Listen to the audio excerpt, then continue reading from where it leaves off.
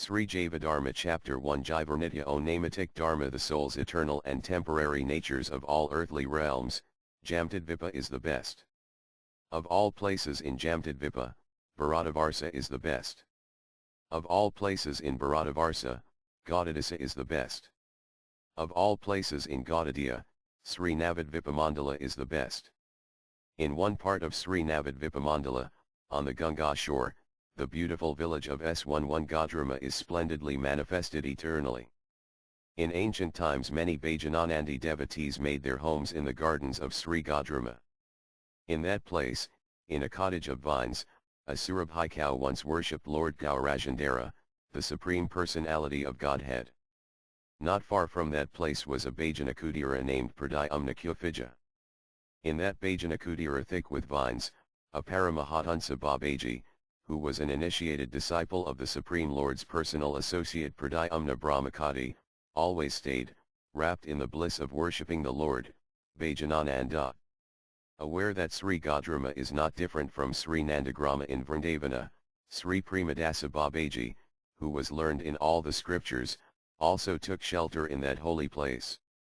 Every day he chanted Lord Hari's holy names 200,000 times. Every day he offered hundreds and hundreds of Dandavat obeisances to all the Vaisnavas. He maintained his life by Madhukari begging at the homes of the cowherd people there. He strictly followed the rules of a saintly life. When he had finished all his spiritual duties, he would not waste his time with gossip. Rather, he would read, with tears in his eyes, the Prema Vivarta of Lord Gaurajandhara's dear associate Jagadananda Pandita. At those times the devotees in that forest grove would listen with love and devotion. And why not? The book Prema Vivarya is full of the sweet mellows, rasas, of devotional service. Also, this Babaji read it so sweetly that hearing its words at once extinguished whatever remained of the poison fire of material desires in the hearts of the devotees. One afternoon, when he had finished the chanting of all his rounds, the Paramahansa Babaji sat down in his Madhavi vine-covered cottage and read from Prema Vivarta, and as he read he became plunged in the ocean of devotional love. At that moment an austere sannyasi approached him and again offered Dandavat obeisances at his feet. Plunged in devotional bliss, the Babaji was for a moment unaware of external events. Finally seeing the sannyasi prostrate before him, the Babaji, who was more humble than a blade of grass, at once bowed down to greet him. Saying, "O Lord Chaitanya, O Lord Nityananda, please be merciful upon me, a fallen soul," the Babaji began to weep. Then the sannyasi said to the saintly Babaji, "O Master, I am very lowly and fallen. Why, imitating my actions, do you mock me in this way?" Then, taking the dust of the Babaji's feet, the sannyasi sat down before him. Giving the sannyasi a tree bark sitting place, and then sitting beside him, the Babaji, his words choked with spiritual love, said, "O Master, am a fallen soul. How may I serve you?" Setting down his kamandalu, the regal sannyasi respectfully folded his hands and said, "O Master, I am very unfortunate. I studied the Sankhya, Patanjala, Nyaya, Vaisika, Tirvamimarsa, and Uttaramimarsa philosophies. I studied the Vedanta, Upanishads, and many other scriptures also. Traveled on pilgrimage to Varanasi and many other holy places. Spent much time debating with others the meaning of the scriptures. It is 12 years now since I accepted a sannyasi danda from Srila Saksidananda Sarasvatipada. After I accepted the danda I spent my time always traveling to all the holy places. Wherever I went in Bharatavarsa I always associated with the sannyasi followers of Sankaracharya. Passing through the stages of Avkitakaka, Bhatyadaka, and Hafsa, after a few days attained the stage of Paramahansa. Then stayed always at Varanasi. Observing a vow of silence, I took shelter of the sayings Ahatun Brahmasi, I am Brahman, Prajnanarn Brahma, Brahman is consciousness, and Tativamasi, you are that, which Sankara declares are the Mahavakyas, most important statements of the scriptures. Then one day a saintly Vaisnava singing songs about Lord Hari's pastimes came before me. Opening my eyes wide, gazed at him. He was bathed by the tears flowing from his eyes, and the hairs of his body stood erect in ecstasy. In a choked voice he chanted, Sri Krishna Chaitanya, Prabhu Nityananda. Again and again he danced with faltering steps. Sometimes he fell to the ground.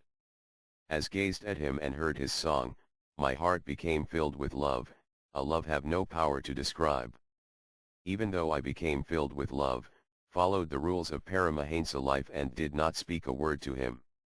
Tam pathetic, my rules of Paramahansa life are pathetic, and my so-called good fortune is also pathetic. Why did I not speak to him? Since that day my heart has been irresistibly drawn to feet of Sri Chaitanya. I became very agitated. Spent many days searching for that Vaisnava, but I did not see him anywhere. When saw that Vaisnava and heard the holy names from his mouth became filled with a pure and sacred bliss. Before that time I did not know that such a bliss existed anywhere. I did not think it was possible for a human being to experience such bliss. After some days of thinking I decided that it would be best for me to take shelter of the feet of a Vaisnava. Then left Varanasi and went to Sridhama Vrindavana. There I saw many Vaisnavas.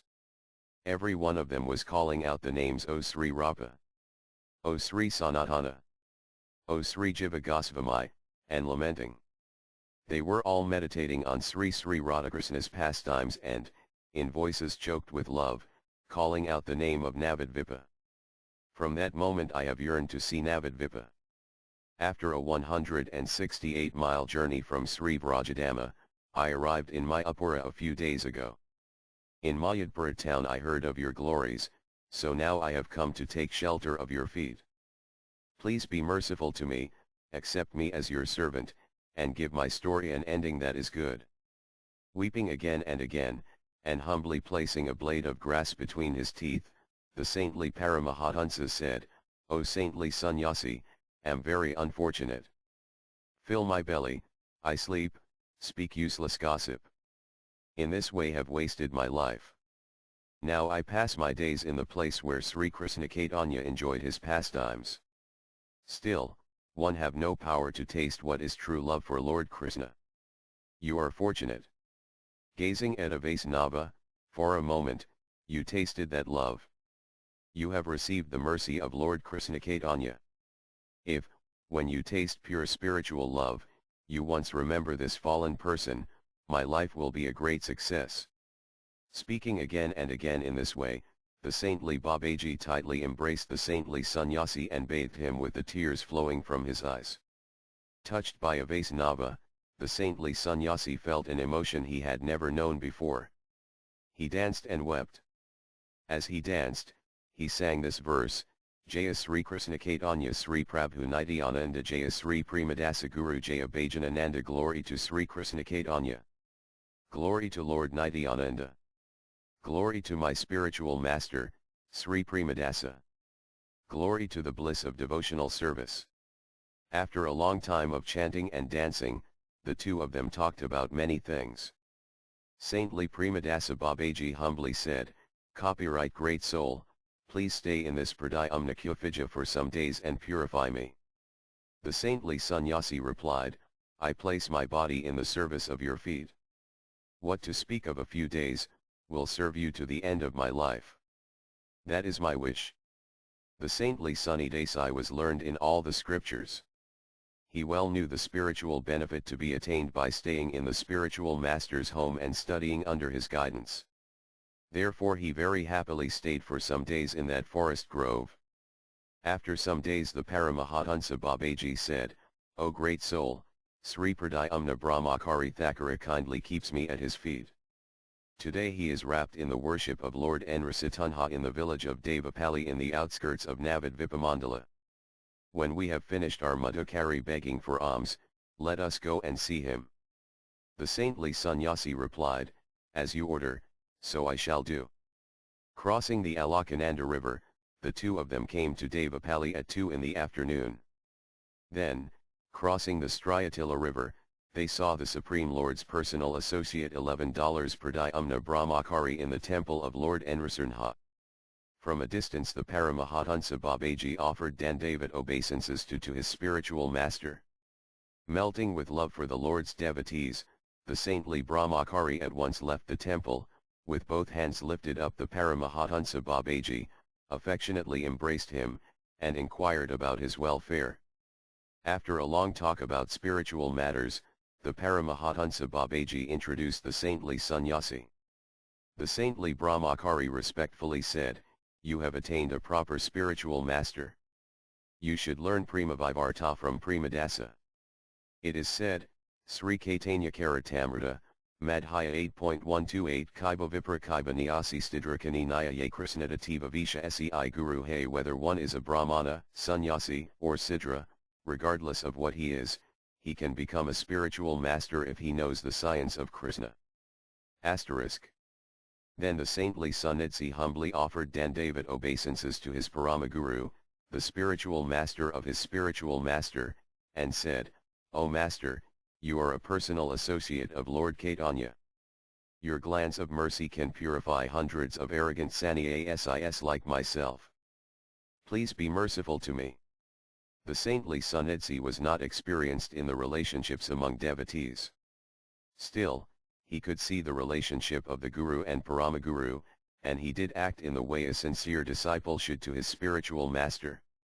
Then, after seeing the Sandhya-arati, the two of them returned to Stigadrama. After some days had passed in this way, the saintly sannyasi desired to learn the spiritual truth from the Paramahansa Babaji.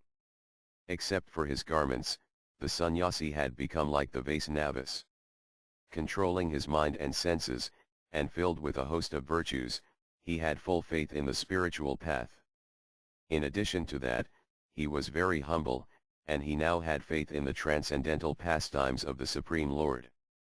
One morning, at sunrise, the Paramahansa Babaji sat in his cottage of Madhavi vines and chanted his rounds on tulasi beads. As he remembered the Lord's pastimes of leaving Vrindavana, tears flowed again and again from his eyes. Now aware of his original spiritual form and forgetful of his external material body, he became engaged in a service appropriate for that time of mourning. Approaching, the saintly sannyasi could see that the Babaji was plunged in an ecstatic trance. Staring at the sannyasi, the Paramahansa Babaji said, "O Gopi friend, please silence that monkey, so he will not break the happy sleeping of our Radha Govinda. If they waken, then our friend Lalita will be unhappy and she will rebuke me. Look. Anangamajari is signaling that it be done. You are Ramanamajvajari. This is the service given to you. Please be careful and attentive." Speaking again and again in this way, the Paramahansa Babaji finally became unconscious. Now understanding his identity in the spiritual world, the saintly sannyasi became engaged in those services. Then the sun rose and the beauty of dawn became manifested. The birds sang. Gentle breezes blew. The morning sunlight made the cottage of Madhavi vines very beautiful, beautiful beyond description. The Paramahansa Babaji was sitting on a seat made from banana bark. Gradually he regained external consciousness. Then he continued to chant the holy names. At that time the saintly Sunny Desai offered Dandavat obeisances to the feet of the Babaji, humbly sat down beside him, and said, "O Master, this lowly person has a question. Please answer his question and make his burning life cool and happy again. Please sprinkle the nectar of Braja on his heart, a heart burned by the fire of impersonalism." The Babaji replied, "You are qualified to hear answers. Please ask your question, and I will reply as I am able." The sannyasi said, "Copyright Master, for many days I have heard about religion. Have asked many people about the truth of religion. Sad to say, their answers were not in harmony with each other.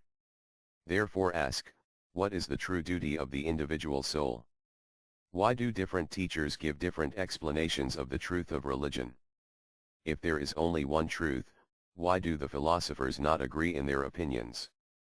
Meditating on the feet of Sri Krishna Chaitanya Prabhu, the saintly Babaji replied, "O fortunate one, as far as my understanding allows, will tell you the truth of religion. Please listen. The eternal nature of a thing is its eternal religion. The religion of something comes from its original identity. When Lord Krishna desires to create something, he creates its original nature. That original nature is its eternal religion.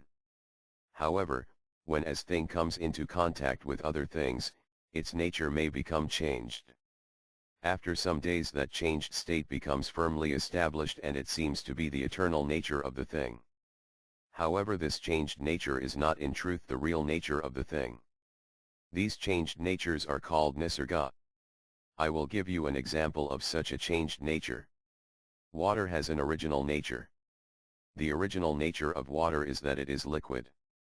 However, in contact with certain circumstance, that nature becomes changed and the formerly liquid water may become solid ice. That is the changed nature of water, which seems to be its original nature.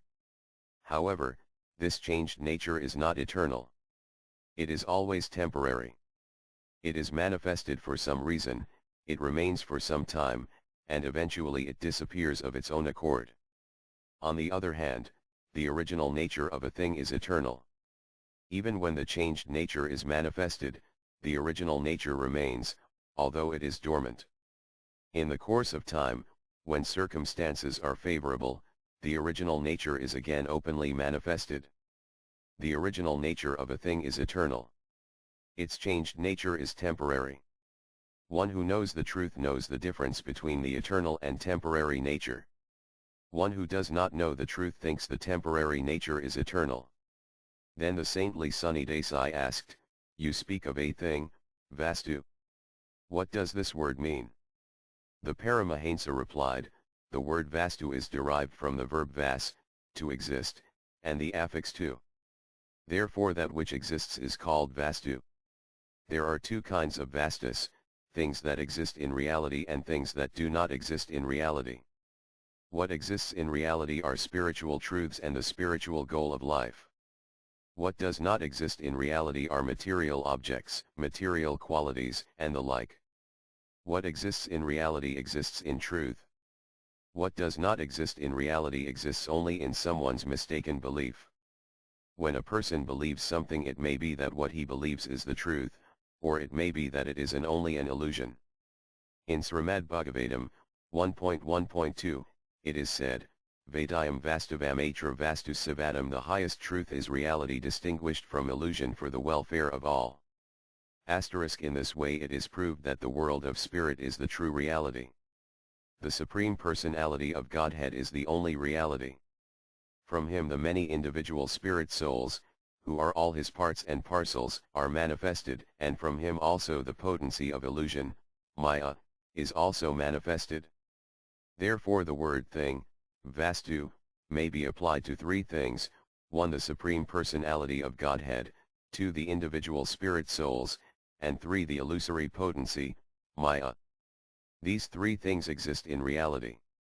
Knowledge of the relationships that exist between these three things is said to be pure knowledge. There are many different conceptions of the true natures of these three things. These conceptions tend to be full of errors. The Vaisika philosophers, in their categorization of things and qualities, believe to be true many things that are not true. Things that exist in true have specific attributes. These attributes determine their nature. The individual spirit souls exist in truth. The individual spirit souls have specific attributes that are eternal. These determine the natures of the individual souls. Then the saintly Sunidsi said, "O Master, I yearn to understand this properly." Then the saintly Babaji said, "A devotee named Krishnadasa Kavaraja, who has received the mercy of Lord Nityananda, showed me a manuscript of a book he had written, a book named Sri Caitanya Charitamrita. In that book, Madhya 2108 and 117, Sti Mahaprabhu gives this instruction, Jaiva Svartapahaya Krishnira Nityadasa Krishnira Tatastha Sakti Bedabheda Prakasa. It is the living entity's constitutional position to be an eternal servant of Krishna because he is the marginal energy of Krishna and a manifestation simultaneously one and different from the Lord.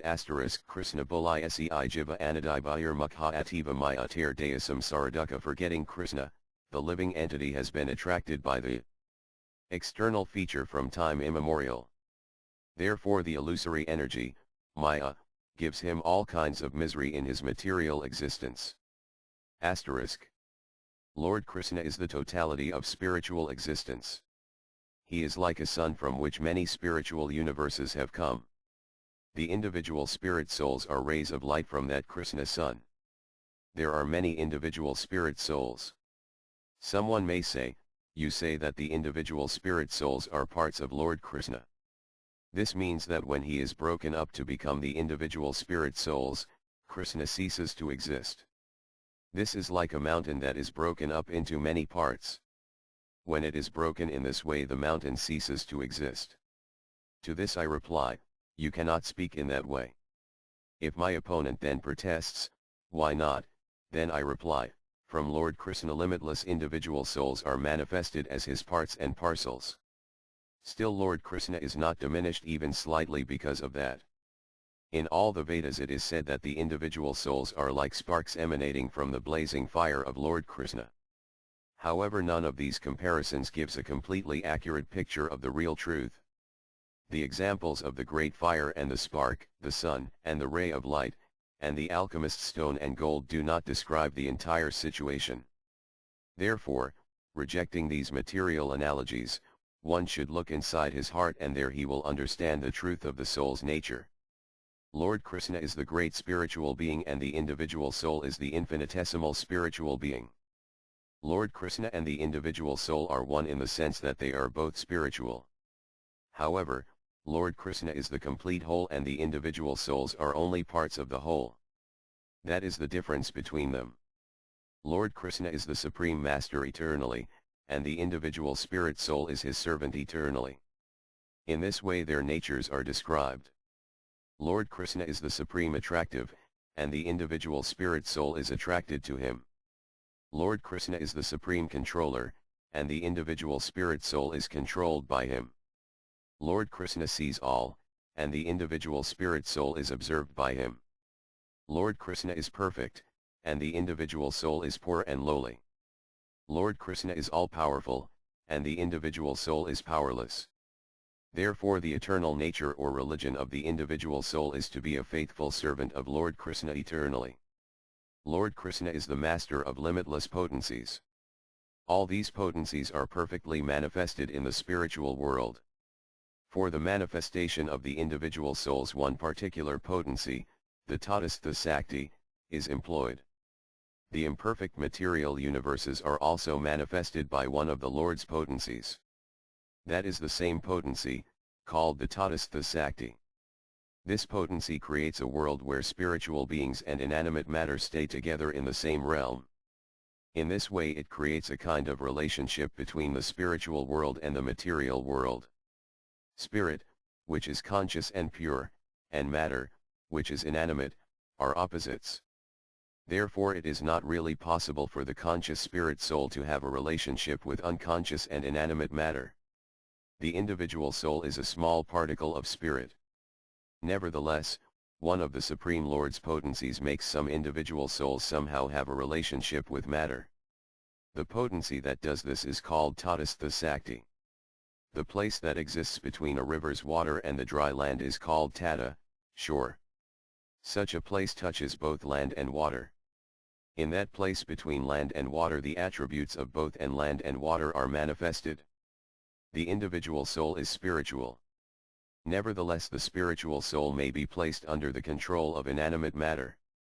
Thus the individual soul is not like the spiritual world, which never comes into contact with the material world. Nor is the individual soul like inanimate matter. In this sense the individual soul is neither spirit nor matter. That is why it is true that the Supreme Personality of Godhead and the individual spirit souls are different beings eternally. The Supreme Personality of Godhead is the master of the illusory potency Maya. Maya is under his control. On the other hand, the individual spirit soul may in some circumstances find himself under the control of Maya.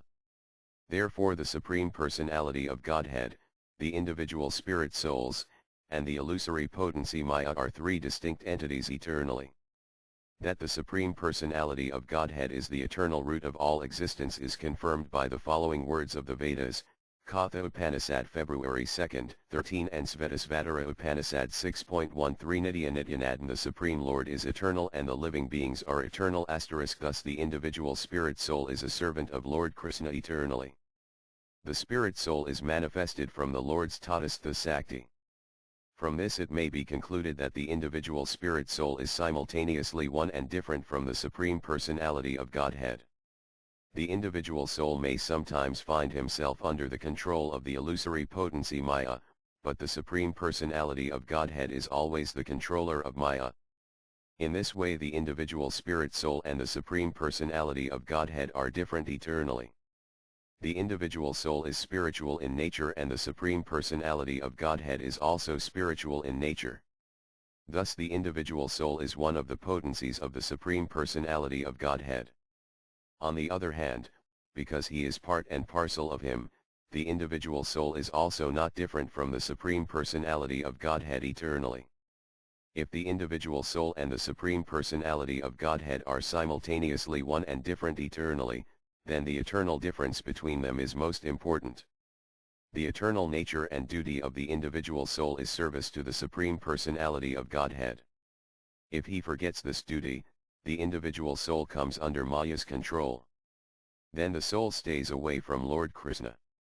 That staying away from Lord Krishna means that the soul enters the material world. It is not possible to give an historical account describing when, in time, the soul first fell into the material world. That is why it is said Anadibhayar Mukha, the living entity has been attracted by the external feature from time immemorial. This staying away from Krishna and the time of entering Maya's world are both different from the soul's eternal nature. They are perversions of it. It is because he is in contact with Maya and under her control that the soul's temporary nature and temporary duties are manifested. The eternal nature of the soul is one, unchanged, and completely faultless. The temporary natures, created by contact with the material world, are of great variety. After speaking these words, the saintly Paramahansa Babaji stopped and began to chant the names of Lord Hari. After hearing this description of the truth, the saintly sannyasi offered Dandavat obeisances and said, "O Master, today I will think over all that you have said. If one have any questions, tomorrow I will place them before your feet." Chapter 2 Jaiva Nitya Dharma Sutta O Sanatana. The soul's eternal nature is pure and everlasting. The next morning saintly Premadasa Babaji was plunged in the ecstasies of Braja. Although the saintly sannyasi wished to place some questions before him, there was no opportunity. Then, in the afternoon, when they had finished their Madhukari begging of alms, they both entered the cottage of Madhavi and Malati Vines. The saintly Paramahansa Babaji then kindly said, "O best of devotees, now that you have heard my explanation of the true nature of the soul, what is your conclusion?" Happy to hear these words, the saintly Sunny Desai asked, "O Master, if the individual spirit soul is by nature only atomic in size, how is it possible that his eternal nature is pure and perfect? If the soul is created at a certain point in time, then the soul's nature is also created at that time. If this is true, how can the soul's nature be eternally existing in past, present, and future?" Hearing this question, the Paramahansa Babaji meditated on the lotus feet of Lord Chaitanya, smiled, and then replied, "O noble-hearted one, even though he is atomic in size, the soul is nevertheless perfect, pure, and eternal. His being atomic is only in relation to his substance. The Supreme Personality of Godhead, Lord Krishnachandra, is alone great in substance. The multitude of individual souls are his limitless atomic parts. Although the fire itself is not broken up into parts, many tiny sparks come from it. In the same way Lord Krishna, the Supreme Conscious Being, is not divided into parts, but still a great multitude of individual spirit souls are manifested from him. As each spark has all the power of fire, so each individual soul has all the powers of consciousness.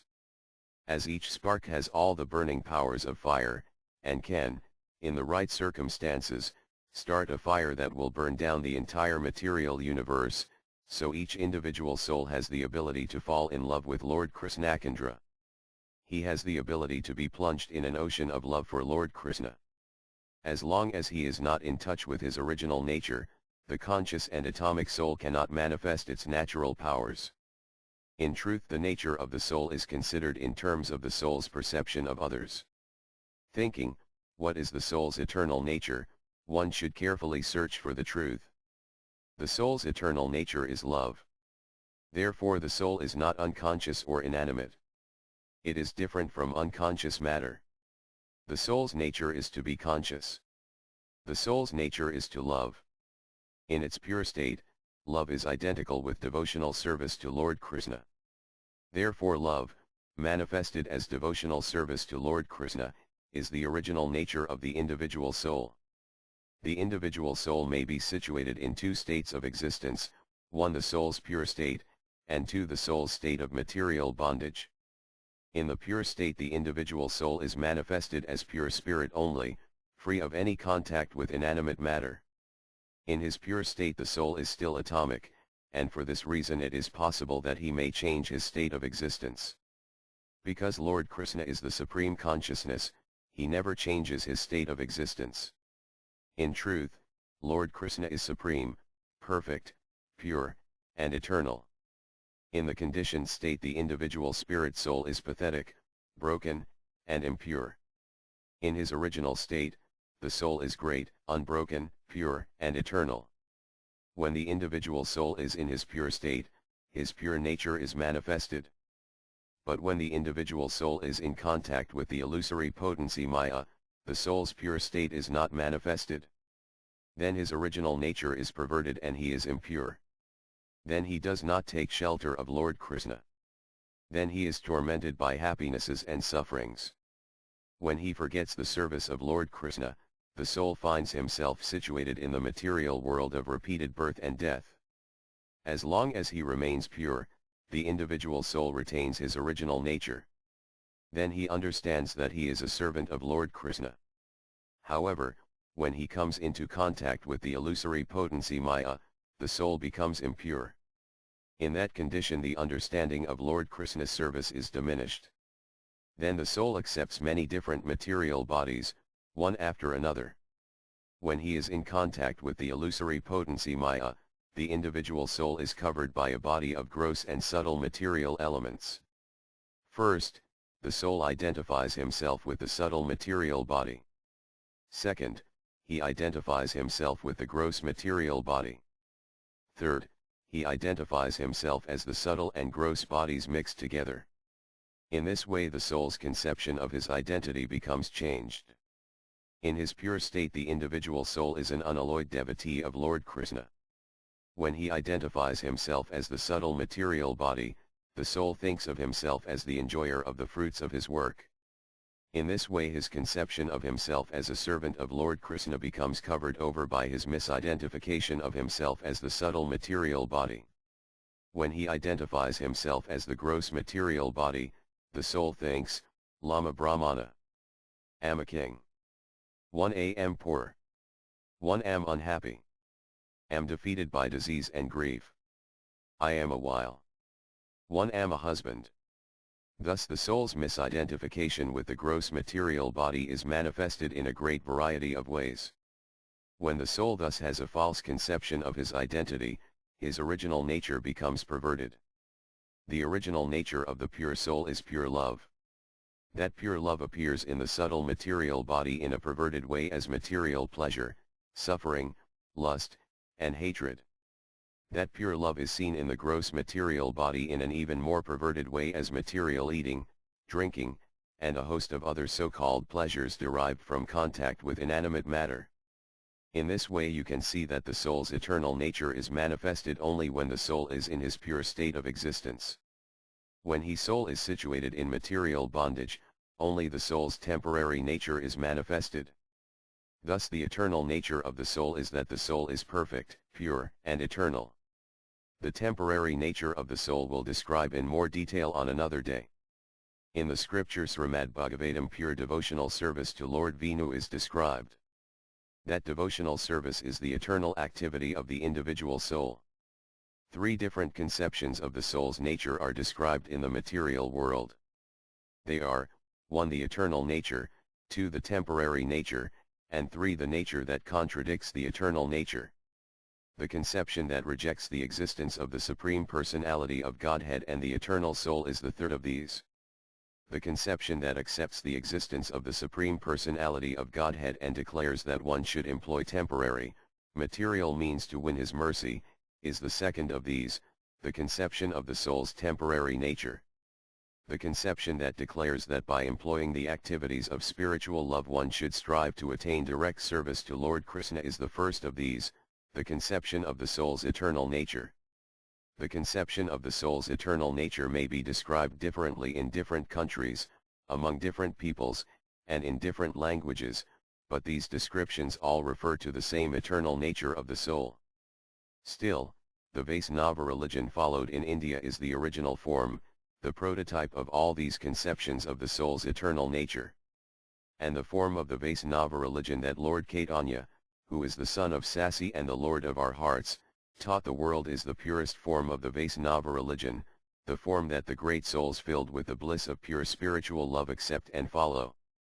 At this point the saintly Sunny Desai folded his hands and said, "O Master, at every moment I see that what was taught by Lord Chaitanya, the son of Sasi, is the best form of the pure Vaisnava religion. Also see that the theory of impersonal monism taught by Sankaracharya is very wretched and horrible. Still, a thought has risen in my mind, a thought I will not accept it unless it is first placed before your feet. It is this, is the state of deep ecstatic spiritual love revealed by Lord Chaitanya really different from the state of merging into the impersonal Supreme?" When he heard the name Sankaracharya, the Paramahansa Babaji at once offered Dandavat obeisances. Now he spoke the following words: "O noble-hearted friend, one should always think, Sankaracharya is Lord Shiva himself. Sankaracharya is actually the spiritual master of all the Vaisnavas. That is why Lord Chaitanya Mahaprabhu honors him with the title Acharya. Sankaracharya is a perfect Vaisnava. When Sankaracharya appeared in Bharatavarsa there was great need for a Gunavatara of the Lord. The Voidist philosophy of Buddha had already practically destroyed the teachings of the Vedas and the duties of Varnasrama Dharma. Voidist Buddhism even denied the existence of the Supreme Personality of Godhead. Although it did hint at the existence of the individual soul, Buddhism denied the soul's true eternal nature. At that time the Brahmanas had practically become Buddhists and practically abandoned the religion of the Vedas. At that time extraordinarily powerful Lord Shiva descended as Sankaracharya to this world, re-established the authority of the Vedas, and transformed Voidist Buddhism into the philosophy of Vedic impersonalism. For succeeding in this extraordinary work, the world will be long indebted to Sankaracharya. Every work in this world may be considered in two ways. Some work is useful in the context of a certain period of time, and other work is useful for all time. Sankaracharya performed work that was very important for that particular period in history. From his efforts many good results came. Sri Ramanujacharya and Sri Madhvacarya built the palace of pure Vaisnava religion on the walls and foundation created by Sri Sankaracharya. Therefore Sankaracharya is a great friend of the Vaisnava religion. He is one of its founding teachers. The benefit created by Sankaracharya's teaching is now enjoyed, without any effort on their part, by the Vaisnavas. Individual souls still in the grip of material bondage urgently need to understand their relationship with the Supreme Personality of Godhead. The individual soul is different from and superior to the gross and subtle material bodies in the material universes. The Vaisnavas and Sankaracharya agree on this point. They do not disagree on the spiritual nature of the individual soul. Liberation is defined as becoming free from the material world. Both agree on this also. Up to the stage of liberation Sankaracharya and the Vaisnavas agree on many points. By worshipping Lord Hari one purifies his heart and attains liberation. Sankaracharya teaches this also. However, about the state of existence that is superior to impersonal liberation Sankaracharya is silent. Sankaracharya knew well that if the individual soul employed the worship of Lord Hari as the way to proceed on the path of liberation, the soul would begin to taste the pleasures of devotional service and would eventually become a pure devotee of Lord Hari. It is for this reason that Sankaracharya, after showing the true path, did not reveal anything more about the secrets of Vaishnava religion. They who carefully study all his commentaries can see that this was Sankaracharya's hidden intention. It is only they who waste time merely circle the outskirts of Sankaracharya's teachings who stay far away from the Vaishnava religion. Being one with the Supreme Lord and attaining love for him are, in one sense, the same thing. However, they who narrowly define oneness with the Lord claim that it is different from love for the Lord. Consider, for a moment, the meaning of the word love. The thing that attracts one spiritual entity to another spiritual entity is called love. If the two spiritual entities are not in truth different from each other, they cannot love each other. All spiritual entities are naturally attracted to the supreme spiritual entity, Lord Krishnachandra. That attraction is called Krishna Prema, or love for Lord Krishna. Lord Krishnachandra and the individual spirit souls are eternally distinct spiritual entities. Therefore the love they bear for each other is an eternal fact. Three things exist eternally: 1. The enjoyer, 2. The enjoyed, 3. The way enjoyment is obtained. If the person who enjoys by loving another is identical with the object of his enjoyment or love, then the love he feels can never be eternal. If oneness is defined as the spiritual living entity's pure state, where he is free from any contact with matter, then oneness and spiritual love are identical. However, the present-day Pandita followers of Sankaracharya are not content to accept such a definition. Instead, they undertake a great struggle to prove that the Vedas teach the existence of ultimately only one spiritual entity, an entity who transforms himself into everything that exists. Such a view kills the eternal existence of love. The Vaishnavas have conclusively proved that this view contradicts the true teachings of the Vedas. Sankaracharya affirmed that the pure spiritual state is one of perfect oneness. However, his present-day followers do not understand the hidden meaning of his words. Thus they gradually ascribed to him a position not truly his own. They declared the various stages of pure spiritual love to be products of the illusory potency Maya. It is for this reason that their theory is called Mayaveda. It is the lowest and most horrible of all theories in the world. The Mayaveda philosophers refuse to accept the existence of more than one spiritual entity. They refuse to accept the existence of spiritual love. They say that the Supreme Spirit, Brahman, stays aloof from matter only as long as he remains one and undivided. They say that when he assumes any form of his own or the forms of the many individual souls he in the grip of illusion, Maya. Thus they think that the eternal, pure, and spiritual form of the Supreme Personality of Godhead is a manifestation of the illusory potency, Maya. They think the separate existence of the individual spirit souls an illusion created by Maya. Thinking that spiritual love and its manifestations are all products of the illusory potency Maya, they affirm that meditation on the oneness of everything is the only thing beyond Maya's touch. Thus these bewildered fellows' idea of oneness is not at all the same as spiritual love. However, the spiritual love Lord Chaitanya tasted in his pastimes and taught to the world is completely beyond the touch of the illusory potency Maya. That love is the highest fruit of pure spiritual oneness. Mahabhava is a specific transformation of that pure spiritual love. It is a very intense form of the bliss of pure love for Lord Krishna.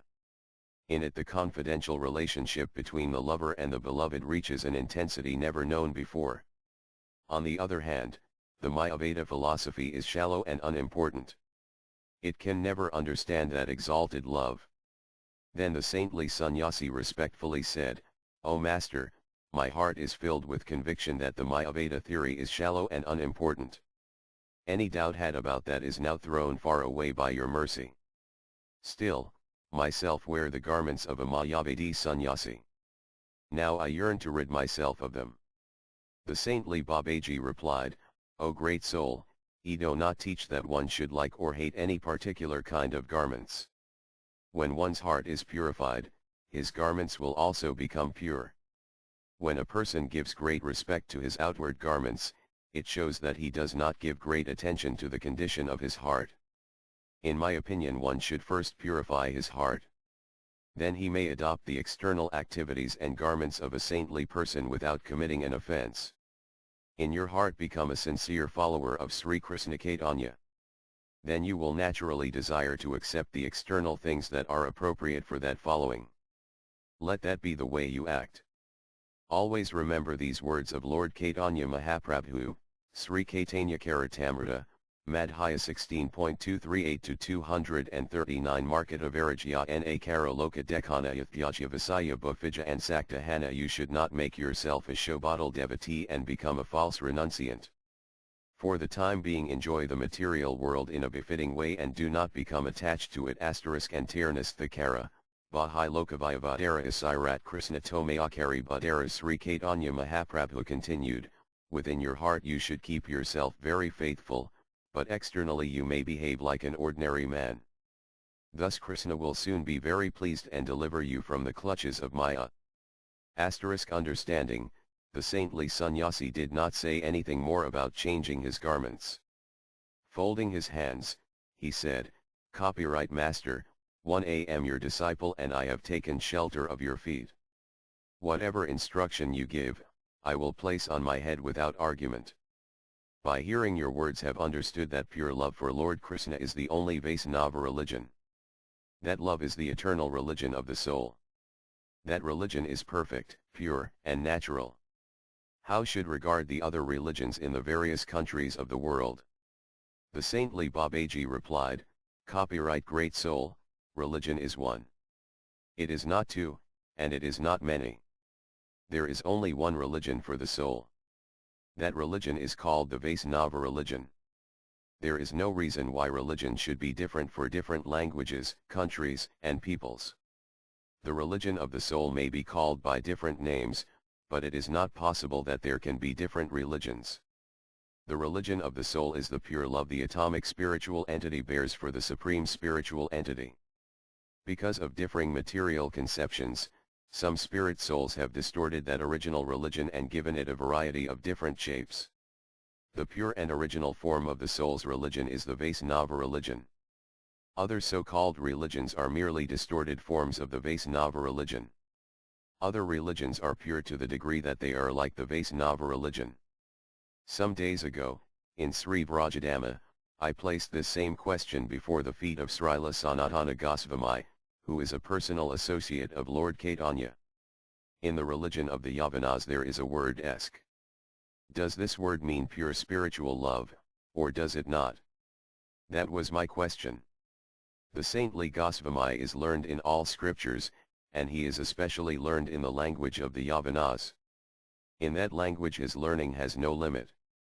Srila Ripa Goswami, Srila Jiva Goswami, and many other learned scholars were also present in that assembly.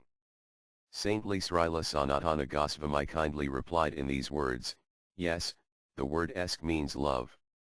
When the Yavanas worship God they use the word esk. However, esk is often used to mean material love also. Examples of this may be seen in the history of Laila Majnu and the writings of Hafiz. The Yavana Acharyas could not understand the true meaning of spiritual life. When they write of esk they mean love in terms of either the gross or subtle material bodies.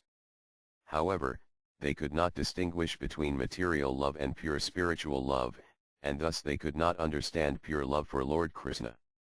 I have not seen an accurate description of spiritual love in any of the books of the Yavana teachers. Have seen them only in the books describing the Vaisnava religion. The Yavana teachers use the word Aryu to describe the pure individual soul. However, they could not understand the soul in truth. They used the word Aryu to describe the conditioned soul bound by Maya. That was all they could understand. I have not seen a description of pure love for Lord Krishna in any but the Vaisnava religion. Generally speaking, pure love for Lord Krishna is described only in the books of Vaisnava religion. Pure love for Lord Krishna is described in these words of Srimad Bhagavatam, 1.1.2 Dharma Prajayita Kaitava. Completely rejecting all religious activities which are materially motivated, This Bhagavata Purana propounds the highest truth. Tam confident that before Sri Krishna Chaitanya came to this world, so one had given a complete description of pure love for Lord Krishna. If you have faith in my words, then you may accept this conclusion. After hearing these instructions, again and again Al offered Dandavat obeisances to Srila Sanatana Goswami. At that time the saintly sannyasi offered Dandavat obeisances.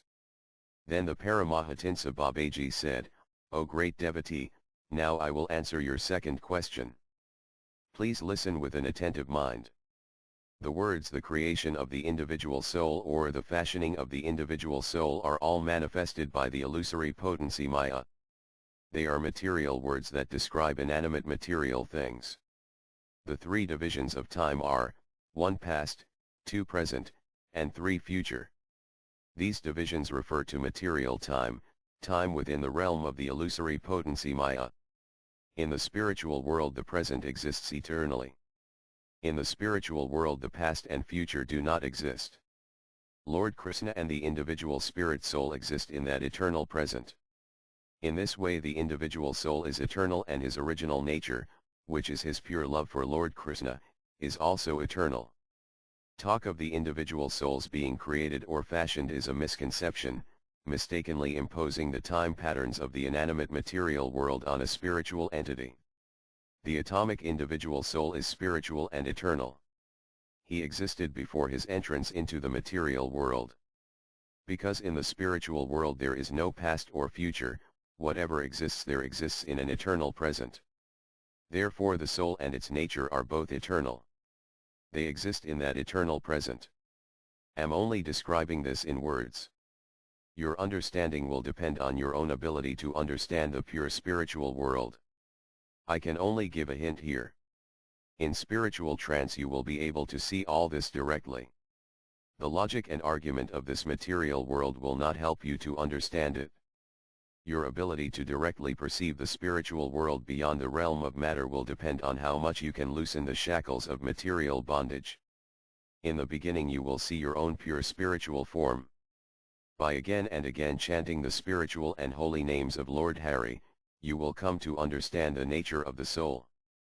By practicing Astanga Yoga or following the path of the impersonalists you will not be able to see the pure spiritual nature. By directly serving Lord Krishna you will be able to understand the eternal nature of the soul.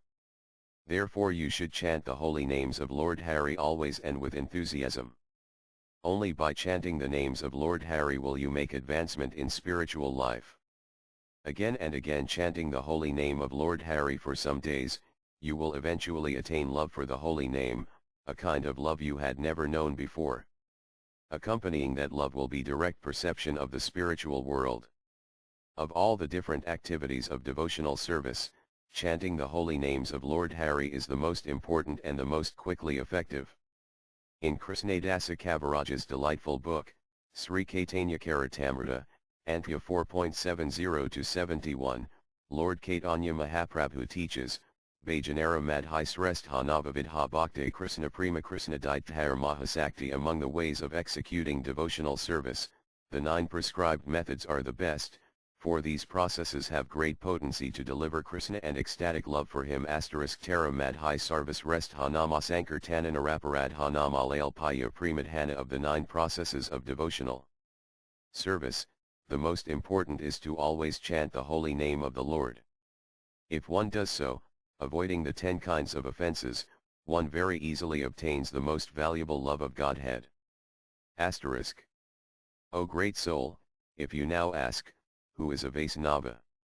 Give this reply: a person who without offense chants the holy names of Lord Krishna is a Vaisnava.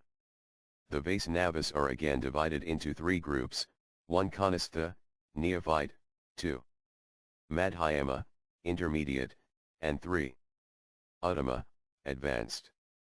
One who from time to time chants the holy names of Lord Krishna is a neophyte devotee. One who always chants the holy names of Lord Krishna is an intermediate devotee. A person the sight of whose face causes others to chant the holy names of Lord Krishna is an advanced devotee. Lord Chaitanya Mahaprabhu has taught us that one should not use any other criterion to determine who is a Vaisnava. Diving into the nectar of these teachings, the saintly sannyasi began to chant, Hare Krishna Krishna Krishna Hare Rama Rama Rama Hare, singing these holy names. He danced again and again. From that day forward he found great pleasure in chanting the holy names of Lord Hari. Offering Dandavat obeisances to his spiritual master's lotus feet, he said, O Master, please be merciful to this fallen person. Chapter 3 Namatik Dharma Asampurna, Haya, Misra O Osiris Thai. The soul's temporary duties are imperfect, horrible, contaminated, and short-lived. Staying on a small hill in Gadrama forest, and looking to the north, the saintly sannyasi spent the whole day and 3 hours of the night in chanting the holy names of Lord Hari. Then the full moon rose and filled Navadvipa Mandala with a wonderful splendor and beauty. The sannyasi placed his glance on Sri Mayapura, which was not very far away. The saintly sannyasi said, Ah! Now I can see the wonderfully blissful spiritual abode. The Ganga shore is splendid, garlanded with light from many great jewel palaces, temples, and archways. In many places tumultuous chanting of Lord Hari's holy names fills the sky. Hundreds of devotees playing vins chant and dance like Narada Muni. In one place Lord Shiva, the master of the demigods, manifests a white form. Playing a dambru drum, he chants, O Chaitanya, O maintainer of the universes, please be merciful to me. Wildly dancing again and again, he finally falls to the ground. In another place four-faced Brahma lectures on the Vedas to an assembly of sages. He quotes and then purely explains these words, Svetasvatara Upanishad 3.12 Mahan Prabhurvai Purasa Satvajyasapravartakas Sunirmladmimam Praptam Istnojatir Avyaya. The Supreme Personality of Godhead is Mahaprabhu, who disseminates transcendental enlightenment. Just to be in touch with him is to be in contact with the indestructible Brahma Jyoti. In another place Indra and the demigods jump and chant, Jaya Prabhu Gaurakindra Jaya Nityananda. Glory to Lord Gaurakindra. Glory to Lord Nityananda. The birds on the branches chirp, Gauram Dat Chaitanya. Nityananda. Everyone is intoxicated by drinking the nectar of Lord Chaitanya's holy names. From the gardens in the four directions come sweet humming sounds. Intoxicated by drinking the nectar of Lord Chaitanya's holy names, Prakriti Devi, the goddess of the material nature, fills every place with beauty and splendor. Ah! Now that I see the Sri Mayapura, what can I not see? What do I see now? Remembering his spiritual master, he said, O Master, now I understand. It is by your mercy that I am able to see the spiritual Mayapura. From this day I will stay in the association of Lord Chaitanya's devotees. Now that I have seen the spiritual Mayapura, will wear tulasi beads, tilaka, and the writing of the holy names. This will do. Saying this again and again, the saintly sannyasi fell unconscious for a moment.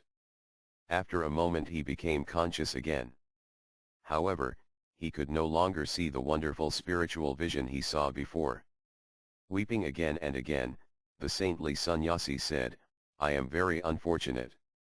By my spiritual master's mercy I was able for a moment to see the holy abode of Sri Navadvipa.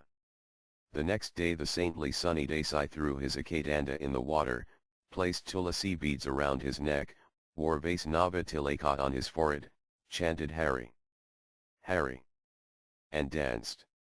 Seeing his wonderful new garments and demeanor, and remarking how fortunate he had become, the residents of Gadrama offered Dandavat obeisances to him.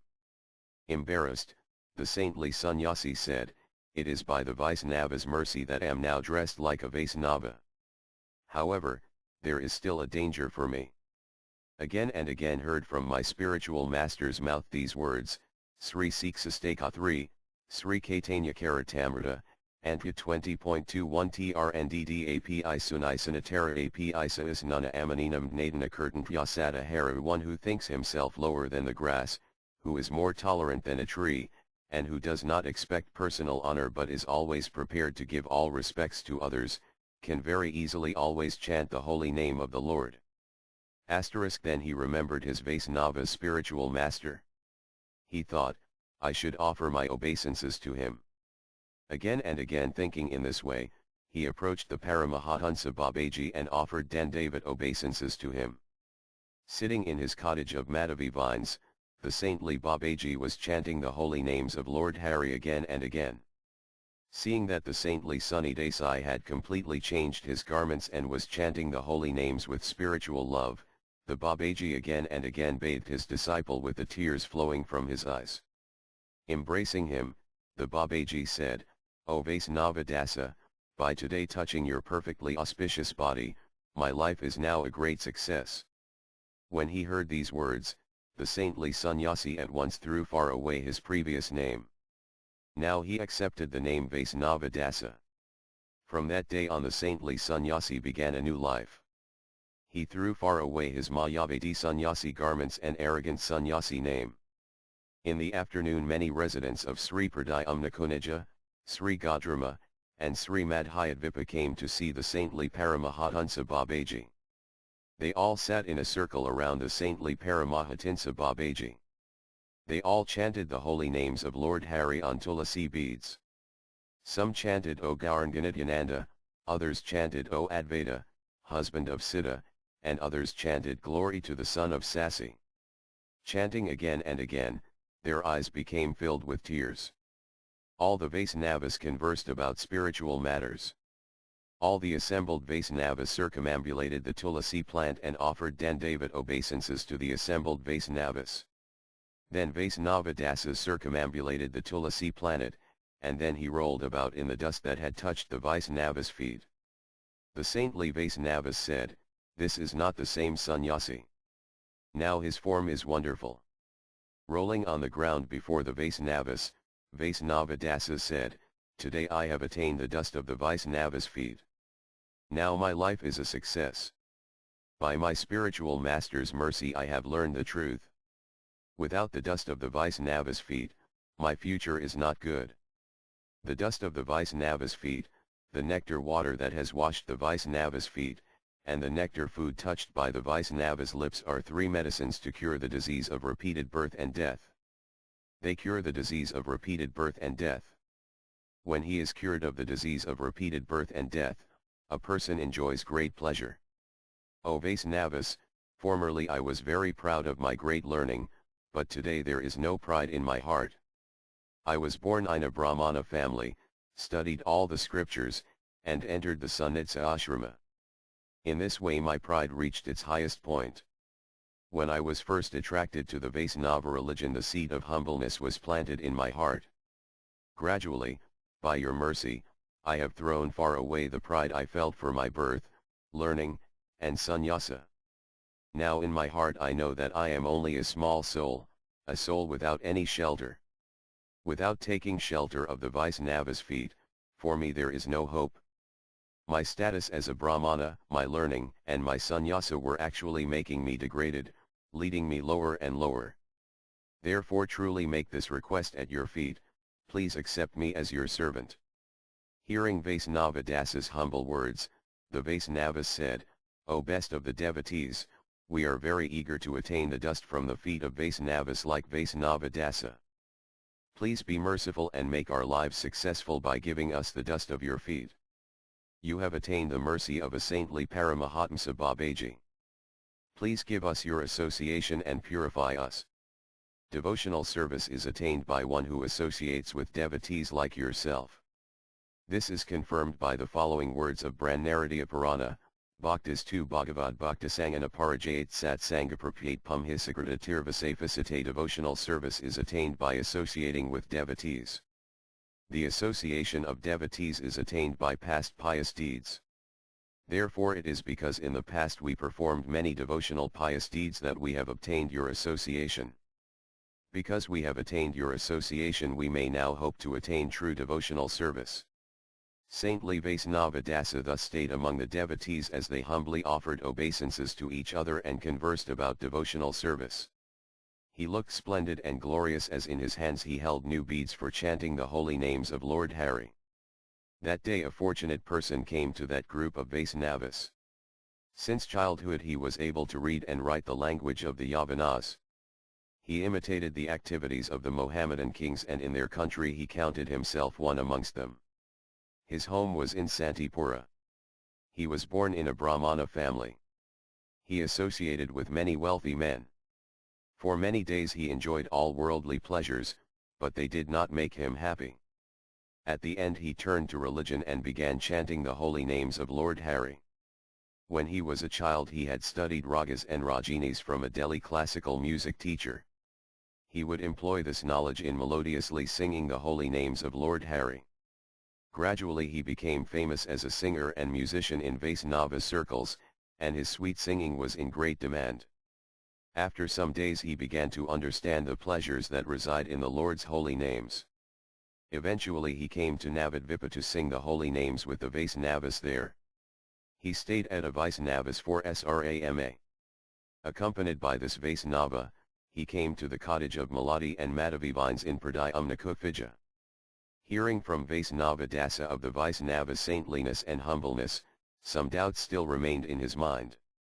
With boldness and eloquence he placed a question before the assembled Vaisnavas. He asked, in Manu Samhita and the other Dharmasastras it is said that the Brahmanas are the best caste. In those scriptures are described the Brahmanas' regular duties, which begin with chanting the Gayatri mantra. If these are the regular duties of the best caste, then why are the duties of the Vaisnavas different? The Vaisnavas did not reply. Afraid to dispute with this Brahmana logician, they gave no answer. After the asker of the question had sung the holy names of Lord Hari, the Vaisnavas finally said, "The saintly Paramahansa Babaji will answer your question. His reply will make us happy." Hearing the order of the assembled Vaisnavas, the saintly Paramahansa Babaji offered Dandavat obeisances and said, "O saintly devotees, if you wish, then Sri Vaisnava Dasa, the best of devotees, will give the proper answer." Everyone was happy with this proposal. Hearing his spiritual master's words, and reflecting on his own good fortune, Sri Vaisnava Dasa said, "I am very fallen, and I do not possess anything of any value. Therefore it is not right that I speak very much in the assembly of the saintly and wise. However, the spiritual master's order should always be respectfully carried on one's head. Have drunk the nectar of the truth, nectar words that flowed from my spiritual master's mouth. Therefore I will repeat what I can remember of his words. That I will do."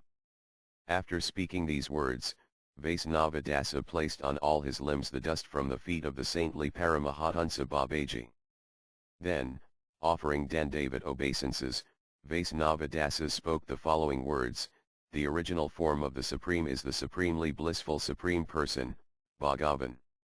The impersonal Brahman is the effulgence of his transcendental body, and the all-pervading Supersoul is his expansion.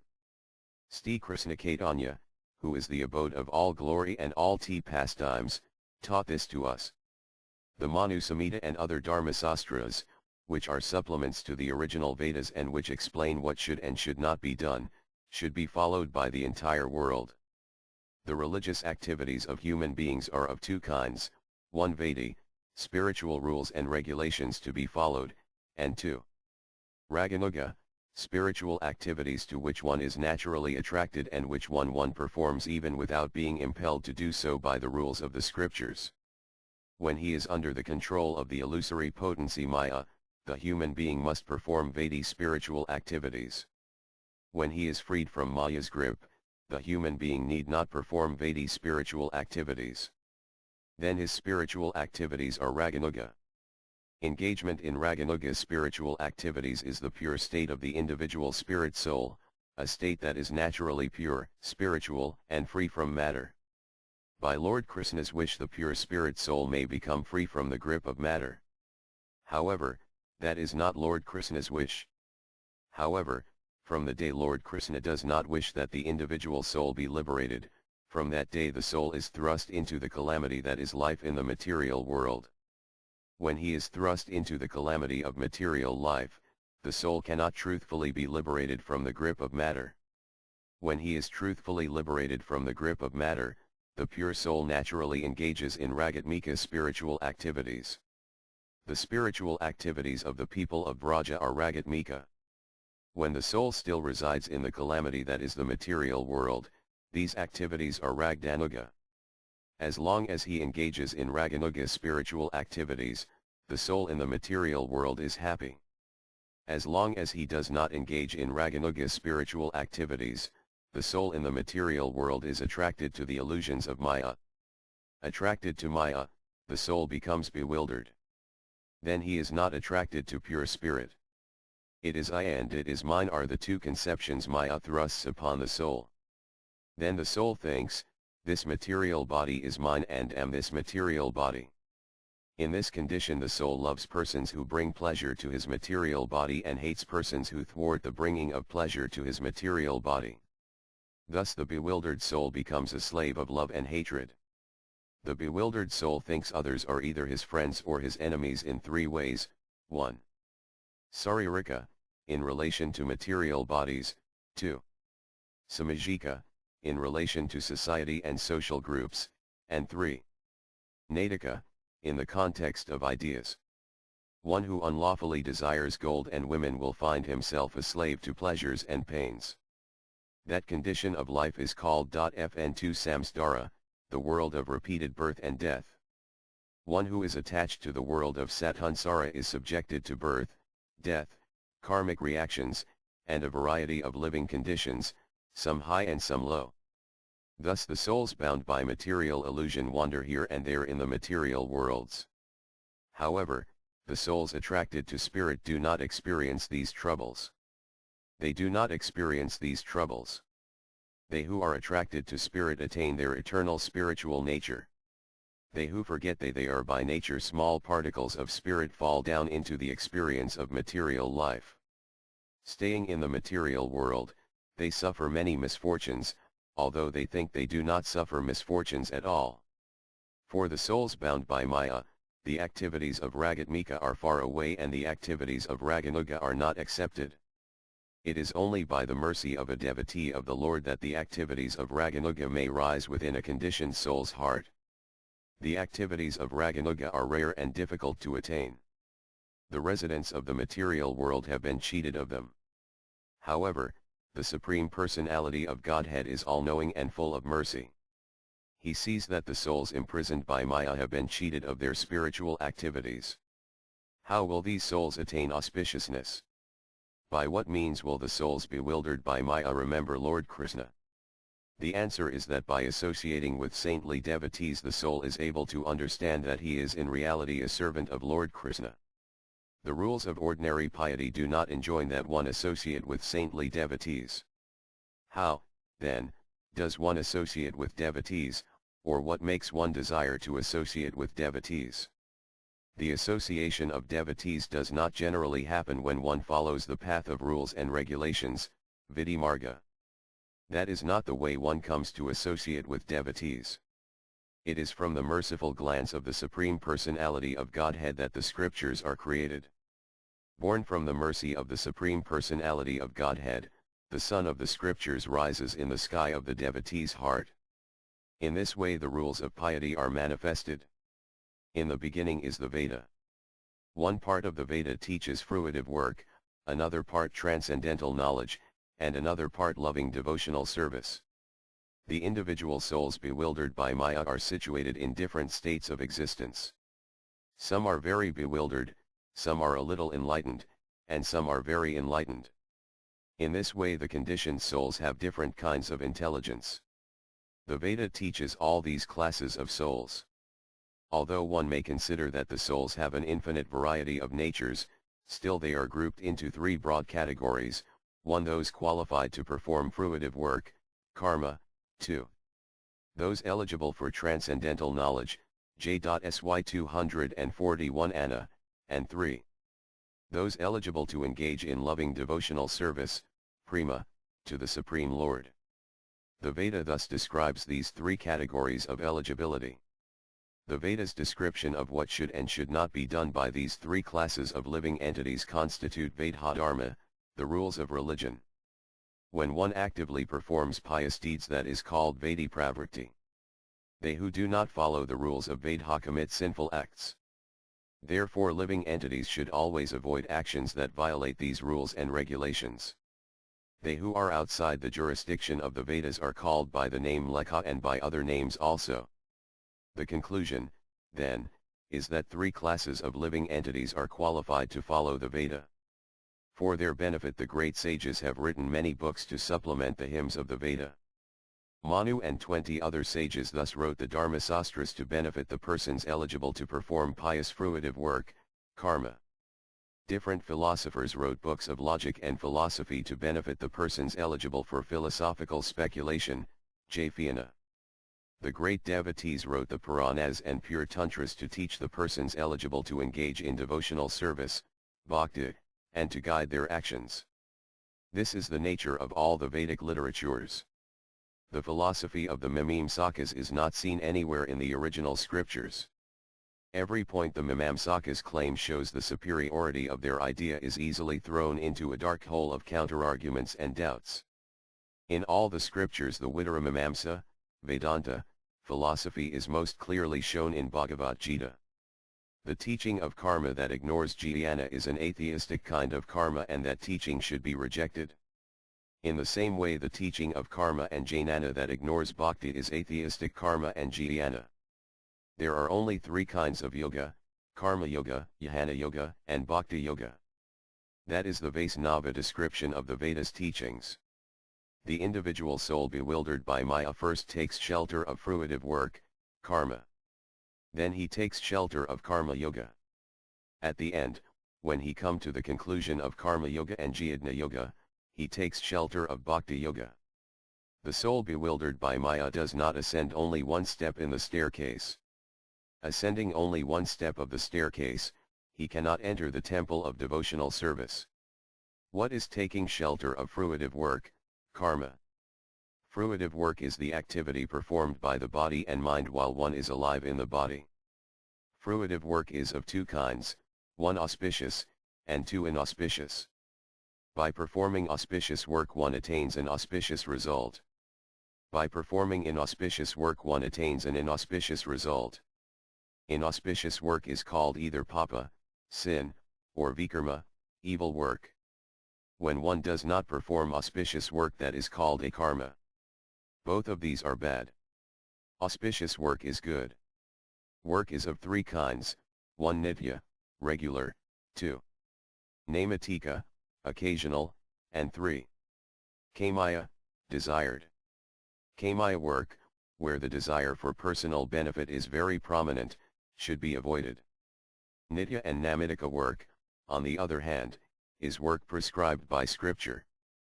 Considering what should and should not be done, the scriptures explain what is nitya, naimatika, and kamaya work. Akarma, failure to do auspicious work, and vikarma, inauspicious work, are not the same as karma, auspicious work. When one avoids kamaya work, then his work is nitya or naimatika. Work that brings auspiciousness to the body, the mind, other people, or humanity at large, is called nitya work.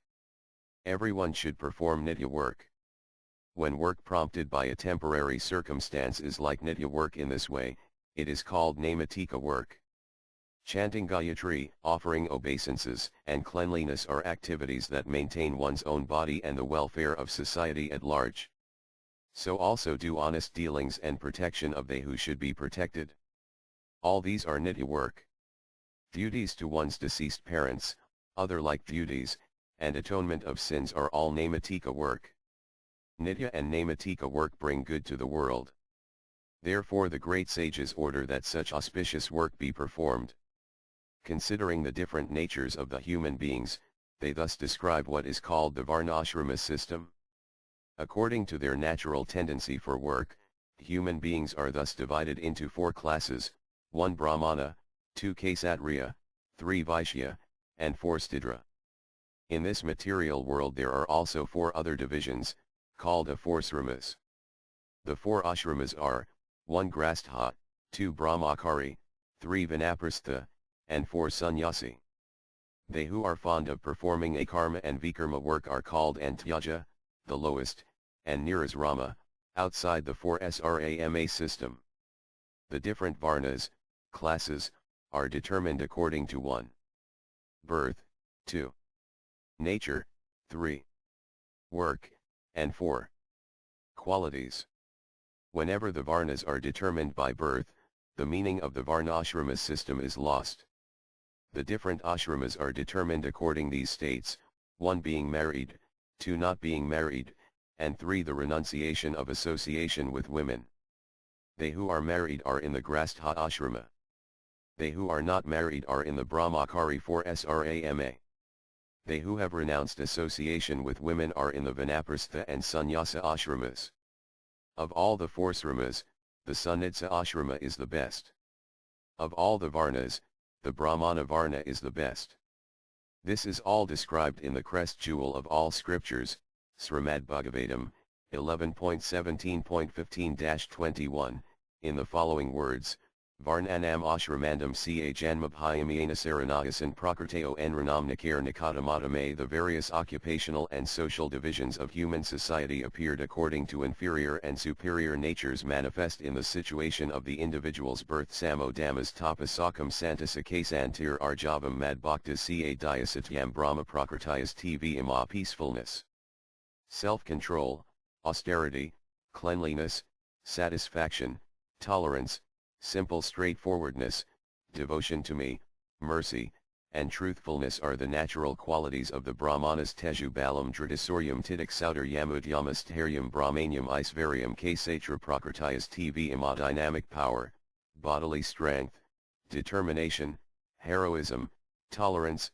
generosity, great endeavor, steadiness, devotion to the Brahmanas, and leadership are the natural qualities of the Kshatriyas. Astikyam dinanastha ca adam ha brahma savanam atustar arthapakayer vaishya prakritayas tv ima. Faith in Vedic civilization, dedication to charity, freedom from hypocrisy, service to the Brahmanas, and perpetually desiring to accumulate more money are the natural qualities of the Vaishyasassrisanam dvijagavam devanam kpmayaya tatvalabdhana santasasiadra prakritayas tv ima. Service without duplicity to the Brahmanas, cows, demigods, and other worshipable personalities, and complete satisfaction with whatever income is obtained by such service, are the natural qualities of Siddhasasakam anradam stiam nastikyam siskavagraha kamakrata ca tarsa ca sa babu antiyavasayanam. Dirtiness, dishonesty, thievery, faithlessness, useless quarrel, lust, anger, and hankering constitute the nature of those in the lowest position outside the varnashrama system. Ahimst satyamastyam akamakrad-halabhadabhyatapriyahicha ca dharmo yam sarvavarnika. Nonviolence, truthfulness, honesty, desire for the happiness and welfare of all others, and freedom from lust, anger, and greed constitute duties for all members of society. In the assembly of the wise, everyone can understand the meaning of the scriptures. Therefore shall not give any comment on these words. Will only say this: the duties of Varna and Ashrama are the root of following the scriptures' rules and regulations, Vedha. A country is impious to the degree it does not follow Varna Ashrama. Now let us consider, how are the words nitya, eternal, and naimatika, temporary, used here with the word karma. If we consider the deep meaning of the scriptures, we will see that these two words do not refer to the supreme spiritual goal of life. The terms are used with ordinary, or material meaning. Words like nitya-karma, nitya-tattva, and nitya-sattva may be applied only to the soul's pure spiritual position. They cannot be used to refer to anything else. Therefore when the word nitya is used to modify the word karma, that asterisk nitya-karma, seemingly of the material world, indirectly refers to the eternal spiritual reality. The karma of the material world is never eternal. When karma is employed in karma yoga leads to the search for jnana, knowledge, and that search leads to bhakti, devotional service, then that karma and jnana may be called nitya because they lead to something that actually is nitya. Therefore a brahmana's chanting of the Gayatri mantra is called a nitya karma because, even though it is an activity in relation to the material body, it does have an oblique reference to the path of devotional service. Therefore these things may be called nitya, even though in themselves they are not really nitya. Such a usage is called yopakara, a figure of speech.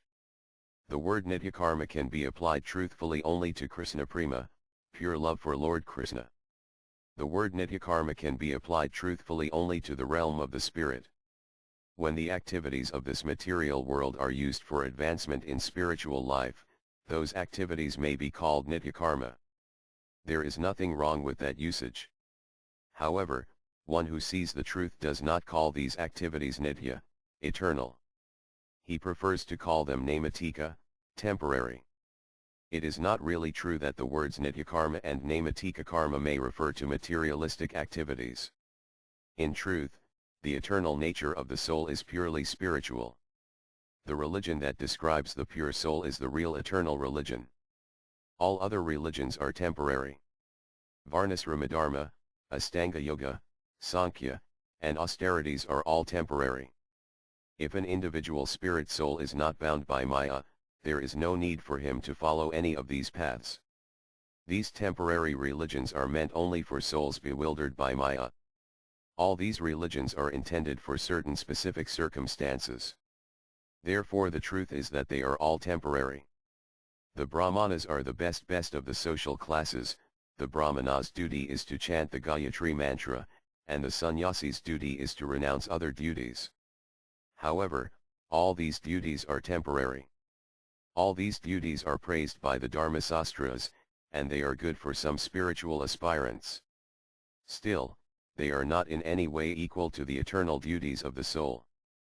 Srimad Bhagavatam, July 9, 10, explains, Viprat Devi Isat Guna Yudit Aravinda Nabhapad Aravinda Vimakats Vapakam Varis Tam Menyi Tad Arpadamano Vakana Hitar Hapranam Punati Sa Kulam Naiu Bhikramana Ifa Brahmana has all 12 of the Brahmanical qualifications, as they are stated in the book called Sanatsujata, but is not a devotee and is averse to the lotus feet of the Lord.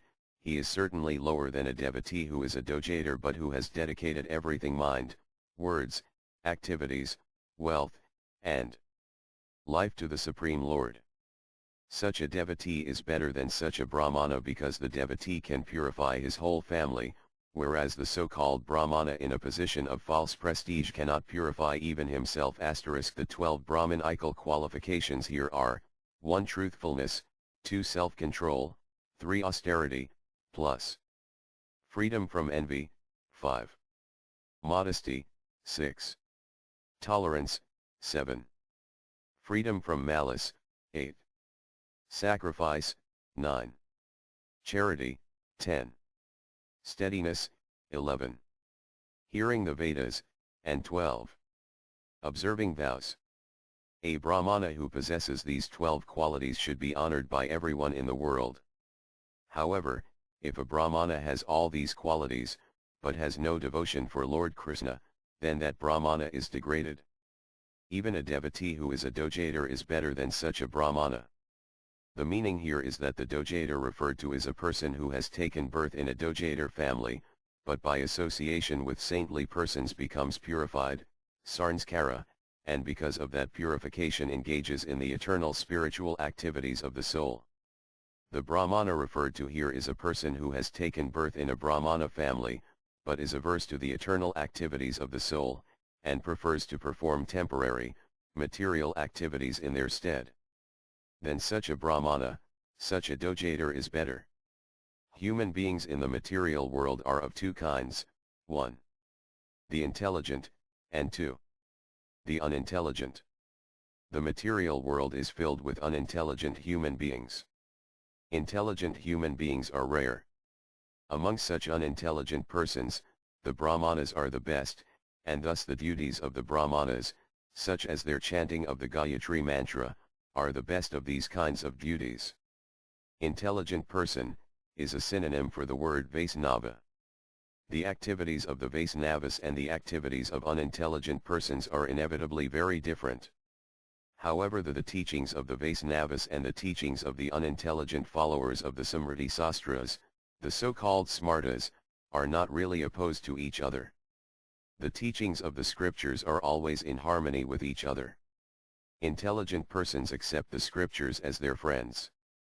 They do not think that the different duties described in the scriptures have different purposes in the end. The duties prescribed in the scriptures for unqualified persons are indeed different from the duties prescribed for the intelligent. Still, these different activities have the same purpose at their root. For the unintelligent, the scriptures prescribe temporary duties as most appropriate. However, temporary duties are all imperfect, horrible, contaminated, and short-lived. These temporary duties are not the same as directly spiritual duties.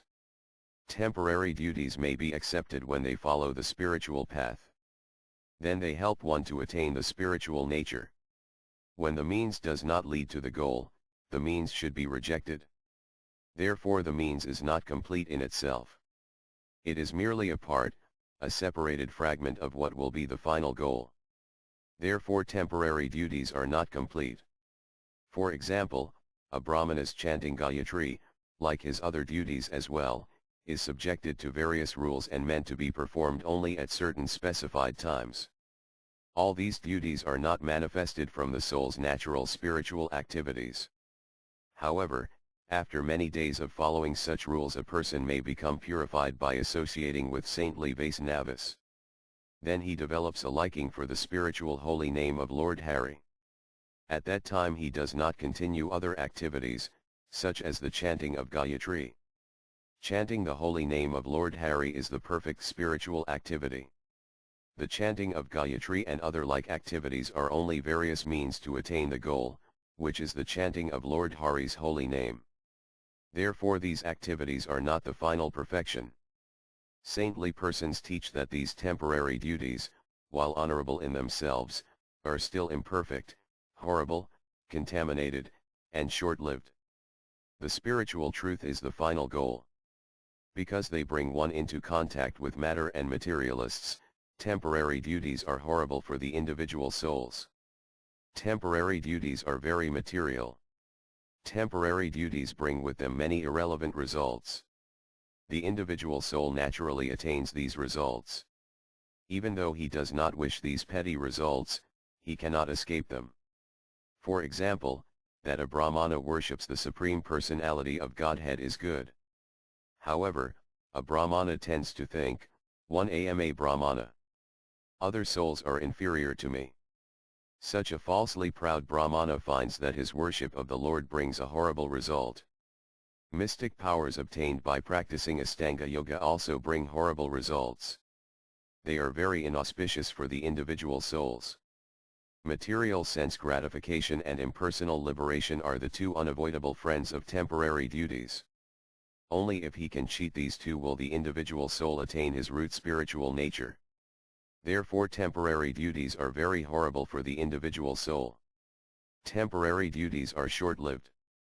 The soul's temporary duties are not performed in all situations and all times. For example, a Brahmana's Brahmana nature, a Kshatriya's Kshatriya nature, and other like natures also, are manifested because of a particular cause. When the cause ceases to be, these natures vanish.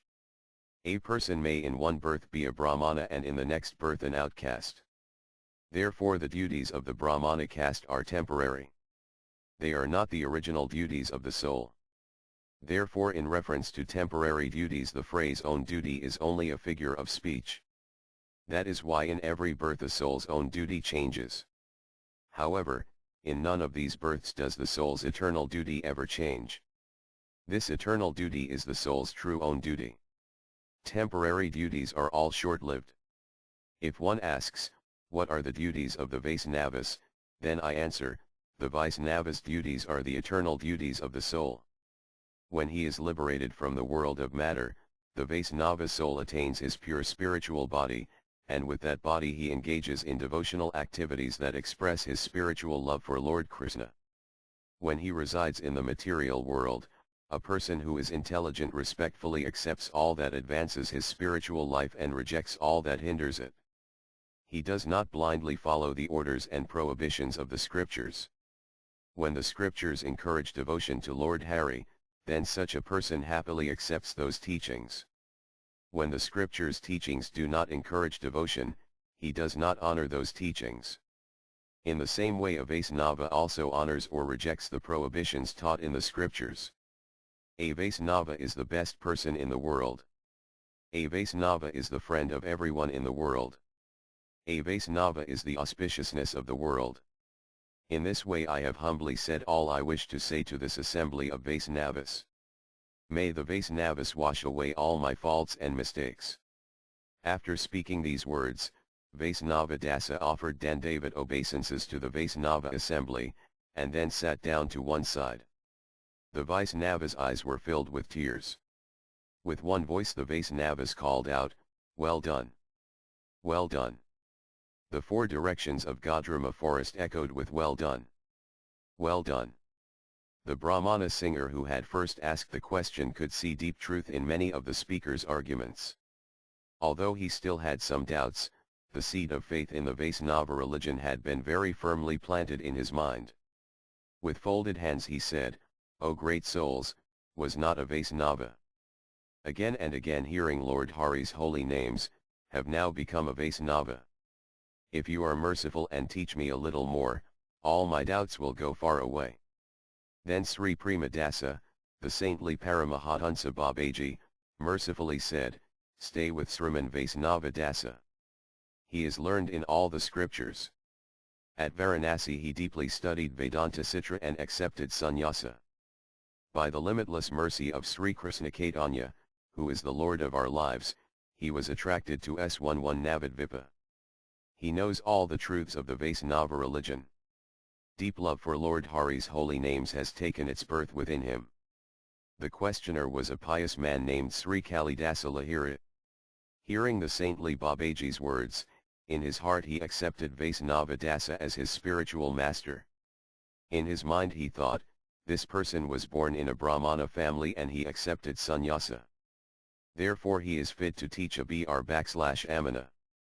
Also, see that he has deeply entered the truths of Vaisnava religion. From him we'll learn much about the Vaisnava religion. Thinking in this way, L/Ahiri Mag/Asaya offered Dandavat obeisances at Sri Vaisnava D/Asa's feet and said, "O great soul, please be merciful to me." Offering Dandavat obeisances to him, Vaisnava D/Asa replied, "If you are merciful to me, then have attained my wish." With sunset approaching, everyone returned to their own places. Lahiri Madhyaya's home was in a secluded part of the village. It was in a grove. In the middle was a cottage of Madhavi vines and a platform for Tulasi Devi. There were 2 rooms, one on each side. The yard was hedged with sita bushes. With a bela tree, neem tree, and some other trees bearing fruits and flowers, the place was charming. The proprietor of that grove was named Madhavadasa Babaji. At first the Babaji had been a good soul, but by bad association he had fallen away from the Vaisnava religion. Because of improper association with a woman, his devotional practices were now dwarfed. Pushed by poverty, he could not live happily. He begged in many places and rented out one of his rooms.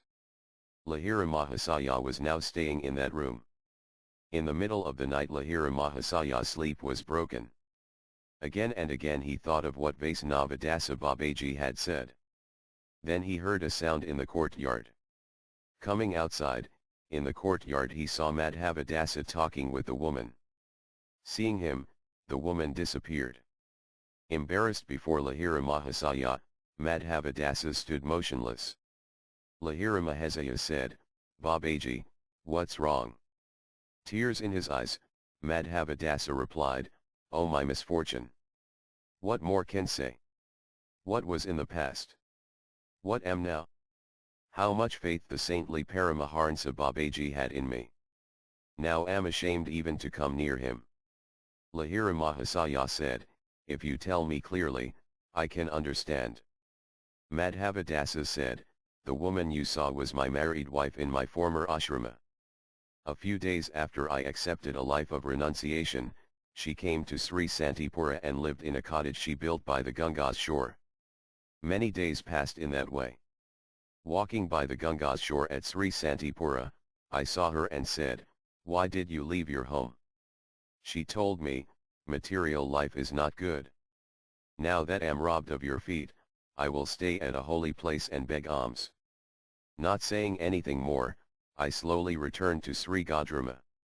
At Sri Gadrama I eventually stayed at a Sadgopa's house.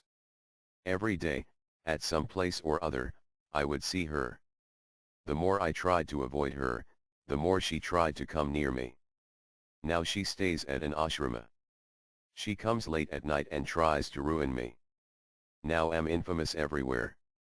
Because now associate with her, my devotional service has become dwarfed. I am a cinder that blackens the family of Sri Krishna Chaitanya's servants. Since the time of Chota Haridasa's punishment, I am the most deserving of punishment. Being merciful, the Babajis of Sri Godrama have not yet punished me, but they do not trust me. Hearing these words, Lahira Mahasaya said, "Take care, O Madhavadasa Babaji." After speaking these words, he entered the house. The Babaji sat on his own seat. Lahira Mahasaya could not sleep. Again and again he thought, Madhavadasa Babaji has fallen down. He is like one who eats his own vomit. I should not stay in this house. Why not? Even if I do not fall down by associating with him, will be criticized by others.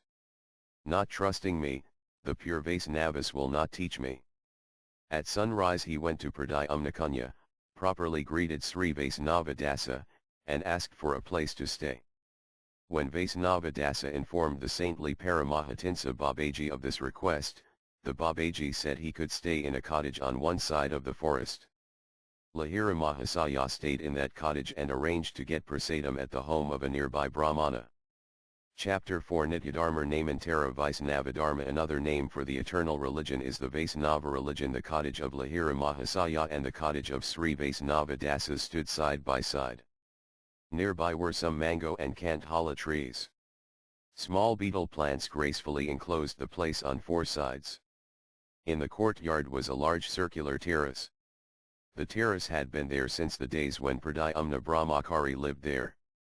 Many days since then the Vaisnavas came to call that place Surabhi's terrace and became accustomed to circumambulate it and offer Dandavat obeisances. It was shortly after dusk. Sitting on a leaf seat in his cottage, Sri Vaisnavadasa chanted the holy names of Lord Hari. It was the dark fortnight. The night was gradually becoming dark. A flickering lamp burned in Lahira Mahasaya's cottage. Seeing a snake at his doorway, Lahira Mahasaya quickly trimmed the lamp and took up a stick to kill the snake, but when he came outside with his lamp, he did not see the snake. The Lahira Mahasaya said to Vaisnavadasa, "Take care. A snake has entered your cottage." Vaisnavadasa replied, "Why do you worry about a snake? Come. Enter my cottage without fear." Lahira Mahasaya entered the cottage and sat on the leaf seat. Still, his mind was agitated about the snake. He said, "O noble-hearted one, Santipura is very good in this way. It is a city and there is no fear of snakes or other dangers.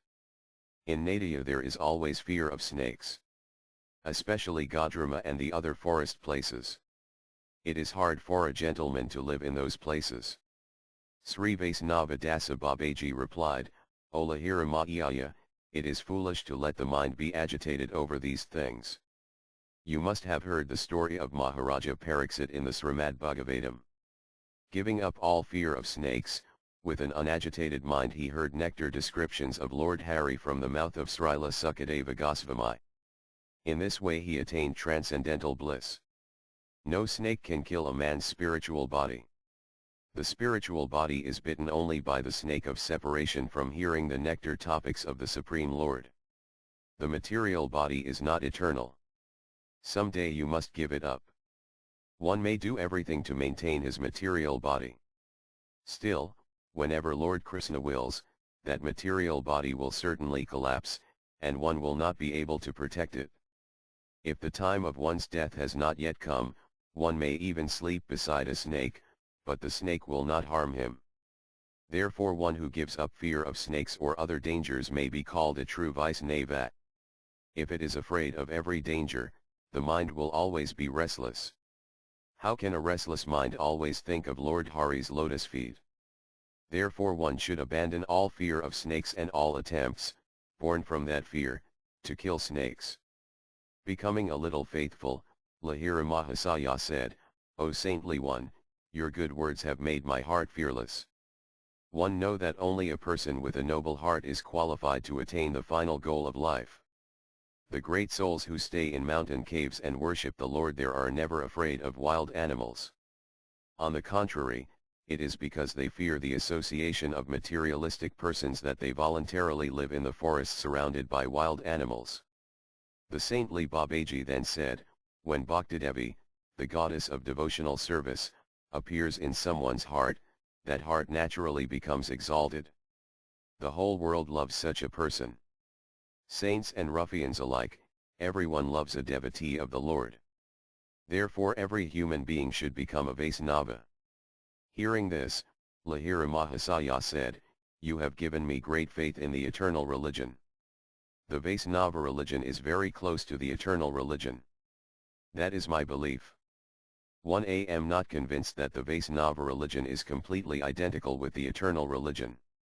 Therefore ask you to tell me what you think of all this. Vaisnava Dasa Babaji then said, in this material world two different religions are called by the name the Vaisnava religion. One is the pure Vaisnava religion and the other is the contaminated Vaisnava religion. The pure Vaisnava religion is one, although it is divided into four according to the different rasas. Thus there is the Vaisnava religion in servitorship, Dajya, a Vaisnava religion in friendship, Sakya, a Vaisnava religion is parental love, Vatsalya, and a Vaisnava religion in conjugal love, Madhurya. Still, the pure Vaisnava religion is one. It is not many. The eternal religion and the transcendental religion are merely other names for the Vaisnava religion. The Sruti Sastra declares, Yajjantam sarvam vihedam bhavati, by understanding the Supreme, one comes to understand everything. These words refer to the Vaisnava religion. This truth will gradually be revealed to you. The contaminated Vaisnava religion is of two kinds. 1. Vaisnava religion contaminated by fruitive work, karma, and 2. Vaisnava religion contaminated by the impersonalist fallacy, jnana. The activities of the Vaisnava religion as conceived by the Samdrita Panditas are the Vaisnava religion contaminated by fruitive work. Although it includes initiation in chanting a Vinu mantra, this conception of the Vaisnava religion belittles the all-pervading Supreme Personality of Godhead and makes him subordinate to fruitive work. According to these people, even though he is the master of all the demigods, Lord Vinu is merely a part of the process of karma and is himself subject to the laws of karma. Thus karma is not subordinate to the will of Vinu, but Vinu is subordinate to the will of karma. According to them all worship and spiritual practices are merely various aspects of fruitive work, and therefore nothing is higher than fruitive work. This form of Vaisnava religion according to the conception of the Mimamsaka philosophers has existed for many days. In India many follow this idea, and they claim to be Vaisnavas.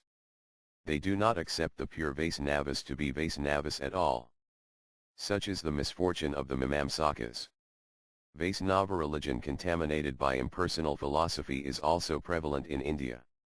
According to the impersonalists, in order to attain the qualityless impersonal Brahman one should worship Surya, Gania, Sakti, Siva, or Vinu. Then, when one attains perfect knowledge, he can discard the form that he had worshipped. Then, at the end, he attains the qualityless impersonal Brahman. Accepting these ideas, many persons dishonor the pure Vaisnava religion. The worship of Lord Vinu is included in the impersonalists' worship of five deities, Surya, Gainsa, Sakti, Siva, or Vinu, as described above, and that worship includes initiation, deity worship, and the other aspects of devotion to Lord Vinu. Sometimes it may even include the worship of Sri Sri Radhakrishna. Still, this is not the pure Vaisnava religion. The pure Vaisnava religion is different from these kinds of contaminated Vaisnava religion. It is the true Vaisnava religion. Because of the defects of Kali Yuga, many people do not understand what is the pure Vaisnava religion. They think these varieties of contaminated Vaisnava religion are the true Vaisnava religion. The worshippers of the Paramatma, Super Soul, wish to meet the Super Soul. Desiring to enter a mystic trance and there meet the Super Soul, they engage in Kriya Yoga, Karma Yoga, or Astanga Yoga. According to these people, initiation into chanting Vinu mantras, worship of Lord Vinu, meditating on Lord Vinu, and other kinds of devotional service, are all various aspects of Karma Yoga. Among these people Vaisnava religion contaminated by fruitive work is manifested. Srimad Bhagavatam explains that the most fortunate persons are attracted to pure devotional service, service to the pure form of the Supreme Personality of Godhead. Such persons engage in deity worship and the other activities of devotional service.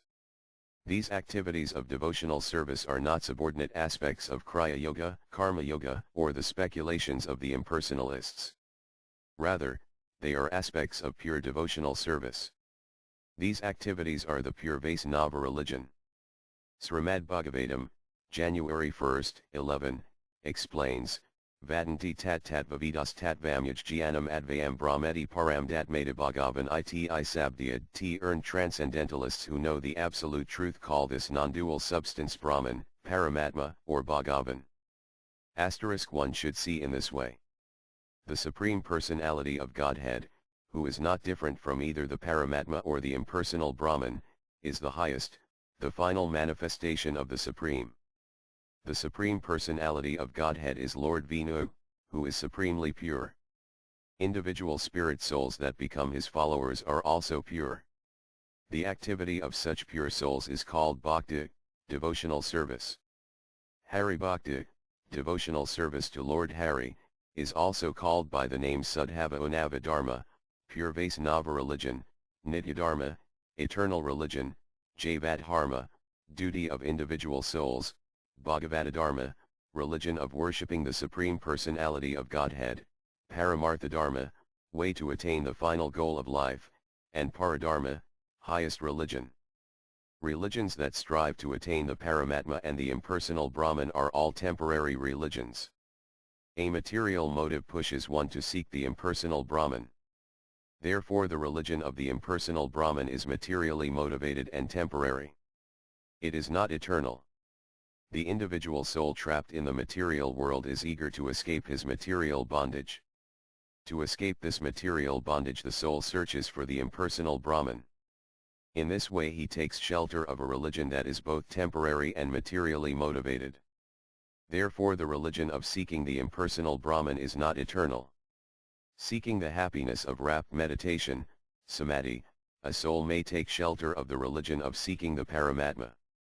Thus, seeking a more subtle kind of material pleasure, he follows a temporary religion based on a material motive. Therefore the religion of seeking the Paramatma is not eternal. The religion of serving the Supreme Personality of Godhead is alone eternal.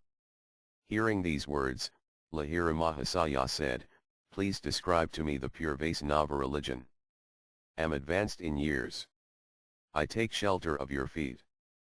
Please be merciful and accept me. Have heard it said that a person previously initiated and instructed by an unworthy person should find a worthy teacher and accept initiation and instruction from him. For some days have heard your good instructions and now have faith in the Vaisnava religion. Please be merciful. Teach me the Vaisnava religion and, when your teaching is concluded, initiate me and purify me." A little embarrassed, the saintly Babaji said, "Saintly brother, will teach you as far as am able, but am not qualified to be an initiating spiritual master. However that may be, you should now learn about the pure Vaisnava religion." Sri Krishna Chaitanya Mahaprabhu, who is the original spiritual master of the entire world, teaches that there are three basic truths in the Vaisnava religion. They are, 1. Sambandha, the relationship of the Supreme Personality of Godhead and the individual spirit soul, 2. Abhidhaya, the activities in that relationship, and 3. Prayahana, the final goal, which is pure love for the Supreme Personality of Godhead. One who understands these three truths can act properly. He is a pure Vaisnava, or a pure devotee of the Lord. Within Sambandha are three distinct truths: 1. The material world, or the illusory potency Maya; 2. The individual soul, or the subordinate living entity; and 3. The Supreme Personality of Godhead, who is one and unrivaled, the master of all powers, all attractive, the abode of all opulence and sweetness, and the only shelter of both the individual spirit souls and the illusory potency Maya. Although he is the only shelter of both the individual spirit souls and the illusory potency Maya, he is always supremely independent, and his transcendental form is both sublimely handsome and eternal. The impersonal Brahman effulgence is merely a distant reflection of the splendor of his limbs. With his potency of transcendental power, Isai Sakti, he manifests the material universes and places the individual souls within them. Then he expands to become the Super-Soul. As the Super-Soul he enters the material universes. In this way he is the supreme controller. When he manifests his feature of supreme opulence, he is Lord Narayana in the spiritual sky. When he manifests his feature of supreme sweetness, he is Lord Krishnachandra, the gopis' beloved in Goloka Vrindavana. His different forms and pastimes are all limitless and eternal. No person or thing is his equal. Nothing is superior to him. All his forms and pastimes are manifested by his Parasakti, transcendental potency. Of his many different transcendental potencies, 3 are especially known to the individual souls. One of these potencies is called the CIT potency. Employing this potency, the Supreme Personality of Godhead enjoys all his transcendental pastimes. Another of these potencies is called the Jiva potency or the marginal potency. By this potency limitless individual souls are manifested and maintained. The third potency is called the Maya potency. By this potency all material things, material time, and material activities are manifested. The Supreme Personality of Godhead has a relationship with the individual spirit souls. The material energy and the individual spirit souls both have relationships with the Supreme Personality of Godhead. The Supreme Personality of Godhead and the individual souls both have relationships with the material energy. These different relationships are called Sambandha. Sambandha is understood when one understands these different relationships. Without first understanding these relationships it is not possible for anyone to become a pure Vaisnava. Lahira Mahayaya said, from the Vaisnavas themselves have heard that Vaisnavas surrender to their emotions and therefore they have no need for knowledge. What kind of statement is that? Myself, up to this time, have chanted the holy names of Lord Hari only to attain a certain feeling. I did not strive to understand any relationships. The Babaji said, a Vaisnava's feelings of ecstatic love are the final result of his devotional service. However, such love must be pure. They who think that this ecstatic emotion culminates in oneness with the impersonal Brahman cannot have actions and ecstatic emotions that are pure. Their pure ecstatic emotions are all an empty show. A single drop of pure ecstatic love fulfills all the desires of the spirit soul. However, when that emotion is contaminated by impersonalism, the only result is trouble and calamity for the spirit soul. The devotional emotional displays of one who in his heart thinks he is not different from the impersonal Brahman are merely a trick to cheat the innocent people. Therefore pure Vaisnavas must thoroughly understand these relationships. Faithful Lahira Mahasaya then said, is there something higher than the impersonal Brahman? If the Supreme Personality of Godhead is the origin of the impersonal Brahman, then why do the philosophers not leave the impersonal Brahman and worship the Supreme Personality of Godhead instead? The saintly Babaji laughed and said, Brahma, the 4 Kumaras, Sukadeva Goswami, Narada, Siva, and all other truly great philosophers took shelter of the Supreme Personality of Godhead's feet.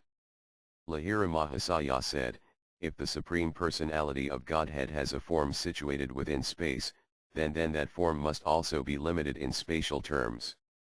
How, then, can the spatially limited form of the Supreme Personality of Godhead be the resting place of the all-pervading, spatially limitless impersonal Brahman? The Babaji replied, even in the material world the element ether is also all-pervading and spatially limitless. Why, then, should the impersonal Brahman be considered so glorious merely because it is all-pervading and spatially limitless? From the splendor of his transcendental limbs the Supreme Personality of Godhead manifests the all-pervading, spatially limitless impersonal Brahman, and at the same time his transcendental form is spatially limited, situated in a specific place. Who has seen anyone like him? Because no one is like him, and because he has no rival, the Supreme Personality of Godhead is superior to the impersonal Brahman. His form is wonderfully attractive. In his transcendental form all-pervasiveness, omniscience, omnipotence, the greatest mercy, and the greatest bliss are gloriously manifest in their completeness. Is this form good? What virtue does it not have? What power does it not have? Is an amorphous, all-pervading, unknowable something good?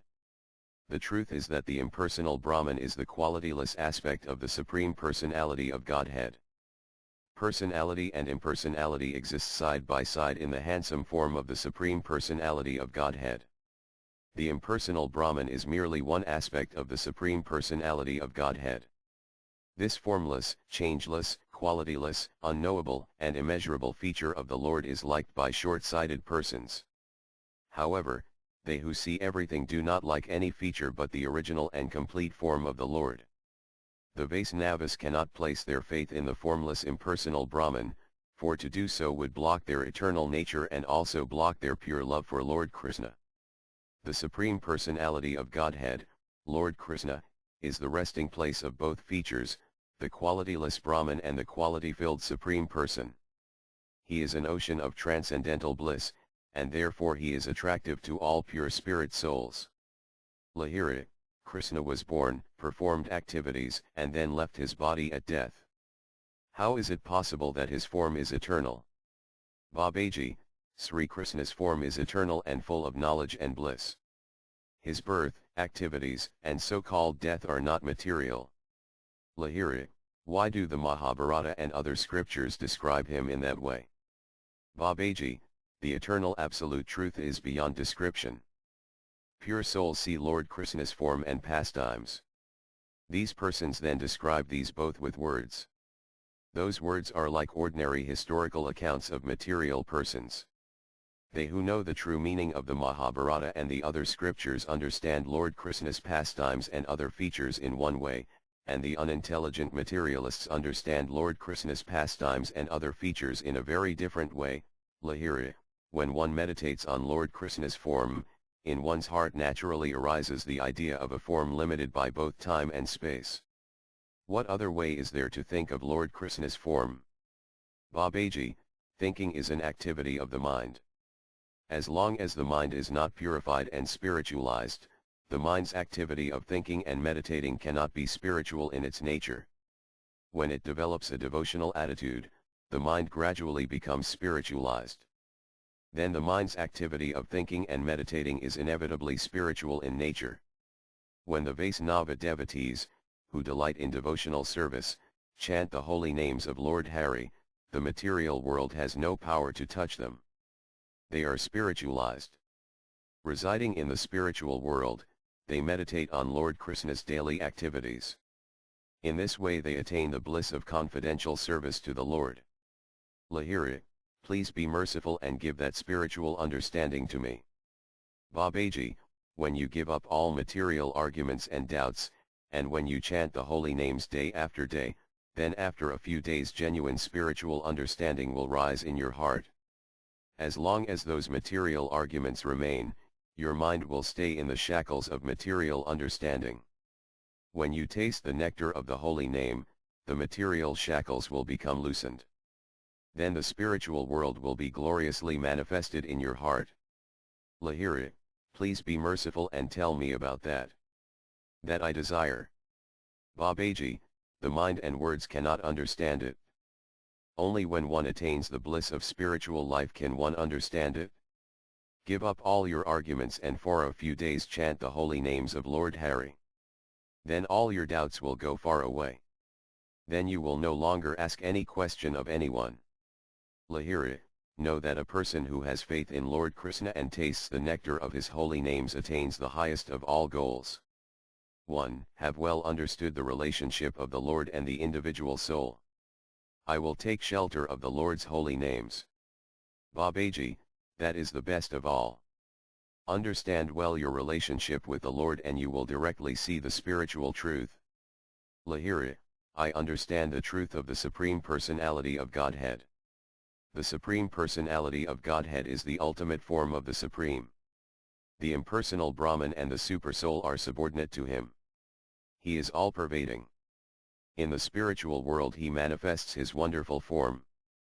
He is a person, he is eternal and full of knowledge and bliss, and he is the master of all potencies. Even though he is the master of all potencies, he is always overcome with bliss in the company of his Ladani Sakti, pleasure potency. Now please tell me about the individual spirit souls. Babaji, among the limitless potencies of Sri Krishna, one is called Tatastha Sakti.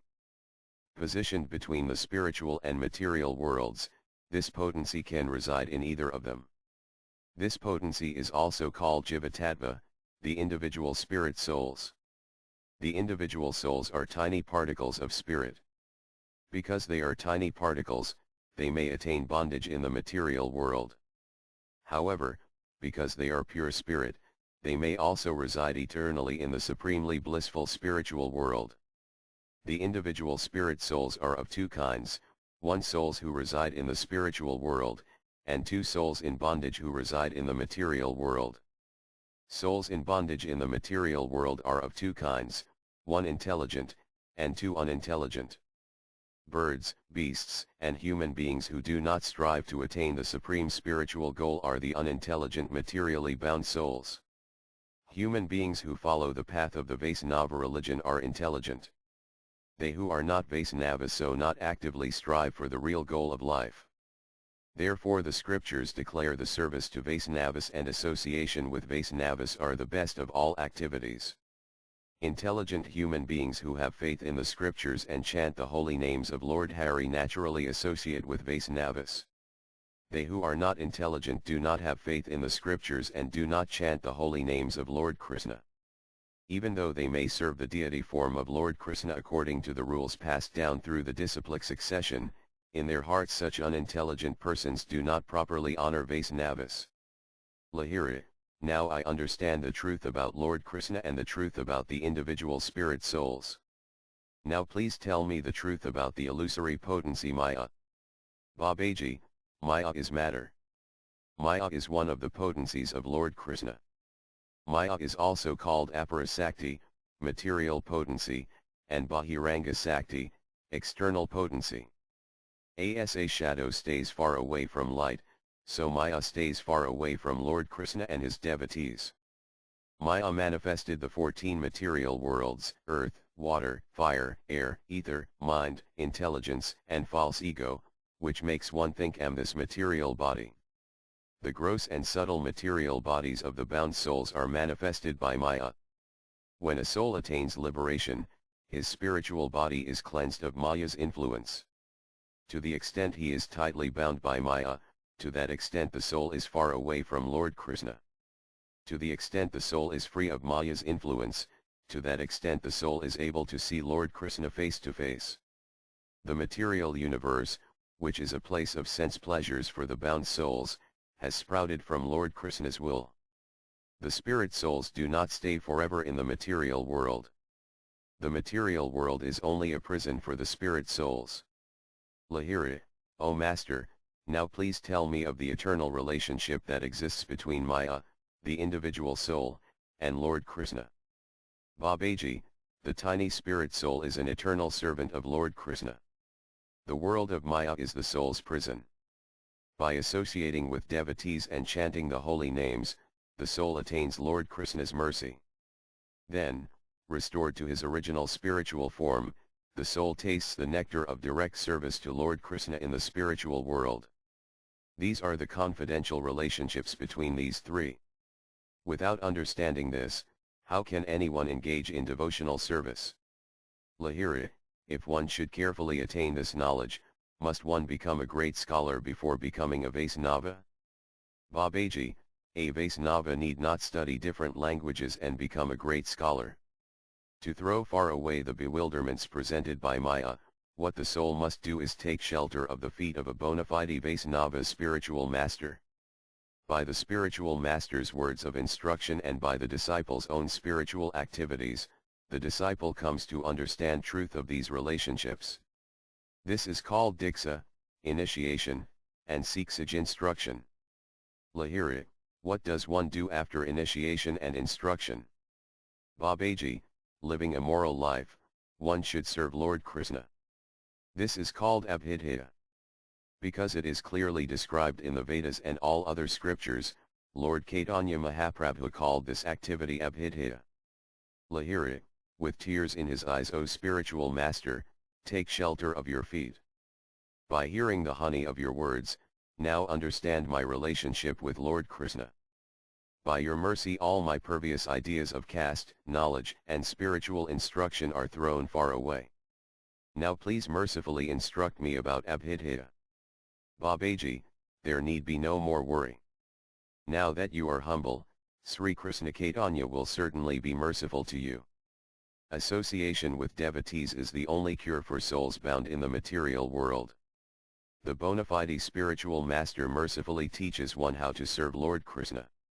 By engaging in devotional service one gradually attains the goal of life. Thus devotional service is called Abhidhya. Lahiri, please tell me, how does one serve Lord Hari? Babaji, devotional service to Lord Hari is called Bhakti. Bhakti has 3 stages, 1 sadhana, devotional service in practice, 2 bhava, ecstasy, and 3 prema, pure love. The beginning stage is sadhana. By again and again performing sadhana, bhava is manifested. When bhava becomes perfect it is called prema. Lahiri, what are the different kinds of sadhana, and how are they performed? Please teach me that.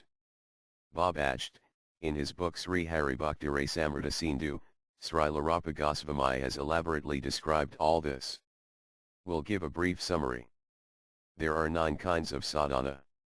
In Srimad Bhagavatam, July 5, 23, it is said, Sravanam Kirtanam Visno Sravanam Dadasavanam Arcanam Vandanam Dejyam Sakyam Damanivdanam, hearing and chanting about the transcendental holy name, form, qualities, paraphernalia, and pastimes of Lord Vishnu, remembering them, serving the lotus feet of the Lord, offering the Lord respectful worship with 16 types of paraphernalia, offering prayers to the Lord, becoming his servant, considering the Lord one's best friend, and surrendering everything unto him, in other words serving him with the body, mind, and words. These 9 processes are accepted as pure devotional service. Asterisk. Thus in Srimad Bhagavatam it is written that the 9 kinds of sadhana bhakti are, 1. Hearing and chanting about the transcendental holy name, form, qualities, paraphernalia, and pastimes of Lord Vishnu, 2. Remembering them, 3. Serving the lotus feet of the Lord, 4. Offering the Lord respectful worship with 16 types of paraphernalia, 5. Offering prayers to the Lord, 6. Becoming his servant, 7. Considering the Lord one's best friend, and 8. Surrendering everything unto him. Describing the different limbs and sublimbs that are parts of these, Srila Bhaktivinoda describes 64 different kinds of sadhana bhakti. While considering these points, another topic needs to be explained. Sadhana bhakti is of 2 kinds, 1 Vaidhi, according to rules and regulations, and 2 Raganuga, spontaneous. In Vaidhi bhakti one engages in the 9 kinds of activities previously described. In Raganuga bhakti one engages in the activities of sadhana bhakti, but one becomes a follower of the people of Braja, and in one's mind one serves Lord Krishna as they do. One should engage in the kind of sadhana bhakti for which he is qualified. Lahiri, how does one know he is qualified for one or the other of these kinds of sadhana bhakti? Babaji, a faithful person who follows the rules and regulations is qualified. In the beginning his spiritual master teaches him Vaidhi sadhana bhakti. Then, when the disciple becomes qualified, the spiritual master teaches him how to worship the Lord by following the path of Raganuga bhakti. Lahiri, how does a person know he has become qualified for this? Babaji, one who has not yet experienced in his heart the love that characterizes Raganuga bhakti, and who instead wishes to serve the Lord according to the rules and regulations described in the scriptures is qualified to engage in Vaidhi Bhakti. One who does not wish to be ruled by the scriptures' rules and regulations in his devotional service to Lord Hari, and in whose heart a spontaneous love for Lord Hari's devotional service has become manifested, is qualified to engage in Raganuga Bhakti. Lahiri, O Master, please tell me for which one I am qualified. I cannot understand these explanations of who is qualified for what. Do not know whether should engage in Vaidhi or Raganuga Bhakti. Babaji, if you examine your heart you will understand where you are qualified. In your heart do you see the idea that it is not possible to engage in devotional service to Lord Hari without following the scriptures' teachings? Lahiri, in my mind is the idea that sadhana bhakti following the scriptures' teachings brings the best result. But now in my mind also think that devotional service to Lord Hari is a great ocean of nectar, and by engaging in devotional service will gradually be able to taste that nectar. Babaji, you can now see that the scriptures' rules and regulations are the ruler of your mind. Therefore you should engage in Vaidhi Bhakti. Gradually the spiritual love that is Raganuga Bhakti will manifest in your heart. Hearing these words, Lahira Mahasaya, his eyes now filled with tears, touched the Babaji's feet and said, "Please be merciful and engage me as am qualified. 1a am not able to understand my own qualifications." The saintly Babaji then embraced him and made him sit down again. Lahiri, please clearly order me, and will thus engage in devotional service. Babaji, you should chant the holy names of Lord Hari. Taking shelter of the holy names is the most powerful of all kinds of devotional service. The name of the Lord and the Lord himself are not different. By offenselessly chanting the holy names one quickly attains all spiritual perfections. Therefore with great faith you should chant the holy names. By again and again chanting the holy names, one engages in all 9 kinds of devotional service. By chanting the holy names aloud one engages in Sravanam, hearing, and Kirtanam, chanting. As one chants the holy names one will naturally remember, Smaranam, the pastimes of Lord Hari, and in one's mind one will serve his feet, Pudasavanam, worship him, Arcanam, offer obeisances to him, Vandanam, serve him, Dajyam, think of him as a friend, Sakyam, and surrender everything to him, Tma Nibdanam. In this way one engages in all 9 activities of devotional service. Lahiri, my heart is very eager to receive the holy names. O Master, please be merciful. Please don't delay any further. Babaji, O great soul, without committing offenses, you should always chant this mantra, Hare Krishna Krishna Krishna Hare Rama Rama Rama Hare. As he chanted these words again and again, the saintly Babaji placed in Lahira Madhyaya's hands a string of tulasi beads. Weeping, Lahira Mahasaya again and again chanted the holy names on these beads. He said, O Master, cannot express the happiness feel today. Overcome with happiness, Lahira fell unconscious at the Babaji's feet. The saintly Babaji carefully picked him up. After a long time Lahira Mahasaya said, Today I am fortunate. Never before have I been so happy. Babaji, O great soul, you are fortunate, for you have faithfully accepted the holy names. Thus you have made me fortunate also. From that day Lahira Mahasaya chanted the holy names on those beads. Without fear he stayed in his cottage and chanted the holy names. Some days passed in this way. Lahira Mahasaya wore the 12 tilaka marks. He did not eat anything but Krishna Prasdadam. Every day he chanted 2 lakhs of the holy names of Lord Hari. Whenever he saw a pure Vaisnava, he would always offer Dandavat obeisances. Every day he would offer Dandavat obeisances to the Paramahansa Babaji before attending to other duties. He always served his spiritual master. He was not attracted to useless gossip or non-devotional music. He was not the same Lahira Mahasaya. Now he was a Vaisnava. One day he offered Dandavat obeisances to saintly Vaisnava Dasa Babaji and asked, O Master, what is the final spiritual goal, Prayahana? Babaji, pure love for Lord Krishna, Krishna Prema, is the final spiritual goal for the individual soul. Again and again performing the duties of sadhana bhakti, one attains the state of bhava, ecstasy.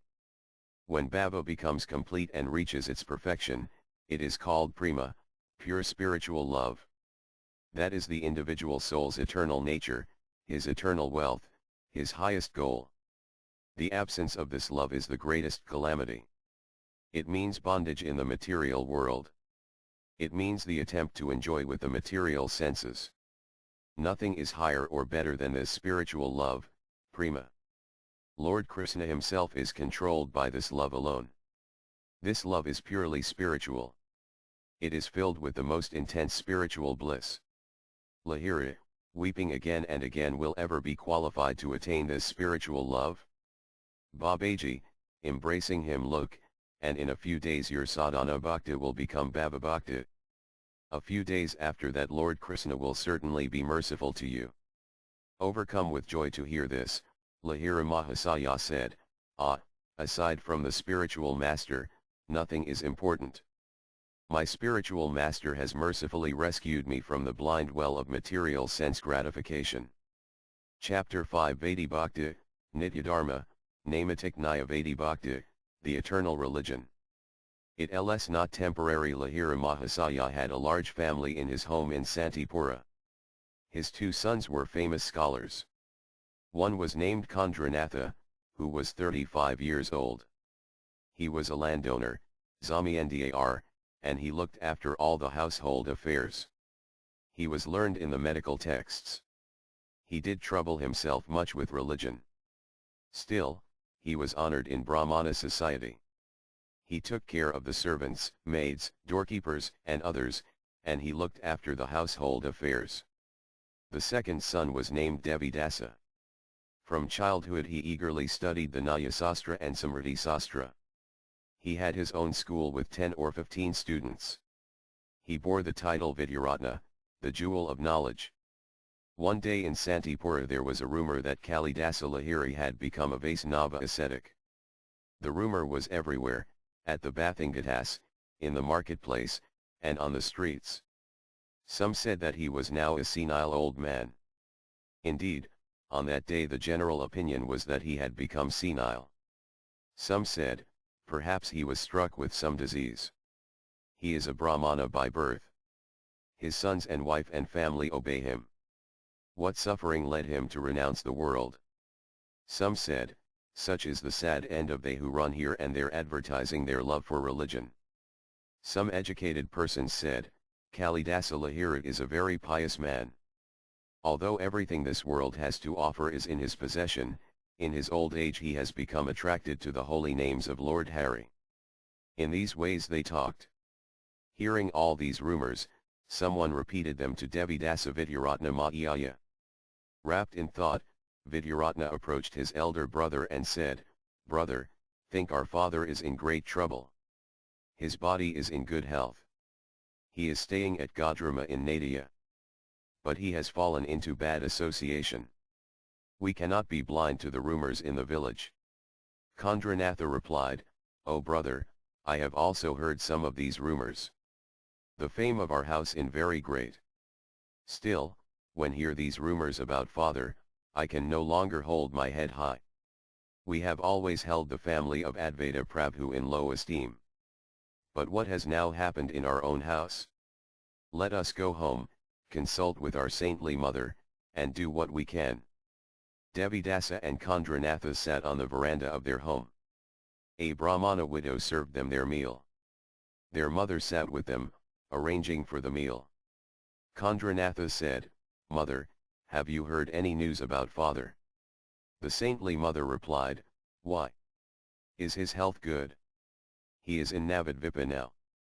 He is mad after the holy names of Lord Hari. Why don't you bring him back here?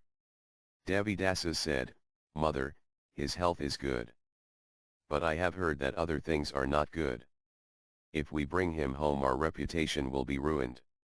Then the saintly mother asked, How can it be? The other day at the Ganga's shore talked about many things with the daughter-in-law of one of the big Gosvamis. She said to me, Your husband is very fortunate. The Vaisnavas honor him. Devidasa said, he is not honored in our social circles. Now that he is old in years, will he stay at home and allow us to serve him? No. He eats the remnants left by men who wear loincloths. He has defiled our exalted family. O wicked age of Kali! Our father has seen and heard so much.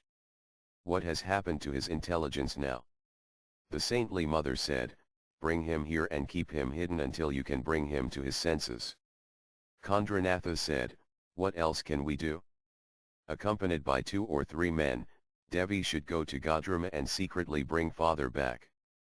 Devi said, you know very well that father, thinking me an atheist, does not have a very good opinion of me. If cannot even talk with him, there should be something else I can do.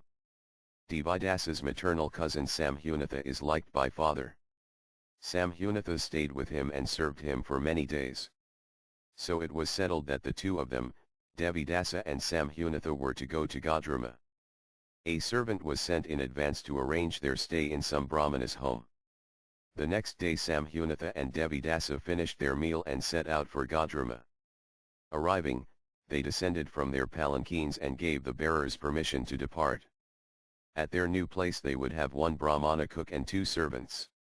At sunset Devidasa and Samhunatha peacefully walked about Pradyumna Kunja.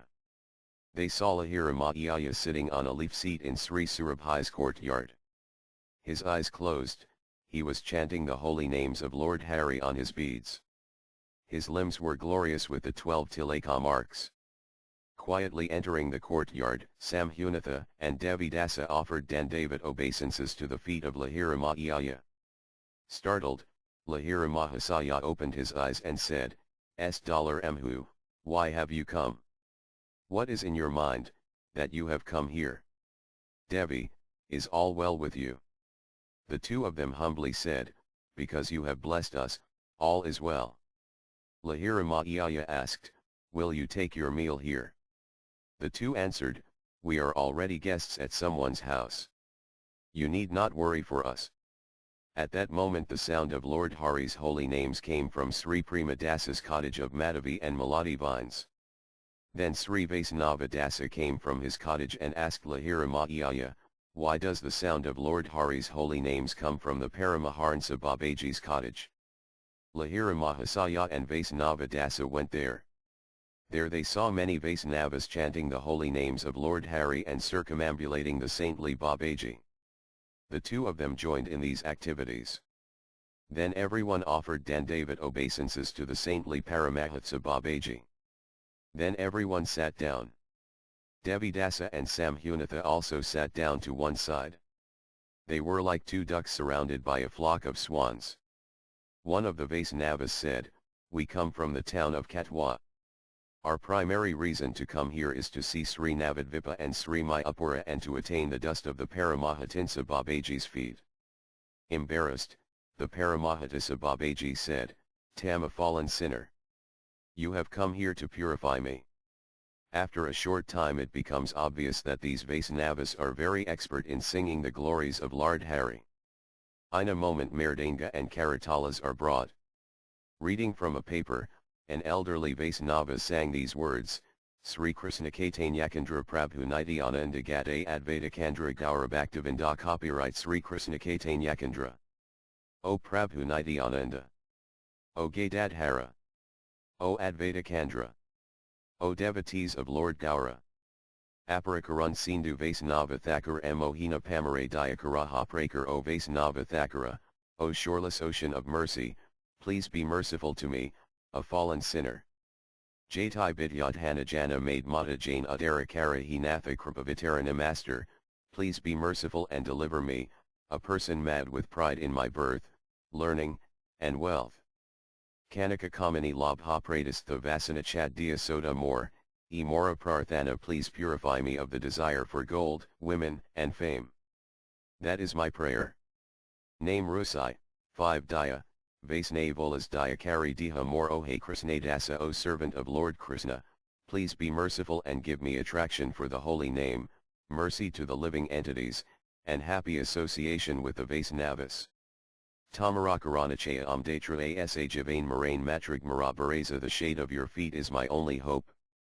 Whether I live or die, you are my only shelter. When these verse came to an end, Lahira Mahasaya sang a prayer he had himself composed, Mishi made vase, Samstristgar, Padi Yachilama Ami Karuna carried, Dia Pudachaya, Amuri Tarile to me I was in the grip of illusion. I had fallen into the ocean of birth and death.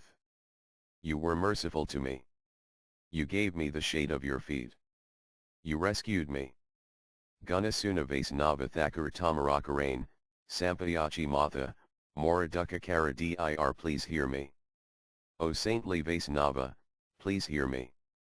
Now I surrender to your feet. Please throw my sufferings far away. Jaitir Gaurar, Kabbalah Gauraba, Vidya Se Abidid Kala Sodaya Amaya, Nitaikarane, Sampahe, Fn2 Jaka Javala, pride of caste is hell. Material learning is ignorance. Please purify me and place me before Lord Nityananda's feet. Please extinguish the fire that burns within me. Tamarakripaya, Amara Hivaya, Sphurika Jugalanam Kahe Kalidasa, Amara Hirde, Jagaka Sri Radhasyam, please be merciful and place on my tongue the holy names of the divine couple. Kalidasa prays, please place Sri Sri Radhasyama in my heart. Hearing this song, everyone became wild with happiness. Together they stood up. Again and again they sang. Again and again singing the words, please place Sri Sri Radhasyama in my heart, they danced wildly. Again and again dancing, some Vaisnava become overwhelmed with spiritual love and fell unconscious. Then something unprecedented happened, something that when he saw it made Devi Dasa think, Father is now plunged in meditation on the Absolute. It will be difficult to take him home again. The meeting broke up in the middle of the night. After saying their farewells, everyone returned to their own places. After bidding farewell to Lahira Mahasaya, Devi Dasa, and _Ram Hunatha returned to their host's home. The next day, after they had finished their meal, Devi and Samhu entered Lahira Mahasaya's cottage. After offering Dandavat obeisances, Devi Dasa Vidyaratna placed the following request before Lahira Mahasaya, this is my request, please reside in Santipura. In this place there are many troubles and inconveniences. All of us will happily serve you at home. If you order, we will arrange a solitary room for you to stay there. Lahira Mahasaya replied, it is not a bad idea. Still, in Santipura I will not be able to associate with devotees as do here. Devi, you know that the people of Santipura are atheists and delight in criticizing others. It is not a happy place for anyone to live. True, there are many Brahmanas there, but their intelligence is warped by association with weavers. The three characteristics of Santipura's people are fine garments, pompous words, and blasphemy of Vaisnavas. That is why the descendants of Advaita Prabhu suffer there. By bad association even many of them have also turned against Lord Mahaprabhu. Therefore please arrange that may stay here in Gadrama. That is my desire. Devi Dasa said, Father, what you say is true. Still, why need you have any contact with Santipura's people? In your own private room you can chant Gayatri and perform your other religious duties.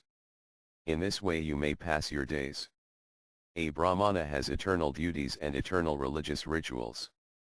Great souls like yourself should always be absorbed in these duties. Lahira Mahayaya said, Son, those days are no more. Now that have stayed for some months with the devotees and heard the teachings of my spiritual master, my view of life is completely changed. What you call eternal duties I call temporary duties. Devotional service to Lord Hari is the soul's only eternal duty. Chanting Gayatri and other like duties are all temporary. Devi Dasa replied, Father, do not see that duty in any scripture. Ls chanting Gayatri not the worship of Lord Hari? If chanting Gayatri is the worship of Lord Hari, then it is an eternal religious duty. How is chanting Gayatri different from hearing and chanting about Lord Hari and the other activities of Bhakti Bhakti too? Lahira Mahasaya said, Child, Chanting Gayatri and other Karmakanda activities are very different from Vadi Bhakti. Chanting Gayatri and other Karmakanda activities are performed with a desire to attain impersonal liberation. However, hearing and chanting about Lord Hari and the other activities of Vadhibhakti are not performed with any material motive. When in the scriptures such results are seen to come from the devotional activities that begin with hearing and chanting the glories of Lord Hari, that is so only for the purpose of attracting the materialists. Devotional service to Lord Hari brings only one result, devotional service to Lord Hari. It brings no other result. The primary result attained by Vedi Bhakti is that one becomes attracted to serve Lord Hari. Devidasa said, "Father, then it is true that some secondary results also come from devotional service to Lord Hari." Lahira Mahesaya, for different kinds of neophyte devotees there are secondary results. Still a true Vaisnava engages in sadhana bhakti so that he may someday attain the perfection of devotional service. They who are not true devotees perform sadhana bhakti to attain two goals, one material sense gratification, and two impersonal liberation. Externally one cannot see a difference in the activities of true Vaisnavas and pretenders, but internally, at the root, there is a difference of faith. The worship of Lord Hari performed by a person who thinks that worship a material fruitive activity may bring purity of mind, impersonal liberation, cure of diseases, or other material results. Still, the worship of Lord Hari performed by a person who thinks that worship is spiritual devotional service brings attraction to Lord Krishna's holy names as its only result. For the materialists, observance of the Ekadasi vow destroys sins. For the devotees, observance of the Ekadasi vow increases devotion to Lord Hari. You can see the difference here. The subtle difference of sadhana bhakti performed by they who think it a material activity and they who think it spiritual devotional service can be understood only by the mercy of the Supreme Personality of Godhead.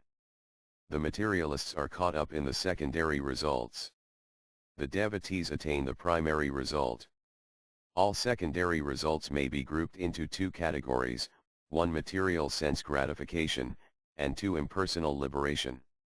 Devidasa, then why do the scriptures praise these secondary results? Lahira Mahiyaya, two kinds of human beings inhabit the material world, one the intelligent, and two the unintelligent.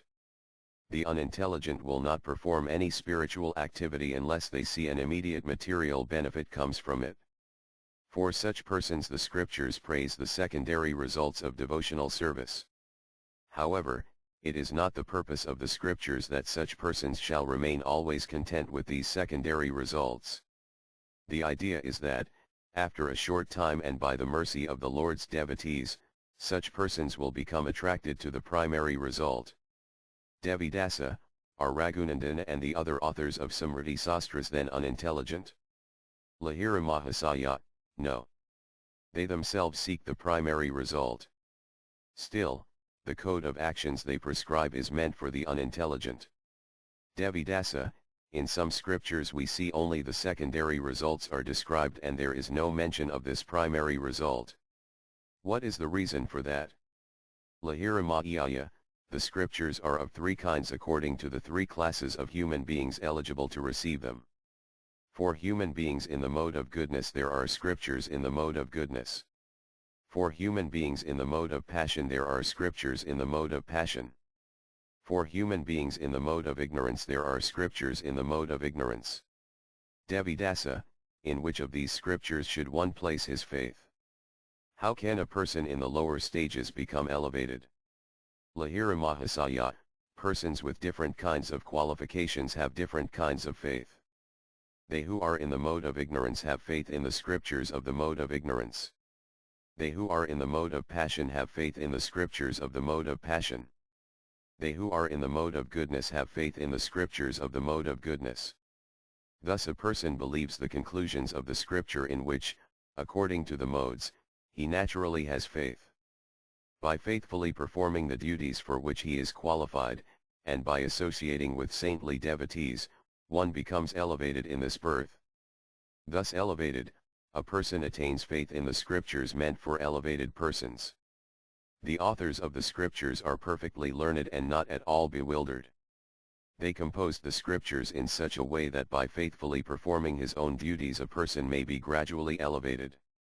That is why the different scriptures describe many different kinds of duties. Faith in the scriptures is the source of all auspiciousness. Srimad Bhagavad Gita describes all the different conclusions of the different scriptures, and at the end it clearly describes the final conclusion of all scriptures. Devidasa, since boyhood have studied many scriptures, but today, by your mercy, can understand the wonderful purpose of them all. Lahira Mahasaya, in Srimad Bhagavatam, November 8, 10, it is written, Anubhyasya Mahadbyasya Sastrabhya Kusalo Narasarveda Estiram Didiyat Paspebya Eva Satpada. Just as a honeybee takes nectar from all flowers, big and small, an intelligent human being should take the essence from all religious scriptures. Son, I used to call you an atheist. Now I do not speak ill of anyone. Anyone who faithfully performs the prescribed duties that suit his nature should not be criticized. In fact, everyone acts according to their nature and all will be gradually elevated at the proper time. You are learned in books of logic and fruitive action. Therefore you are not to blame if your words follow those ideas. Devidasa, know some things, but am not learned in the Vaisnava religion. Used to think that the Vaisnavas are fanatics who insisted on interpreting the scriptures in their own way. But now that I have heard your explanation, I know that among the Vaisnavas are learned persons who know the true meaning of the scriptures. From what great soul have you learned all this about the scriptures? Lahira Mahayaya, son, recently have been instructed by a staunch Vaisnava. In the next cottage my spiritual master worships the Lord. He has taught me the meanings of all the scriptures. He is the person I have described to you. If you approach his feet you may ask him about devotional service. Come, you and I will visit him. After speaking these words, Lahira Mahasaya took Devidasa Vididratna to the cottage of Sri Vaisnava Dasa. Leaving him there, Lahira went to his own cottage, sat down, and chanted the holy names. Sri Vaisnava Dasa, child, have you studied the scriptures? Devidasa, studied the Nyaya-sastras from Muddhapada to Siddhanta Kusumanajali, and also studied all the Samriti Sastras. Sri Vaisnava Dasa, did you study many scriptures diligently? What was your conclusion after diligently studying them? Devidasa, the conclusion is given in the words, with great trouble one should renounce everything and attain impersonal liberation. Therefore the conclusion of the scriptures is that one should struggle by every available means to attain impersonal liberation. Therefore, while faithfully executing my prescribed duties, have sought impersonal liberation. Sri Vaisnava Dasa, at one time I also studied all books, and, like you, I also yearned to attain impersonal liberation. Devidasa, why did you abandon the desire for impersonal liberation? Sri Vaisnava Dasa, child, tell me, what is the nature of impersonal liberation? Devidasa, in the opinion of the Nyaya-sastras, Brahman and the individual soul are eternally distinct. How, then, is it possible to renounce everything and attain impersonal liberation? According to this system, it is clearly not possible. According to the Vedanta philosophy, however, liberation is defined as understanding that the individual soul and the Supreme are not really different from each other. According to this system, then, impersonal liberation is clearly possible. Sri Vaisnava Dasa, child, for 15 years I studied Sankara's interpretation of Vedanta, and after that I accepted Sannyasa. In many ways I struggled to attain impersonal liberation. For many days I meditated on what Sankara considered the four most important statements of the Vedas. Afterward, thinking them all foolish, rejected what had read. Devidasa, why did you think those books were foolish? Sri Vaisnava Dasa, child, a person should examine his own heart. How can others do it for him? How can others understand his heart? Devidasa could see that Sri Vaisnava Dasa was honest, intelligent, and very learned. Devidasa had never studied Vedanta. In his heart he thought, if he is merciful to me, can learn Vedanta from him. Thinking in this way, he said, am qualified to study Vedanta. Sri Vaisnava Dasa, you know Sanskrit well, so you may easily study Vedanta. Devi Dasa, if you feel merciful to me, then please teach it to me. I would learn it from you. Sri Vaisnava Dasa, these are my words, I am a penniless servant of the Vaisnavas. Because attain the mercy of a saintly Paramahansa Babaji, stay here and always chant the holy names of Lord Hari. I have very little opportunity to teach anyone Vedanta. Also, I have heard that Srila Goswami, who is the spiritual master of the entire world, has forbidden the Vaisnavas to hear or explain Sankara's Sarakabhasya commentary on Vedanta. Therefore now I will neither study nor teach Sankara's commentary. Lord Chaitanya Mahaprabhu, who is the son of Sasi Devi and the spiritual master of all living entities, taught the right commentary of Vedanta Sutra to Sri Sarvabhauma Bhattacharya. His commentary is recorded in the notebooks of many Vaisnavas. If you make a copy of that commentary, then perhaps I can help you. Go to Kavikanapalli and you may get a copy of that commentary from the home of Sriman Kavikarnapara. Devi Dasa, will try. You are a great scholar of Vedanta. You have spoken honestly with me. Why should I not study the Vaisnava commentary on Vedanta? Sri Vaisnava Dasa, in the past I have studied and taught Sankara's commentary. There is also Sri Ramanujacharya Sri Bhasya and many other commentaries also. The Bengali Vaisnavas have the commentary that Lord Chaitanya Mahaprabhu gave to Sri Gopinatha Acharya. I have not seen any commentary better than that. No one can dispute the Supreme Personality of Godhead's own explanations of the Vedanta Sutras. Commentaries on the Vedanta Sutras should include many quotations from the Upanishads. If one simply writes what he thinks, and does not support his arguments with quotations from the Upanishads, learned persons will not accept his commentary. Happy at heart to hear these words, Devi Dasa Vidyaratna offered Dandavat obeisances to Sri Vaisnava Dasa. Then Devi Dasa entered his father's cottage and told him all that had been said. Filled with happiness, his father said, Devi, you have studied and taught many books. Now you should research the eternal nature of the soul. Devi Dasa, Father, I had earnestly hoped to bring you away from Sri Godrama. That is why I came here. Please be merciful. Come back just once and fulfill everyone's desires. Especially my saintly mother yearns to see your feet just one more time. Lahira Mahasaya, I have taken shelter of the Vaisnava's feet. One have made a solemn vow that I shall never return home, for even a visit would obstruct my devotional life. In the past you have all worshipped Lord Vinu. You may all visit me. Devi Dasa, Father, what kind of answer is that? At our home we are all servants of the Supreme Personality of Godhead. We do not dishonor the holy names of Lord Hari. I am always ready to serve a Vaisnava guest. Are we not Vaisnavas? Lahira Mahayaya, if you think your activities are the same as the Vaisnava's activities, then you are not a Vaisnava. Devi Dasa, Father, why am not a Vaisnava? Lahira Mahasaya, a Vaisnava renounces temporary material duties and takes shelter of his eternal spiritual duty. Devi Dasa, still, one have one doubt. You have given a very good analysis of the scriptures. The Vaisnava's activities of hearing, Sravana, chanting, Kirtana, remembering, Smarana, serving the feet, Puddasavana, worship, Arcana, obeisances, Vandana, carrying out the orders, Dajya, friendship, Sakya, and surrendering everything, for Tma Nivdana, are activities mixed with materialism. Are they not all impelled by material motives? I think you are unreasonably attached to these things. Worshipping the deity of the Lord, fasting, and worshipping the Lord by offering him material things are all material activities. How can they be eternal? Lahira Mahayaya, son, have thought about these things for many days. Please think about this carefully. There are two classes of human beings, 1. They who are interested in this material world, the here and now, and 2. They who are interested in the highest goal of life.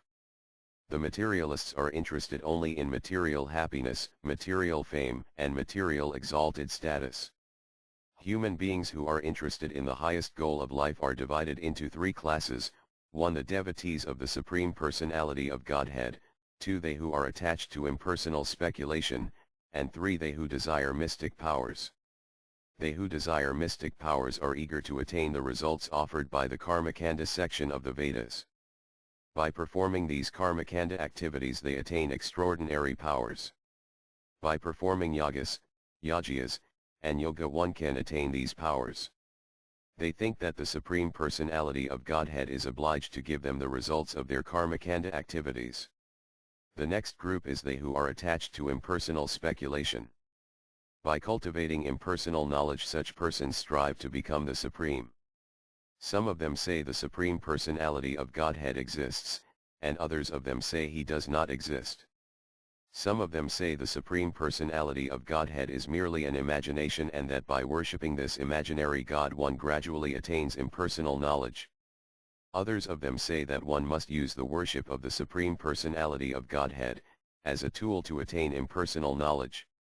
Then when one attains impersonal knowledge, the tool of worship should be thrown away. According to them, when one attains the result of worshipping the Supreme Personality of Godhead, that worship becomes transformed into impersonal knowledge. In their opinion, neither the Supreme Personality of Godhead nor the worship of the Supreme Personality of Godhead are eternal. The third class of human beings who are interested in the highest goal of life is the devotees of the Supreme Personality of Godhead. Indeed, the devotees are the true seekers of the highest goal of life. In the opinion of the devotees there is one Supreme Personality of Godhead, who has neither beginning nor end. Employing his potencies, he manifests the individual spirit souls and the material world. The individual spirit souls are all his servants. Eternal service to the Lord is the soul's eternal duty and eternal nature. On his own power, the individual soul is not able to do anything. By performing materialist activities, karma, the individual soul cannot attain any result that is eternal. However, by obeying and serving the Supreme Personality of Godhead the individual soul can, by the Lord's mercy, attain the fulfillment of all his desires. The previous 2 classes of human beings are called, 1. Karmakandi, they who perform material pious deeds, and 2. Jnanakandi, impersonalists. The third class is called Isa Bhakta, devotees of the Supreme Personality of Godhead. The Karmakandis and Jnanakandis are proud to call themselves seekers after the highest spiritual goal. However, the truth is that they are materialists. They are materialists because they are pushed by material motives. Whatever pious deeds they perform are all pushed by personal, material motives. The present-day worshippers of Shiva, Durga, Ganesa, and Surya are all followers of the Jnanakanda. When such persons engage in the devotional activities that begin with hearing and chanting, their goal to attain impersonal liberation and become one with the Supreme. They who do not have material sense gratification or impersonal liberation as their goal when they perform the devotional activities that begin with hearing and chanting are devotees of Lord Vishnu. They worship the deity form of Lord Vishnu. The form of the Supreme Personality of Godhead is eternal, spiritual, and all-powerful. If the Supreme Personality of Godhead were not the highest object of worship, then it may be said that the worship of him is temporary and not eternal. Son, the service you offer to the deity form of the Supreme Personality of Godhead will not bring you the highest spiritual benefit. Why not? Because you do not think the Lord's form is eternal. Therefore you are not a devotee of the Lord. Do you understand the difference between worship that is eternal and worship that is temporary and pushed by material motives? Devidasa, yes. If one does not think that the form of the Supreme Personality of Godhead, then one's worship of the Lord is not eternal worship. But why can one not employ a temporary kind of worship to seek the eternal truth? Lahira Mahasaya, you cannot say that the worship you perform is eternal worship. The worship the Vaisnavas perform is eternal. The form of the Lord is eternal, their worship of that form is eternal, and all in relation to them are eternal. Therefore the Vaisnava religion is eternal. Devidasa, the deity form of the Lord, is a statue made by a human being.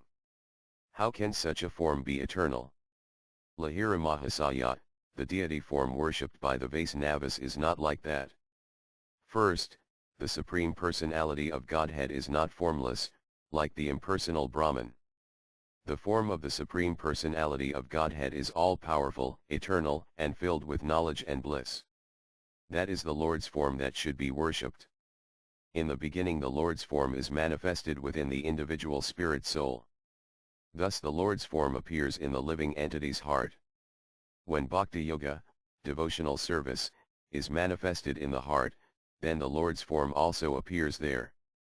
When a devotee sees in his heart the spiritual form of the Supreme Personality of Godhead, the devotee knows that this is the same form manifested externally as the deity. The impersonalists do not worship the form of the Supreme Lord in this way.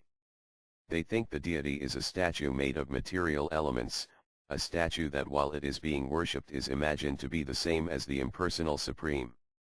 However, the truth is that the deity form of the Lord is not at all a statue made of material elements. In this way the impersonalists and the devotees have very different conceptions of the worship of the deity of the Lord. By the mercy of a bona fide spiritual master one may accept Vaisnava initiation. Then one is able to directly see that the deity of the Lord is not a statue made of material elements. Devidasa, I see that. The Vaisnavas are not fanatics. They see very subtle things. The worship of the deity form of the Lord and the worship of a material statue are very different indeed. However, I do not see any difference in the external actions of these two kinds of worship. The difference is in the spiritual faith of the worshipper. We'll think about this subject for a few more days. Father, have one big doubt. As far as I'm able to understand, the impersonalists' worship of the Lord is merely a form of cheating and trickery. At a later time I will place this question before your feet. After speaking these words, Devidasa Vidyaratna went with $_Hunatha to their host's house, where they spent the remainder of the afternoon. Still, they did not find an opportunity to talk among themselves. Everyone at that house found all their happiness in singing the holy names of Lord Hari. The next afternoon they all went to the Paramahansa Babaji's terrace. There Devidasa Vidyaratna, S_Hunatha, and Lahira Mahayaya stayed close together. At that time the Kazi of Brahmana Paskarani also came there. Seeing the Kazi, the Vaisnava respectfully stood up. Happily greeting the Vaisnavas, the Kazi entered the terrace. The Paramahansa Babaji said to him, "We are now fortunate, for a descendant of the Kanda Kazi who received the mercy of Lord Chaitanya Mahaprabhu has come to visit us. Please give your mercy to us." The Kazi then said, "It is by the mercy of Lord Chaitanya Mahaprabhu that I have received the mercy of the Vaisnavas. Lord Chaitanya is the master of my life. Do not do anything without first offering my Dandavat obeisances to him." Lahira Mahayaya was fluent in the language of the Muslims. He had studied the Quran and also many books of the Sufis. To the Kazi he addressed this question, "What is your idea of liberation?" The Kazi replied, "Where you use the word Jiva, individual spirit soul, we use the word Aryu. The Aryu has two states of existence, one Aryu Mujaradai, and two Aryu Tarkabai. What you call Cit, spirit, we call Mujarad. What you call Acid, matter, we call Jisam. The spiritual world, Mujarad, is beyond material time. The material world, Jisam, is subject to time's control. The Tarkabai Aryu, or Badajiva, conditioned soul, is filled with material desires. His mind is filled with material ideas. The Mujaradaru liberated soul, is pure and free from these contaminations. A person who says, Alam Misal, 1 am spirit, is able to become a Mujaradaru, liberated soul. By the gradually development of Esk, spiritual love, the Aryu, soul, becomes purified. A great saint goes to the abode of God. He does not stay in the material world. In that spiritual world he is the servant and God is the master. The soul and God have that relationship eternally. The attainment of that pure relationship with God is called liberation. The Sufis explain the Quran in that way, but not everyone is able to understand this explanation. By the mercy of Lord Chaitanya Mahaprabhu, Kandakazi understood this and taught this to me. In that way know that you are all pure devotees of the Lord. Lahira Mahasaya, what is the teaching that is at the root of the Quran? Kazi, there are many teachings in the Quran. I cannot single out a particular kind of worship to tell you. However, the purpose of life is to worship God.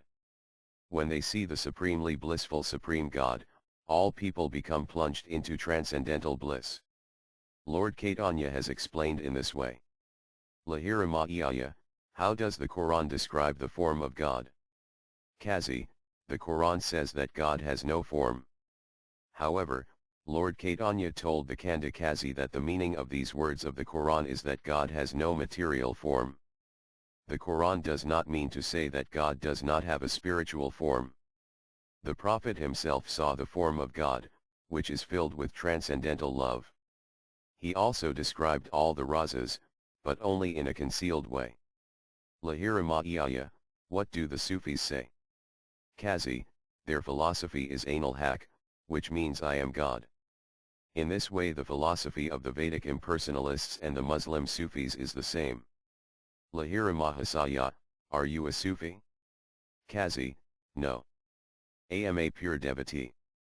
I have surrendered my life to Lord Chaitanya.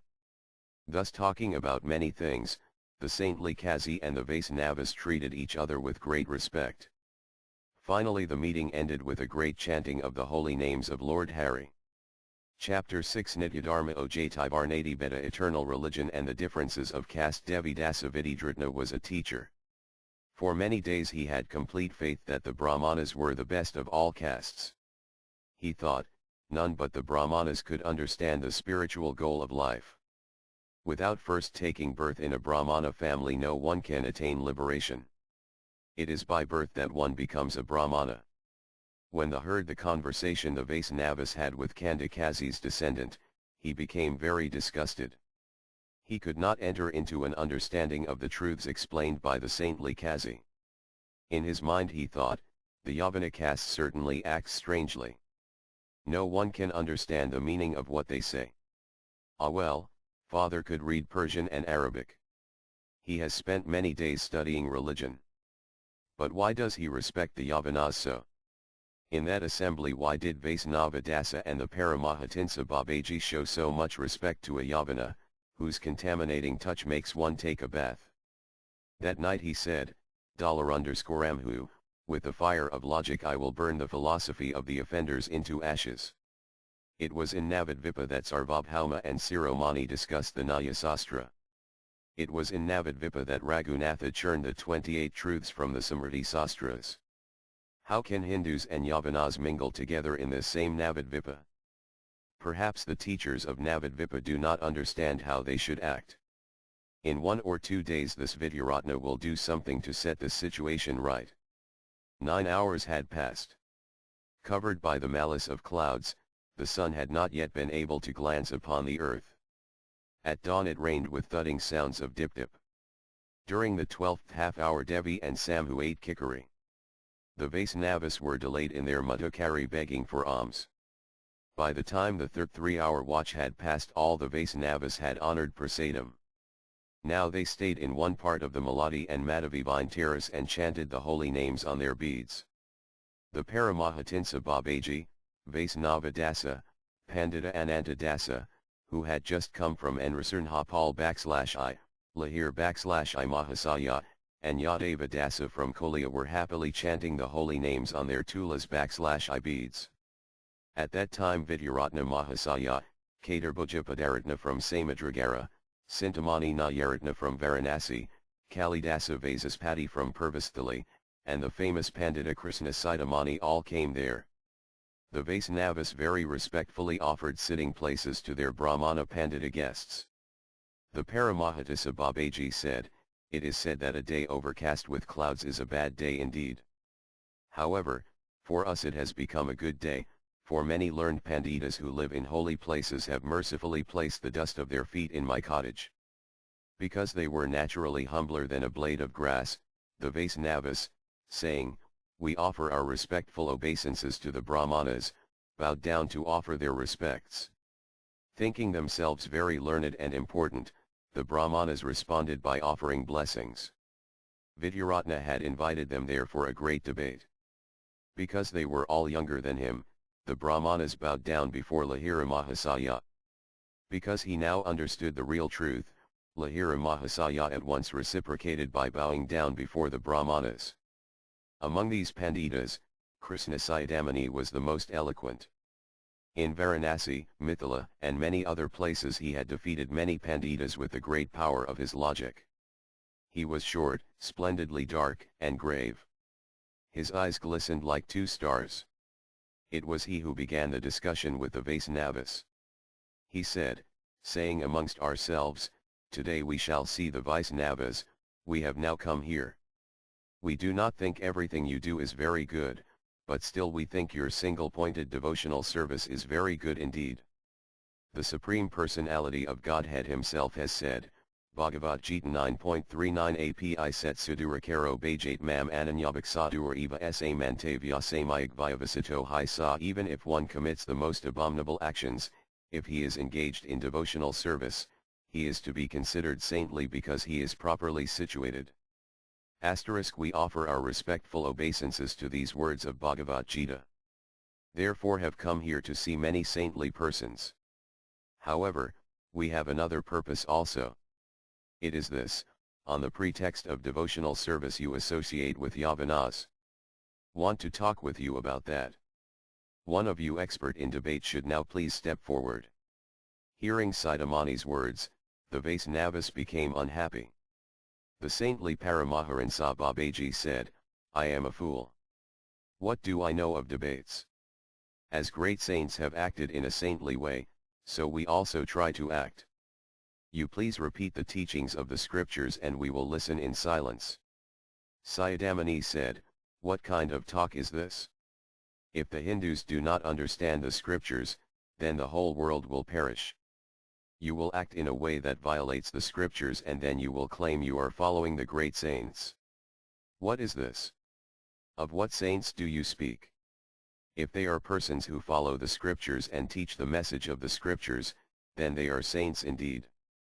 But if the people follow anyone and everyone, calling them all great saints, and if they defend their actions by quoting the words Mahajano Yenagata Sa Pantha, one should accept whatever progressive path the Mahajanas advocate *, then how can there be any auspiciousness in this world?"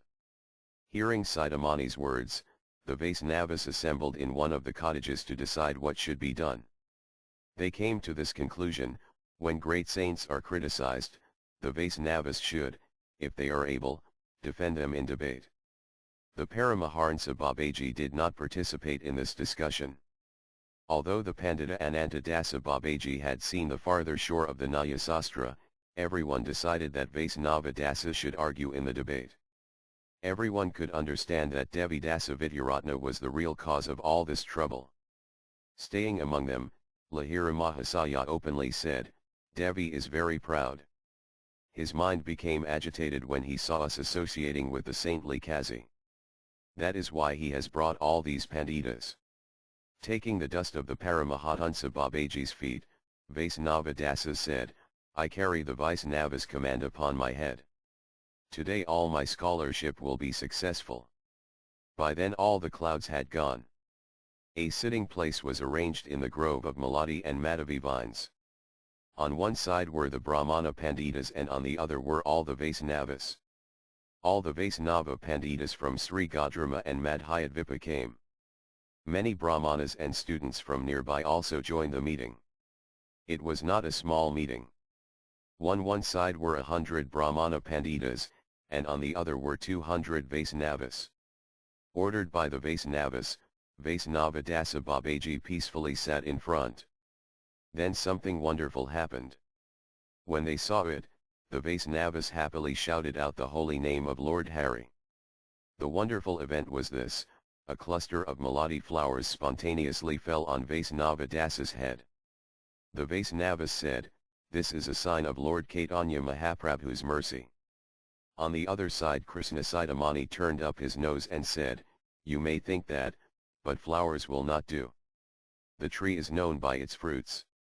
Without showing any pride, Vaisnava Dasa declared, "Today's meeting in Navadvipa is just like a meeting in Varanasi. This is a source of great joy. Although live in Bengal, stayed for a long time in Varanasi. There studied and also spoke in many meetings. Therefore I am not accustomed to speak in Bengali. I wish that for today's meeting the questions and answers shall be in Sanskrit."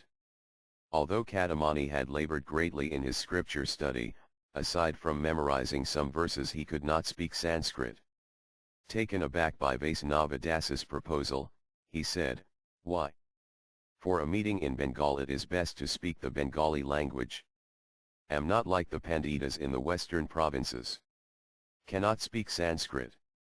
Seeing this, everyone could understand that Kadamani was becoming afraid to debate with Vaisnava Dasa.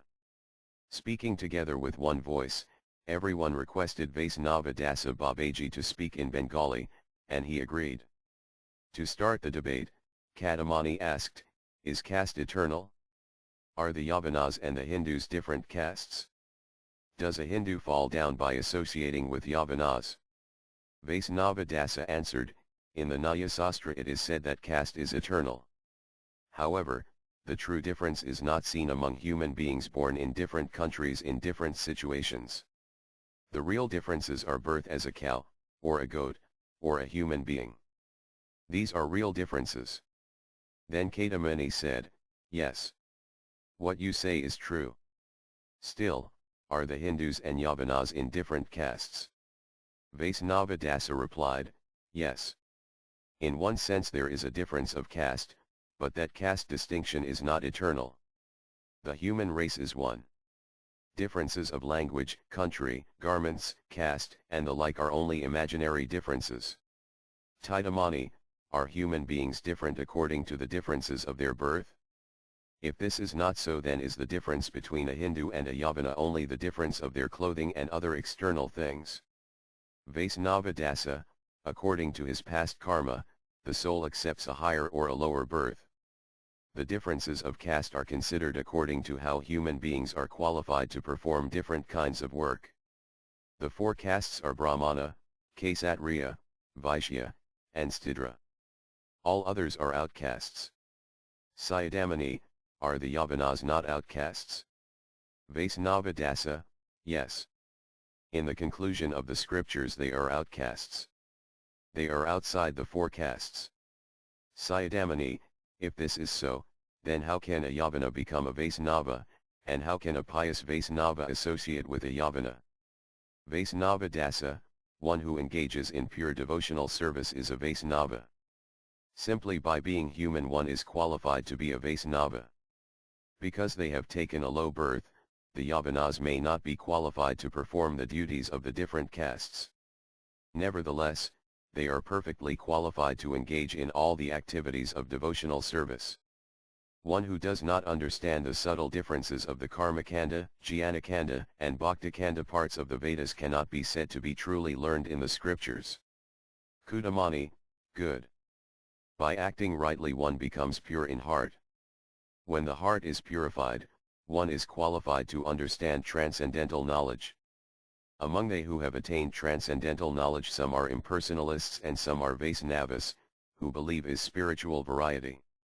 In the beginning of spiritual life one must perform pious deeds, karma. If one's pious deeds have attained their completion, one cannot become a Vaisnava. However, the Muslims are not qualified to perform pious deeds.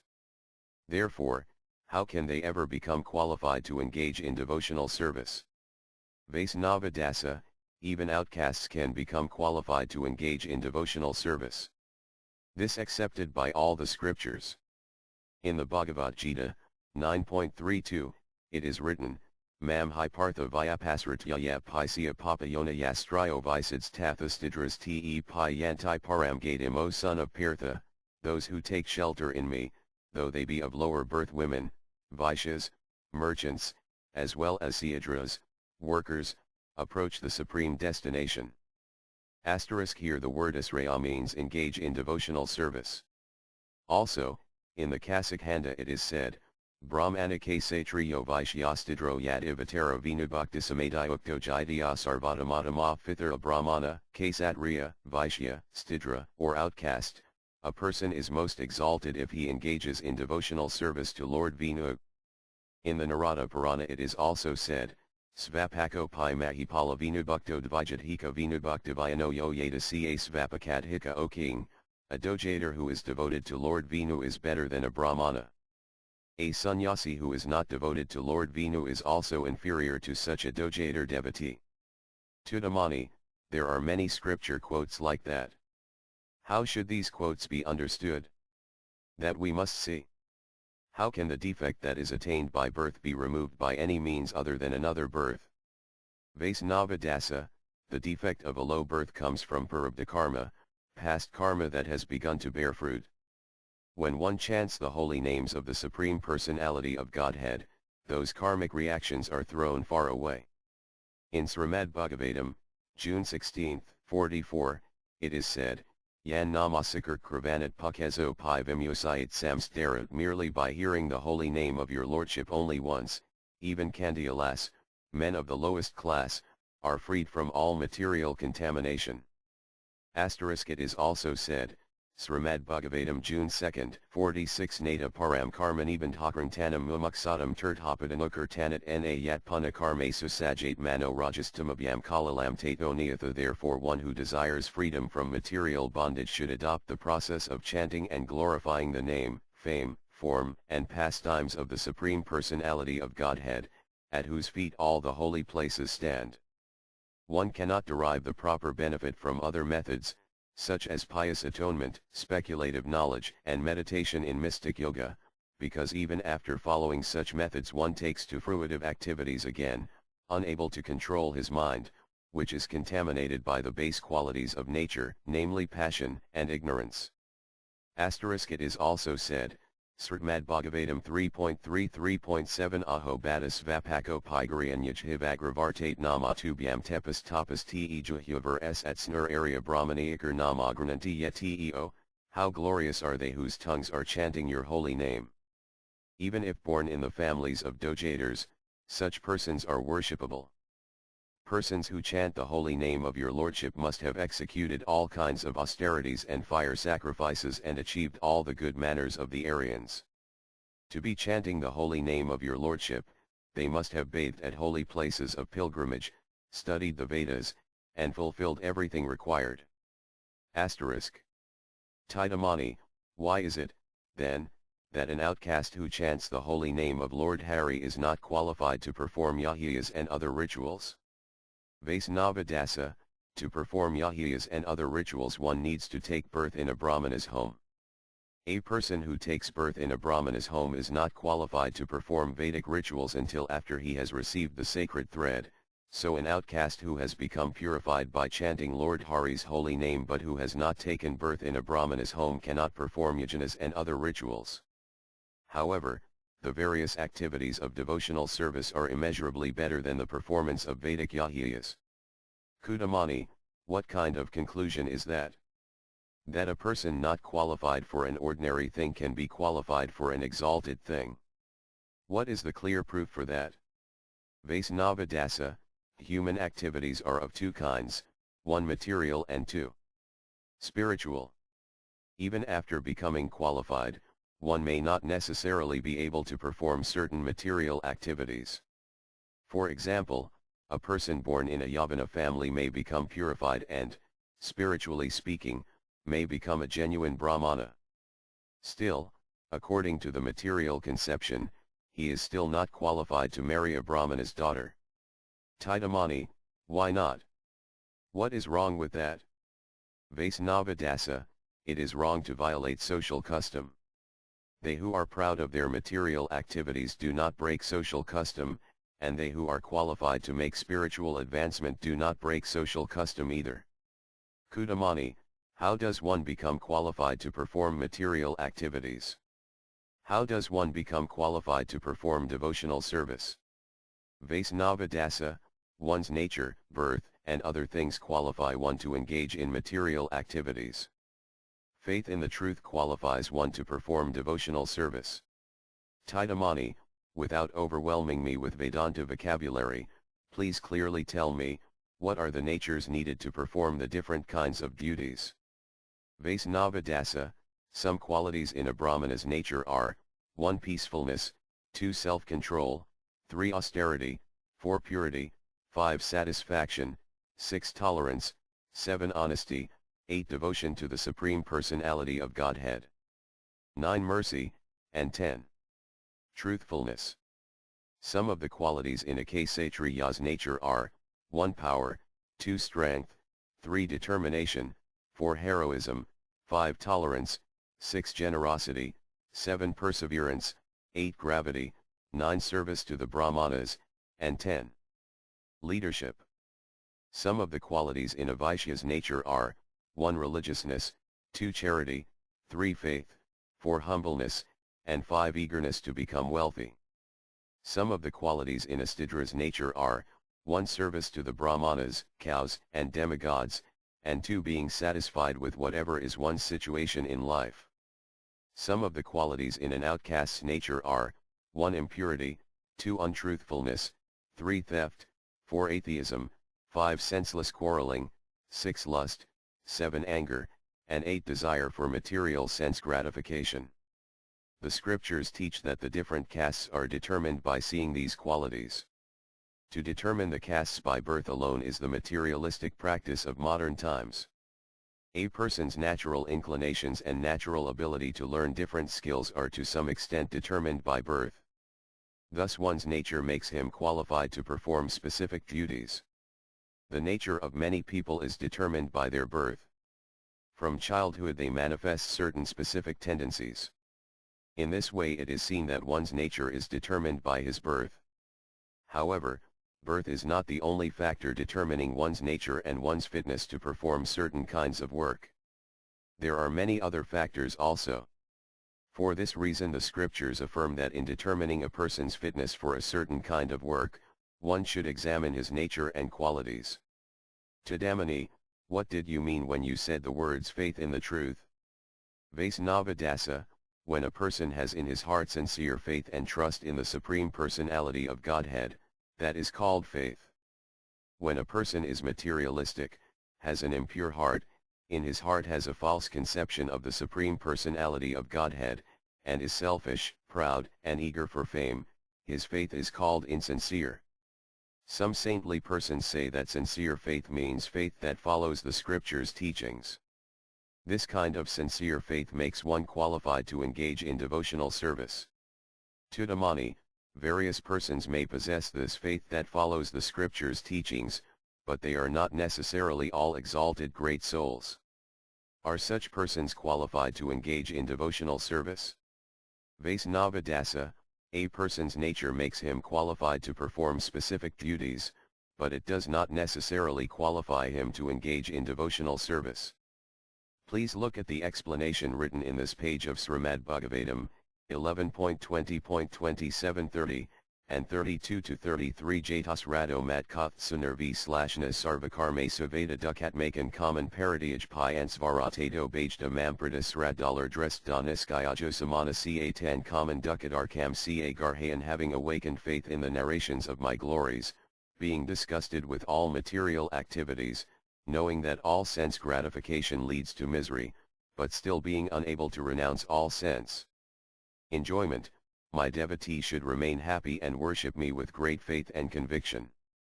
Even though he is sometimes engaged in sense enjoyment, my devotee knows that all sense gratification leads to a miserable result, and he sincerely repents such activities. Praktina Bhakti Yogena Bhajato Masakran Munikama Hirde Yanasianti Sarvmaya Hirdi Stite. When an intelligent person engages constantly in worshipping me through loving devotional service as described by me, his heart becomes firmly situated in me. Thus all material desires within the heart are destroyed. Pidyate Hirdeagranthis Chidianti Sarvasam Sayake Styant Kajya Karmani Maidrasaint Kilatmani. The knot in the heart is pierced, all misgivings are cut to pieces, and the chain of fruitive actions is terminated when I am seen as the Supreme Personality of Godhead * yat karmabhir yat tapasa hanavatraj yat asya yat yogena dana dharmana srayabhir itarayar api sarvam mad bhakti yogena mad bhakto labhate ajasis vargape vargam mad dhamma. Kathanasid yati vanchati, everything that can be achieved by fruitive activities, penance, knowledge, detachment, mystic yoga, charity, religious duties, and all other means of perfecting life is easily achieved by my devotee through loving service unto me. If somehow or other my devotee desires promotion to heaven, liberation, or residence in my abode, he easily achieves such benedictions. In this way faith in devotional service develops. Kadamani, what if I have no respect for Srimad Bhagavatam? Vaisnava Dasa, Srimad Bhagavatam teaches the conclusion of all the scriptures. The scriptures are one. If you do not respect Srimad Bhagavatam, then you insult all the other scriptures. I do not need to show evidence from many scriptures. Does everyone accept Bhagavad Gita? Think about that. When you first spoke, from your mouth came a verse from Bhagavad Gita, a verse that contains the teachings of all the scriptures. In the Gita, 9.30-32, it is said, Api set sudert karo bajate mam ananyabaksatur eva sa mantavya samayag vyavasito hi sa. Even if one commits the most abominable actions, if he is engaged in devotional service, he is to be considered saintly because he is properly situated. * K Sipram Bhavati Dermatma Sasvakchantam Nigakati Kauntaya Pradijanthai and Amy Bhakta Pranajyati. He quickly becomes righteous and attains lasting peace. O son of Kunti, declare it boldly that my devotee never perishes. * Mam Hypartha Vyapdasratya Yap Pisya Papayona Yastryo Vishas Tatha Sidras Te Payanti Param Gatam. O son of Pirtha, those who take shelter in me, though they be of lower birth, women, Vaishyas, merchants, as well as Sidras, workers, approach the supreme destination. * These verses mean that a person who has faith in me alone, Ananyabhak, and who engages in the activities of devotional service, which begin with hearing and chanting Lord Hari's holy names and the descriptions of Lord Hari, renounces all impious deeds, which are naturally sources of misery. He renounces materialistic activities and he is considered saintly. In this way he follows the glorious spiritual path. One path is the path of Karmakanda, which begins with the duties of Varnashrama. A second path is the path of Jnanakanda, which begins with speculative knowledge and renunciation. The third path is to stay among the devotees and have faith in the holy name of Lord Hari and the descriptions of Lord Hari. Sometimes these three paths are considered yogas. In this way they are called Karma Yoga, Jnana Yoga, and Bhakti Yoga. Some people practice these different yogas. Thus they are called Karma Yogi or Jnana Yogi. Among all these yogis, the Bhakti Yogi is the best, for in Bhakti Yoga one attains limitless auspiciousness. At the end of the first 6-chapter section of Bhagavad Gita, 6.47, one may see the following conclusion: Yoginam api sarvazam madgatanantaratmanas radavan bhajat yo mam samyutadamo mata. And of all yogis, he who abides in me with great faith, worshipping me in transcendental loving service, is most intimately united with me in yoga and is the highest of all. * One must properly understand the meaning of Bhagavad Gita 9.31. This verse means that a person who faithfully engages in devotional service quickly casts far away all faults in his character and activities. A person who engages in devotional service to the Supreme Personality of Godhead becomes pious, for the Supreme Personality of Godhead is himself the root of all piety. The Supreme Personality of Godhead himself is conquered by devotional service. When the Supreme Personality of Godhead stays in a person's heart, the bondage of Maya is at once thrown far away. Such a person need not adopt any other process to become free from Maya. Whether he performs material pious deeds or not, a devotee's heart is naturally filled with piety and saintliness. Lust is then thrown far away, and in its stead peacefulness enters his heart. The Supreme Lord himself promises, "My devotee will never perish." The karmi or jnani may fall into bad company, but my sincere devotee will never fall into bad company, for he always has me as his companion. Therefore he will never fall down. Whether born in a sinful family or a Brahmana family, a devotee always has the supreme goal of life in the palm of his hand. Kudamani, look, my scripture says the qualification that comes from birth is the best.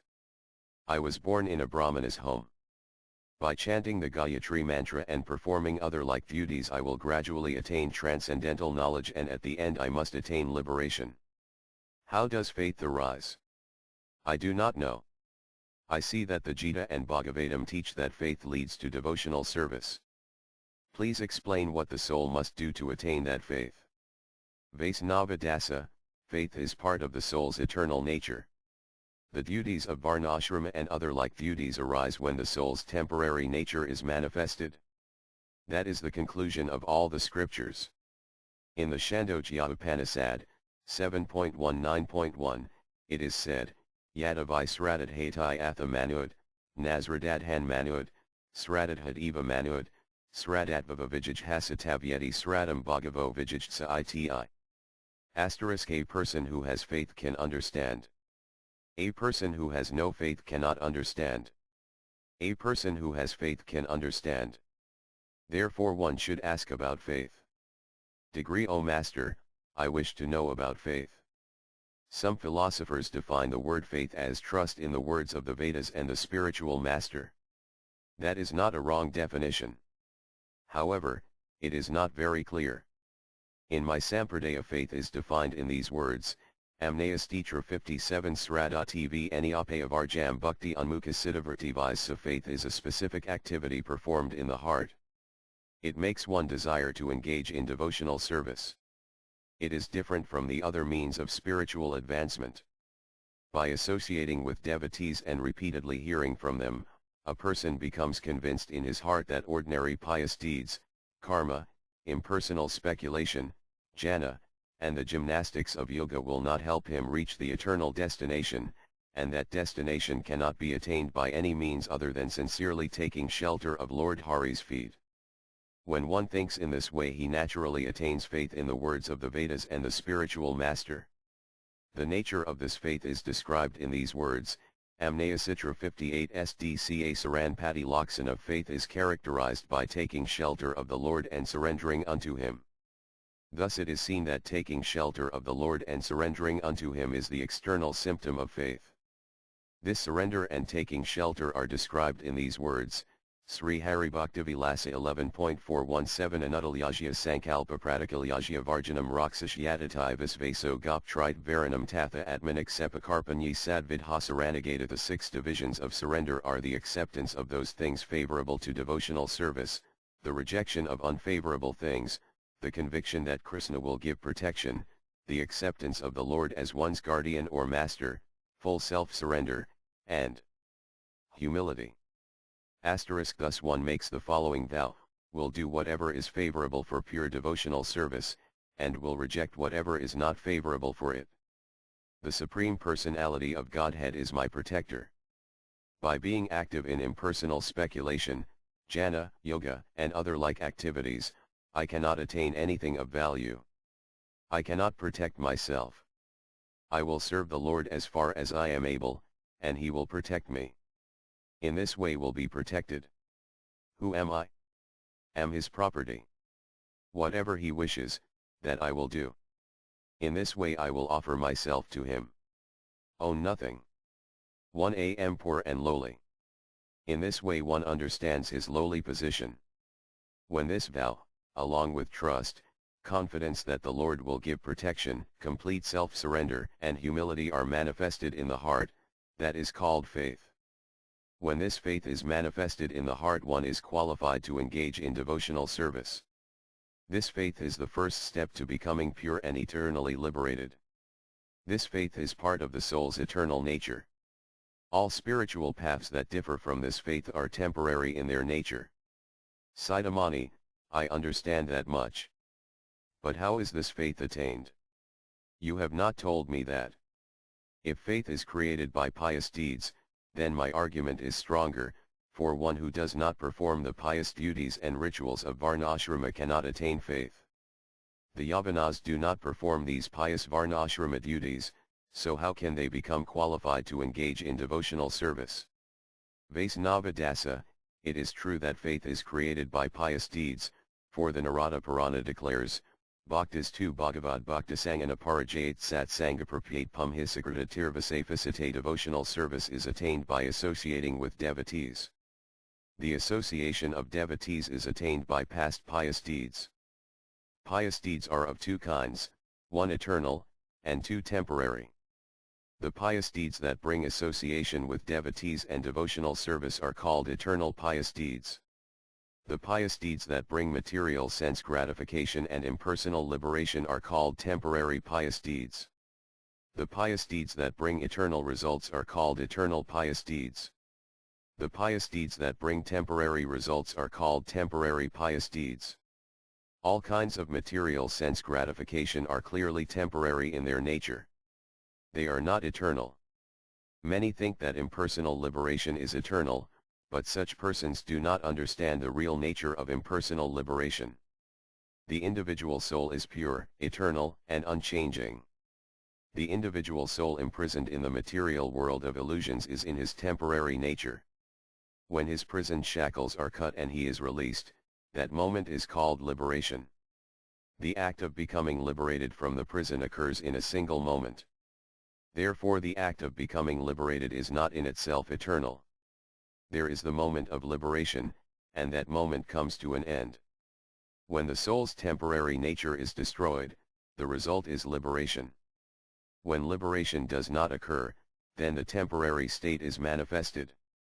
Attraction to Lord Hari's feet never comes to an end. That attraction is part of the soul's eternal nature. No impartial person will claim that these aspects of the soul's nature are temporary in nature. So-called devotional service that ends when liberation is attained is temporary in nature. That so-called devotion is actually a specific kind of material activity. However, the devotional service that exists before, during, and after liberation is eternal. It is the eternal nature and duty of the soul. Liberation is merely a less important byproduct of that devotional service. In the Mundaka Upanishad, January 2, 12, it is said, Part Kasya Lokan Karmasaitan Brahmano Nirvidamayan Nasti Akrayakritana Tadvihanartham Sa Guramivabhagakat Samitpanis Ratrayam Brahmanistham. Seeing the true nature of the higher worlds attained by pious karma, a Brahmana does not desire them. To learn transcendental subject matter, one must approach the spiritual master. In doing so he should carry fuel to burn in sacrifice. The symptom of such a spiritual master is that he is expert in understanding the Vedic conclusion, and therefore he constantly engages in the service of the Supreme Personality of Godhead. Asterisk. Pious fruitive work, karma, impersonal speculation, jnana, and yoga are all temporary pious deeds. Association with devotees and the performance of activities that lead to devotional service are eternal pious deeds. A person who for many previous births has performed such eternal pious deeds attains faith. A person who performs temporary pious deeds may attain many different results, but faith in pure devotional service is not one of them. Tudamani, please clearly describe association with devotees and the performance of activities that lead to devotional service. What kind of pious deeds are these? Vaisnava Dasa, conversing with a pure devotee, serving him, and hearing his explanations, all these I call association with devotees. Chanting the holy names in towns and cities in the company of other devotees, and other like activities, are all activities of devotional service.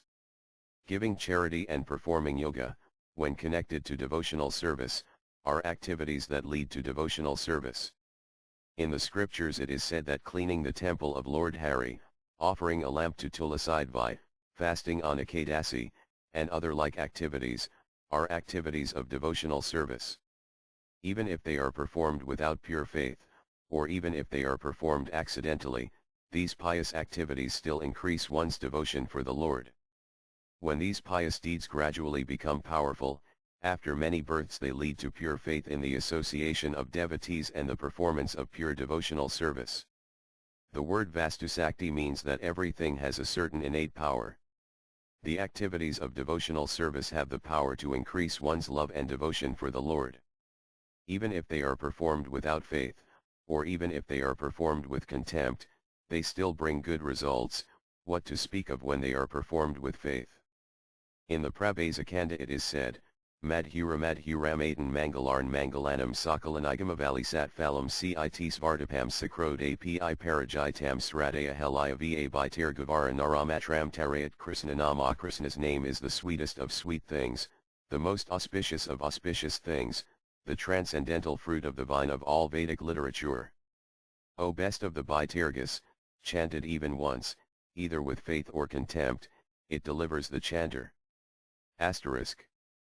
Thus the pious deeds that increase one's devotion for the Lord are all eternal pious deeds. As these pious deeds gradually become powerful, they lead to faith in the association of devotees and the performance of pure devotional service. Because of his past temporary misdeeds a person may take birth in a yavana's home, and because of past eternal pious deeds he may also attain faith in pure devotional service. What is surprising about that? Shramani say that if a person has performed even a small number of the pious deeds that lead to devotional service, then his other deeds must all be pious deeds also. One who is born as a yavana cannot possibly have performed only pious deeds, and therefore it is not possible that in the past he performed the pious deeds that lead to devotional service. Vaisnava Dasa, one should not have such a belief. Eternal pious deeds and temporary pious deeds are independent of each other. One does not need the other to exist. It is said that a hunter who was filled with many sins and misdeeds by accident fasted and kept an all-night vigil on a day sacred to Lord Shiva, and because of performing this eternal pious deed he attained devotion to Lord Hari. It is said, Srimad Bhagavatam November 13, 16, Vaisnavanathyatha Samha, a great Vaisnava like Lord Shiva. Because of these words accept that Lord Shiva is supremely worshipable, and a great Vaisnava also. Therefore by observing his holy day one can certainly attain devotion to Lord Hari. Tidamani, then you say it is possible to perform eternal pious deeds accidentally. Vaisnava Dasa, all is an accident. Even the path of karma is like that. It was by accident that the individual soul first fell into the cycle of karma. What was that chance accident? The followers of Karma Mimamsa claim that karma has no beginning, but the truth is that there is a root from which karma has grown. In the individual soul's aversion to the Supreme Personality of Godhead is the accident that is the root of karma. As that is believed to be an accident, so eternal pious deeds may also be believed to be chance accidents. In the Svetasvatara Upanishad, 4.6-7, it is said, Samain Vergas Puraso Nimagno Nisayasokadimaya Justum Yada Pajyati Anyam Isamasiyam Ahimanam Iti Vidasoka. Although the two birds are on the same tree, the eating bird is fully engrossed with anxiety and moroseness as the enjoyer of the fruits of the tree. But if in some way or other he turns his face to his friend who is the Lord, and knows his glories, at once the suffering bird becomes free of all anxieties.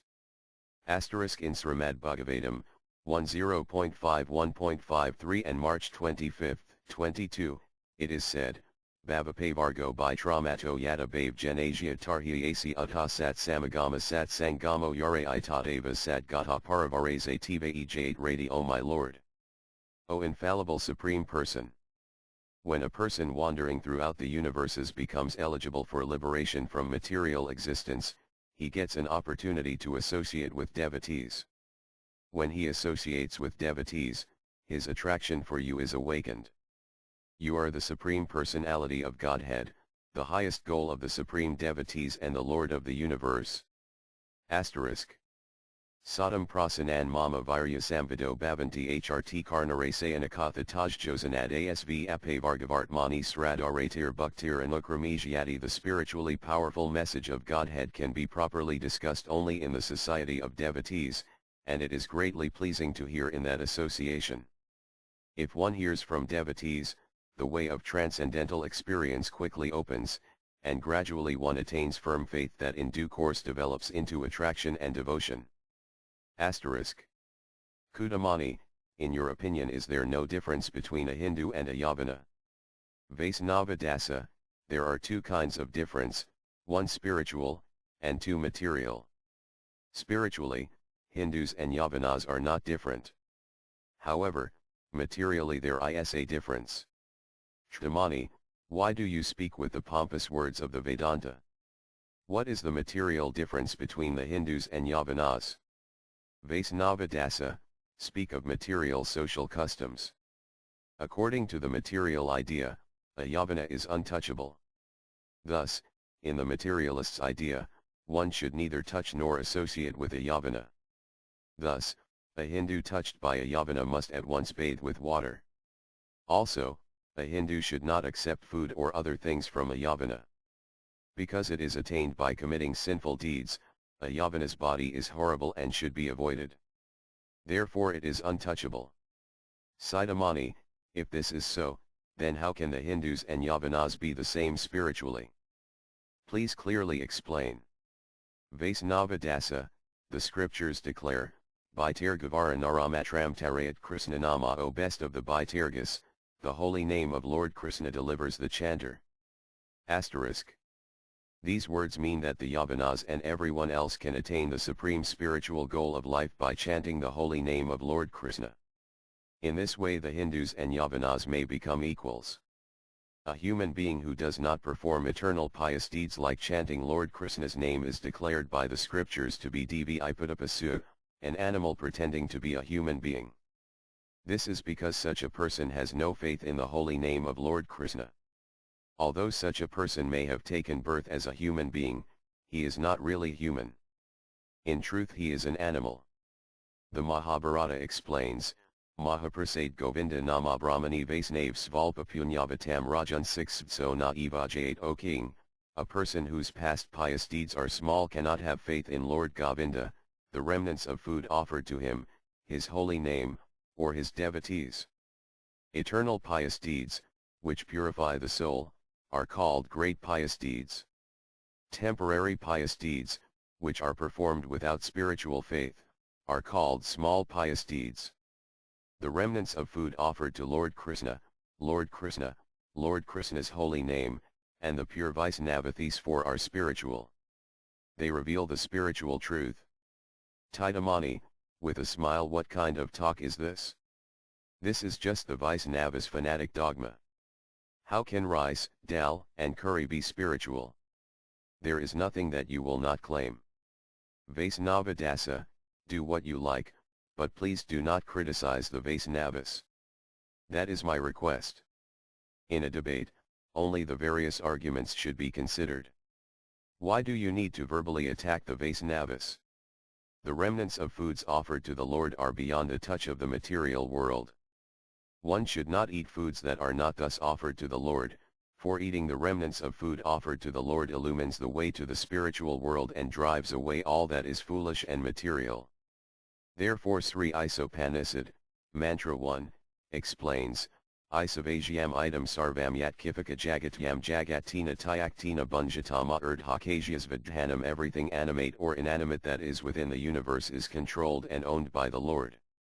One should therefore accept only those things necessary for himself, which are set aside as his quota, and one should not accept other things, knowing well to whom they belong.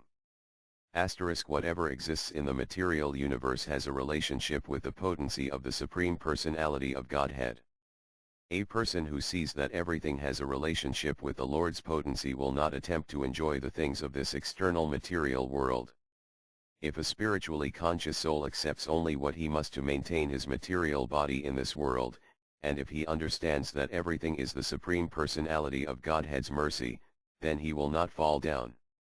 That is the way a person eager to attain the spiritual world will act.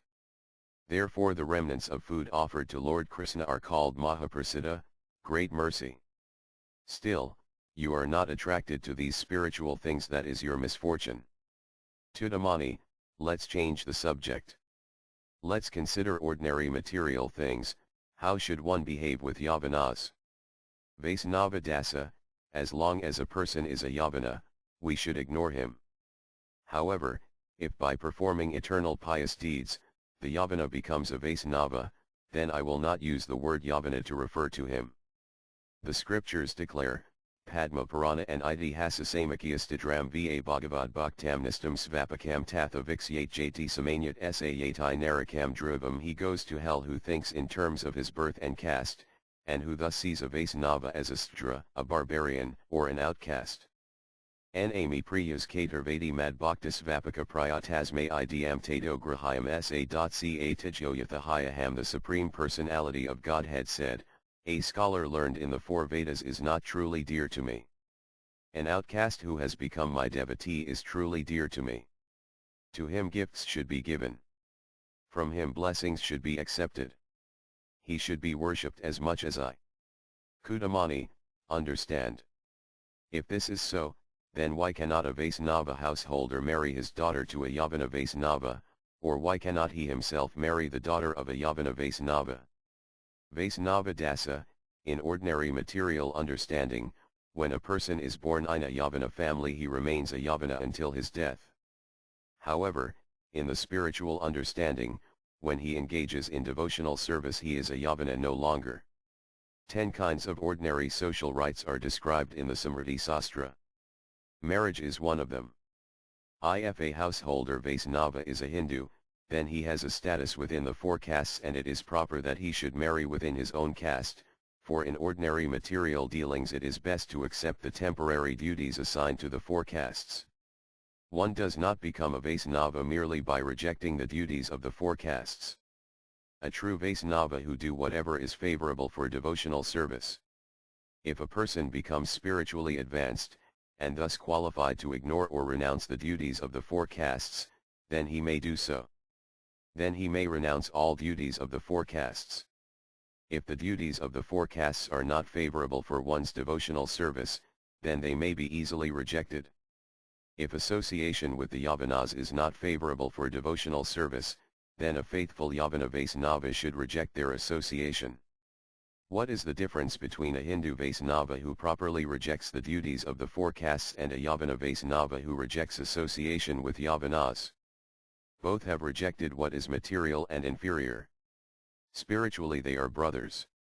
However, this may not be true for a householder Vaisnava. Even though his associates and duties may not always be favorable for his advancement in devotional service, he should not renounce them prematurely. He may renounce them only when he is properly qualified. However, when his attachment to devotional service becomes very strong, he will naturally renounce unfavorable association and duties. In Srimad Bhagavatam, November 11, 32, the Supreme Personality of Godhead explains, Ajhayavam gunan dosan mayadistan api svakan dharmdan santyajya yasarvan mam bajet saca sadama. Understanding these virtues and faults I have described, a sincere devotee renounces all ordinary material duties and worships me alone. Such a devotee is the best of all. In the concluding statements of Bhagavad Gita, 18.66, the Supreme Personality of Godhead declares, Sarvadharman Parityajya mam eka saranam vraja aham tivam sarvapapya moksayajyami me sukha. Abandon all varieties of religion and just surrender unto me. I shall deliver you from all sinful reactions. Do not fear. Asterisk. In Srimad Bhagavatam, April 29, 54, it is said, Yada yajyanyugranatai bhagavan atmabhavata sa hahati matiram lokvid ca paranisthitam. When a person is fully engaged in devotional service, he is favored by the Lord, who bestows his causeless mercy. At such a time, the awakened devotee gives up all material activities and ritualistic performances mentioned in the Vedas. Asterisk. Kudamani, if a Yavana becomes a sincere Vaisnava, can you take food, drink, and other things with him? Vaisnava Dasa, Sannyasi Vaisnavas may take Mahaprasada with them. Householder Vaisnavas who are materialistic may not be so inclined. However, there is no rule forbidding one from even taking the remnants of food left by any other Vaisnavas. Indeed, one should take their remnants. Kudamani, why is it, then, that in Vaisnava temples Yavana Vaisnavas are not allowed to touch the deities? Vaisnava Dasa, it is an offense to call a Vaisnava born in a Yavana family a Yavana Vaisnava. Simply by being a Vaisnava, he is qualified to serve Lord Krishna. If a householder Vaisnava engaged in serving the deity of the Lord is, in the opinion of materialistic persons, outside the caste rules of Varnasrama Dharma, the Vaisnava is at fault only from the point of view of persons eager to follow material customs. Still, a sannyasi Vaisnava should not worship the deity, for if he worships the deity then his status as a person beyond the caste system becomes ruined. Instead, in his heart he should worship Lord Krishna, the beloved of Sri Radha. Tidamani, I understand. Now please tell what you think about the Brahmanas. Vaisnava Dasa, Brahmanas are of two kinds, one Brahmanas by nature, and two Brahmanas only by birth. They who are Brahmanas by nature are mostly Vaisnavas. Serious thinkers from every philosophical camp will honor such a Brahmana. They who are Brahmanas by birth are honored because of ordinary social custom.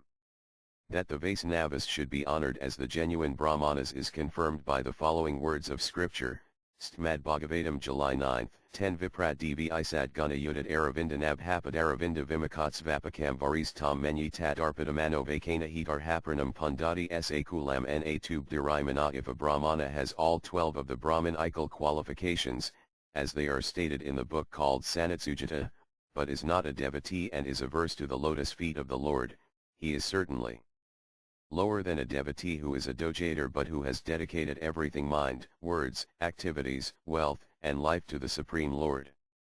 Such a devotee is better than such a Brahmana because the devotee can purify his whole family, whereas the so-called Brahmana in a position of false prestige cannot purify even himself. Tidamani, the Stidras are not allowed to study the Vedas.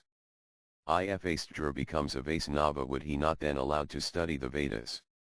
Vaisnava Dasa, regardless of the caste in which he was born, a pure Vaisnava becomes a Brahmana according to spiritual calculations. The Vedas are divided into two parts, one the Veda describing ordinary rituals and duties, and two the Veda describing the spiritual truth. They who are Brahmanas because of social custom are allowed to study the Veda describing ordinary rituals and duties, and they who are Brahmanas according to spiritual calculations are allowed to study the Veda that describes the spiritual truth. Regardless of the caste in which he was born, a pure Vaisnava is perfectly qualified to study and teach the Veda that describes the spiritual truth. This is described in the following words of Bradaranyaka Upanishad, April 4, 21 Tam Evadhiro Vijanaya Prajanam Kurvita Brahmana. A wise Brahmana should study the part of the Veda that describes the Supreme Personality of Godhead. It is also said, Bradaranyaka Upanishad March 8, Tenyo Va Tat Aksaram Gargi Avidit Vasmal Lokat Priti Sa Kripana. He is a miserly man who does not solve the problems of life as a human and who thus quits this world like the cats and dogs, without understanding the science of self-realization. Asterisk. Yo va tad aksaram gari vidit vasmal lokat priti sa brahmana. He is a Brahmana who does solve the problems of life as a human and who quits this world knowing the truth of the eternal Supreme Personality of Godhead. They who are Brahmanas because of social custom are described in these words of Manu Samhita, 2.168 Yo nadhatyadvijo vedam enyatrakuritsramam sa jivan evastidritvam asu gakati sanvaya. A Brahmana who does not study the Vedic literatures, and who instead laboriously studies many other books about material things becomes at once, in this life, and along with his entire family, a Stidra. The qualification of a person entitled to study the Veda that describes the spiritual truth is stated in these words, Svetasvatara Upanishad 6.23 Yajyadev para Bhaktivedanta Tatha Guratajya Itkathita Hi Artha Praktisant Mahatmana. Only unto those great souls who have implicit faith in both the Lord and the spiritual master are all the imports of Vedic knowledge automatically revealed. Asterisk. The word para-bhakti here means pure devotional service. I cannot say more on this subject. Please understand it as far as you are able. The summary conclusion of all this is, a person who has faith in pure devotional service is qualified to study the part of the Veda describing spiritual truth, and a person who has attained pure devotional service is qualified to teach the part of the Veda describing spiritual truth.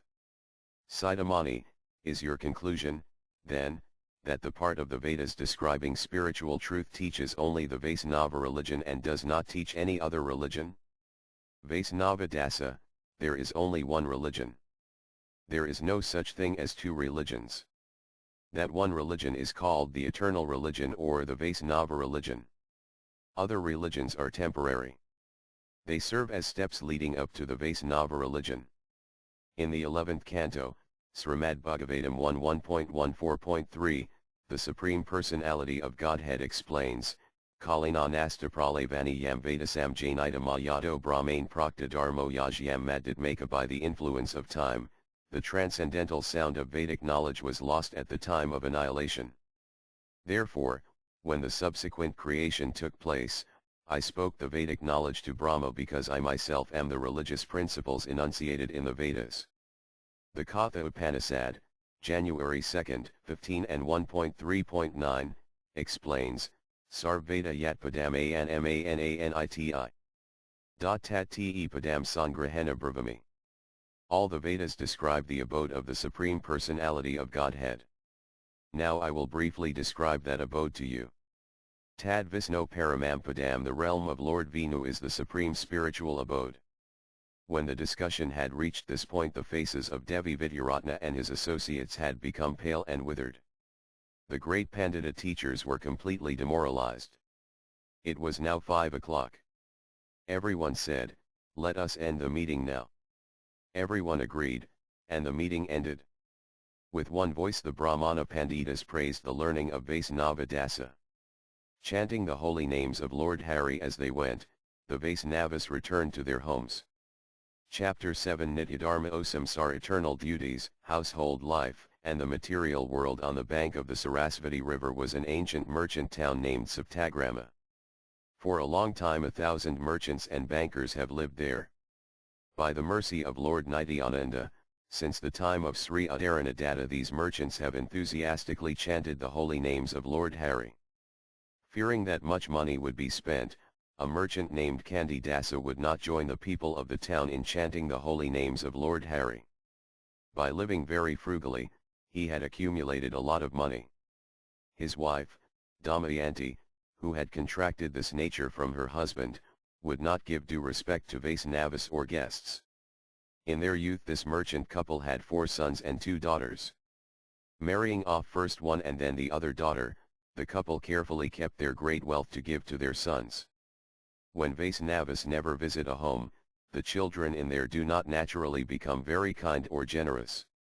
These qualities become stunted. As the children grew up they became more and more selfish. Eager to get their inheritance, they yearned for their parents' deaths. The unhappiness of the merchant couple knew no bounds.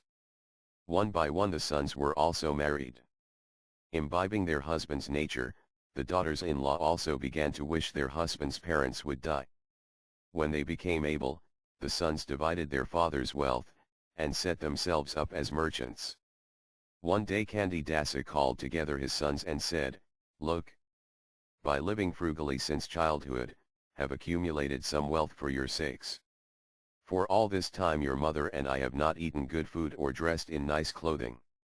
Now we are growing old and you should take care of us. That is your duty. However, I see that you are not inclined to take care of us, and that has made me very sad. I have some wealth hidden away, and I will give to whomever amongst you acts like a good son." Hearing these words, the sons and their wives became silent. Meeting in another place, they all decided that the best thing would be to send father and mother far away and then take the hidden money, for there was no saying to whom the old man would wrongly give it. All were sure the wealth was hidden in the father's bedroom. The father's eldest son was named Hari Karana. One morning he said to his father, "Father, you and mother so go and see Sridhama Navadvipa. In that way your human life will be successful. Have heard that in the age of Kali no holy place is sacred and auspicious like Navadvipa. To travel to Navadvipa is neither difficult nor expensive. If you cannot walk, for 2 panas a boat can take you there. If you wish, a Vaisnava lady is willing to accompany you there." Kandidasa consulted with his wife, Damayanti. She was very happy. The two talked. "Your words the other day brought our sons to their senses. We are not so weak that we cannot walk." Passing through Kalna and Santipura, Let us go to Sridham Navadvipa. Noting an auspicious day, the two began their pilgrimage. Walking and walking, on the next day they came to Ambika. Staying there at a merchant's place, they cooked and ate their meal. A man from Saptagrama came there and told them, "Your sons broke into your room and took all your belongings. They will not allow you to return home. They have taken all your hidden wealth." Hearing this, Candidasa and his wife lamented greatly. On that day they would not eat. They wept and wept. The Vaisnava lady accompanying them said, "Don't be attached to your home. Continue traveling. Renounce the world. Meet the Vaisnavas. They for whom you have done so much have now become your enemies. Now you cannot return home. Continue traveling. You can stay in Navadvipa. By begging you can eat. All will be well." Hearing of what their sons and daughters-in-law had done, Candidasa and his wife said again and again, "We will not return home. It is better that we give up our lives. That would be best." After that they stayed at the home of a Vaisnava in Ambikagrama. After 2 or 4 days they went to see Santipura, and then they went to Navadvipa. There they stayed in Mayapura, in the home of a relative who was a merchant. They stayed for 2 or 4 days and then went to see the 7 village of Navadvipa, and, on the other side of the Ganga, the 7 villages of Koliagrama. After a few days love for their sons and daughters-in-law again arose in their hearts. Candidasa said, "Come. Let us go to Saptagrama. Will not our sons love us even a little?" Then the Vaisnava lady who was accompanying them said, "Have you no shame? They will kill you." Hearing this, the old couple became afraid. They said to her, "Copyright saintly Vaisnava, please return to your home. We will live alone. We will approach a saintly person, learn from him, and live by begging." The Vaisnava lady left. The merchant couple gave up all hope of returning home. They considered building a new home in the Shakarikatan neighborhood of Koliagrama.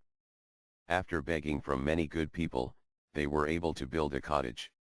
In sacred Koliagrama past offenses are all forgiven. When a person lives there his past offenses are thrown far away. That is what is said about that place. One day Candidasa said, "O Mother of Hari, why do you continue like this? Don't say anything more about your sons. Don't even think of them. In our past lives we must have committed many, many offenses. That is why we took birth in the homes of merchants. Because of that low birth we became misers and refused to serve Vaisnavas and guests. If here we can make a little money, we should use it to serve guests. Then our next birth will be good. I have set my mind to open a grocery store. I will approach some good people, beg 5 coins from each, and start a grocery." After a few days of striving in that way, Candidasa finally opened a small store. Every day he earned a small profit. After eating a full meal, every day the husband and wife fed a guest. Candidasa lived better than he did before. Candidasa was a little educated. In his spare moments at the store he would read Gunarajakana's book Sri Krishna Vijaya. He was honest in buying and selling and he would serve guests. In this way 5 or 6 months passed. When they learned his story, the people of Koliagrama began to have faith in Candidasa. It was in that neighborhood that Yadava Dasa lived. Yadava Dasa was a householder Vaisnava. He would read Sri Caitanya Mangala. Sometimes Candidasa would listen to him reading. Yadava Dasa and his wife liked to serve the Vaisnavas. Seeing them, Candidasa and his wife also came to like serving the Vaisnavas. One day Candidasa asked Yadava Dasa, "What is the material world?" Yadava Dasa replied, "On the other shore of the Ganga, on the island of Gadrama, live many learned Vaisnavas. Go there. Ask them this question. Go there sometimes and in that way I learn many things." Nowadays the Vaisnava Panditas in Sri Gadrama better scripture scholars than even the Brahmana Panditas. Yesterday an assembly of Brahmana Panditas were defeated in debate by Sri Vaisnava Dasa Babaji. He will give a good answer to your question. That afternoon Yadava Dasa and Kandi Dasa crossed the Ganga. Damayanti was now accustomed to serve the Vaisnavas. The miserliness in her heart had lessened. She said, I will go with you to Sri Gadrama. Yadava Dasa said, the Vaisnavas there are not householders.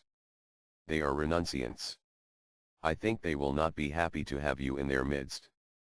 Damayanti said, I will offer Dandavat obeisances from afar. I will not enter into the middle of the grove. I am an old lady. They will not be angry with me. Then Yadava Dasa said, the custom is that women may not go there. It is better that you merely wait nearby and accompany us when we return. At 9 in the morning the three of them crossed the Ganga and approached Pradayamna Kunija. At the entrance to the forest grove Damayanti offered Dandavat obeisances and sat down under an old banyan tree. Yadava Dasa and Kandi Dasa entered the forest grove and devotedly offered Dandavat obeisances to the Vaisnava sitting in the place of Madhavi and Malati vines. The Paramahansa Babaji was sitting there. On his four sides were Sri Vaisnava Dasa, Lahira Mahasaya, Ananta Dasa Babaji, and many others. Yadava Dasa approached and sat down. Kandi Dasa sat beside him. Saintly Ananta Dasa Babaji asked, who is the new man? Yadava Dasa repeated all of Kandi Dasa's story. Ananta Dasa Babaji smiled and said, yes. That is what is called the material world. He who knows the true nature of this world is wise. He who is trapped in the cycle of birth and death in this world is truly an object of pity. Kandi Dasa's heart gradually become purified. One who performs eternal pious deeds attains auspiciousness. Honoring the Vaisnavas and reading and hearing the Vaisnava scriptures were the beginning of Kandi Dasa's eternal pious deeds. By performing these pious deeds again and again he became pure in heart and attained sincere faith in pure devotional service. When he heard Ananta Dasa's words, Kandi Dasa, his heart now beginning to melt, said, today I make this request, please be merciful and tell me clearly, what is the material world? Sri Ananta Dasa, Kandi Dasa, your question is very serious. I wish that either the Paramahamsa Babaji or Sri Vaisnava Dasa Babaji would give the answer. The Paramahansa Babaji, this is a serious question. $11 Ananta Dasa Babaji is qualified to give the answer. Today we will all listen to the instruction he gives. Ananta Dasa, I must obey your order. I will speak as far as I have understanding. I will begin by remembering the lotus feet of my spiritual master, Srila Pradyumna Brahmachari, who is an exalted personal associate of the Supreme Personality of Godhead. The individual spirit soul has two states of existence, one the liberated state, and two the state of bondage in the prison of the material world. An individual soul who is a pure devotee of Lord Krishna is not bound by the illusory potency Maya. By Lord Krishna's mercy such a soul is liberated from the material world of Maya. He is a liberated soul. His state of existence is the liberated state. On the other hand, a soul who tries to avoid Lord Krishna falls into the gaping mouth of the illusory potency Maya. Such a soul is imprisoned in the material world. His state of existence is residence in the material world. A soul liberated from Maya is always conscious of his original spiritual identity. His whole life is service to Lord Krishna. Such a soul does not reside in the material world. He resides in one of the pure spiritual worlds. Goloka, Vaikuntha, and Vrindavana are the names of some of these pure spiritual worlds. The souls free from Maya are limitless in number. They cannot be counted. The souls bound in Maya's prison are also limitless in number. They cannot be counted either. A soul averse to Lord Krishna, is bound by Lord Krishna's shadow potency Maya, who binds that soul with ropes of goodness, passion, and ignorance. Because of the difference of these three ropes, the imprisoned souls are placed in many different states of existence. The variety of those states is astonishing. They who think for a moment will see this astonishing variety. These souls manifest an astonishing variety of material bodies, an astonishing variety of states of existence, an astonishing variety of forms, an astonishing variety of natures, an astonishing variety residences, and an astonishing variety of movements. When he first enters the material world, the soul is covered by a new sense of identity. In his pure state of existence the soul thinks I am a servant of Lord Krishna. However, in the state of material bondage the soul thinks, Lama human being. I am a demigod. I am an animal. I am a king. Lama Brahmana. I am an outcast. Tam suffering. I am hungry. I am insulted. I am generous. I am a husband. I am a wife. I am a father. Tam asan. Tam an enemy. Tam a friend. I am learned. I am handsome. I am wealthy. 1 am poor. Lam happy. Lam sad. Lam strong. Lam weak. In this way the soul may have different conceptions of his identity. This is called false ego. There is also another thing called false possessiveness. In the grip of false possessiveness, the soul thinks, this is my house. This is my thing. This is my wealth. This is my body. This is my son and my daughter. This is my wife. This is my husband. This is my father. This is my mother. This is my caste into which I was born. This is my power. This is my form. This is my virtue. This is my knowledge. This is my renunciation. This is my wisdom. This is my activity. This is my good fortune. These are my servants and dependents. In this way the soul uses the word my in many different ways. This great variety of I's and my s are called the material world. Yadeva Dasa, I see how there are many I's and my's in the state of material bondage. But are there no Is and my s in the liberated state? Ananta Dasa, in the liberated state the Is and my's are all spiritual and free of fault. There is manifested the soul's original spiritual identity, which was originally created by Lord Krishna. Because of these different spiritual identities, in the spiritual world there are many different I's. Although all souls there are Lord Krishna's servants, they have a great variety of spiritual relationships with the Lord. All their different relationships manifest the idea of my. Yadeva Dasa, if this is so, then what is the fault in the great variety of Is and my s manifest among the souls bound in the material world?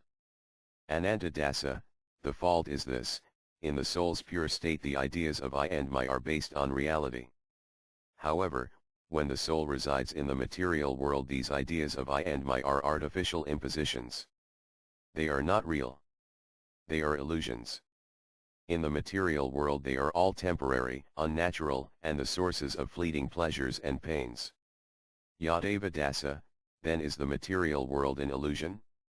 Ananta Dasa, the material world is not an illusion. By Lord Krishna's will it is a reality. However, a soul who enters this world has many illusory conceptions of I and my. Those false conceptions are illusions / the Mayavadis, who are all offenders, claim that this world is an illusion.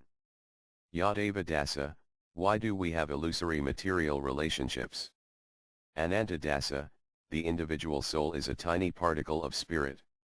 The first situation of the soul is on the boundary line that separates the spiritual and material worlds.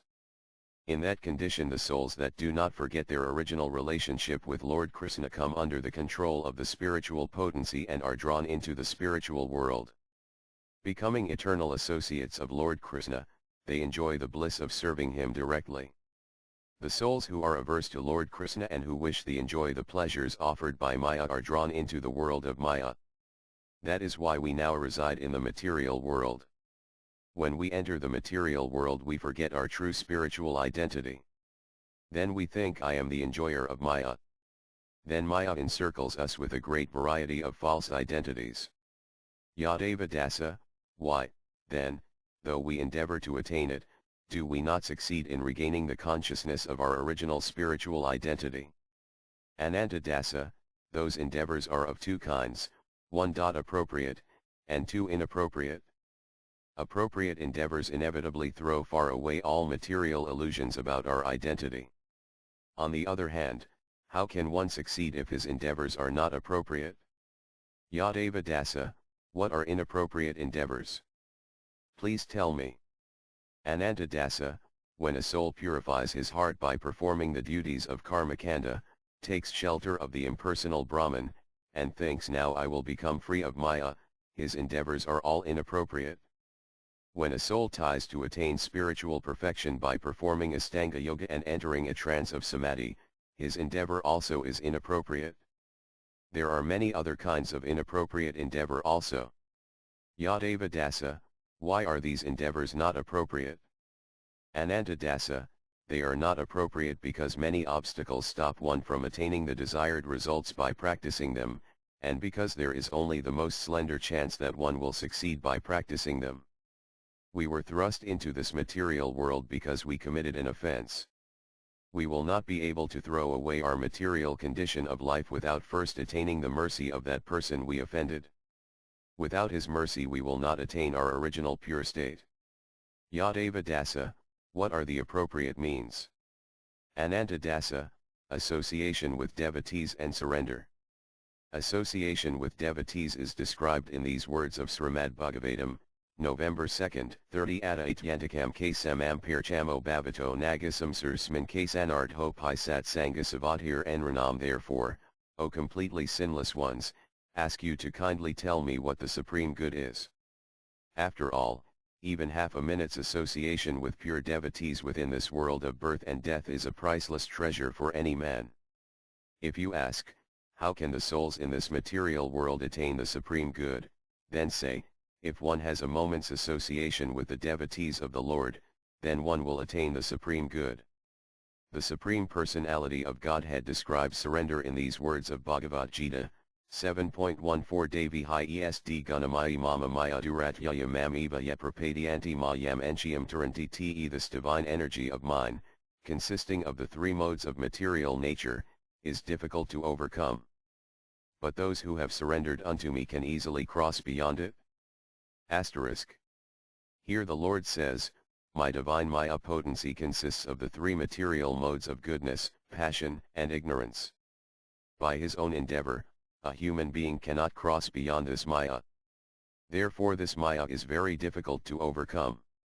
However, a person who surrenders unto me and takes shelter of me can cross beyond this Maya. Kandi Dasa, O saintly one, I am not able to understand all these explanations very well. This much I understand, I am originally a pure being.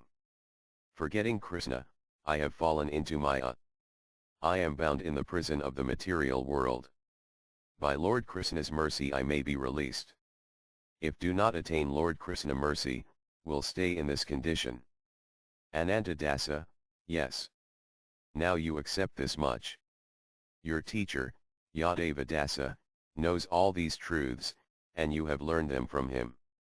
In the book Sri Premavivarta, Sri Jagadananda, who is a close associate of the Supreme Personality of Godhead, has said, Cit Kanajiva, Krishnasan Maya Bhaskar Nitya Krsne Dekakrisan Karanadar. The individual soul is a tiny particle of spirit, and Lord Krishna is a great son of spirit.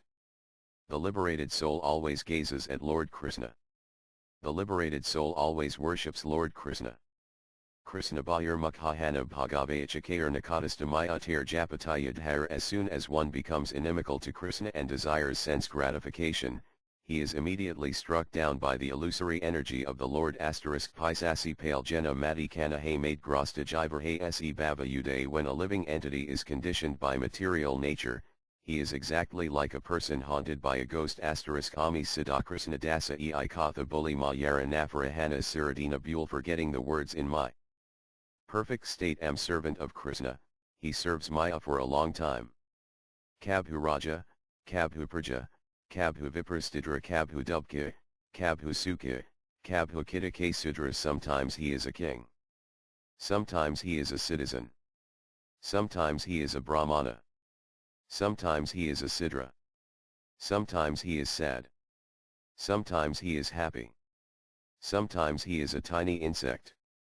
Kabhu Svarj, Kabhu Marti, Narak va Kabhu Deva, Kabhu Daitya, Kabhu Dasa, Prabhu. Sometimes he is in Svargaloka. Sometimes he is in the earthly realms.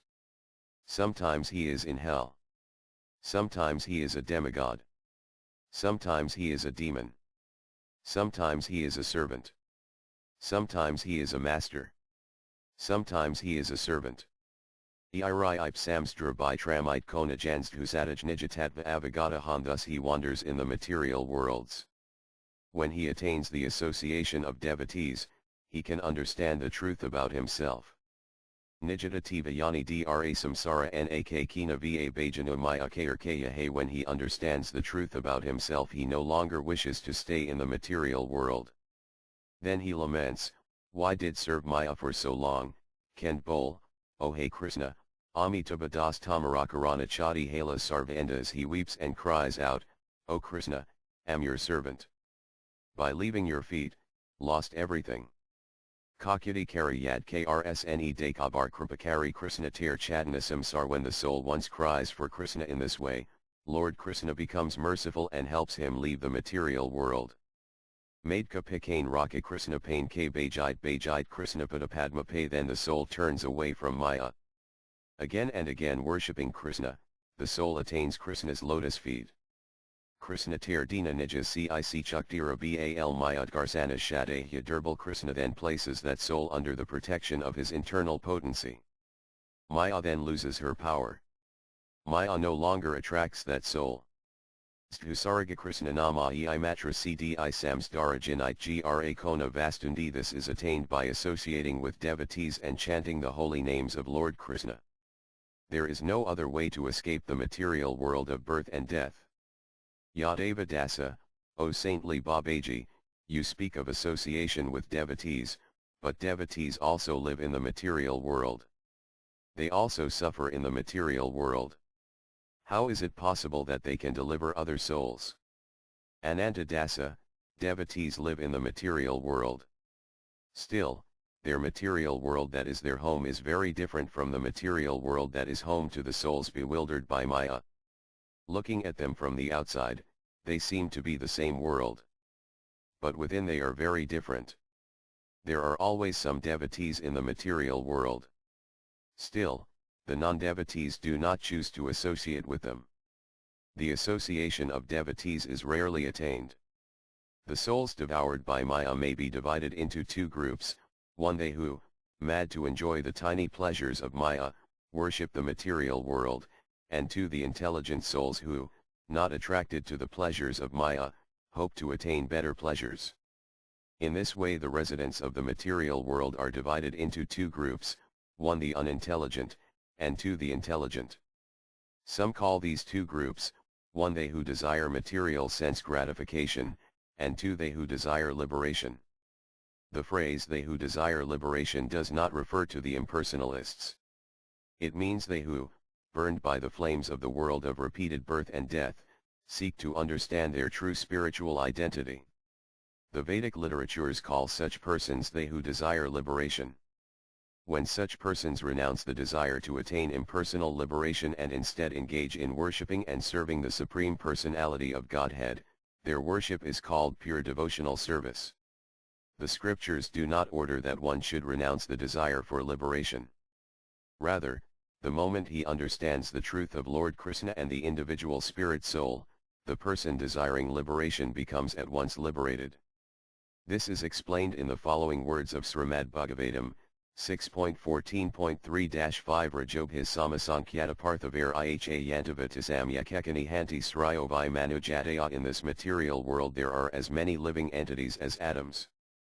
Among these living entities a very few are human beings, and among them few are interested in following religious principles. Preo mumuksavastasam kekana evad vijatama mumuksanarm sahasrazukasan musaita siddhyati. O best of the Brahmanas, Sukadeva Gosvami, out of many persons who follow religious principles, only a few desire liberation from the material world.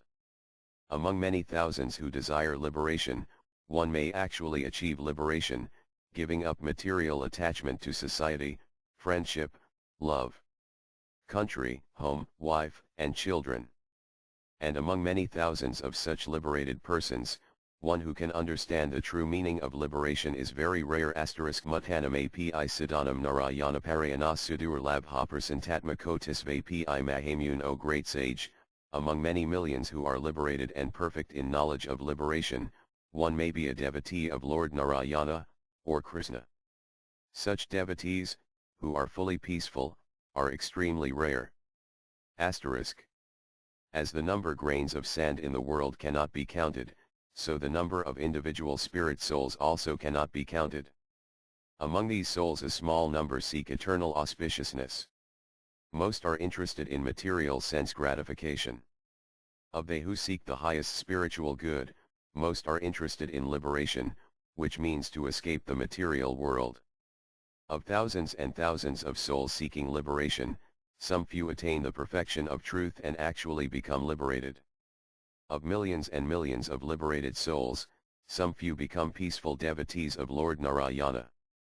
A devotee of Lord Narayana is very rare. A devotee of Lord Krishna is even more rare. Even though they may live in the material world, the devotees of Lord Krishna experience a life that is different from the life of the materialists. The devotees of Lord Krishna experience two conditions of existence. Yadeva Dasa, you have said that there are four kinds of intelligent persons. What are their different states of existence, and what is association with devotees? Ananta Dasa, there are four kinds of intelligent persons: 1. They who are the beginning stage of being intelligent, 2. They who desire to attain liberation, 3. They who are liberated, and 4. They who have attained perfection, or in other words, the devotees of the Lord. 4 persons at the beginning states of being intelligent. Association with persons who desire liberation is good. The liberated souls may be divided into two groups: 1. Liberated souls who taste the nectar of the spiritual mellows, and 2. The Mayavadis, who falsely imagine that they are not different from the Supreme. These Mayavadis are considered offenders. All classes of people are forbidden to associate with them. In the 10th canto, Srimad Bhagavatam October 2nd, 31, it is said, Yenai Ravindaksa Vimadamananas Tive I Astabhavata Visudabudaya Ruyakrakrina Parampadam Tata Patanti Adho Nadridayusmadang Raya O Lotus Id 1, those who think they are liberated in this life but do not render devotional service to you must be of impure intelligence. Although they accept severe austerities and penances and rise to the spiritual position, to impersonal Brahman realization, they fall down again because they neglect to worship your lotus feet. Asterisk. The fourth kind of intelligent person, the devotees, are divided into two groups: 1. They who worship the Lord in his feature of opulence, and 2. They who worship the Lord in his feature of sweetness. Association with such devotees is beneficial in every way. Especially, if one takes shelter of a devotee who is attached to the Lord's feature in sweetness, the nectar of pure devotional service rises within his heart. Yadeva Dasa, you have said that there are two kinds of devotees. Please describe them more clearly, so even unintelligent persons like myself can understand. Ananta Dasa, the devotees are of two kinds: 1. Householder devotees, and 2. Devotees who have renounced householder life. Yadeva Dasa, what is the situation of a householder devotee in the material world? Please kindly explain this. Ananta Dasa, the word householder does not mean one who builds a house. Rather, the word means a person who accepts a wife and stays with her in a house. A devotee in this situation is called a householder devotee. A soul bound in the prison of the illusory potency Maya, enters the material world through the doors of the 5 knowledge-acquiring senses. Through the door of the eyes he sees forms and colors. Through the door of the ears he hears sounds. Through the door of the nose he smells fragrances. Through the door of the skin he touches. Through the door of the tongue he tastes. Entering the material world through these 5 doors, the soul becomes attached to the world. As he becomes attached to the material world, the soul goes farther and farther from Sri Krishna, the Lord of the heart. That is why the material world is called the external world. They who are mad after enjoying the material world are called hedonists. The householder devotees of the Lord are not eager to please their senses. Therefore they are not like the hedonists. For a householder devotee, his wife is the maidservant of Lord Krishna. His sons and daughters are also all the servants of Lord Krishna. When with his eyes he sees the deity form of Lord Krishna or the form of things related to Lord Krishna, the householder devotee becomes happy. When with his ears he hears the topics of Lord Krishna or the biographies of the great devotees, the householder devotee becomes happy. When with his nose he smells the tulasi leaves and fragrances offered to Lord Krishna, the householder devotee becomes filled with bliss. With his tongue the householder devotee tastes the holy names of Lord Krishna and remnants of food offered to Lord Krishna. When with his skin he touches the feet of the Lord's devotees, the householder devotee becomes happy. His hopes, actions, desires, hospitality, and service to the deity are all used in the service of Lord Krishna. His entire life is a great festival of 1. Mercy to others, 2. The holy name of Lord Krishna, and 3. Service to Vaisnavas. In this way a devotee householder remains aloof from hedonism. In the age of Kali it is very appropriate that the individual souls become householder Vaisnava. In that way there is no fear that they will fall down. Also, by following this path one may attain the full perfection of devotional service. Many self-realized Vaisnava spiritual masters are householders. Their children also are pure devotees. In this way association with householder devotees of the Lord is especially beneficial to the souls in this world. Yadeva Dasa, householder Vaisnavas are naturally under the control of the Smarta Panditas. If the Vaisnavas try to be independent of them, there is trouble. In this situation how is it possible to engage in pure devotional service? Ananta Dasa, for marrying off sons and daughters, for performing funeral rites, and for a few other rituals it may be necessary to engage Smarta Panditas. Still, there is no need to engage them for the spiritual activities that are most dear to the heart. Look, for maintaining the material body all are dependent on others. Even they who proudly think themselves independent are in truth still dependent on others. When one suffers from disease, he must take medicine. When one is hungry, he must eat food. To ward off the cold, one must accept clothing. Because of the sun, rain, and other difficulties one must build a house. For these and many other things one needs to maintain his material body, one must depend on others.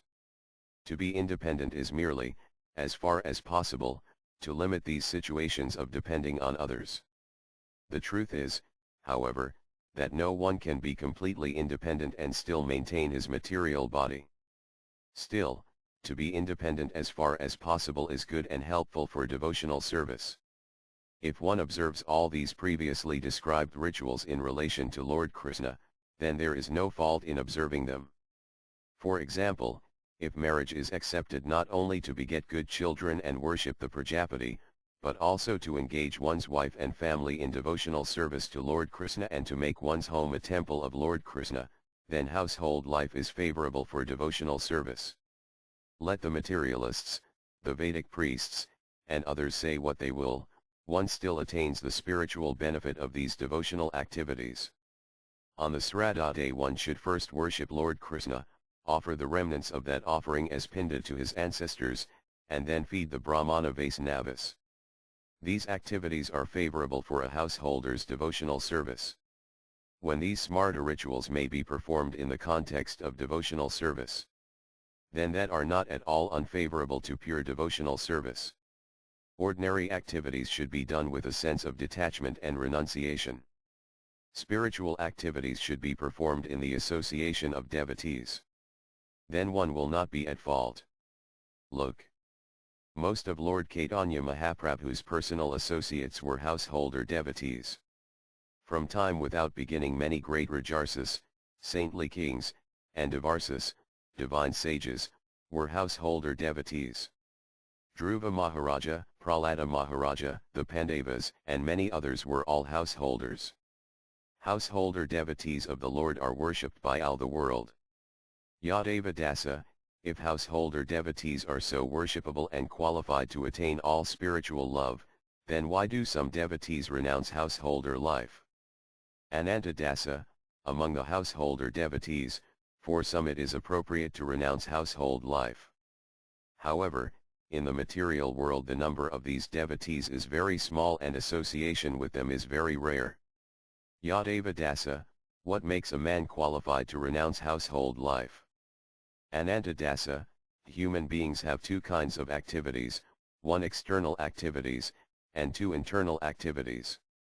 In the language of the Vedas these activities are called parak and pratyak. When a pure spirit soul forgets its original spiritual form, misidentifies himself as a subtle material body, of mind, intelligence, and false ego, and exits through the door of the material senses, he becomes attracted to the external world of material sense objects. These are called external activities. When the direction is reversed, and the soul goes from the material sense objects to the mind and then to the original form of the soul, then these are called internal activities. As long as the desire to perform external activities is strong, one should stay in the association of devotees, and without offense perform these external activities with the idea that this material world is Lord Krishna's property. By thus taking shelter of devotional service to Lord Krishna, in a very short time the external direction of one's activities becomes reversed and one's activities are then directed inward. When one is thus fully engaged in internal spiritual activities, he becomes qualified to renounce household life. If one tries to renounce household life before one reaches that stage, then there is the danger that he will fall down. Household life is then a school where one gains experience and learns the true nature of the spirit soul. When the education is complete, one may leave the school. Yadeva dasa, what are the symptoms of a devotee qualified to renounce household life? Anantadasa, the first symptom is that one is not enthusiastic to associate with women.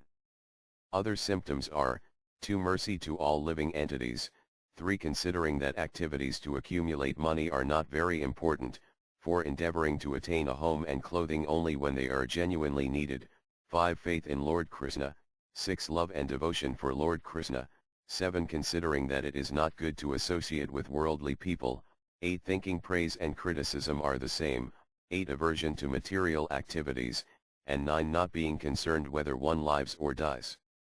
These symptoms are described in the following words of the scriptures, Srimad Bhagavatam November 2nd, 45, March 25th, 22, and November 2nd, 55 Sarvabhayitsuya Pasaid Bhagavad Bhavam Atmanabhayatani Bhagavati Atmani Esa Bhagavatatama. A person advanced in devotional service sees within everything the soul of all souls, the Supreme Personality of Godhead, Sri Krishna. Consequently he always sees the form of the Supreme Personality of Godhead as the cause of all causes and understands that all things are situated in him. Asterisk. May I ananyana bhavana bhaktim kurvanti yedrestam mat krte tyactic armanas tyactus vahanabandhavas. Such a sadhu engages in staunch devotional service to the Lord without deviation. For the sake of the Lord he renounces all other connections, such as family relationships and friendly acquaintances within the world. Asterisk. Visrajatai hirdayam na yajiastke sadhariyar avasabhito pyaga anasa pranayarasana yadradangri padma sa bhavati bhagavata pradhana uktahari, the Supreme Personality of Godhead, who destroys everything inauspicious for his devotees, does not leave the hearts of his devotees even if they remember him and chant about him inattentively. This is because the rope of love always binds the Lord within the devotees' hearts. Such devotees should be accepted as most elevated. Asterisk. When these qualities manifest in a householder devotee, that devotee finds himself unable to continue with his household duties. At that time he renounces household life. Such a renounced devotee is rare. Association with such a devotee brings great good fortune. Yadeva dasa, nowadays I see that some young men renounce household life, accept the garments of a renunciant, build a temple, and serve the Lord. As time passes they eventually fall into evil association with women, but they do not give up chanting the holy names of Lord Hari. To maintain the temple they beg alms at different places. Are such devotees householders or renunciants? Anantadasa, you ask many questions at once. Can reply in a single answer? Being young or old has no bearing on renunciation. By purification in past lives or in this life, a young man may become qualified to renounce household life. From his very birth Sukadeva Goswami was qualified for renunciation. One should see if the qualification is genuinely there. It should not be artificial. If he is genuinely renounced, there is no harm in a young man accepting the renounced order. Yadeva Dasa, what is genuine renunciation and what is artificial renunciation? Ananta Dasa, genuine renunciation is strong. It does not break in any situation. Artificial renunciation is based on the desire to be honored by others. This kind of renunciation is marked by cheating and impiety. Thinking a devotee who renounces household life is worshipped and respected, and hoping to be worshipped in this way, a man artificially renounces the world. Such renunciation brings no benefit. Rather, it is the source of great inauspiciousness. As soon as he attains his end and he accepts the order of renunciation, his qualifications disappear. From that moment his true wickedness is manifested. Yadeva Dasa, when a devotee renounces family life, should he accept the garments of a renunciant? Ananta Dasa, when he has definitely thrown far away the desire for household life, a devotee may live in the forest, as a renunciant, or he may live at home, as a householder. In either situation he remains a renounced soul, who has nothing to do with the material world. Such a great devotee purifies the entire world. Among these renounced souls some accept the external signs of the renounced order and wear the kopana and kantha. At the time of accepting the kopana and kantha, they take a firm vow of renunciation in the presence of other renounced Vaisnavas. This is called entering the renounced ashrama or accepting the garments of a renunciant. If one accepts the garments of a renunciant, what is the harm? One who has thus renounced the world should not stay in contact with his relatives. He should stay away from them. He should not desire to enter either his home or another's. A person who is genuinely renounced should be cautious in dealing with others. A person advanced in renunciation does not need to wear the garments of a renunciant. Still, for some persons wearing the garments of renunciation is useful. It is said, Srimad Bhagavatam April 29, 45 sa hahati madam lokvid ca paranasthitam, when a person is fully engaged in devotional service, he is favored by the Lord, who bestows his causeless mercy. At such a time, the awakened devotee gives up all material activities and ritualistic performances mentioned in the Vedas. Asterisk. Yadeva Dasa, from whom should one accept the garments of a renunciant? Ananta Dasa, one should accept the garments of a renunciant from a Vaisnava who has renounced household life. A householder devotee has not experienced the ways of one who has renounced household life, therefore a householder devotee should not give initiation into the renounced ashrama. The reason for this is written in these words of the scriptures, Sri Brahmavavarta Purana Apariksyapadistam Yat Lokanasaya Tad Bhaves. If one teaches a religious principle he does not himself follow, that teaching pushes the world closer to destruction.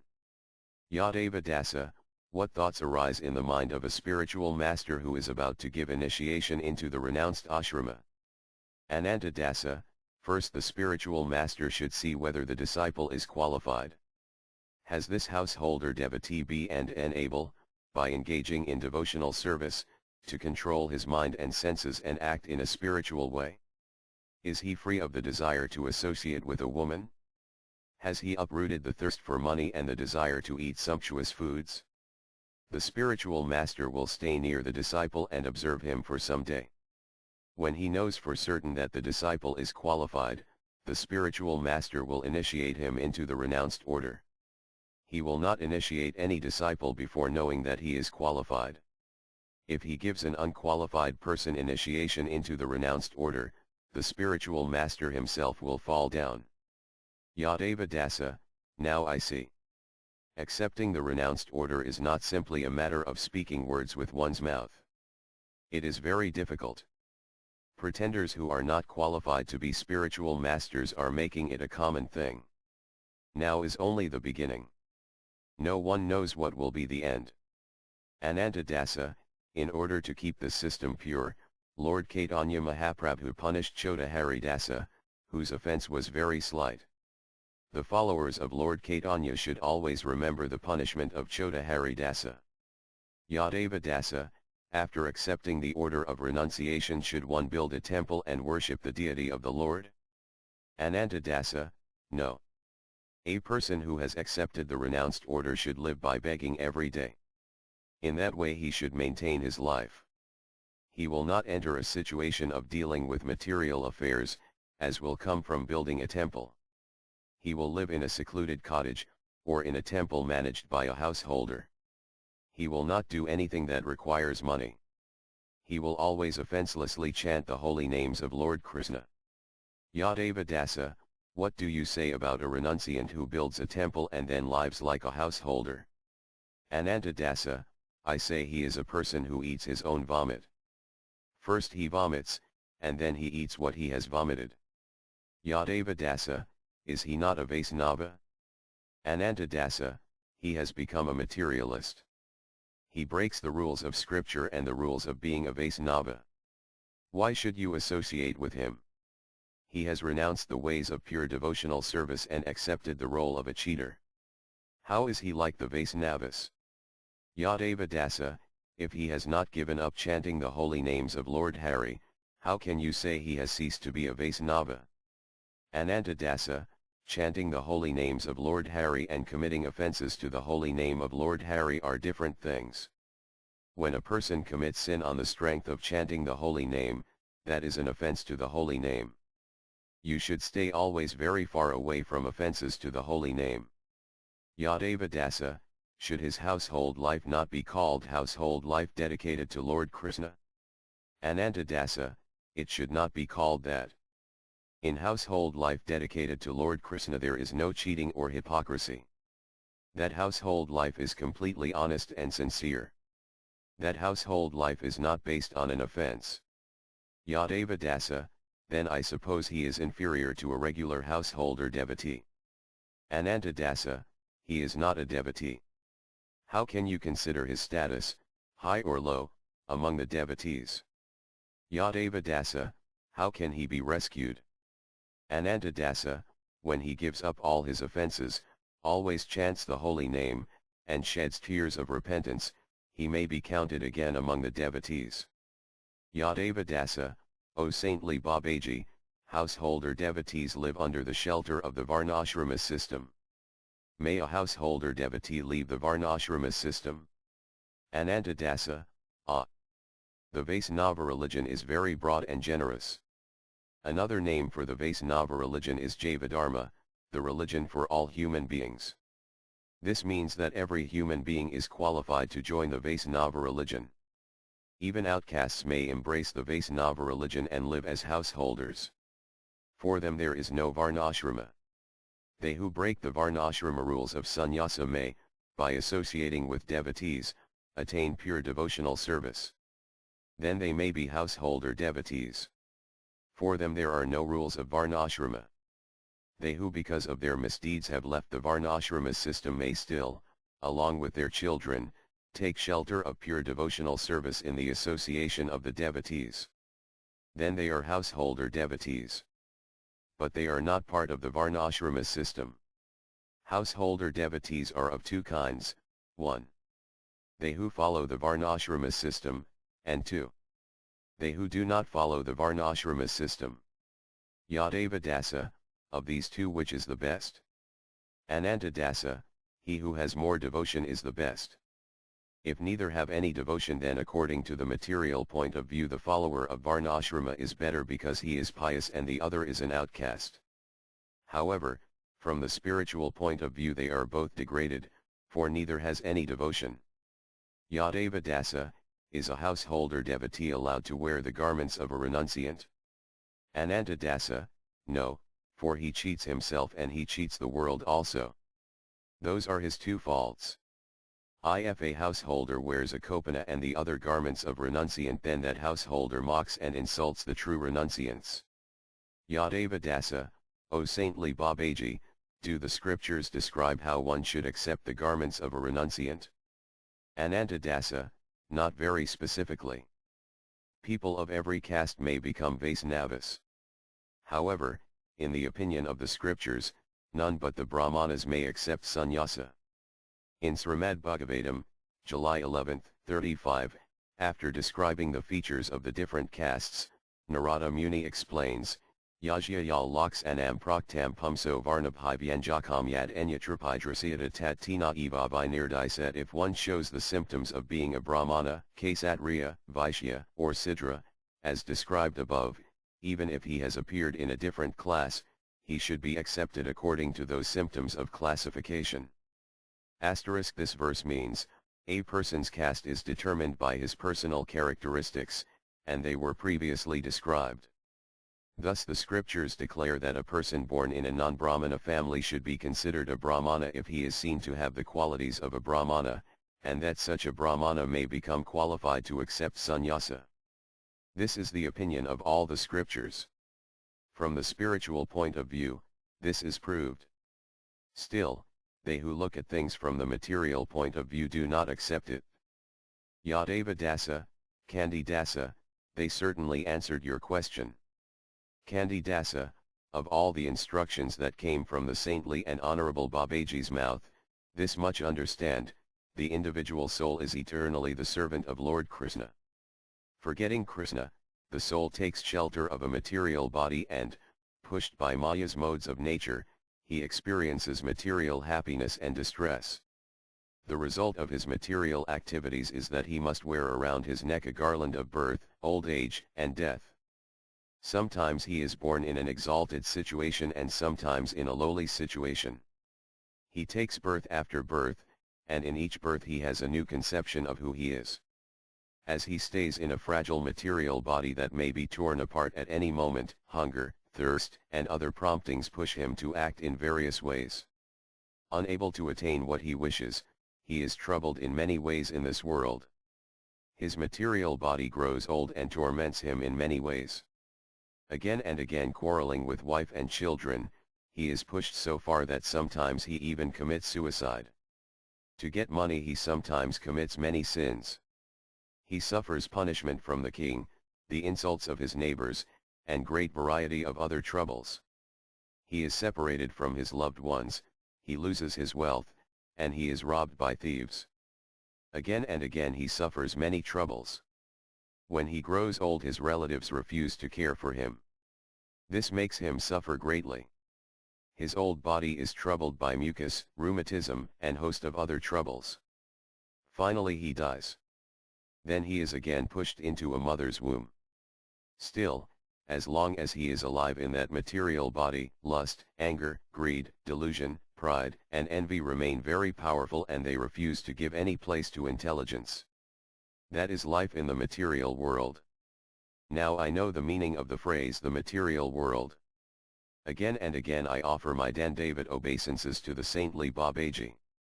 It is the Vaisnavas who are the true spiritual teachers of the world. By the mercy of the Vaisnavas I have learned the truth about the material world. After hearing the instructions of Ananta Dasa Babaji, all the Vaisnavas called out, "Well done," and began to chant the holy names of Lord Hari. Gradually many Vaisnavas gathered there. Then Lahira Mahasaya sang a song he wrote, Igarasamsar, Padi Yamanava Napaya Dukar Ses Sadhu Sangakori, Hari Bajajati, to be antahakles fallen into the horrible material world, a person suffers without end.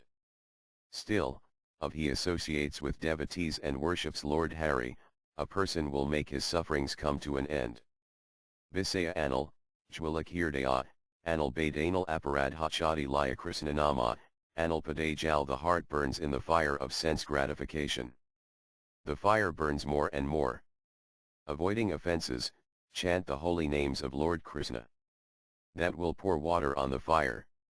Nitai Caitanya, Karana Kamali, Esrayalila Jai Kalidas Bol He Bain Moraine, Amaris Rasi he who has taken shelter of the lotus feet of Lord Chaitanya and Lord Nityananda is my shelter in life and death. Thus says Kalidasa. As these words were sung, Kandi Dasa began to dance with great joy. He happily rolled in the dust touched by the Vaisnava Babaji's feet. He wept. Everyone said, Kandi Dasa has become very fortunate.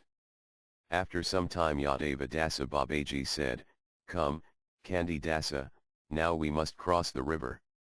Kandi Dasa joked, If you carry me across, I will cross. After offering Dandavat obeisances to Pradyumna Kuphija, the two of them left.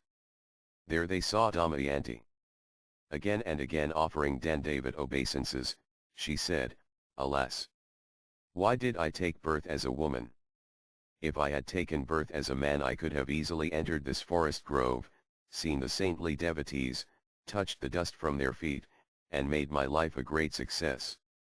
Birth after birth I will serve the Vaisnavas in Sri Navadvipa.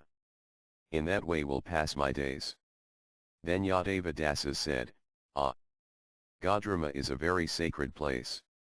Simply be entering this place, a soul attains pure devotion.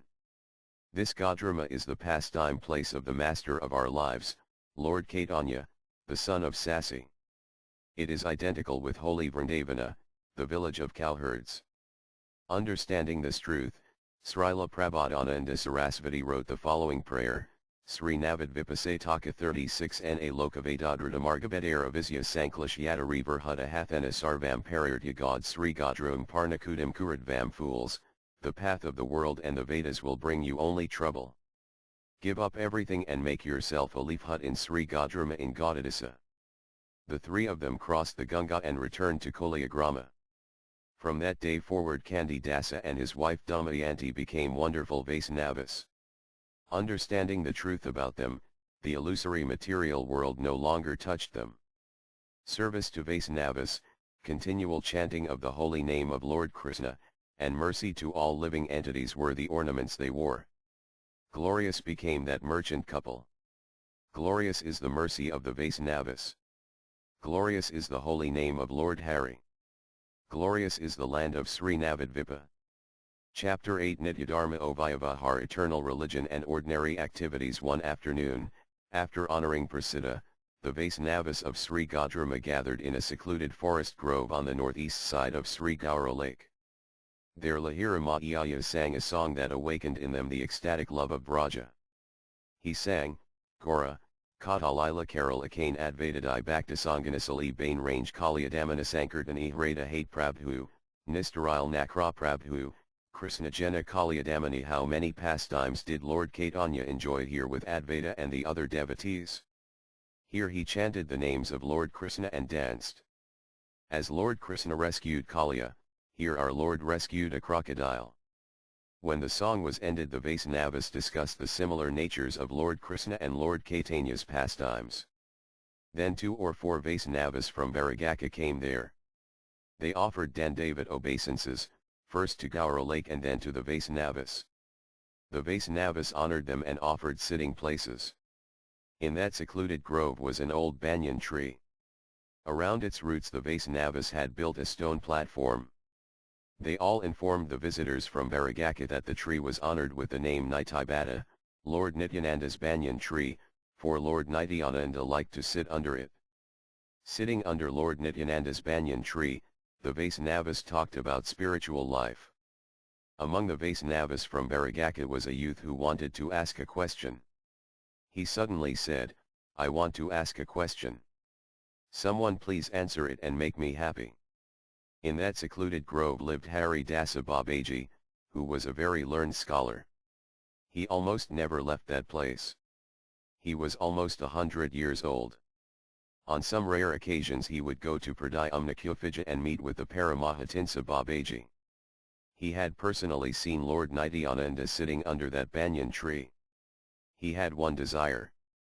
He wished that when he left his body it would be at that place.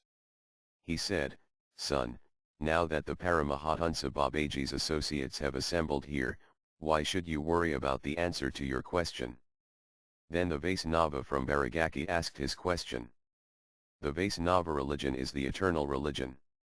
How should a person who has taken shelter of the Vaisnava religion act in relation to others? I wish to understand this very thoroughly.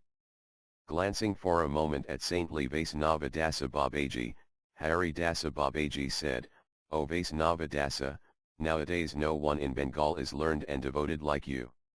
You should answer this question. You had the association of Srila Sarasvati Goswami and you were personally taught by the Paramahamsa Babaji. You are thus very fortunate. You have certainly attained the mercy of Lord Chaitanya Mahaprabhu. Saintly Vaisnava Dasa Babaji humbly said, O great soul, you personally saw Lord Nityananda, who is an incarnation of Lord Balarama. In the assembly of many great souls you taught many students. Please be merciful and give some instruction to us. All the Vaisnavas there begged Hari Dasa Babaji to answer the question. The Babaji at last agreed. After first offering Dandavat obeisances to Lord Nityananda under that banyan tree, the saintly Babaji began to speak. Addressing them all as servant of Lord Krishna, I offer my obeisances to every soul in this material world. It is said, Sri Caitanya Karatamrita, ADI 6.85 Kha main, Kha Na main, Sabatanra Dasa some accept him whereas others do not, yet everyone is Lord Krishna's servant. Asterisk. Place upon my head these words of the saintly devotees.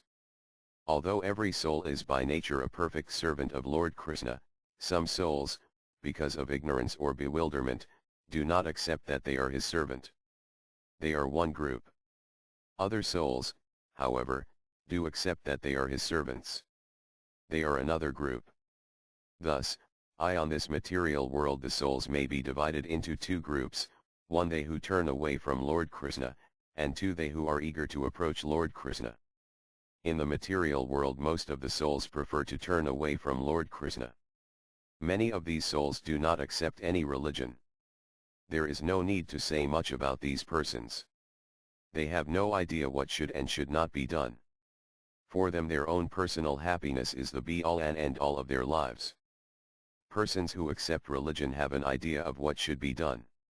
For their benefit, the great Vaisnava Manu has written, Sri Manu Samhita 6.92 Dhritakasamademostiam Sakam Indriyanigrahatir Vidyasatyam Akradho Dasakam Dharmalaksanam. The 10 features of religious life are, 1. Patience, 2. Forgiveness, 3. Self-control, 4. Honesty, 5. Cleanliness, 6. Sense control, 7. Knowledge, 8. Wisdom, 9. Truthfulness, and 10.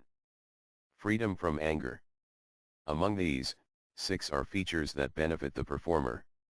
They are, 1. Patience, 2. Self-control, 3. Cleanliness, 4. Sense control, 5. Knowledge, and 6. Wisdom. The remaining 4 are done for the benefit of others. They are, 1. Patience, 2. Honesty, 3. Truthfulness, and 4. Freedom from anger. Devotional service to Lord Hari is not clearly mentioned in this list of 10 features. These 10 features of religious life are taught here for the benefit of ordinary people. It cannot be said that by faithfully following the teaching of this verse one will attain perfect auspiciousness, for Sri Vinodharmatara Purana explains, Jivatam Vinubhaktasya Varam Pankadanani Cana 2 Kulpasahasrani Bhaktihinasya Kesave. To live for 5 days as a devotee of Lord Vinu is far better than to live for 1,000 kulpas as a person who has no devotion for Lord Kesava. They who are not devotees of Lord Krishna cannot be said even to be human beings. They who are not devotees are all counted as animals walking on 2 legs.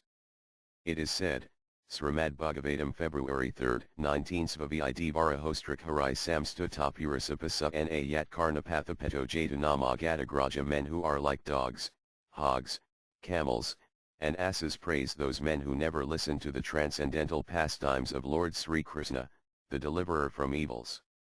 Asterisk. Here the question is not what these persons should or should not do.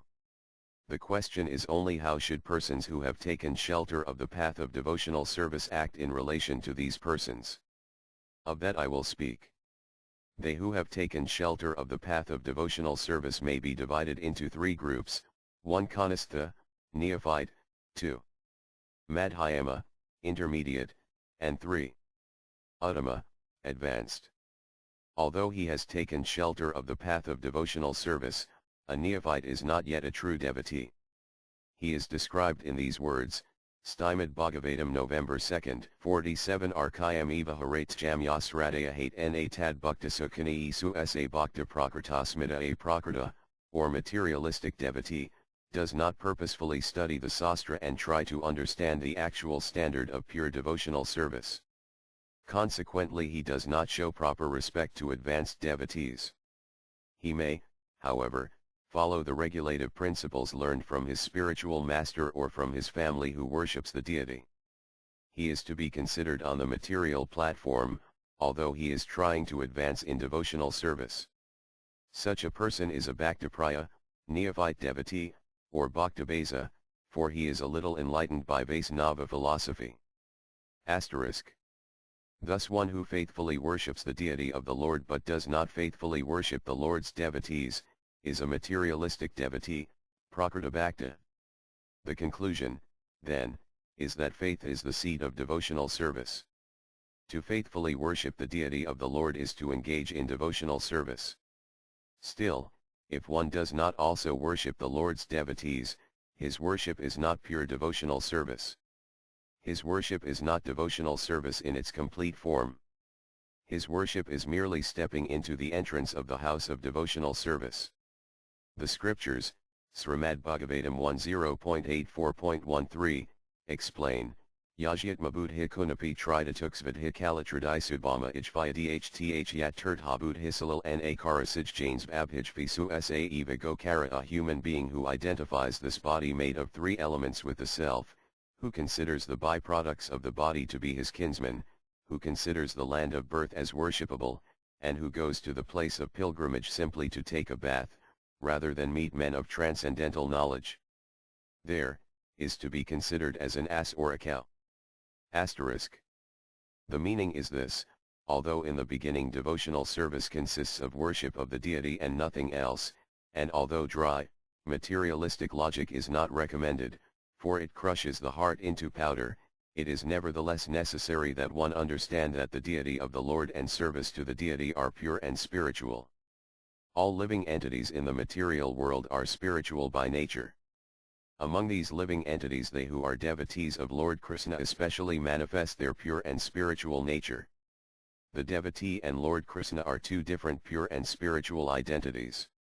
To understand their true spiritual natures, one must understand the relationships between the material world, the individual soul, and Lord Krishna. A person who understands these relationships and simultaneously worships the deity of Lord Krishna and serves the Lord's devotees acts rightly. When one faithfully worships the spiritual truth in this way, it is said that he has faith in the scriptures. A person who worships the deity of the Lord but does not understand the relationships that exist between the various spiritual entities has only a materialistic kind of faith.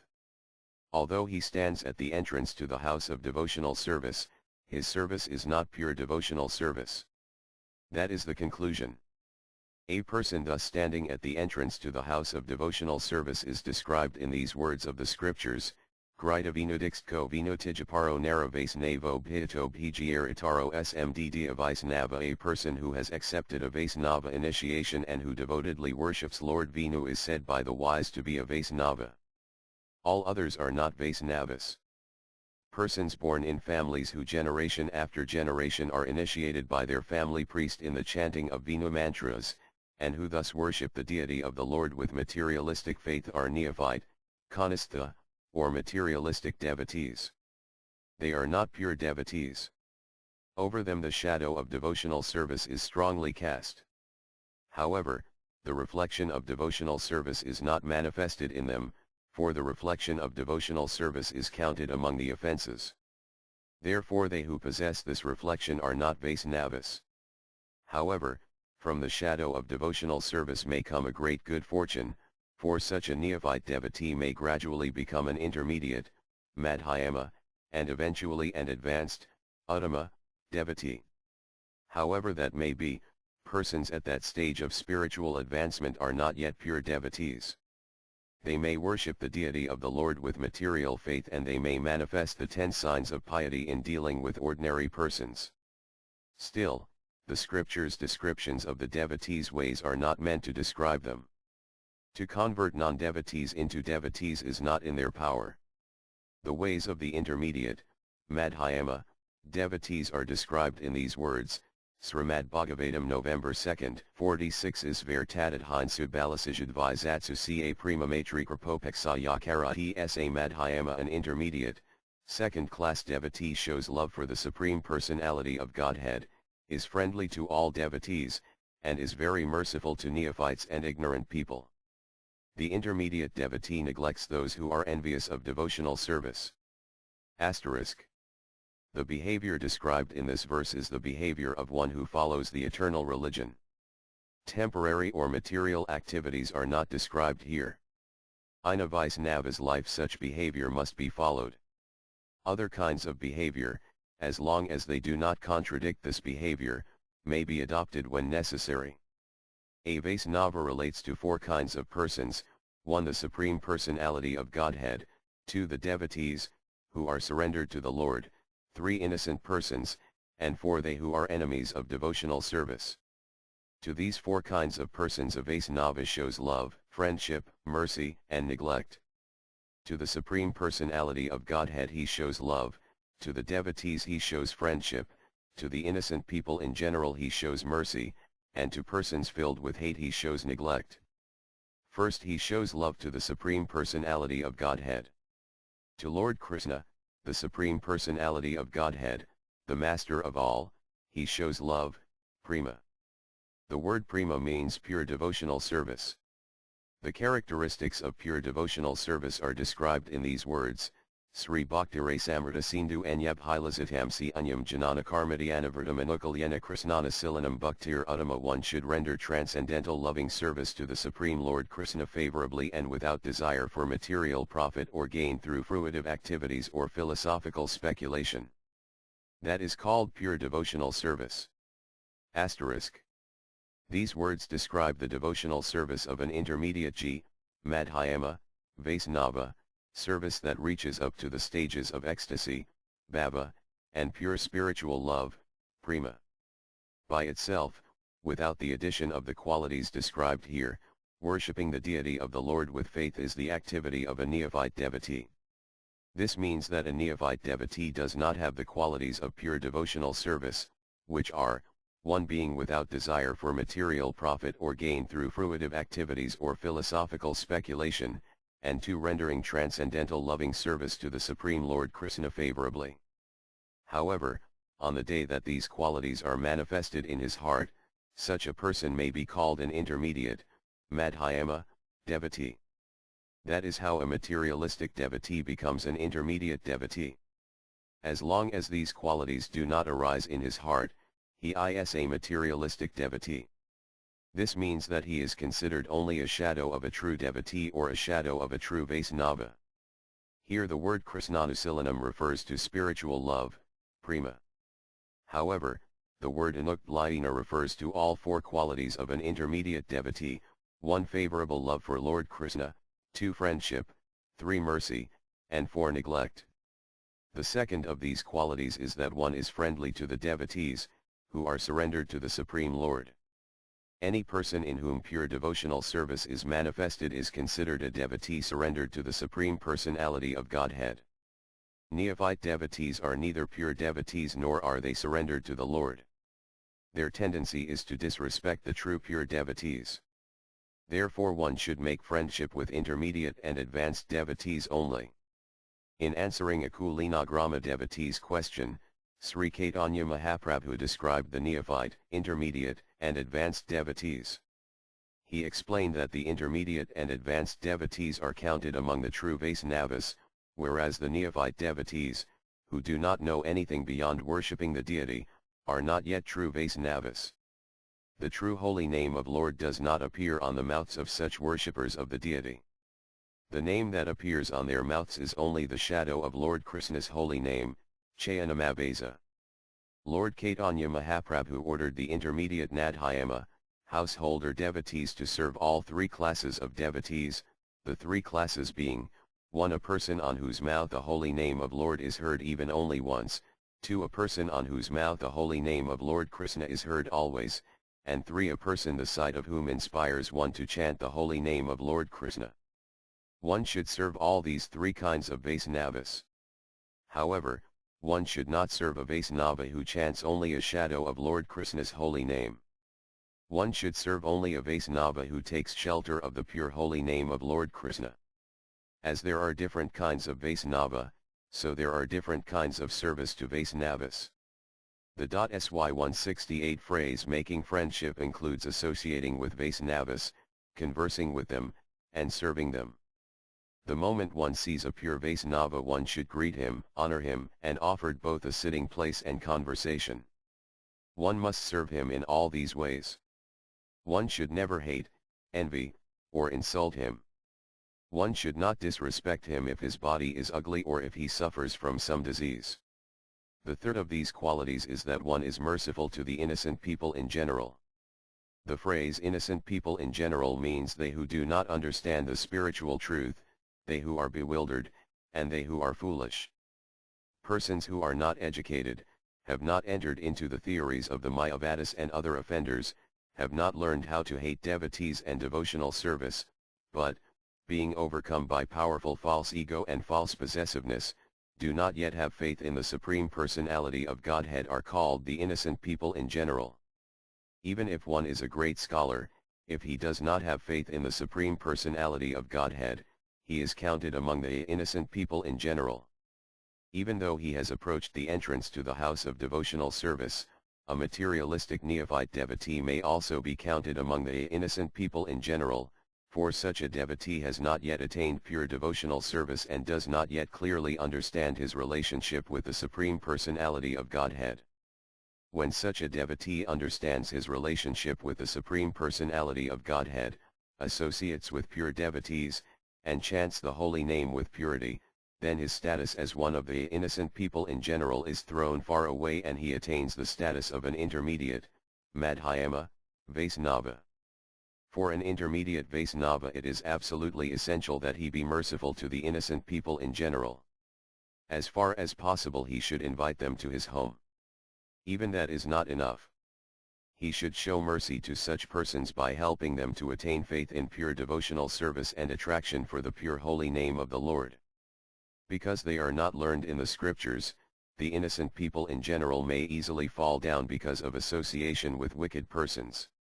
Therefore the intermediate devotee should mercifully give his association to the innocent people and gradually allow them to hear the glories of the holy names and the various teachings of the scriptures. A diseased person cannot cure himself.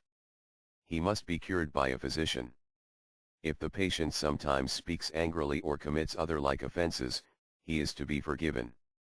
In the same way, if an innocent person sometimes acts improperly, he is to be forgiven. This is called mercy. An innocent person may have many misconceptions.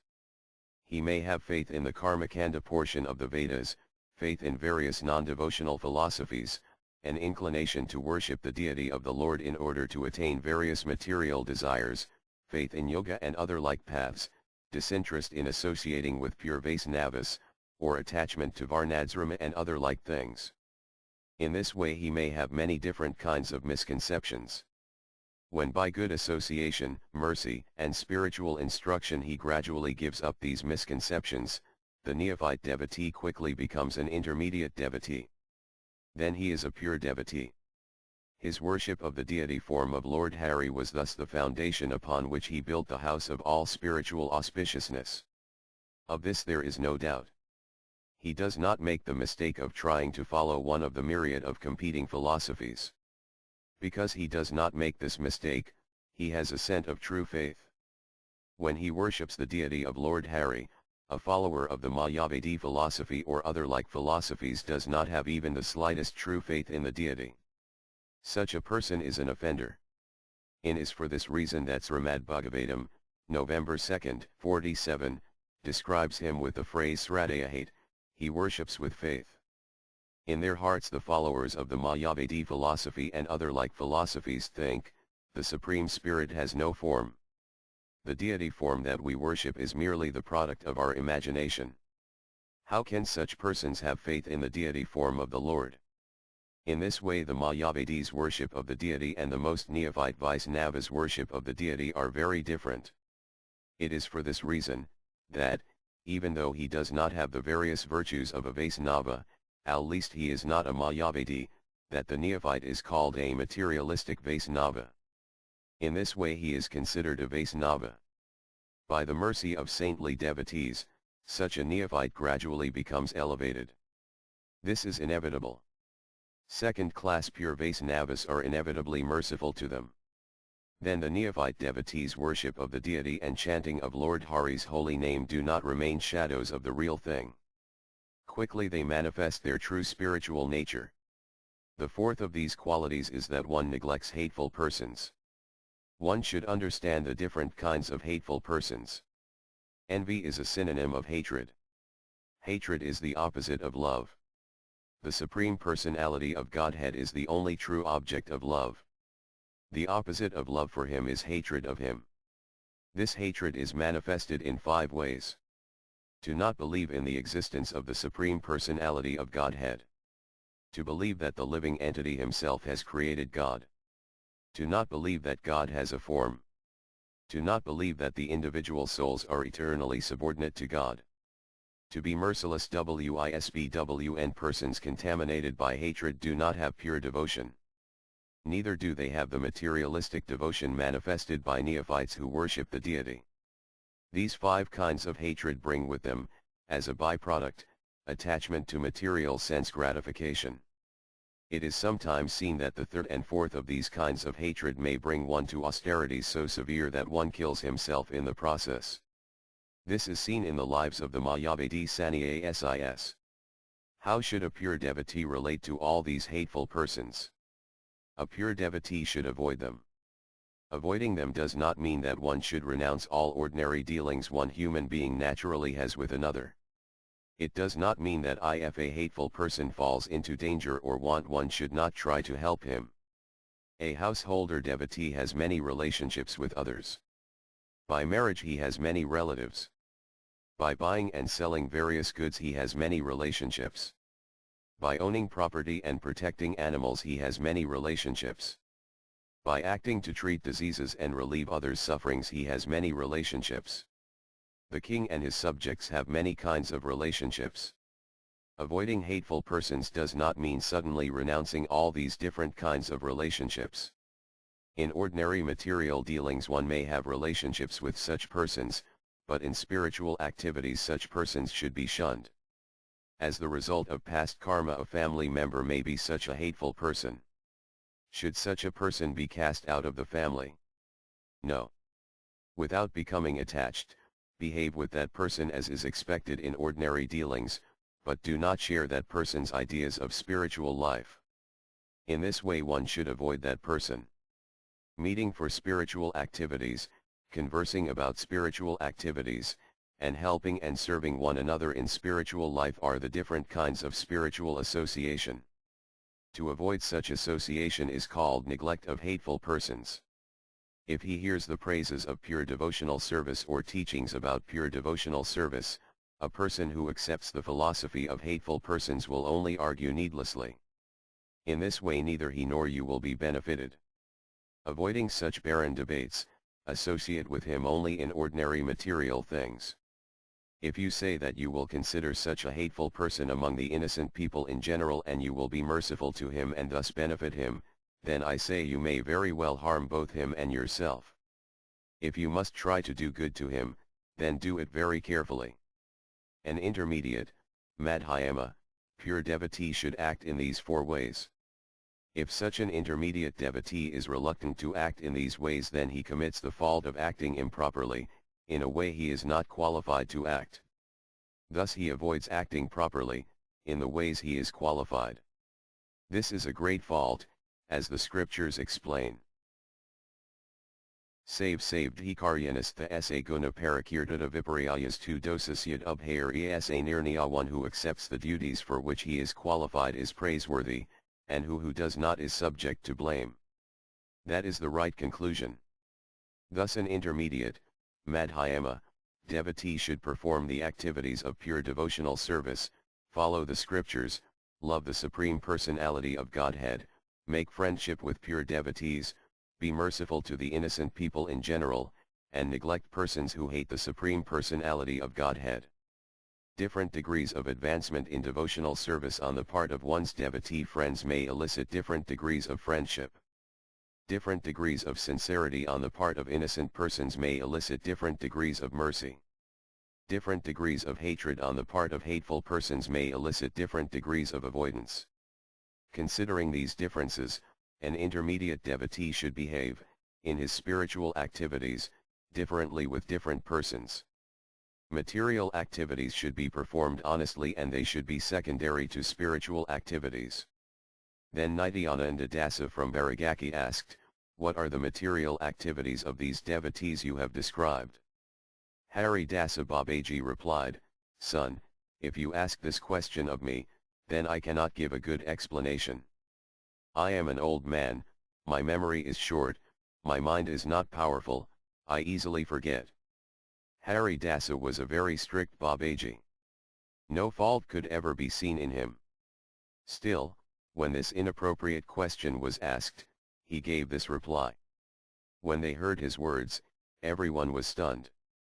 After again bowing down before the banyan tree of Lord Nityananda, Hari Dasa said, "When his love and devotion become intensified, then an intermediate, madhyama, devotee becomes an advanced, uttama, devotee." The qualities of an advanced devotee are written in these words of Srimad Bhagavatam, November 2, 45 Sarvabhayaitsu Yapasaid Bhagavad Bhavam Atmanabhyatani Bhagavati Atmani Esa Bhagavatatama. A person advanced in devotional service sees within everything the soul of all souls, the Supreme Personality of Godhead, Sri Krishna.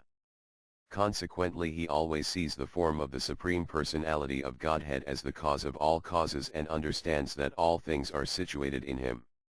Asterisk. An advanced, Uttama, Vaisnava sees that the Supreme Personality of Godhead loves all souls and all souls love the Supreme Personality of Godhead. For an advanced devotee there is no other love. Whatever other kind of love he may manifest in different situations is all but a transformation of that spiritual love. Look. Srila Sukadeva Goswami is an advanced devotee. Still, he insulted Katunsa by calling him the vicious sinner of the Bhoja dynasty. However, that insult was really manifested from love. It was based on spiritual love and there was not any malice in it. When pure love becomes his entire life, then a person is called the best of devotees. In this state the differing degrees of love, friendship, mercy, and neglect described before are no longer manifested. Now everything is spiritual love. For such a person there is no difference between neophyte, intermediate, and advanced devotees. Indeed, for him there is no difference between devotees and non-devotees. Such a state is very rarely attained. A neophyte devotee does not serve Vaisnavas and an advanced devotee does not think that some persons are Vaisnavas and others are not. Therefore it is only the intermediate devotees who honor and serve Vaisnavas.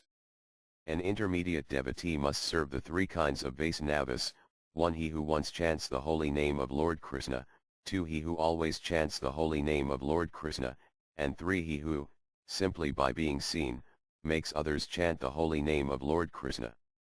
Thus Vaisnavas should be served according to the degree of their advancement, whether they are a good Vaisnava, a better Vaisnava, or the best Vaisnava.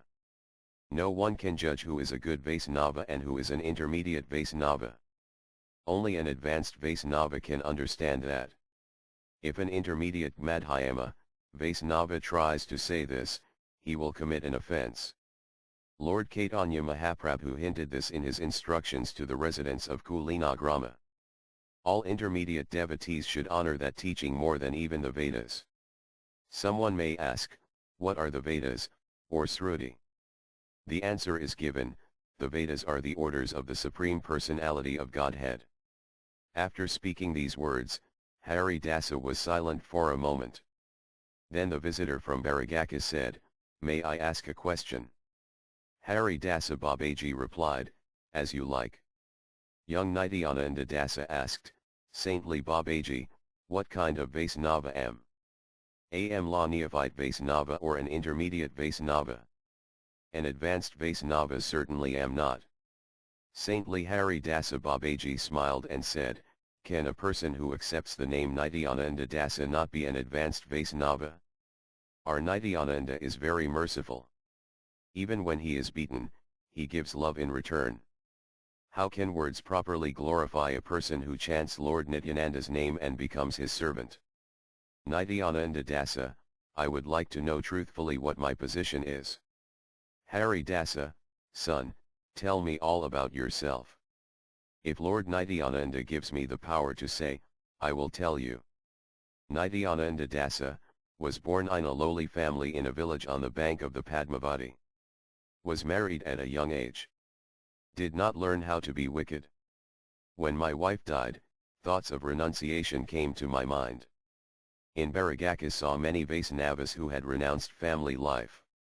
Everyone was respectful to them. Desiring to be honored like that, and inspired by the temporary feeling of renunciation my wife's death brought, I accepted the garments of a Vaisnava renunciant. After some days wickedness came into my mind. My Vaisnava friend was a very good person. Now he stays in Vraja. He gave me good advice, protected me with his good association, and kept my mind pure. Now my mind no longer wants to leave the right path. It likes to chant 100,000 holy names every day. I understand that the Supreme Personality of Godhead and His holy name are not different. Both are perfectly spiritual. I observe Ekadasi according to the scriptures and water tulasi. When the Vaisnavas sing the holy names together, join in the singing. Drink the nectar water that has washed the Vaisnavas' feet. I read Sri Caitanya Mangala. I do not desire opulent food and clothing. I do not like to hear gossip. When I see how the Vaisnavas are filled with ecstatic love, also become ecstatic, and I roll in the dust that has touched their feet. In spite of all this, to a certain extent I still desire fame. Now please tell me, to what class of Vaisnava do belong? How should behave? Showing a little smile, Hari Dasa Babaji said to Vaisnava Dasa, you say. To what class of Vaisnava does Nityananda Dasa belong? Vaisnava Dasa, from what I have heard he has left the neophyte stage and become an intermediate devotee. Hari Dasa, also think that. Nityananda Dasa, good. From the mouth of a great soul now know my true position. Please give your mercy to me, so I may gradually become an advanced devotee. Hari Dasa, when you first accepted the garments of a sannyasi, you desired material fame. That inappropriate desire meant that then you were still fallen. In spite of that, the mercy of the Vaisnavas brought auspiciousness to you. Nityananda Dasa, still have a slight desire for fame. In my mind I think, bewildered by the tears in my eyes and many other symptoms of ecstatic love, the people will worship me. Hari Dasa, you should struggle to renounce those thoughts. Don't keep thoughts like those. There is the danger they will diminish your devotional service. If you allow them to diminish your devotion, you will again become a neophyte devotee. Even after lust, anger, and other vices have left, the desire for fame may stubbornly stay with a Vaisnava. It does not go away very easily. A single drop of sincere love for the Lord is better than an elaborate pretense of that love. Touching the dust of Hari Dasa Babaji's feet, Nityananda Dasa Babaji said, please have mercy on me. Hari Dasa at once embraced him and made him sit down. How wonderful is the result attained by a Vaisnava's touch! Tears streamed from Nityananda Dasa's eyes. Taking a blade of grass between his teeth, he said, I am very fallen and lowly. I am very fallen. Hari Dasa Babaji embraced him and wept. How wonderful it all was! Nityananda Dasa had attained the true goal of life. After a short time, when all the symptoms of ecstatic love had subsided, in his heart Nityananda Dasa accepted Sri Hari Dasa as his spiritual master. Then Nityananda Dasa asked a question. Nityananda Dasa, what are the primary and secondary features of a neophyte devotee's devotional service? Hari Dasa, the two primary features of a neophyte devotee's devotional service are, 1. Faith that the Supreme Personality of Godhead's form is eternal, and 2. Worship of the Lord's deity form. The secondary features of a neophyte devotee's devotional service are, 1. Hearing about the Lord, 2. Chanting the Lord's glories, 3. Remembering the Lord, and 4. A host of other activities, beginning with offering obeisances to the Lord.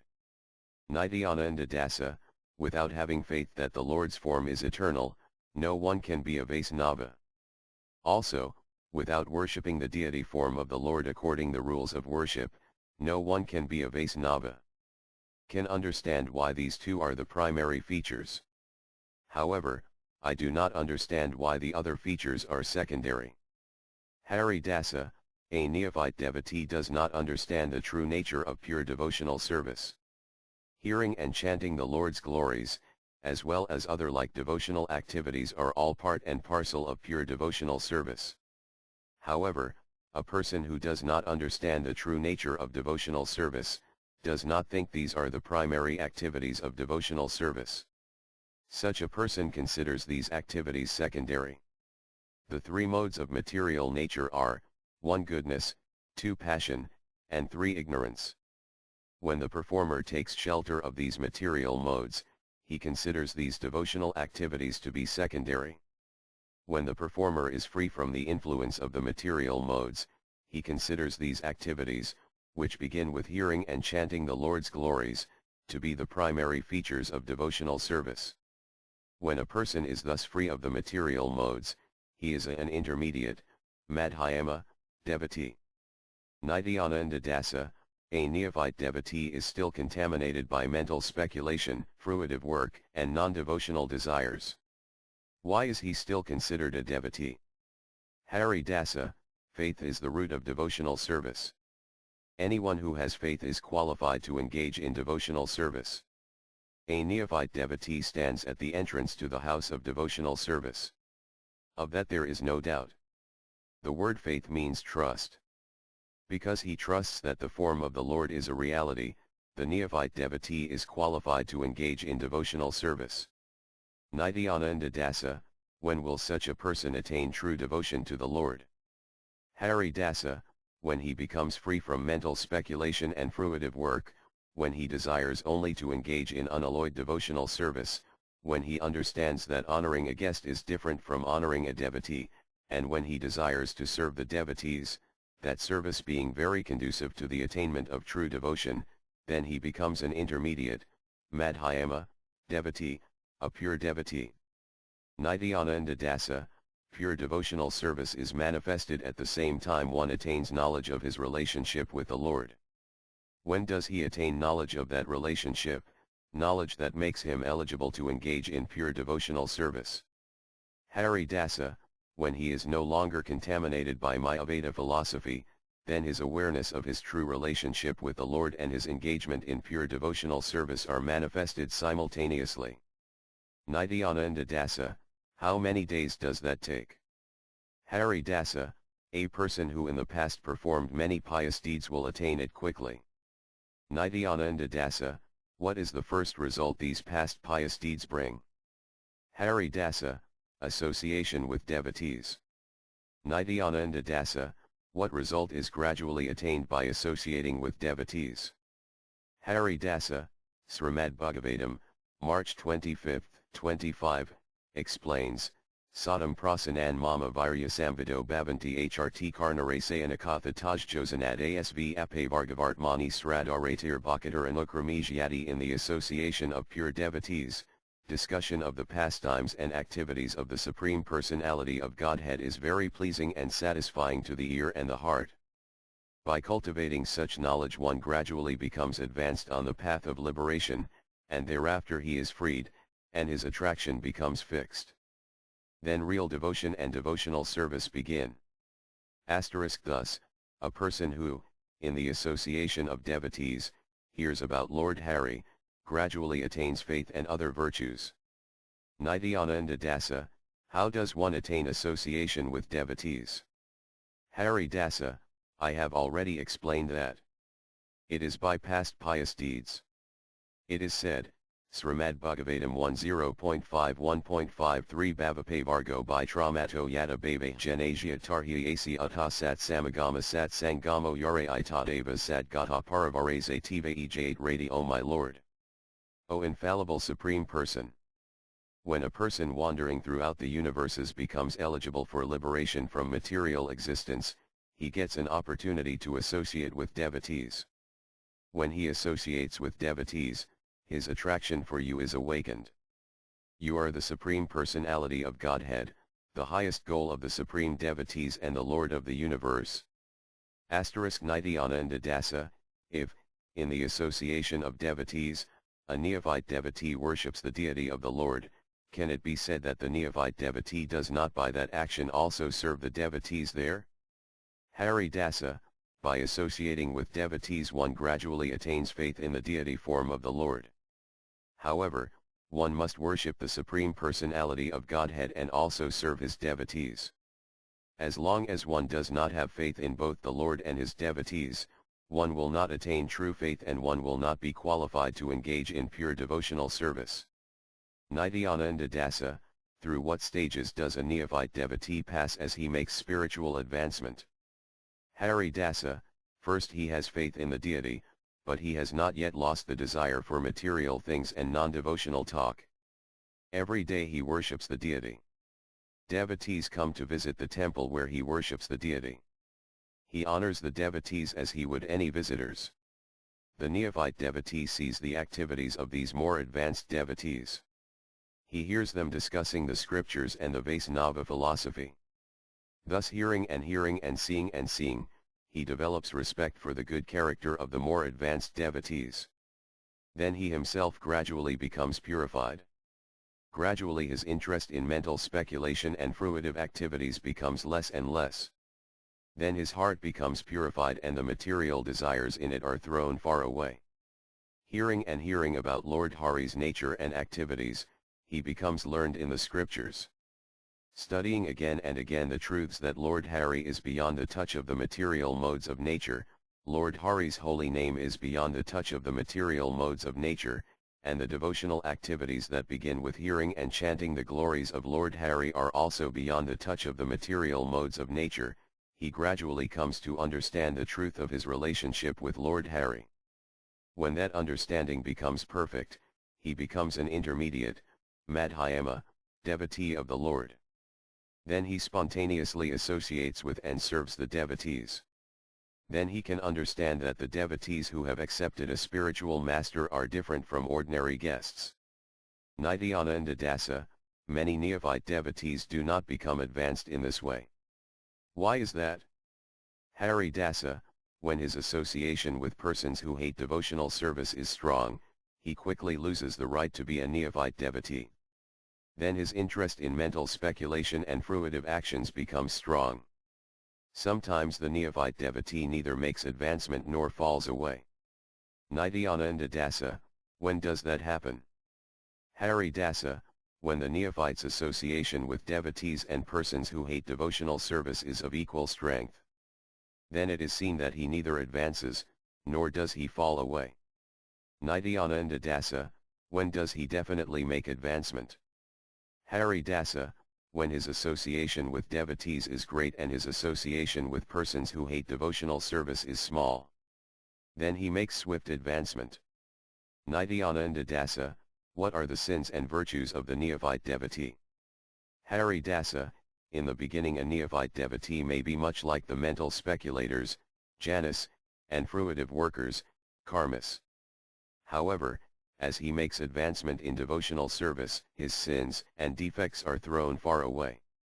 Then his desire to please the Supreme Personality of Godhead becomes strong. Nityananda Dasa, O Master, I have understood this description of the neophyte devotees. Now please describe to me the primary qualities of the intermediate, Madhyama, devotees. Hari Dasa, the primary qualities of the intermediate, Madhyama, devotees are, 1. Unalloyed devotion to Lord Krishna, 2. Friendship with persons who identify themselves as devotees, think Krishna is my Lord, and visit holy places, and 3. Mercy to the innocent persons who do not understand the truth, and 4. Neglect of persons who hate devotees. The primary activities of the intermediate devotees are these: 1. By understanding the soul's relationship, sambandha, with Lord Krishna, and 2. By engaging in devotional service, abhidhya, to Lord Krishna, the intermediate devote 3. Attains the highest goal, prayahana, which is the perfection of love for Lord Krishna. Without committing offenses, the intermediate devotees perform various kinds of devotional services in the association of other devotees, services that begin with the chanting of Lord Hari's holy name. Nityananda Dasa, what are the secondary qualities of an intermediate devotee? Hari Dasa, the way an intermediate devotee lives his life is his secondary quality. He lives in such a way that he obeys Krishna's will and he serves Krishna favorably. Nityananda Dasa, is he not able to sin or commit offenses?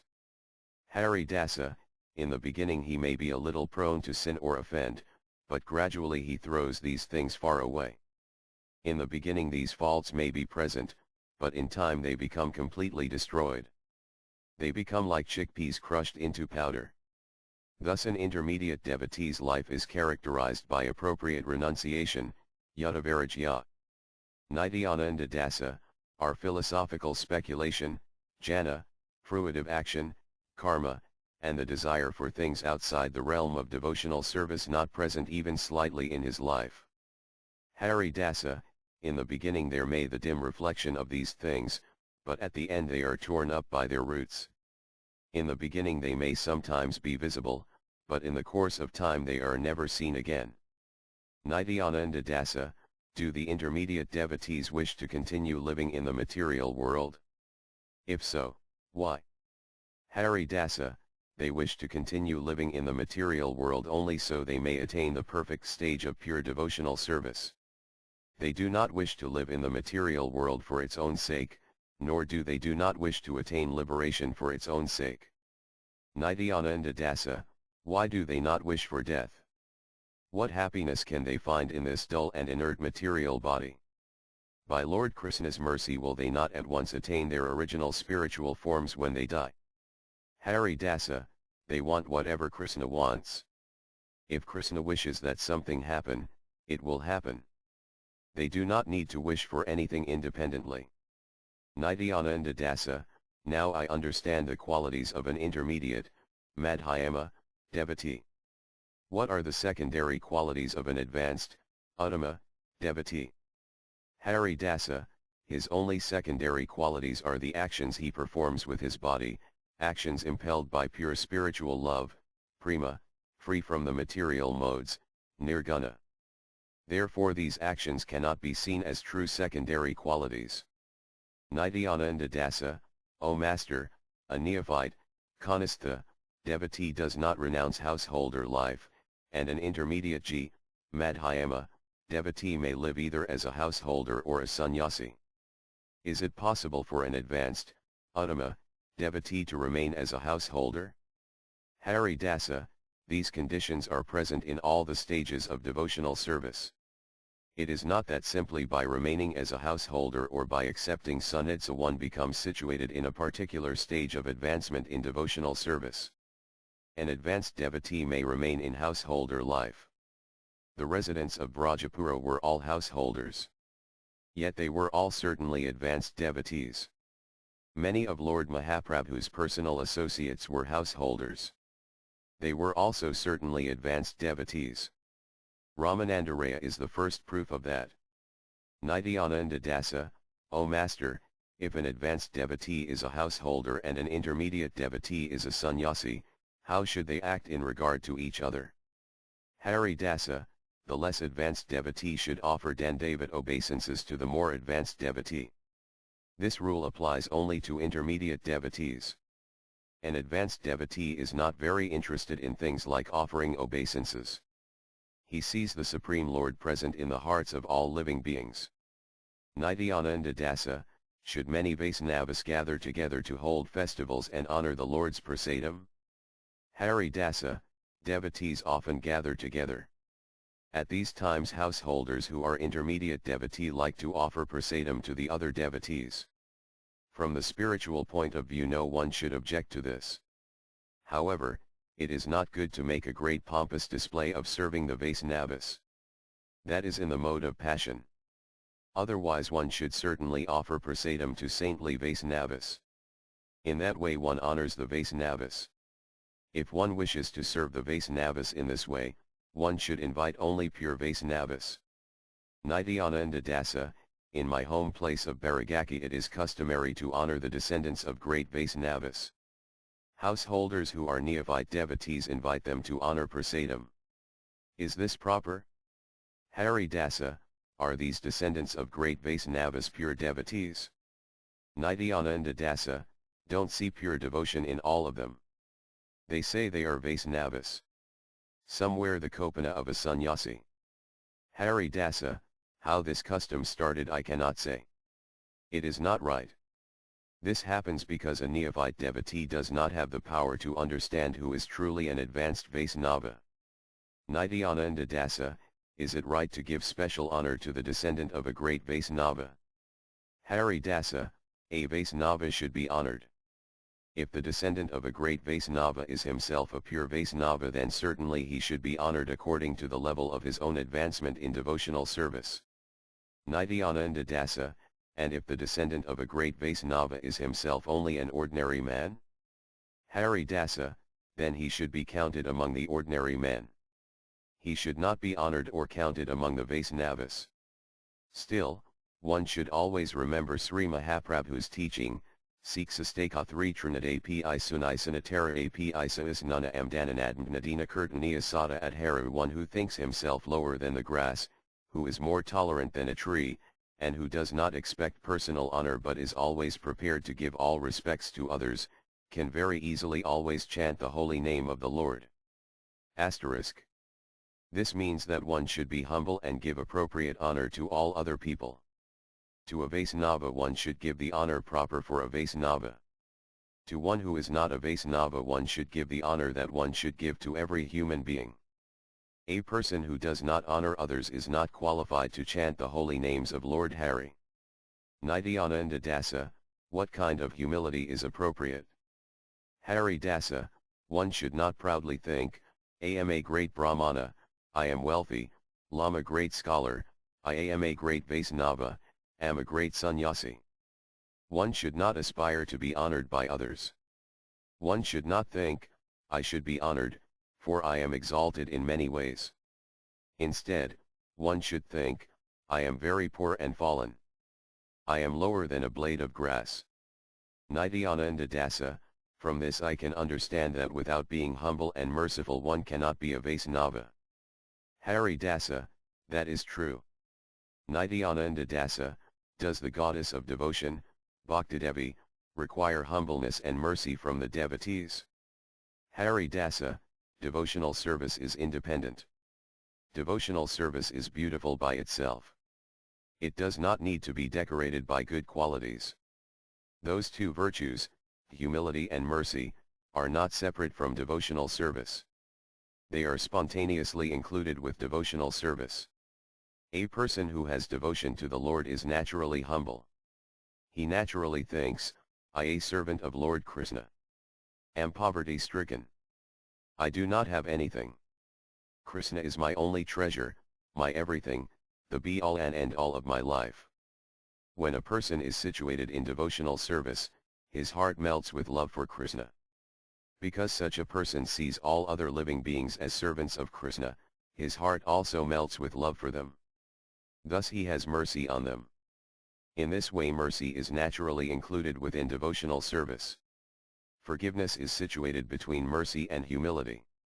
In this way one thinks, I am poor and fallen, how can I be qualified to punish others? When this though joins with mercy, forgiveness is born. In this way forgiveness is also naturally included within devotional service. Krishna is eternal and real, Satya, the individual spirit soul is eternal and real, the individual spirit soul's service to Lord Krishna is also eternal and real, and the individual soul's temporary sojourn in the material world is also real. In this way the relationship between the individual soul and Krishna, a relationship that is manifested as devotional service, is eternal and real. Therefore eternal spiritual reality, humility, mercy, and forgiveness are four things naturally included in devotional service. Nityananda Dasa, how should a Vaisnava relate to persons of other religions? Hari Dasa, Srimad Bhagavatam, January 2, 26, gives this explanation. Narayanakala Santa Bhajanti Hyanasatyava. Those who are serious about liberation are certainly non-envious, and they respect all. Yet they reject the horrible and ghastly forms of the demigods and worship only the all-blissful forms of Lord Vishnu and his plenary portions. Asterisk. The Vaisnava religion is the only religion. There is no other religion but that. The other religions that are present in this world are either steps in the staircase leading to the Vaisnava religion, or else perverted reflections of the Vaisnava religion. When other religions are steps leading to the Vaisnava religion, these religions should be appropriately honored. When other religions are perverted reflections of the Vaisnava religion, one should ignore them, and without malice or envy, place his thoughts on the truths of devotional service. In this way one should avoid attacking other spiritual paths. When his auspicious day comes, the follower of another religion one will naturally become a Vaisnava. Of this there is no doubt. Nityananda Dasa, then one should not preach the Vaisnava religion? Hari Dasa, one should preach in every way possible. Our Lord Mahaprabhu has given us all the duty to preach the Vaisnava religion. He said, Sri Caitanyakaritarnruta, ADI Lila 7.92 and 9.36 End Kagau Bhaktisangakara Sankirtan Krishnanama Upadisi Taras Sarvajan. My dear child, continue dancing, chanting, and performing Sankirtana in association with devotees. Furthermore, go out and preach the value of chanting Krishnanama, for by this process you will be able to deliver all fallen souls. Asterisk. Atta eva ami ajanadilun sabakayar jahante and prima faladiha jayartir. Therefore I order every man within this universe to accept this Krishna consciousness movement and distribute it everywhere. Asterisk. However, keep this in mind, unworthy persons must first be made worthy before you give them many instructions about the holy name. In certain situations one should remain silent. Do not give elaborate explanations in situations where your words become an obstacle to preaching.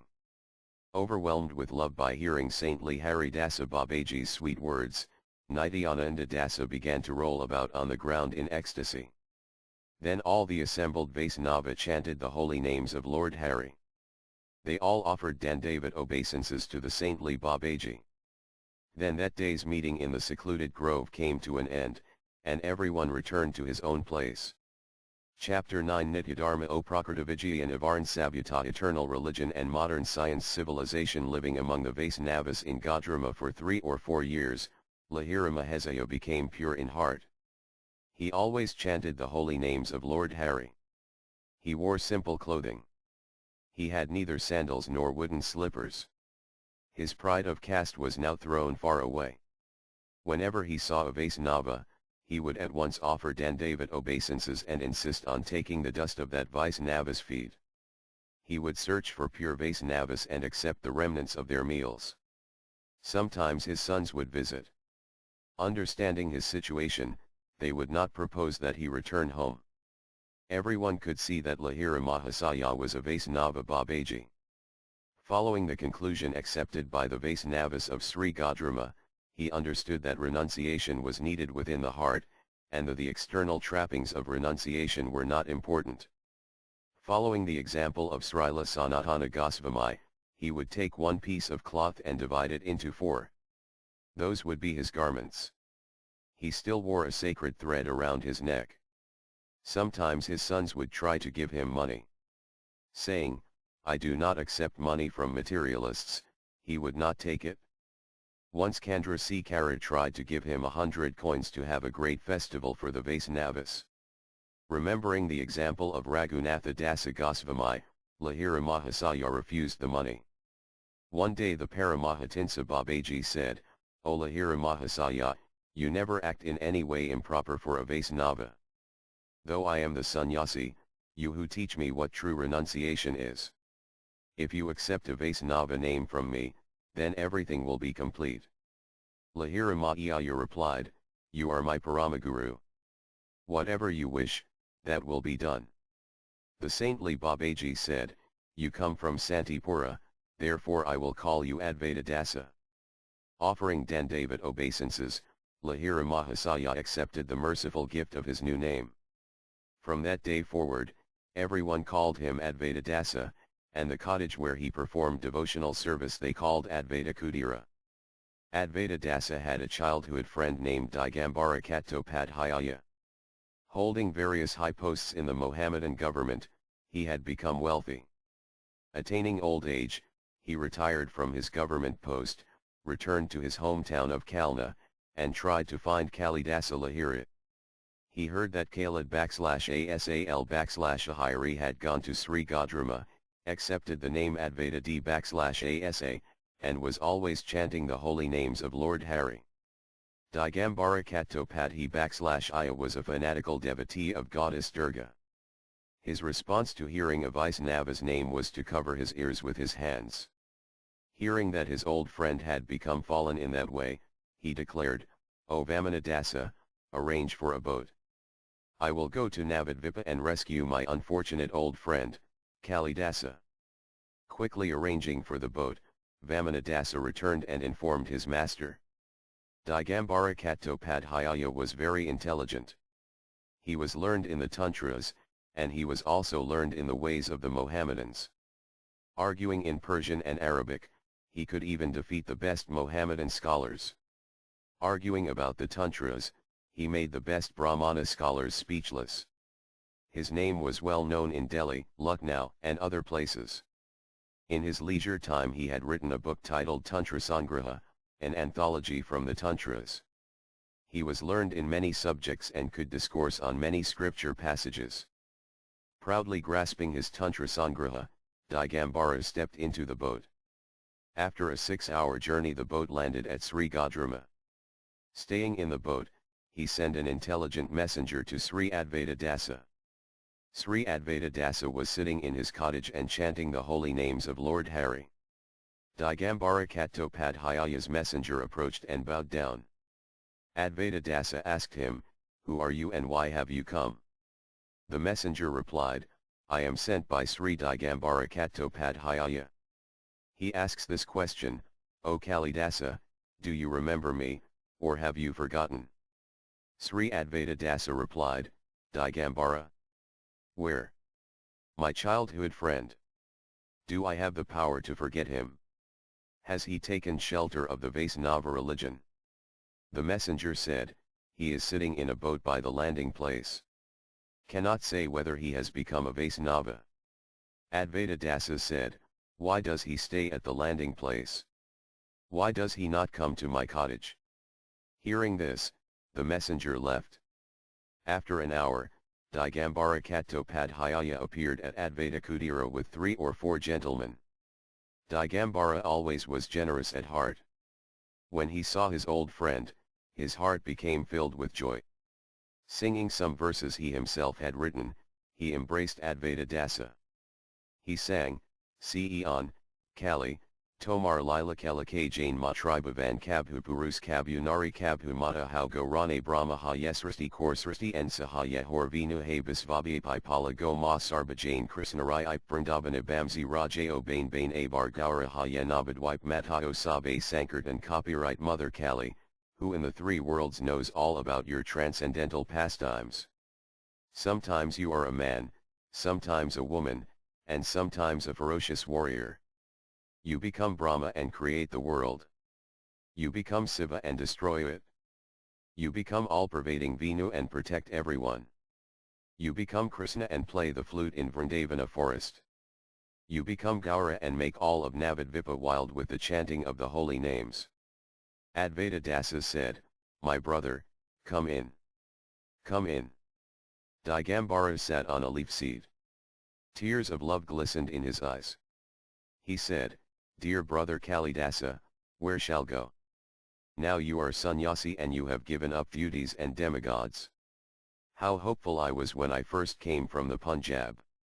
Our boyhood friends, Pesa, Pugla, Kanda, Jirasa, Ise Pugla, Dhana Mayera, Kale Shooter, Kanti Bhattakarji, all have died. Only you and I remain. I thought some days I would cross the Ganges and visit you at Santipura, and other days you would cross the Ganges and visit me at Ambika. In the few days that remain for us, we would sing together and study the tantras together. Alas, bad luck has struck my head. You have become a bull-headed fool, useless in this world and the next. Look at yourself. Tell me, how has this happened to you? Advaita Dasa could see that this person was very bad company. He began to think how he could escape the hands of his childhood friend. He said, "Brother Digambara, do you remember how one day when we were playing Dandagulai we gradually came to that old tamarind tree?" Digambara, yes, yes. Remember. That was near Gauradasa Pandita's house. The tamarind tree where Gauranitai used to sit. Advaita, as we were playing you said, "Don't touch that tamarind tree. And Sasi's son used to sit here. If we touch this tree we will become Sannyasis. Digambara, remember. Could see that you liked the Vaisnavas. Said, you will fall into Gauranga's trap. Advaita, brother, for a long time I was like that. One was always just about to fall into that trap. Now I have fallen in. Digambara, catch hold of my hand and come out. It is not good to stay in a trap. Advaita, brother, am very happy in this trap. Pray that I shall stay here forever. Just once you should touch this trap and see what it is like. Digambara, I have seen. In the beginning it is happiness. But in the end it is a hoax. Advaita, do you think the trap where you live will bring you happiness at the end? My mind says it will not. Digambara, let us see. We are servants of Goddess Mahavidya. In this life we have happiness, and in the next life we also have happiness. You think that you are happy, but I don't see that you are happy. In the end there will be no end to your sufferings. Why does someone become a Vaisnava? I cannot say. Look, we enjoy eating fish and meat and other things. We are happy. We are more civilized than you. We enjoy all the good things modern science provides. You have renounced all these good things. And in the end for you there will be no escape. Advaita, why, brother, will there be no escape for me? Digambara, if Mother Nistarini becomes averse, then even Brahma, Vishnu, and Shiva cannot escape. Mother Nistarini is the primordial power. She gives birth to Brahma, Vishnu, and Shiva. By her power she protects them. When the Great Mother wills, the great pot of the material universe will again enter her womb. Have you worshipped the Mother, so she will have mercy on you? Advaita, is Mother Nistarini conscious, or is she unconscious matter? Digambara, she is consciousness personified. All her desires are at once fulfilled. It is by her wish that spirit was created. Advaita, what is spirit, and what is matter? Digambara, Vaisnavas only worship. They know nothing of philosophy. Spirit and matter are like the two halves of a chickpea. Unhusk it, and there are two halves. Leave the husk untouched, and there is one chickpea. Spirit is conscious, and matter is unconscious. When consciousness and unconsciousness join and become one, that is called Brahman. Advaita, is your mother female or male? Digambara, sometimes she is male and sometimes female. Advaita, spirit and matter are like the two halves of a chickpea. Which is the mother and which the father? Digambara, you are eager to know the truth? We know the truth very well. The truth is that matter is mother and spirit is father. Advaita, who are you? Digambara, when I am bound by ropes of illusion am an individual soul. When those ropes are untied, am Lord Sadasiva. Advaita, you are spirit? You are not matter? Digambara, I am spirit. Mother is matter. When I am bound by illusion, she is my mother. When I am free of illusion, she is my wife. Advaita, now the truth is out. Now doubt is gone. Where did you get these truths? Digambara, brother, you are always saying, Vaisnava. Vaisnava. Am not like that. Have associated with many sannyas, brahmacharis, and tantric saints. Have studied the tantras day and night. That is how I have attained this knowledge. If you like, I can teach it to you. Advaita, thinking to himself, how horrible. How unfortunate. Aloud, very good. Please explain one thing to me, what is civilization, and what is modern science? Digambara, 1. To speak in such a way that pleases respectable people, 2. To wear clothing that pleases them, and 3. To eat foods they like, to do things like them, and not to do anything to displease them. You do not do any of these 3. Advaita, how is that? Digambara, you do not associate with others. You are very unsocial. The Vaisnavas have never learned the art of flattering others with sweet words. When they see someone, they always tell him to chant the name of Hari. Can't they say something else? When people see your clothing, they refrain from inviting you to visit them. You wear a stupid tuft of hair on the top of your head and a basketful of beads around your neck, and your own garment is a loincloth. You only eat vegetables and roots. You are not civilized, even slightly. Advaita, thinking to himself, if one quarrel with him, he will go away. That would be good for me. Aloud, does this kind of civilization make one's next life auspicious? Digambara, it does not make the next life auspicious. If there is no civilization, how will society become uplifted? First, society must be uplifted. When it is uplifted, then people may try to improve the next life. Advaita, brother, if you do not become angry, could say something. Digambara, you are my boyhood friend. Would give up my life for your sake. Why would I not peacefully tolerate a single statement of yours? We are civilized men. Even if we are angry, sweet words still stay on our mouths. The more we hide our true feelings, the more civilized we become. Advaita, human life is for only a few days. Still, it contains many troubles. In this very short life, one should sincerely worship Lord Hari. The civilization you talk about is only a way to cheat the soul. Therefore say that this civilization is only another word for cheating. When men walk on the path of truth, they are simple and honest.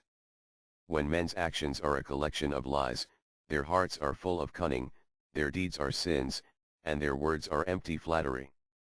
That is your civilization. True civilization is not like that. In true civilization, men are honest and sincere. Nowadays people merely hide the wickedness in their hearts, and that hiding they call civilization. The true meaning of civilization is honesty and goodness. What you call civilization is only cheating and wickedness. Civilization that is sinless is found only among the Vaisnavas. So-called civilization that is filled with sins is liked only by they who are not Vaisnavas. The civilization you describe has nothing to do with the soul's eternal nature. If wearing fashionable clothes that please others is the true mark of civilization, then prostitutes are the most civilized. The purpose of clothing is only to cover the body. Clothing should be neat and clean, and free from unclean odors and other faults. Food should be pure and nutritious. There is nothing wrong with food like that. You think only that food should be palatable. You don't consider whether it is pure or not. Liquor and meat are naturally impure and unholy. A civilization that lives by enjoying them is only a collection of sins. What you call modern civilization is the civilization of Kali Yuga. Digambara, have you forgotten the very civilized society of the Muslim emperors? You should see how the people dress fashionably and speak politely in the Muslim emperor's court. Advaita, that is only material politeness. What does a man lose if he is unaware of this exaggerated politeness? Brother, You spent too many days working for the Muslims. That is why you defend the Muslim ways.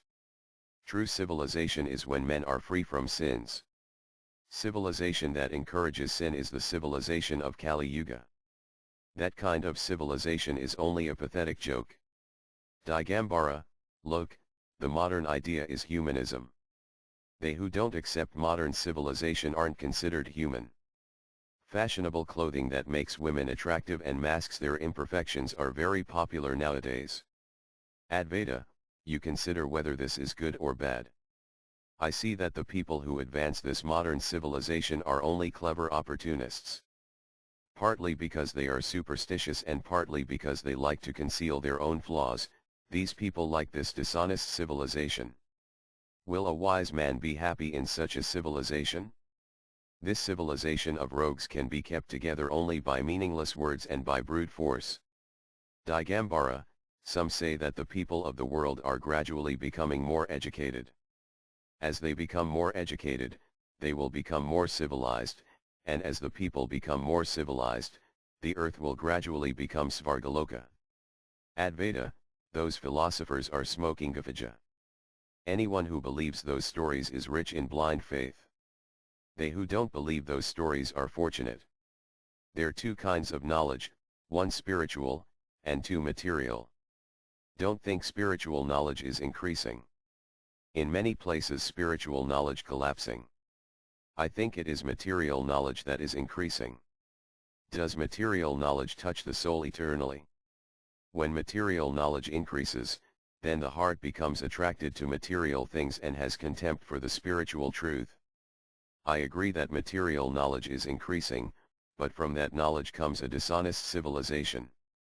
That civilization brings great misfortune to the soul. Digambara, why misfortune? Advaita, as I said before, human life is very short. The soul is like a traveler briefly staying at an inn. He should use this short time to attain spiritual perfection. If the travelers are concerned only with how to be most comfortable at the inn, the time they should be spending on planning their journey is lost. As material knowledge increases, the time spent on spiritual things will decrease. Think that material knowledge should be accepted only as far as is needed in ordinary affairs. There is no need for more material knowledge or its lady friend, material civilization. For how many days will the benefits of this world last? Digambara, I have fallen into the company of a fanatic sannyasi. Is society not important? Advaita, different kinds of society bring different results. If one associates with Vaisnavas, then there is a good result. If one associates with materialists, then the results are not good for the soul. Let us stop talking of this. What is material science? Digambara, many kinds of material sciences are described in the Tantras. Whatever knowledge, skill, and beauty are present in the material world are all described in material science. Military science, medicine, music, and astronomy are all examples of material sciences. The material nature is the first power, again describe the spiritual truth. She gave birth to the material world. From her it is manifested. By her power it is filled with wonderful variety. One by one, all forms come from her. One by one, all kinds of knowledge come from her. When a person understands this, Mother Nistarini frees him from sin and he becomes liberated. The Vaisnavas will not seek out Mother Nistarini. However, we attain liberation by understanding these truths. Look, by the careful study of material knowledge Plato, Aristotle, Socrates, the famous Hakim, and many other great souls in the Yavana countries have written many, many books. Advaita, you said that the Vaisnavas are not interested in science. That is not true. Why not? The Vaisnavas are interested in the science of pure knowledge, which is described in these words of Srimad Bhagavatam's 4 nutshell verses, February 9, 30 Jainanarm Paramagui Armi Yadva Yadnasamanvatam Sarahajyam Tadangam Ca Granagadatam Maya. The Supreme Personality of Godhead said, knowledge about me as described in the scriptures is very confidential, and it has to be realized in conjunction with devotional service. The necessary paraphernalia for that process is being explained by me. You may take it up carefully. Asterisk. Pleased by Brahma's devotional service, the Supreme Personality of Godhead gave him this instruction even before the material world was created. In this way the Lord taught him the pure Vaisnava religion. The Lord said, "O Brahma, knowledge about me as described in the scriptures is very confidential, and it has to be realized in conjunction with devotional service. The necessary paraphernalia for that process is being explained by me. You may take it up carefully." Asterisk. O Digambara, there are two kinds of knowledge, one spiritual knowledge, and two material knowledge. Because it is attained through the material senses, material knowledge is very impure. Neither is it needed for spiritual advancement. It is needed only for the conditioned soul's life in the material world. Spiritual knowledge is called Suddhajnana, pure knowledge. That eternal knowledge is the foundation stone of the Vaisnava's temple of devotional service. Spiritual knowledge and material knowledge are very different. They are opposites. You call material knowledge science, but it is not science at all. You call medical knowledge and other kinds of material knowledge science, but it is spiritual knowledge, which is different from material knowledge, that should be called science. Knowledge and science are synonyms. Direct perception of the spiritual truth is called knowledge. When it eclipses material knowledge, pure spiritual knowledge is called science. Thus these two are actually the same thing, called either knowledge or science in different circumstances. You call material knowledge science. The Vaisnavas call the proper use of material knowledge science. Military skill, medicine, astronomy, chemistry, and all other kinds of material knowledge have no eternal relation to the soul. Therefore they have no bearing at all on the soul's eternal activities and eternal duties. The Vaisnavas do not criticize the materialists who perform Vedic rituals, karmakanda, for material elevation. Why not? Indirectly their attempts for material elevation help the spiritual advancement of the Vaisnavas. You may call material knowledge material science. What is wrong with that? It is foolish to squabble over names. Digambara, well, if there were no progress in material knowledge, it would not be so easy for you to pass your life in devotional service. Therefore you also should strive for material progress. Advaita, different people, with different desires, try in different ways, and the Supreme Controller gives each person the fruits of his actions. Digambara, why do people have different desires? Advaita, desires are created by past karma. One whose material desires are strong becomes learned in material things and expert in material work. What is produced in this way may help the Vaisnavas in their service to Lord Krishna. However, the Vaisnavas themselves need not become expert in these different skills. Look, a carpenter may make a cart, and householder Vaisnava may use that cart to carry the deity of the Lord. Bees may gather honey, and the devotees of the Lord may take the honey and employ it in the Lord's service. Not everyone in this world is interested in spiritual advancement. From their different desires different kinds of work are manifested. Men are of different kinds, some exalted and others lowly. They whose desires are lowly may work in different ways, and they whose desires are lofty may use the result of that work for good purposes. Pushed by these differences, the circle of the world turns. Materialistic men work in different ways, and what they produce may helpful to the spiritualists, the Vaisnavas. The materialists do not understand how they are helping the Vaisnavas. Still, bewildered by Lord Vinu's Maya potency, they act in that way. Thus the entire world unknowingly serves the Vaisnavas. Digambara, what is the illusory potency of Lord Vinu you mentioned? Advaita, in the Kandi Mahatmaya of the Markandeya Purana it is said, Yogamaya Hari Saktiryaya Samahidam Jagat, the entire world is bewildered by Lord Hari's Maya potency. These words describe Lord Vinu's Maya potency. Digambara, then who is the goddess I know as Mother Nistarini? Advaita, she is Lord Vinu's Maya potency. Digambara, opening his book about the Tantras, look. Here it says, my mother is the form of spiritual consciousness. Her desires are at once fulfilled. She is beyond the touch of the three modes, but still she manifests the three modes. Your Maya potency of Lord Vishnu is not beyond the three modes. How can you say that your Maya potency of Lord Vishnu is the same as my mother? When I see how you Vaisnavas are such closed-minded fanatics, it does not make me happy at all. Advaita, brother Digambara, please don't be angry. After so many days you have seen me again. I want to make you happy. If I say the Maya potency of Lord Vishnu, how have I become small-minded? Lord Vishnu is the all-knowing Supreme Personality of Godhead. All that exists is his potency. The word potency does not mean a substance. Rather it means the quality that a substance possesses. Therefore the statement that a potency is the root of all existence goes counter to the truth. A potency cannot exist apart from its substance. An original substance with a spiritual form must first be accepted. After all, the commentary on Vedanta Stitra declares, Sakti Saktimater Abhita, the potency and the possessor of the potency are not different.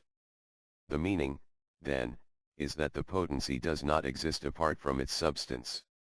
The only true substance is the Supreme Personality of Godhead, the Master of Potencies. The nature of the potency is either to be a quality of the Supreme Lord, or submissive to his will. When it is said that the potency has pure consciousness, that means that because the potency and the Master of Potencies are not different, therefore, like the Master of Potencies, the potency also has a form of spiritual consciousness, has desires that are at once fulfilled, and is beyond the touch of the three modes. It is not a mistake to say these things. Will and consciousness are qualities of the Supreme Personality of Godhead. By itself, the potency does not possess will, but rather it carries out the will of the Supreme. For example, you have power, and by your will, your potencies act. If you say, the power acted, then that means that the possessor of the power was actually behind the action. To say that the power acted is only to use a figure of speech. In truth, the Supreme Personality of Godhead has only one potency. When she performs spiritual actions, she is called the spiritual potency, and when she performs material actions, she is called the material potency, or Maya. The Vedas, Svetasvatara Upanishad 6.8, explain, Parajya Saktir Vividhivasruyate, the potency of the Supreme is manifested in many different ways. The potency that manifests the three modes is the material potency. She creates and destroys the material universes. Those are her duties. In the Puranas and Tantras this potency is called by many names, such as Vinumaya, Mahamaya, and Maya. Allegorically she is also called the mother of Brahma. Vinu, and Siva, the killer of Samha and Nisamha, and other like names that describe her different activities. As long as he remains deeply enmeshed in material consciousness, the soul is under her power.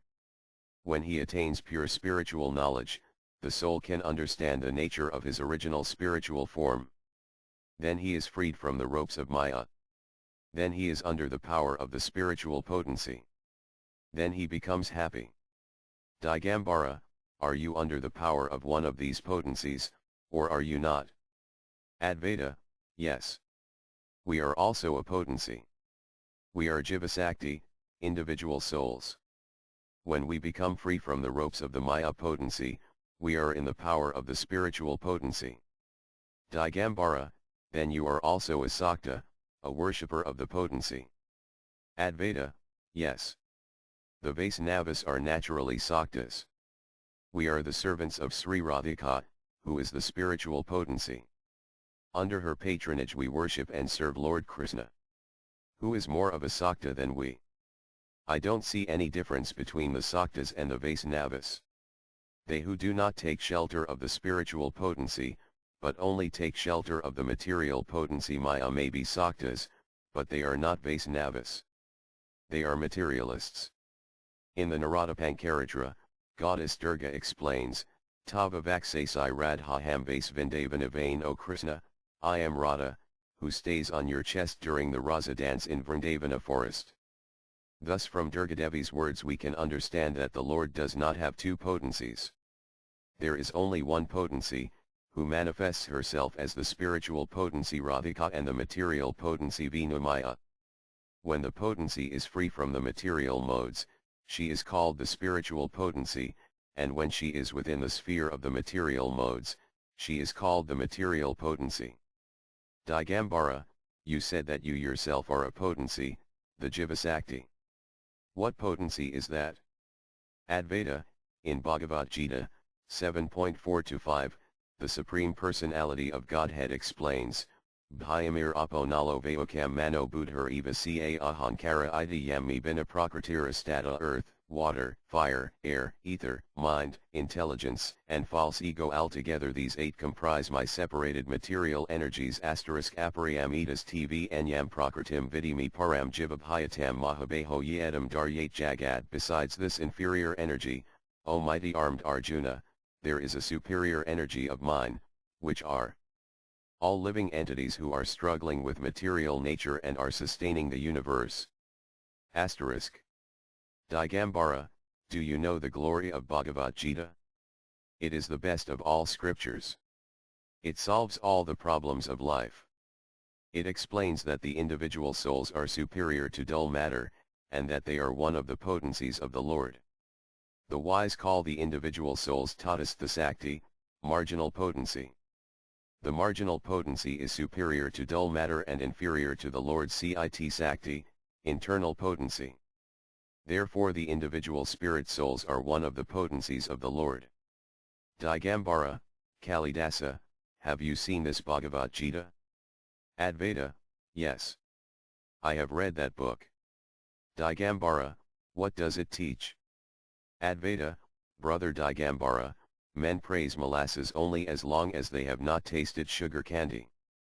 Digambara, my brother, you are a fanatic. Devi Bhagavata and Devi Gita are honored by everyone. You Vaisnavas alone have not heard of them. Advaita, my brother, have you read Devi Gita? Digambara, no. Why should I lie? I tried to make a manuscript copy of them, but I was not able. Advaita, how can say that a particular book, which have not read, is good or bad? Am I the fanatic, or are you? Digambara, my brother, I am always afraid of you. You were always very talkative. As a Vaisnava you are even more talkative. Whatever I say, you refute. Advaita, I am a fool. But I can see that there is no pure religion but the Vaisnava religion. For a long time you held a grudge against the Vaisnavas. That is why you could not see that path that leads to your own auspiciousness. Digambara, a little angry, is it? Do so much worship and devotion, and you say I cannot see the path to my own good. Have I been walking the wrong path all along? Look. Here is the Tantra Sangraha. How labored on it? Now that you are a Vaisnava you like to blaspheme modern science and modern civilization. What can I do to convince you?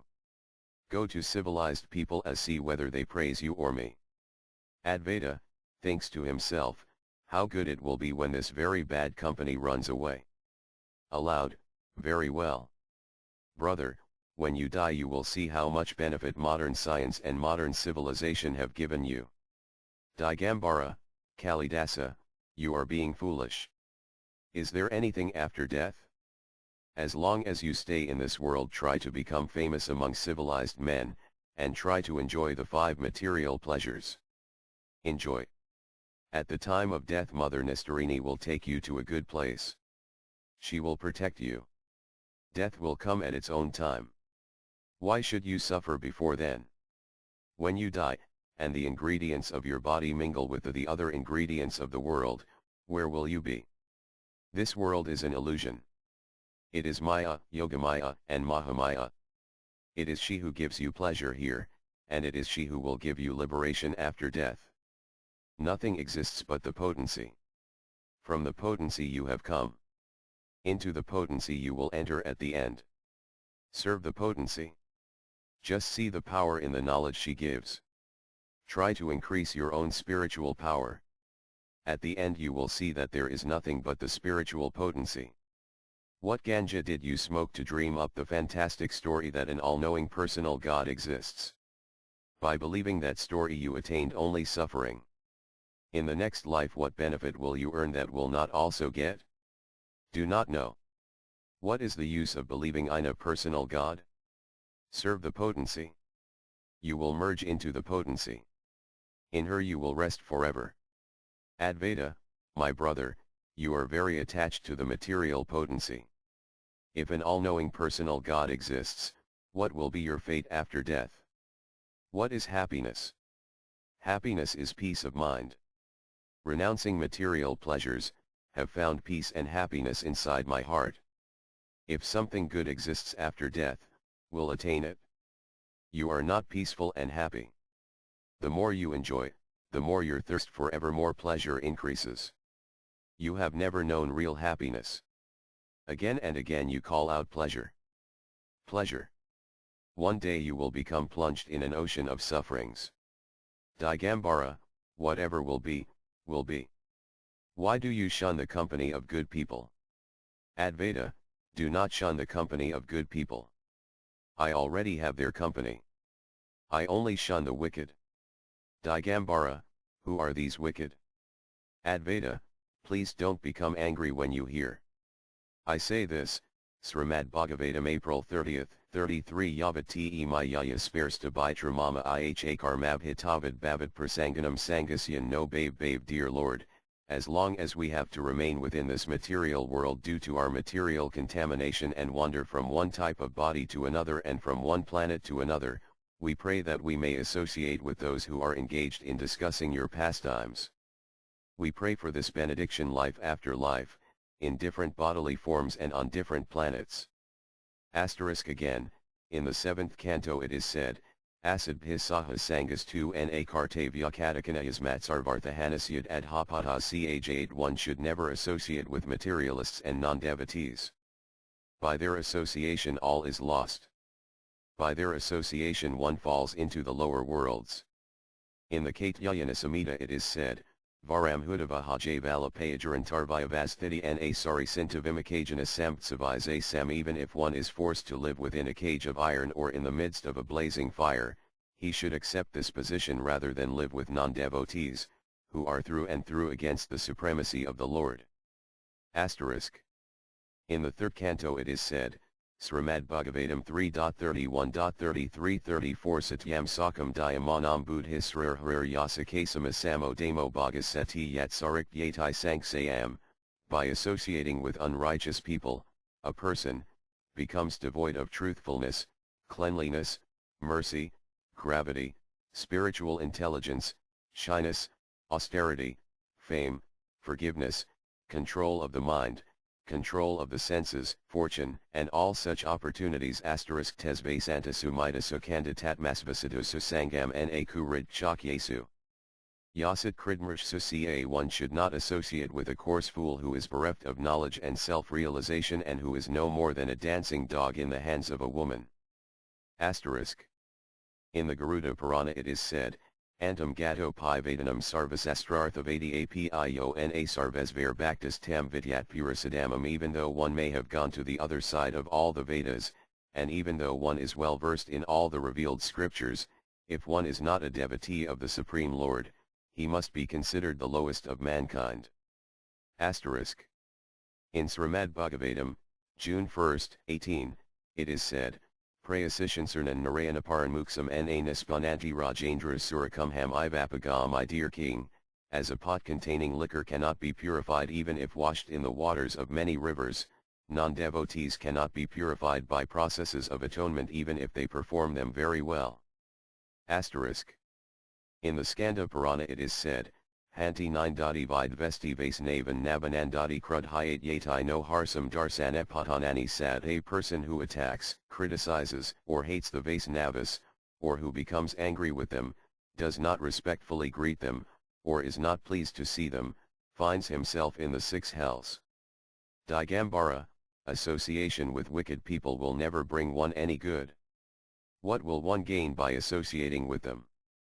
Digambara, what I find fellow I have come to talk with. He thinks we are all wicked people. You stay with your pure Vaisnavas.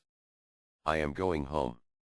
Advaita, thinking to himself, it is almost done. Now I had best speak very sweetly to him. Aloud, ah, now you must go home. You are my boyhood friend. I do not wish to see you go. If you are kind, then please stay. Stay for some time, take prasadam, and then go.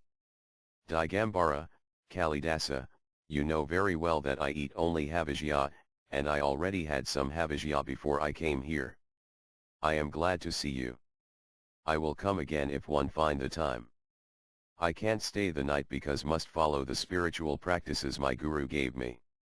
For today, brother, must go. Advaita, let us go then. Will walk with you to the boat. Digambara, no. No.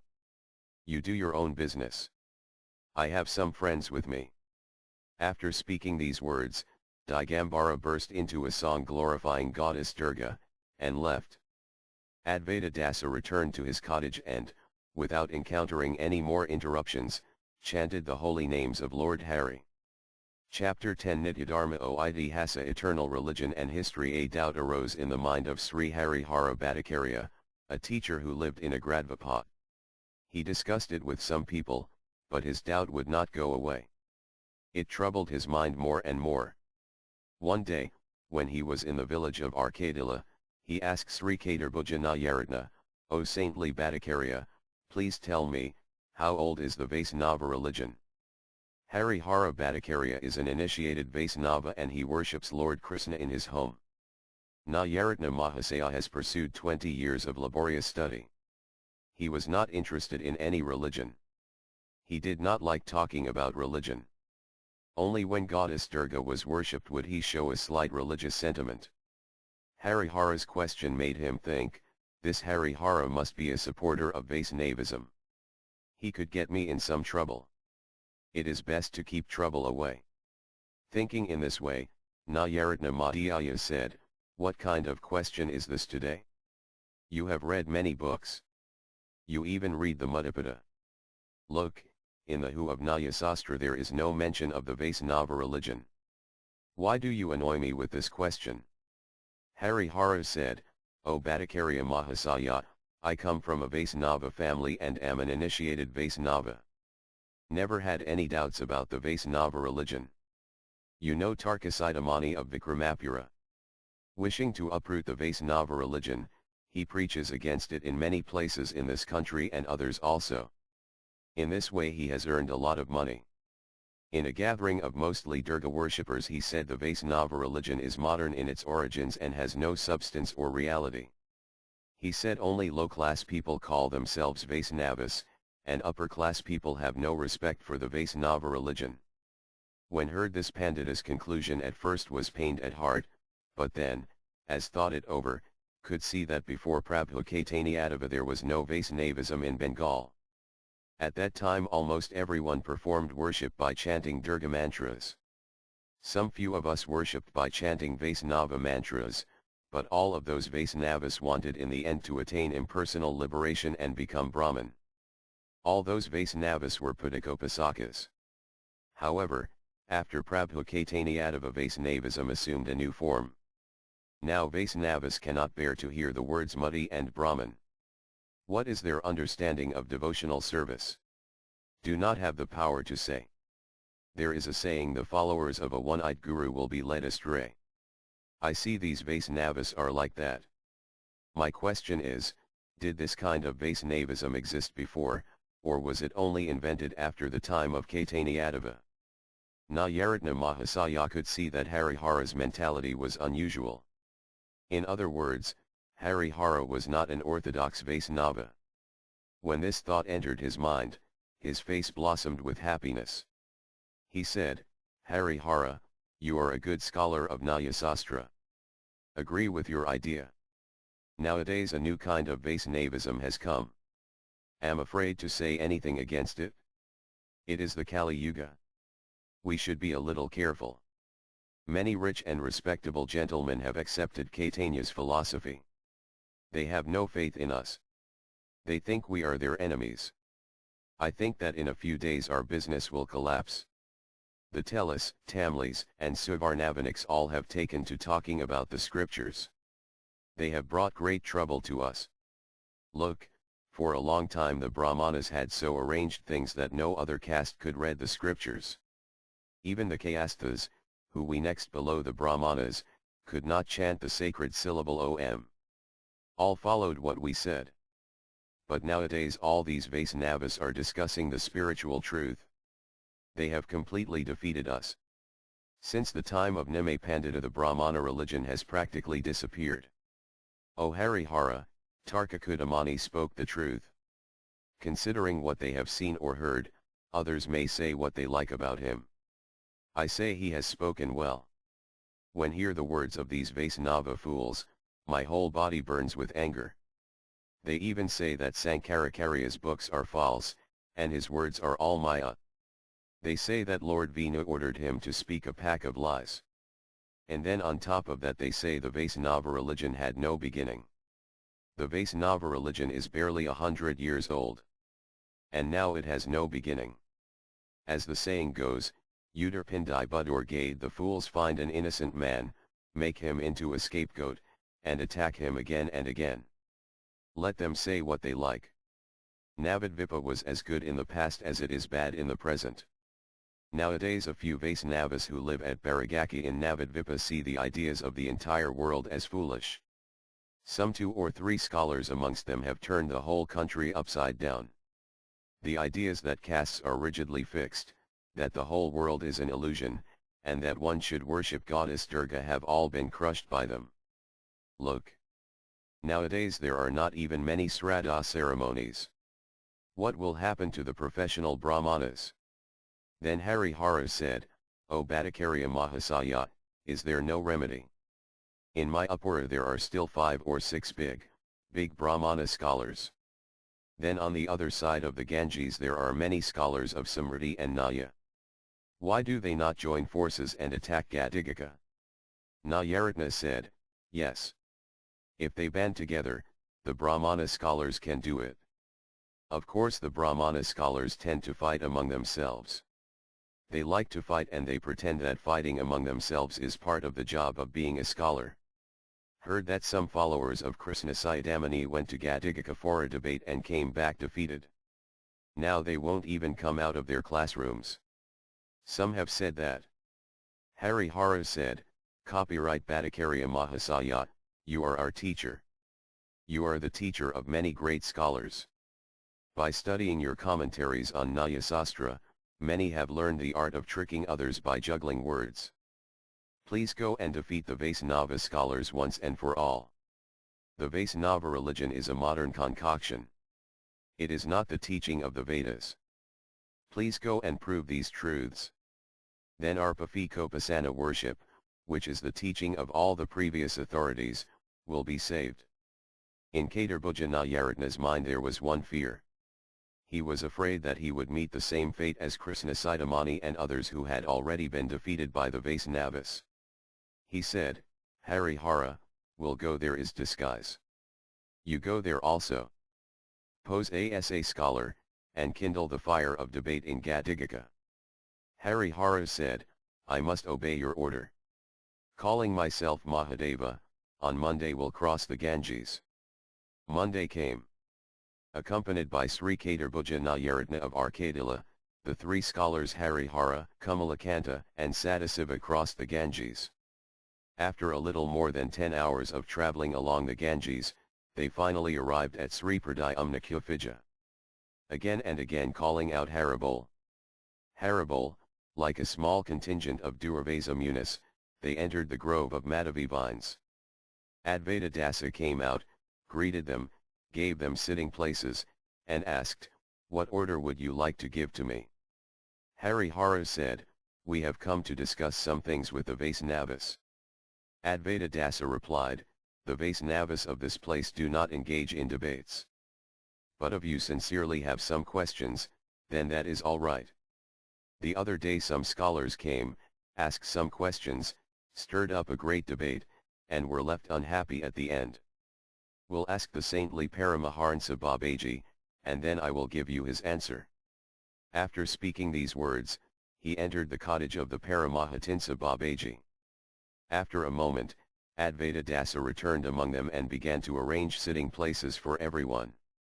Entering the beautiful grove, the saintly Paramahansa Babaji offered Dandavat obeisances first to the Tulasi plant and then to the Brahmana guests. He asked them, "O saintly ones, what order would you like to give to me?" Then the Nayaratna said, "I have 2 questions to ask. Please answer them." Hearing this, the saintly Paramahansa Babaji called for saintly Sri Vaisnava Dasa Babaji. When the Vaisnavas were all seated comfortably, Nayaratna Mahasaya asked, "First consider, and then speak, is the Vaisnava religion ancient or modern?" Following the saintly Paramahansa Babaji's wish, Vaisnava Dasa spoke. He said, "The Vaisnava religion is eternal. It always existed." Nayaratna, as I see it, there are 2 kinds of Vaisnava religion. In one kind of Vaisnava religion it is accepted that the Supreme is the formless Brahman. However, no one can actually worship something that is formless. Therefore one may imagine that the Supreme has a form, and by worshipping that imagined form, one gradually becomes pure in heart. When one becomes thus pure in heart, knowledge of the formless Brahman naturally arises within him. Thus, by worshipping the imaginary forms of Radha Krishna, Rama, or Nrsimha, one eventually attains knowledge of Brahman. They who accept this philosophy, worship the deity of Vinu, and chant Vinu mantras, consider themselves Vaisnavas and count themselves among the Pafikopasakas. Another kind of Vaisnava religion affirms that Lord Vinu, Lord Rama, or Lord Krishna have real forms that are eternal. Then, by worshipping these forms and chanting their mantras, the devotee attains eternal knowledge of them, and their mercy also. This Sankara is in error, and his idea that the Supreme is formless is a pack of lies. Of these 2 kinds of Vaisnava religion, which is eternal? Which of them always existed? Vaisnava Dasa, the second one you mentioned is the real Vaisnava. It is eternal. The first one is Vaisnava religion in name only. It is the enemy of the true Vaisnava religion. It is not eternal. It is only a collection of lies. Nayaratna can understand that in your opinion the only true Vaisnava religion is the philosophy of Caitanya. Thus the Vaisnava religion does not mean only the worship of Radhakrishna, Rama, and Nrsimha, it means worshipping Radhakrishna and the other deities according to the principles taught by Caitanya. Very good. However, how can you say that this kind of Vaisnava religion is eternal? Vaisnava Dasa, the 4 Vedas teach this kind of Vaisnava religion. All the Samriti Sastras teach this kind of Vaisnava religion. All the Vedic histories, Itihasas, sing the glories of this kind of Vaisnava religion. Nayaratna, Caitanya was born not even 150 years ago. From what I can see he is the first teacher of this kind of religion. If this is so, how can this kind of religion be eternal? Vaisnava Dasa, as long as any souls ever existed, this kind of Vaisnava philosophy existed also. The time when the individual souls first came into existence cannot be calculated according to material time. Actually, there never was a time when the individual souls first came into existence. As the individual souls are thus beginningless, so the Vaisnava religion is also beginningless. Brahma was the first individual soul to take birth in this universe. As soon as Brahma was manifested, the words of the Vedas, which are the root of the Vaisnava religion, were also manifested. This is recorded in the 4 essential verses of Srimad Bhagavatam, 2.9.33-36. This is also described in these words of Mundaka Upanishad, 1.1.1 Brahma Devanam Prathamam Sambhabhayavavis Vajya Karta Bhavanajya Gopta Sa Brahmavidyam Sarvavidya Pratistham Atharvayajayasthaputraya Praha Brahma, who is the first demigod, the creator of the universe, and the protector of the worlds, spoke knowledge of the Supreme, the first of all kinds of knowledge, to his eldest son, Atharva. This knowledge of the Supreme is also taught in these words of the RG Veda, January 22, 20 Om Tad Visno Paramampadam Sada Pasayanti Citrayada Vivakaksar Atatam. The lotus feet of Lord Vishnu are the supreme objective of all the demigods.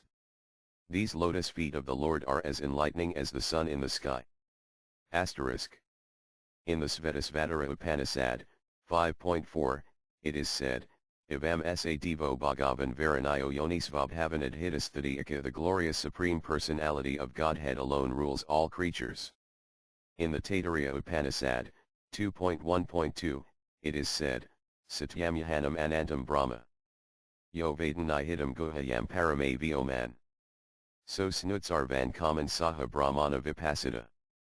The Supreme Personality of Godhead is real, eternal, limitless, and all-knowing. One who understands the Supreme Lord residing in his heart goes to the spiritual world. There he associates with the all-knowing Supreme Lord. There all his desires are fulfilled. Nayaratna, you say that the RG Veda verse Tad Visno Paramathanpadam describes your kind of Vaisnava religion and not the Vaisnava religion that follows the Mayaveda theory of impersonalism. How can you claim that?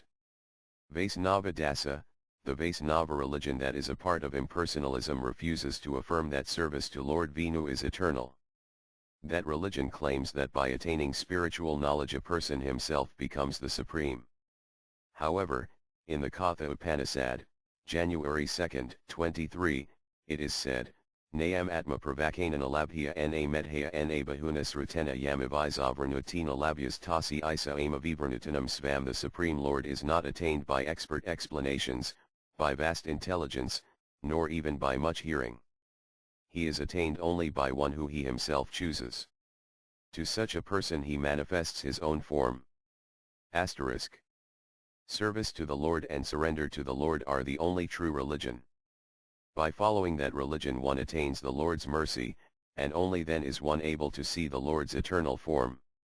By cultivating impersonal speculation one will not attain that form of the Lord.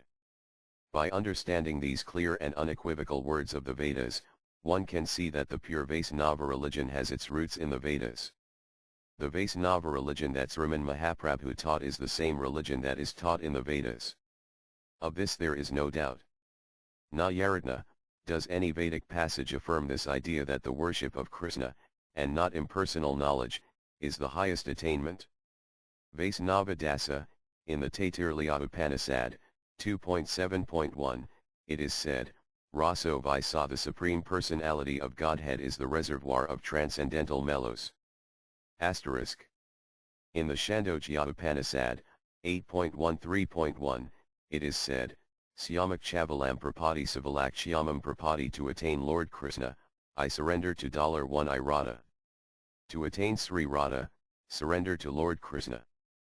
I can quote many Vedic passages proving that devotional service to Lord Krishna is the highest attainment.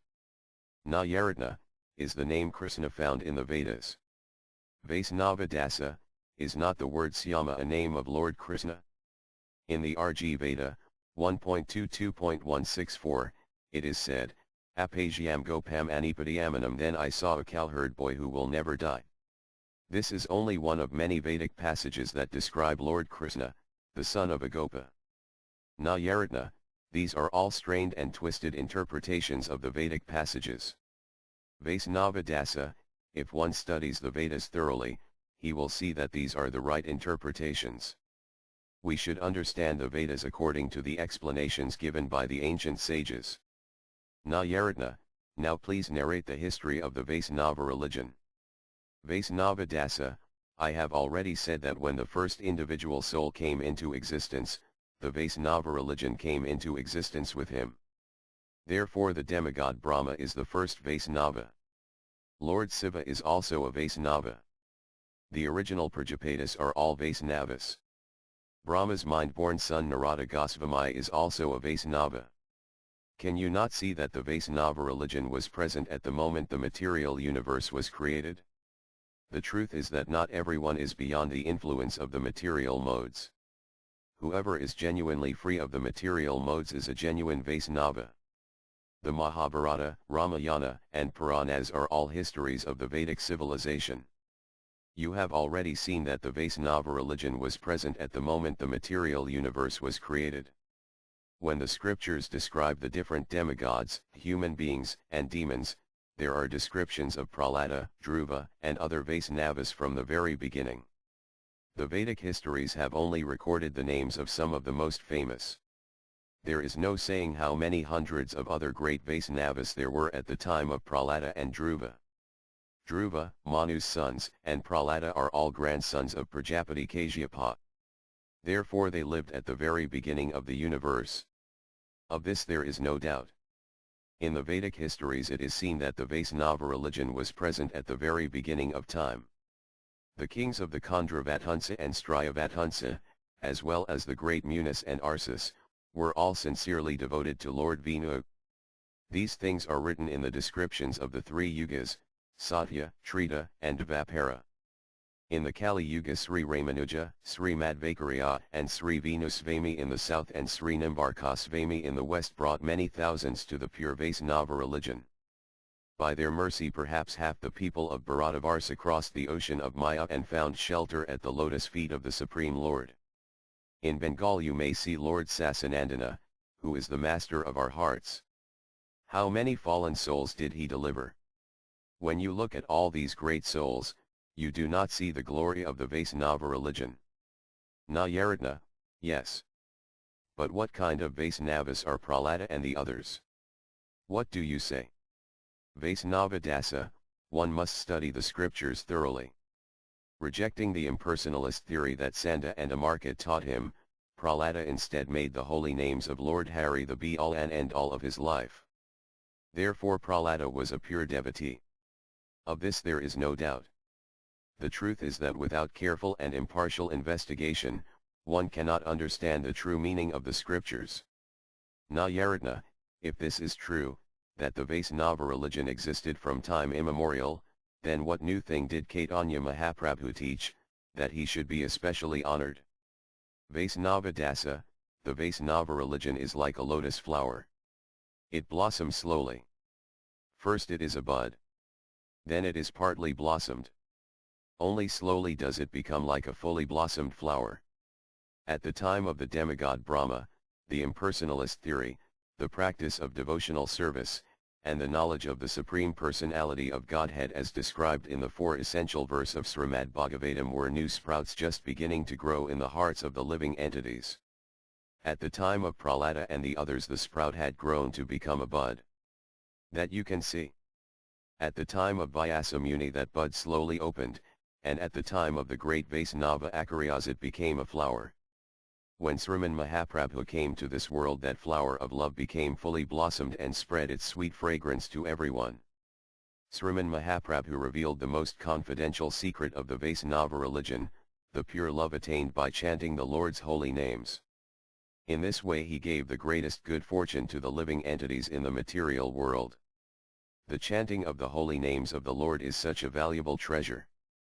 Who else but Lord Chaitanya revealed the truth of this?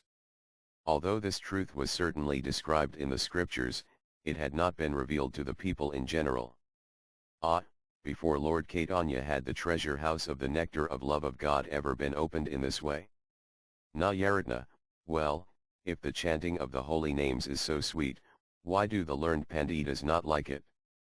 Vaisnava Dasa, in Kali Yuga the word Pandita no longer means what it once did.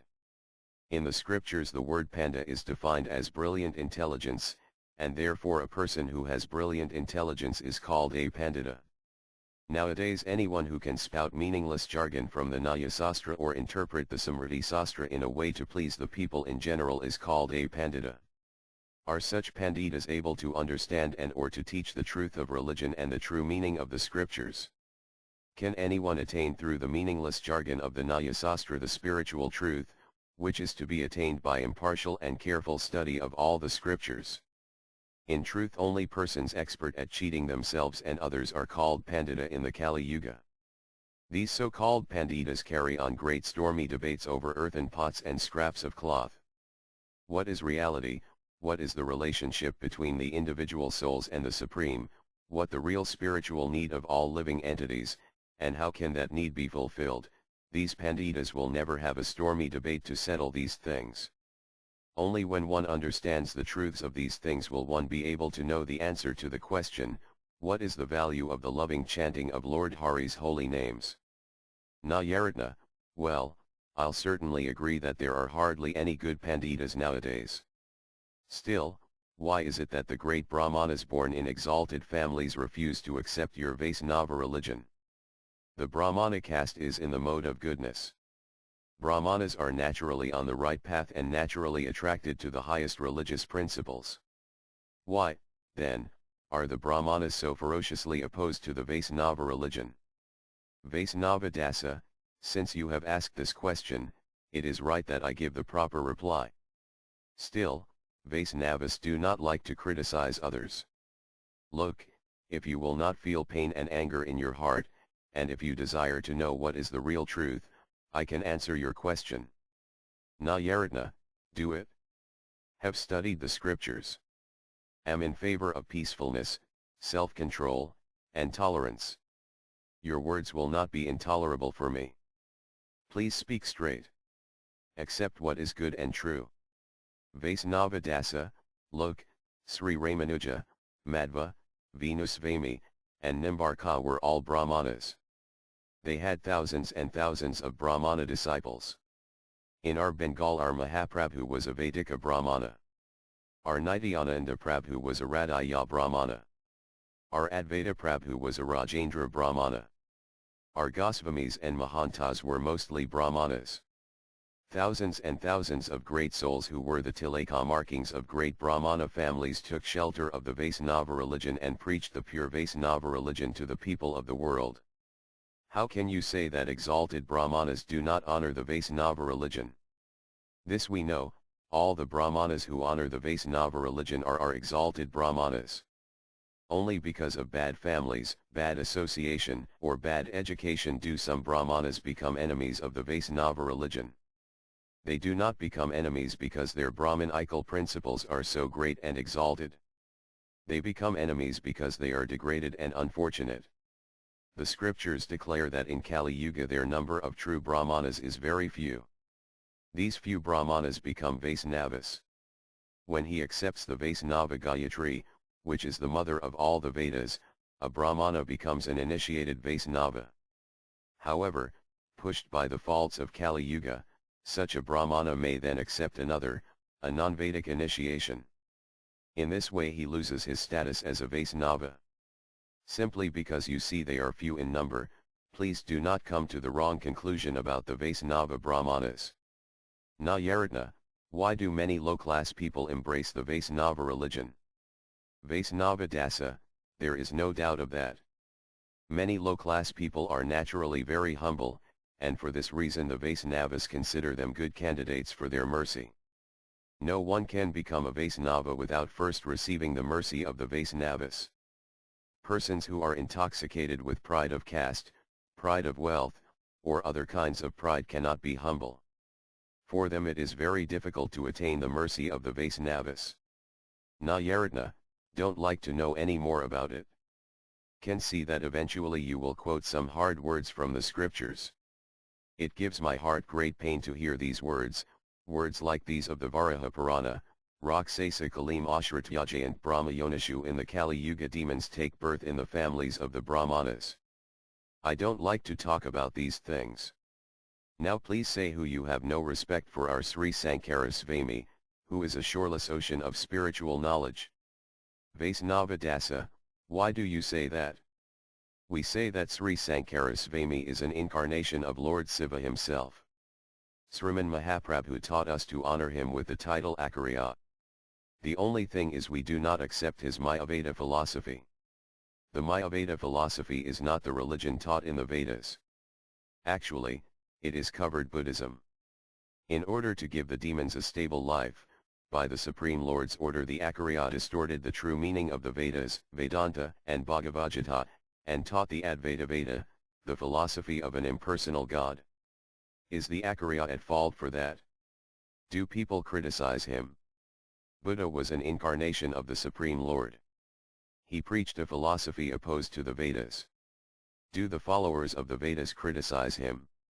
If someone says, it is not good for the Supreme Lord and the demigod Shiva to act in that way, then I reply, why not? They are never cruel or unjust. The Supreme Personality of Godhead, the protector of the universe, and his assistant Lord Shiva are both all-knowing and the givers of all good. They are never cruel or unjust. Their actions have a deep purpose the small individual souls have no power to understand. Therefore they should not be criticized. Because they are not intelligent enough to understand the purpose of the Lord, people may criticize him, saying it is not good for the Supreme Lord to act in this way. He should have acted in that way. Intelligent people never talk like that. Why was the impersonalist philosophy needed then to control the demonic people? Only the all-powerful Lord knows. Why is there a need to create the various life forms and then destroy them at the end? We have not the power to know. These are the pastimes of the Lord.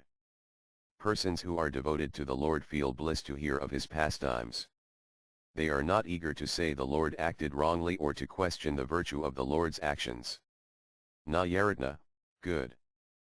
But why do you say that the Mayaveda philosophy is against the teachings of the Vedas and the Vedanta Sutra?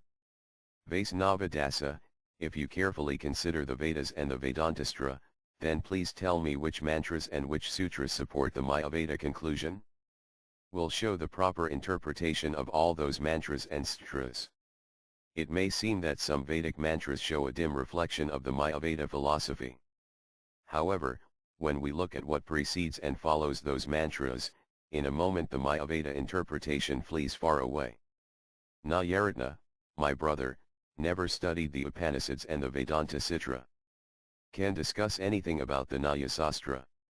In that debate can turn a clay pot into a piece of cloth and a piece of cloth into a clay pot. I read as little of the Gita, but I did not really enter into it. Here I must stop.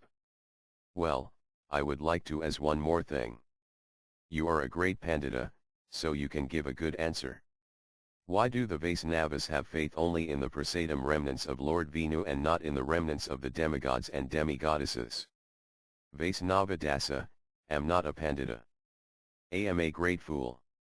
If can speak nicely that is only because of the mercy of my Paramahansa Gurudeva. Everyone should know that. The ocean of the scriptures has no shore. No one can study all the scriptures. My Gurudeva churned the ocean of the scriptures and gave me the cream of their final conclusions. Know that what he teaches is the final conclusion of all the scriptures. The answer to your question is this: the Vaisnavas do not disrespect the prasadam remnants of the demigods and demigoddesses. Sri Krishna is the only supreme God. The other demigods and demigoddesses are his obedient devotees. The Vaisnavas respect the prasadam remnants left by the devotees of the Lord. They do not disrespect them. By accepting the prasadam remnants left by the devotees, one attains pure devotion to the Lord. The dust of the devotees' feet, the nectar water that has washed the devotees' feet, and the nectar food that has touched the devotees' lips, these three are all very wonderful and delightful. They should certainly be accepted. Here is the truth: if an impersonalist worships a demigod and offers food and other things to him, the demigod will not accept the worship, the food, or any other offering, because the person making the offering is contaminated by the impersonalist philosophy.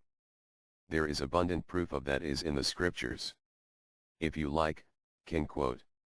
The worshippers of the demigods are mostly impersonalists. The demigod prasadam they offer destroys devotional service and creates an offense before Bhakti Devi, the goddess of devotion. If a pure Vaisnava offers the prasadam tasted by Lord Krishna to a demigod or a demigoddess, that demigod or demigoddess happily accepts that prasadam and dances with joy. If a Vaisnava then takes that prasadam, he becomes filled with happiness. Look, the commands given by the scriptures are most important. It is written in the Yoga Sastra that a person practicing yoga should not accept the prasadam of any demigod. This not mean that a person practicing yoga should disrespect the prasadam remnants offered to the demigods. It merely means that renouncing these remnants is helpful for yoga meditation. In the same way, if a person is engaged in devotional service accepts prasadam remnants offered to any but the Lord he worships, the devotee cannot attain unalloyed devotion to his Lord. This does not mean that he disrespects the prasadam remnants offered to the demigods. Please know, then, that this is ordered by the scriptures and it is meant only to attain a particular goal. Nayaratna, good. Accept that answer. Why do you reject the animal sacrifices prescribed in the scriptures? Vaisnava Dasa, the scriptures do not teach that one should kill animals. The scriptures declare, Mahimsayat Sarvani Bhayatani, don't do violence to any creature. With these words the Vedas prohibit violence to animals. As long as he is in the grip of the modes of passion and ignorance, a man will yearn to associate with women, eat meat, and drink liquor. He does not wait to hear the Vedas command him before he does these things. The purpose of the Vedas is this: as long as a man is not situated in the mode of goodness, a man will not be able to renounce killing animals, drinking liquor, and yearning for the touch of a woman. It is to curb these propensities that the scriptures prescribe association with a woman in marriage, killing animals in sacrifice, and drinking liquor at certain ceremonies.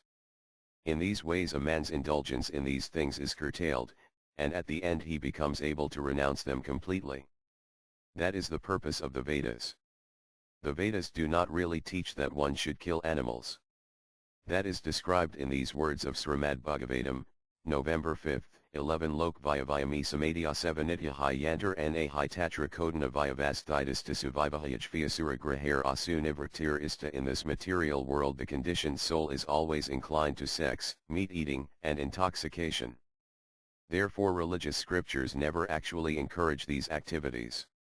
Although the scriptural injunctions provide for sex through sacred matriarch, for meat eating through sacrificial offerings, and for intoxication through the acceptance of ritual cups of wine, such ceremonies are meant for the ultimate purpose of renunciation.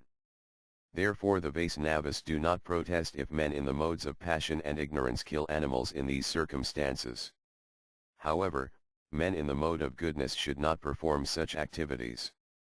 To be violent to others is the way of the animals.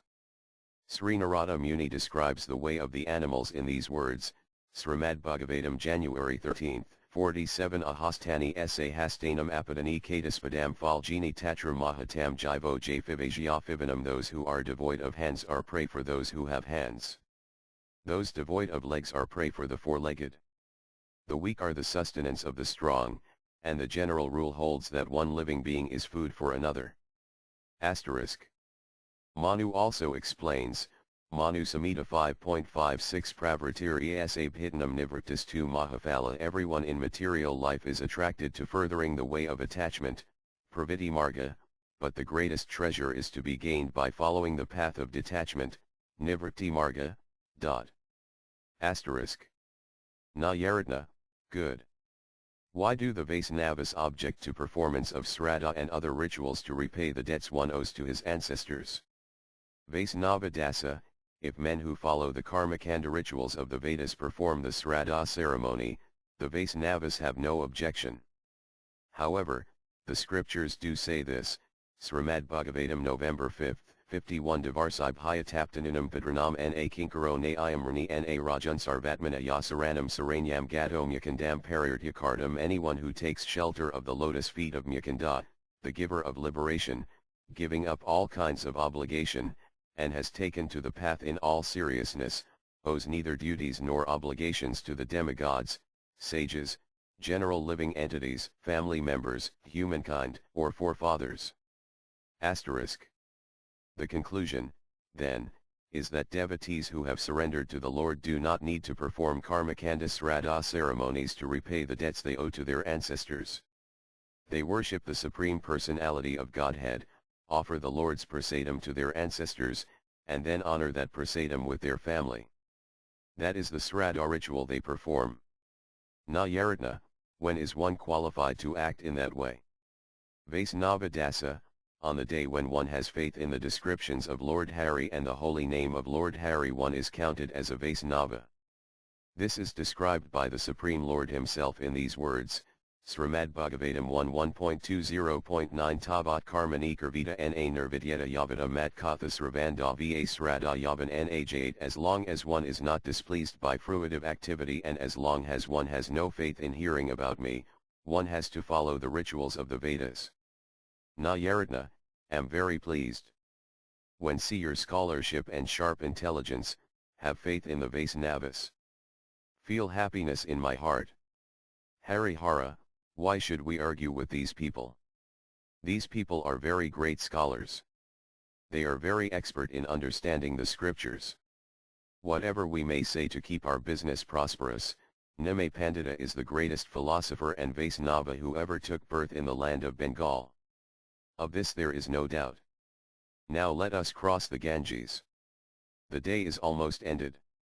Calling out Haribol. Haribol, Nayaratna, and his companions departed. Singing Jaya Sasanananda, the Vaisnavas danced. Chapter 11 Nityadharma o Bhutparasta Arthat Patalikata Eternal religion and Bhutparasta, or deity worship on the Ganges western shore is the village of Paharapura. That famous village is in the middle of Koladvipa, which is within Navadvipa. At the time of Sriman Mahaprabhu an especially respectable and influential man named Sri Madhavadasa Kattopadhyaya, also known as C.A. Kari Kattopadhyaya. C.A. Kari had a son named Srila Vamsivedayananda Thakura. By Lord Mahaprabhu's mercy, Sri Varnsivedayananda became very great and powerful. Thinking him an incarnation of Lord Krishna's flute, everyone called him Prabhu Vathansivedayananda. It was well known that Mother Sri Visnupriya was especially merciful to Prabhu Varnsivedayananda. After Mother Visnupriya disappeared, Vathansivedayananda moved the deity form of the Lord from Sri Mayapura to Kolya Paharapura. When his descendants attained the mercy of Mother Sri Yanavi and moved to Sripat Bhaghanapara, the worship of the deity of Lord Mahaprabhu was continued by the Pujaris living in Malafika in Kolyagrama. The village of Kolyagrama was situated across the Ganges from the old city of Navadvipa. In the area of Kolya were some famous small hamlets, such as the one named Sinadanga. A devotee merchant of Sinadanga once held a great spiritual festival in the temple at Kolya Paharapura. Many Brahmana Panditas and all the Vaisnavas within 32 miles of Navadvipa were invited to that festival. On the day of the festival the Vaisnavas were coming from all directions. Sri Anantadasa and others came from Sri Enrasitunhapalli. Sri Gorakanda Babaji and others came from Sri Mayapura. Sri Narayana Dasa Babaji and others came from Sri Bilvapaskarani. Sri Narahari Dasa and others came from Sri Modadruma. The Paramahansa Babaji, Vaisnava Dasa, and others came from Sri Gadruma. Sri Sasanandana Dasa and others came from Sri Samadragar. The tilaka mark of Lord Hari's temple was on their foreheads, tulasi beads were around their necks, and all their limbs were resplendent with the marks of Lord Gaura and Lord Nityananda. In every hand were beads for chanting the holy names of Lord Hari. Everyone loudly chanted, Hare Krishna Krishna Krishna Hare Rama Rama Rama Hare. That was the mantra they sang. Some played the karatalas and sang, Sankirtana Majnes Gaura Binodia. Glorious Lord Gaura dances in the Sankirtana. Again and again some danced and sang, Sri Krishna Chaitanya Prabhu Nityananda Sri Advaita Gadadhara Sri Vasadi Bhaktivedanta. Many tears fell from many eyes. Some limbs had hairs standing erect in ecstasy. Some fervently called out, O Gaurakisara! Will your eternal pastimes ever be seen by our eyes? Some Vaisnavas played Merdanjas and repeatedly sang the holy names as they walked. The women from Kuulya who were devotees of Lord Gaura became filled with wonder to see the ecstatic love the Vaisnavas showed. Walking and walking, the Vaisnavas finally came to the temple, which was now a theatre where there would be a play about Sriman Mahaprabhu. A cloth around his neck, the host merchant fell at the Vaisnavas' feet and spoke many humble words. Then the Vaisnavas took their seats within the theatre. The Pujaris came and placed prasadam flower garlands around the Vaisnavas' necks. Then the play Sri Caitanya Mangala began. As they heard the nectarian pastimes of Lord Chaitanya, the Vaisnavas manifested different kinds of sattvika bhava ecstasies. As everyone was thus plunged in an ocean of transcendental bliss, one of the gatekeepers approached the temple authorities and said that the head mullah of Satsahika Paragana had come, was now seated in the courtyard with his associates, and wanted to talk with a Vaisnava Pandita. The temple authorities informed the assembled Babaji Panditas. The nectar of the play thus interrupted, the Vaisnavas became unhappy. Sri Krishnadasa Babaji of Madhyadvipa asked, "What is the mullah's intention?" Aware of the mullah's intention, the temple authorities said, "The mullah wishes to talk with the Vaisnavas about the spiritual truth." He also said that the mullah had no rival among the Mohammedan scholars, he was very earnest about preaching his own religion everywhere, and he was not a fanatic who hated other religions. Also, the emperor at Delhi greatly respected him. The mullah also asked that only one or two Vaisnava Panditas engage in the conversation about scripture. He thought in that way the pure Vaisnava religion would be defeated. Hearing that an opportunity to preach the Vaisnava religion had now come, the desire to talk with this mullah arose in the hearts of some of the Vaisnavas. Talking among themselves, they decided that Gorakanda Dasa Pandita Babaji of Sri Mayapura, Sri Vaisnava Dasa Pandita Babaji of Sri Gadrama, Prema Dasa Babaji of Yanunagara, and Kalipavana Dasa Babaji of Kampahata would go and talk with the mullah, and when the play Sri Caitanyamari Gala ended, everyone else would come and join them. Calling out, Jaya Nityananda. The four Babajis followed the Mahanta to the outer courtyard. The outer courtyard was very pleasant. It was cool with the shade of a banyan tree. Seeing the Vaisnavas coming, the mullah and his associates greeted them respectfully. Fully aware that all souls are servants of Lord Krishna, the Vaisnavas offered Dandavat obeisances to Lord Vasudeva residing in the hearts of the mullahs. Then the Vaisnavas took their seats. It was a very beautiful sight. On one side were 50 white-bearded Mohammedan scholars, nicely dressed and decorated. Behind them some decorated horses were tethered. On the other side were 4 humble and effulgent Vaisnavas. Behind them were many Hindus who had come and taken their seats out of curiosity. The Pandita Gorakanda spoke first, "O noble ones, for what purpose have you remembered us poor people?" The saintly Mullah Badaruddin Sahib humbly replied, "Salam. Please accept our respects. We have come to ask some questions." The Pandita Gorakanda replied, "As far as lam able, shall answer your learned questions." Badaruddin Sahib stepped forward and said, "Brothers, in Hindu society the worship of demigods and demigoddesses has existed for many days. In our holy Quran I see that Allah is one, not two. He has no form. To make an image of him and to worship it is a great offense. I asked many Brahmana Panditas about this, and they said that although Allah is indeed formless, the mind cannot meditate on a formless thing, and therefore one should create an imaginary form of Allah, and that form should receive our worship and meditation. Am not able to accept these words very happily. Why not? To create an imaginary form like that is the work of Satan. We call that Bhyut.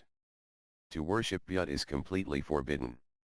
By that worship one is pushed far away from pleasing Allah and one becomes worthy of punishment by him.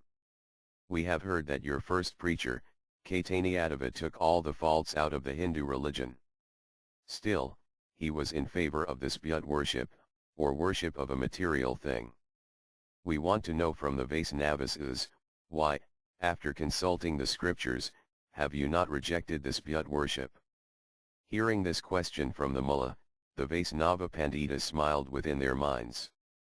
Openly they said, "This saintly Pandita Babaji will give the answer to you." Replying with, "As you order," the Pandita Gorakanda said, "He whom you call Allah, we call Bhagavan." Both these words refer to the same Supreme Personality of Godhead. He is called by different names in the Quran, the Puranas, and in different countries and languages. The name that best expresses all the qualities of the Supreme Personality of Godhead should be accepted. That is why we favor the name Bhagavan over Allah, Brahman, Paramatma, and all other names. The word Allah means he who has no superior. We do not call superiority the best of the Lord's qualities. We say that wonderfulness is the best of his qualities. To be very big is certainly very wonderful. However, the opposite, to be very small, is also very wonderful. Therefore the name Allah does not reach to the highest limit of the Lord's wonderful qualities. The word Bhagavan, however, refers to all wonderful qualities human beings can know. It puts them all in one word. The ultimate of greatness and the ultimate of smallness are only one feature of Bhagavan.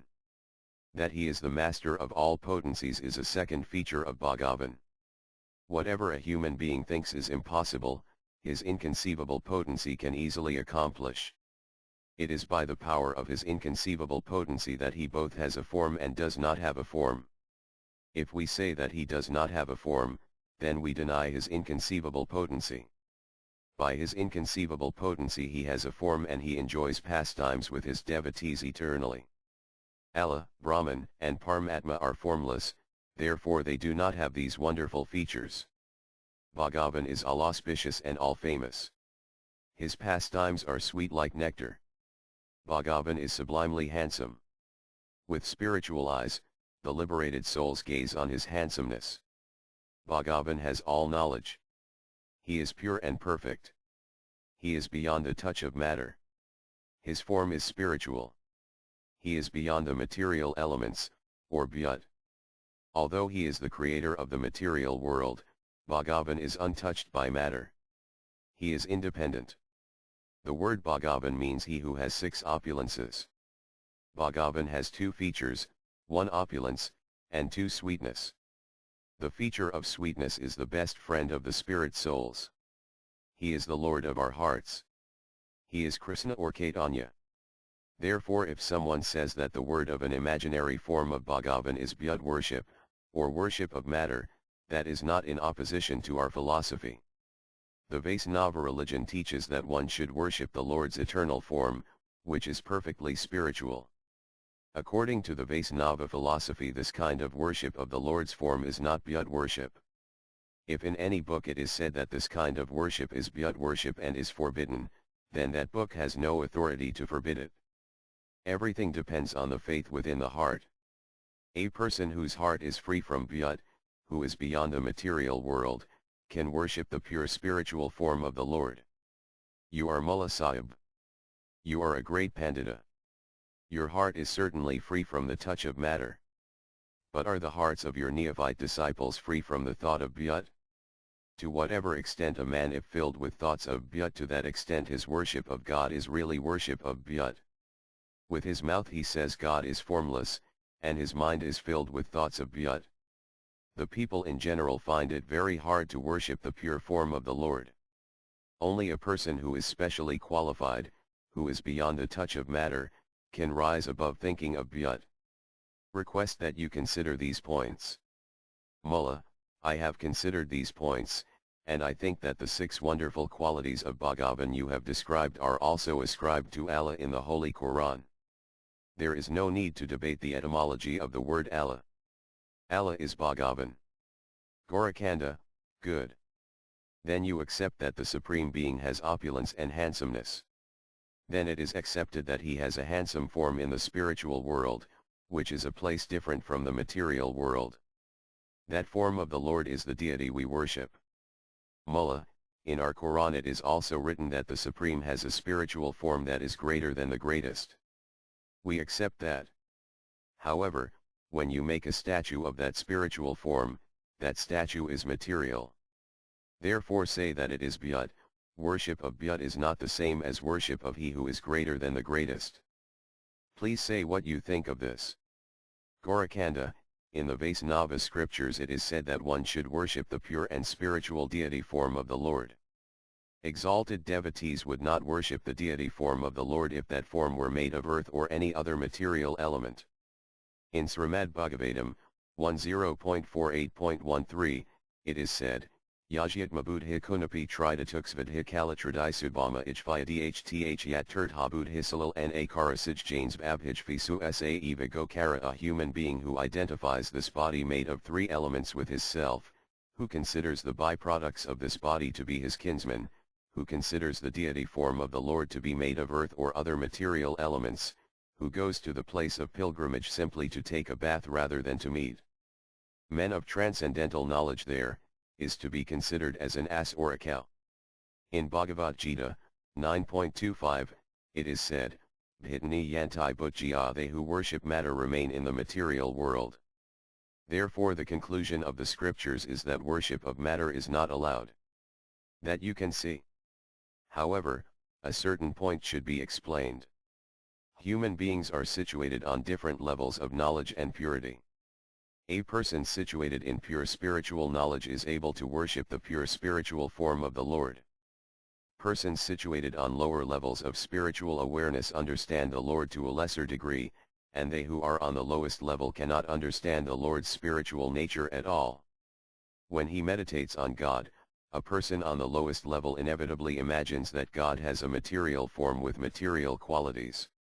To think that the deity form of the Lord is a statue made of clay is the same as to meditate in the mind on a supreme that one imagines to have a form made of matter. Actually, for persons on that level of advancement, worship of the deity form of the Lord is very beneficial. In fact, if there were no deity worship, the people in general would be in an inauspicious condition. If an ordinary person eager to see God were not able to see the deity form of the Lord, then he would lose hope that he would ever see the Lord.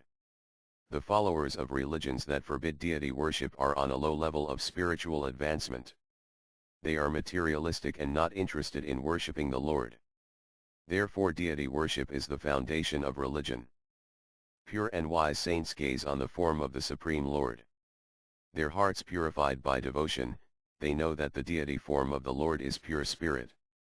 As the heart becomes more and more purified by devotion, the worshipper gradually comes to understand that the deity form of the Lord is a spiritual form reflected within the realm of the material world.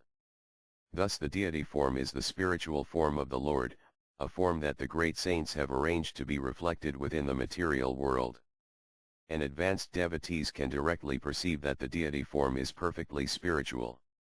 An intermediate devotee thinks the deity form is a mental image. At first a neophyte devotee thinks the deity is a statue made of material elements, but as he gradually becomes pure in heart, he also gradually comes to understand that the deity is actually made of spirit. Therefore the deity form of the Lord should be worshipped by all classes of devotees. To worship an imaginary form is forbidden. However, to worship the real eternal form of the Lord is very auspicious. Therefore the worship of the deity of the Lord is established for all three classes of Vaisnavas. There is nothing wrong in it. On the contrary, it brings the greatest auspiciousness. In Srimad Bhagavatam, November 14, 26, the Supreme Lord himself declares, Yatha yathatma paramrjate saumat punyagathas ravanabhidhanai tatha tatha pajyati vastustiks mam kaksar yathiva fajanasam prayuktam. When a person purifies his heart by hearing and singing pure songs describing me, he gradually becomes able to see spirit. He becomes like a person whose eyesight is restored by medicinal ointment. In the material world the mind tends to be filled with material thoughts.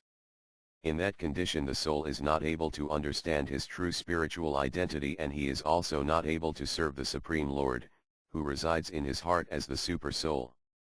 By hearing and chanting the Lord's glories and by performing other kinds of devotional service, the soul gradually becomes powerful.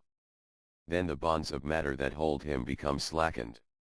As the bondage of matter becomes slackened, the soul becomes stronger, and in the course of time the soul becomes exalted.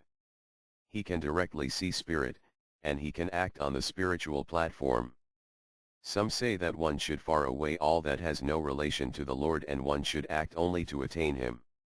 However, one cannot become spiritual strong merely by dry knowledge. How can a conditioned soul get the power to suddenly renounce all that has no direct relation to the Lord? Can a prisoner in jail release himself simply by wishing to be free? The soul imprisoned in the material world has committed an offense to the Supreme Lord. He must find a way to lessen that offense. The spirit soul is by nature an eternal servant of Lord Krishna. The root of the soul's offense is that he has forgotten that. Therefore, somehow or other he should turn his mind to think of the Lord. By gazing at the deity form of the Lord, hearing the description of the Lord's pastimes, and other devotional activities, the soul gradually revives his original spiritual nature. The more the soul's original nature is revived, the more the soul can see spirit directly. Serving the deity of the Lord, and hearing and chanting the Lord's glories are the only way for the neophyte devotee to make spiritual advancement. For this reason the great saints have established deity worship in this world. Mullah, is it not better to meditate on an imaginary within the mind than to make an imaginary deity form out of the material elements? Gorakanda, they are the same. When the mind is material, it thinks only of material things. You may say, Brahman, the Supreme, is all-pervading. Still, the material mind will think Brahman is like the material element ether, which is also all-pervading. However, if continue to meditate on Brahman in that way, in the course of time the real truth about Brahman will be manifested in my heart. Time and space are material. If the mind's meditation is not beyond time and space, then how can the mind meditate on something that is beyond the material world? Rejecting the deity form as something made of earth, water, or other material elements, you meditate on an imaginary form of the Lord, a form made of time and space. That is worship of a material form of the Lord, a graven image of the Lord. A material so-called form of the Lord is not needed. The Lord is not material. His is spiritual. That is his nature. Therefore a process is given to the conditioned souls by which they can approach the spiritual Supreme Lord. By chanting the Lord's holy names, by narrating his pastimes, and by worshipping his deity form, one gradually becomes more and more devoted to the Lord. When the worshipper attains pure devotion, he can see the spiritual form of the Supreme Lord. Philosophical speculation and fruitive work will not help one to see the Lord. Mullah, the Supreme Lord is different from matter. It is said that Satan introduced the worship of material things in order to trap the souls in the material world. Therefore think it is not good to worship material things. Gorakanda, the Supreme Personality of Godhead is one without a rival. No one can possibly compete with him. Everything in this material world was created by him and is dependent on him. The Supreme Lord may be worshipped in many different ways. He is pleased by all these different kinds of worship. It is not that he will become an enemy if someone worships him a particular way. He is all auspicious. If you say that Satan does something, then say that Satan does not have the power to do anything against the Supreme Lord's will. If Satan exists, then he must be an individual soul dependent on the Supreme Lord. However, think that this Satan does not exist. Why not? Because in this material world nothing can ever be done to thwart the Supreme Lord's will. There is not a single individual soul who is not dependent on the Supreme Lord. You may ask, what is the origin of sin? Reply, the individual soul is by nature a servant of the Supreme Personality of Godhead. Awareness of this fact is knowledge. To forget this fact is ignorance. If an individual spirit soul forgets this fact, then he sows the seed of sins in the field of his heart. A person who always remains a liberated associate of the Lord does not plant the seed of sin in his heart. Instead of imagining this mythological Satan, one should honestly see the ignorance in his own heart. Therefore, even if one worships the Supreme Lord as present in the material elements, he commits no offense. Therefore deity worship is necessary for the neophyte devotee and the source of great auspiciousness for the advanced devotee. Therefore the idea that deity worship is not good is only a theory of some thinkers. It is not at all supported by the pure scriptures. Mullah, deity worship is not good for attaining love of God. It simply fills the mind with many material ideas. Gorakanda, by studying the ancient history books we can see that your conclusion is wrong. Many neophyte devotees begin their spiritual life by worshipping the deity form of the Lord. As they continue the deity worship in the association of the devotees, they gradually become advanced, and then they can directly see that the deity is the spiritual form of the Supreme Lord himself. Then they become plunged in a great ocean of spiritual love for the Lord. This is the undeniable truth. Association with the devotees of the Lord is the root of all that is good. By associating with spiritually advanced devotees of the Lord, one gradually attains spiritual love for the Lord. When one attains spiritual love for the Lord, the idea that the deity form is material perishes. As one gradually becomes advanced, he attains great good fortune. Non-Aryan religions are generally opposed to deity worship. But look, how many followers of those religions have attained spiritual love for the Lord. They simply spend their time arguing with each other and hating each other. How can they understand loving devotion to the Lord? Mullah, if one has love for the Lord, then there is no fault in his worshipping the deity. However, how can the worship of a dog, a cat, a snake, a debauchee, or some other kind of being be worship of the Supreme Lord? The Honorable Prophet has specifically forbidden worship of Bhut.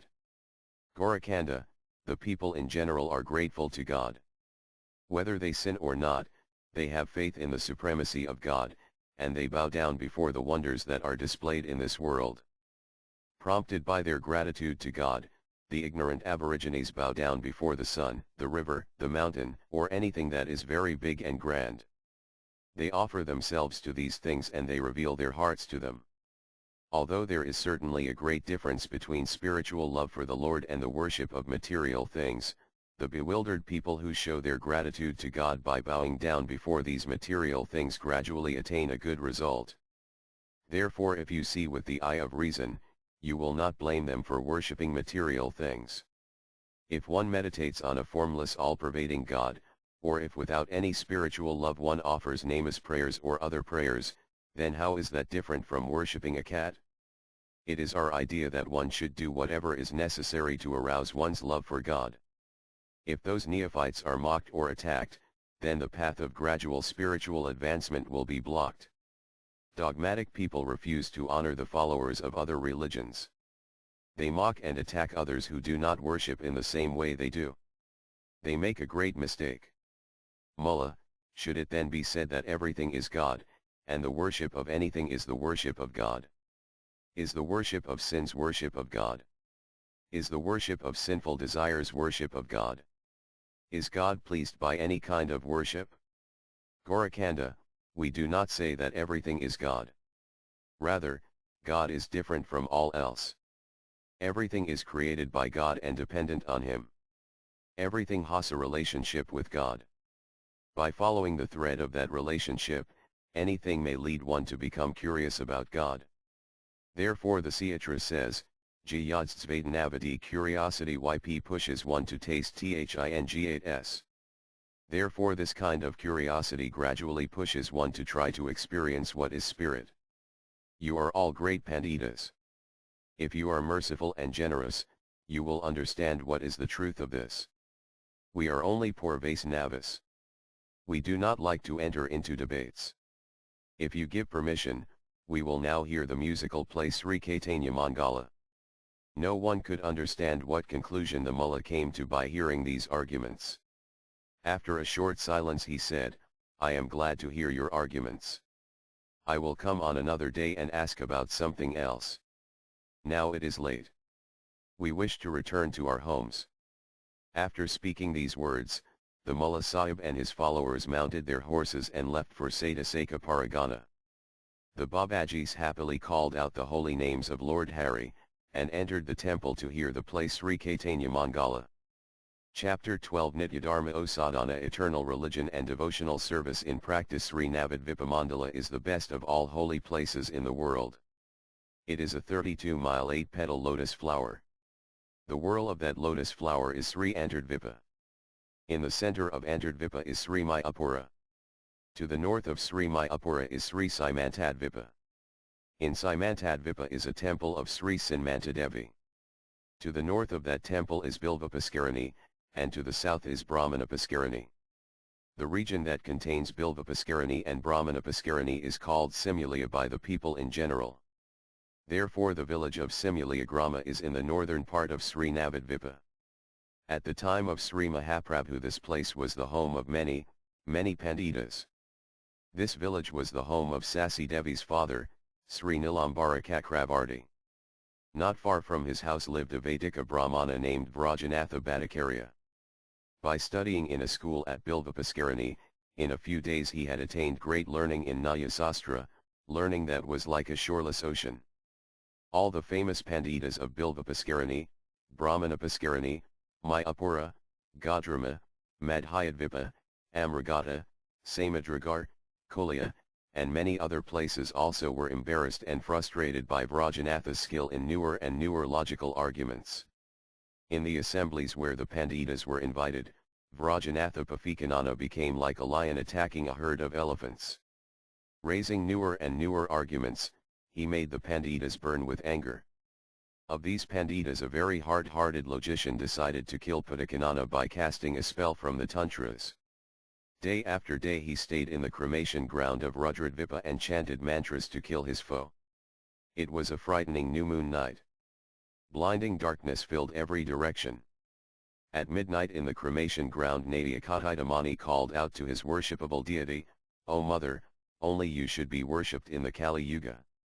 One have heard that you are very easily pleased by even a little chanting of your mantras and you easily grant boons. O Mother with the terrifying face, your servant has performed great austerities and chanted your mantra for many days. Please be merciful this one time. O Mother, have many faults. Still, you are my mother. Please forgive my faults and appear before me." Again and again screaming, Tarkatayadamani offered oblations into the fire and chanted a mantra with Nyapafikanana's name.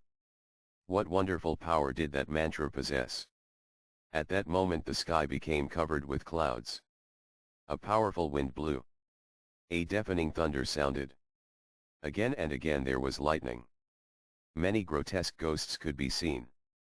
Intoxicated by drinking the sacrificial wine, Sidamani called out, "O Mother, please don't delay." At that moment a voice spoke from the sky. "Do not worry. Nyapafikanana will not continue as a logician for many more days. In a few days he will renounce logical debates. Then he will become silent. He will be your opponent no longer. Be peaceful and go home." Hearing this voice from the sky, Sidamani became happy. Again and again he offered Dandavat obeisances to Lord Shiva, the author of the Tantras. Then he returned home. Vrajanatha Pafikanana became a Digvijaya Pandita when he was only 21 years old. Day and night he studied the books of Ganjsopadhyaya. Seeing many faults in Kanabhata Saromani's commentary, he wrote his own. He never thought about material affairs. Neither would he turn his ear to spiritual life. His whole life was logic, filled with phrases like Gita, Pata and Avakita, Vyavakita. Even when he was resting, sleeping, eating, or walking about, his heart was wrapped in logic, thinking about the nature of time, reality, solids, liquids, and a host of other things. One day at sunrise at the Ganges shore, as he was analyzing the 16 categories enunciated by Gautama Muni, a new Naya student asked, "O saintly Nyapafikanana, have you heard Nime Pandita's analysis of the atomic theory?" Nyapafikanana roared like a lion, "Who is Nime Pandita? Do you speak of Jagannatha Misra's son? What was his argument? Please tell me." The new student said that some days before in Navadvipa there was a great person named Nime Pandita.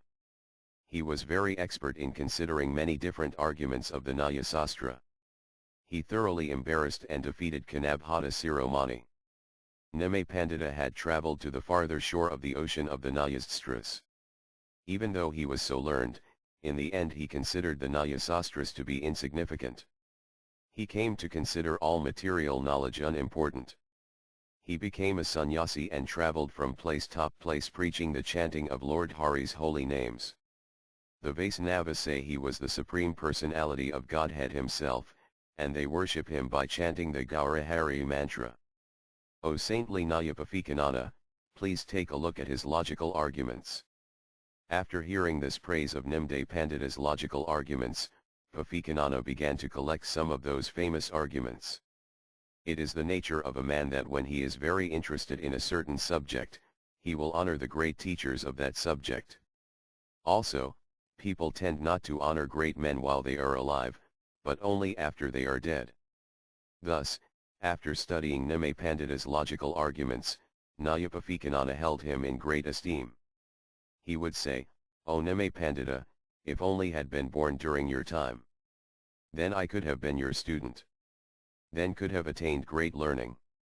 O Nime Pandita, please just once enter my heart. You are in truth the Supreme Brahman. If this were not so, then how could these wonderful logical arguments have entered your intelligence? You are in truth Lord Hari with a fair complexion. How can this not be?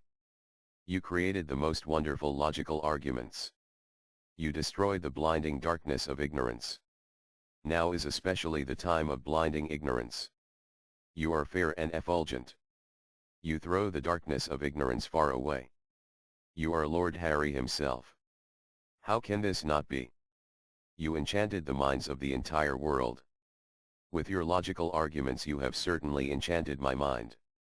Again and again speaking words like these, Vrajanatha became like a madman.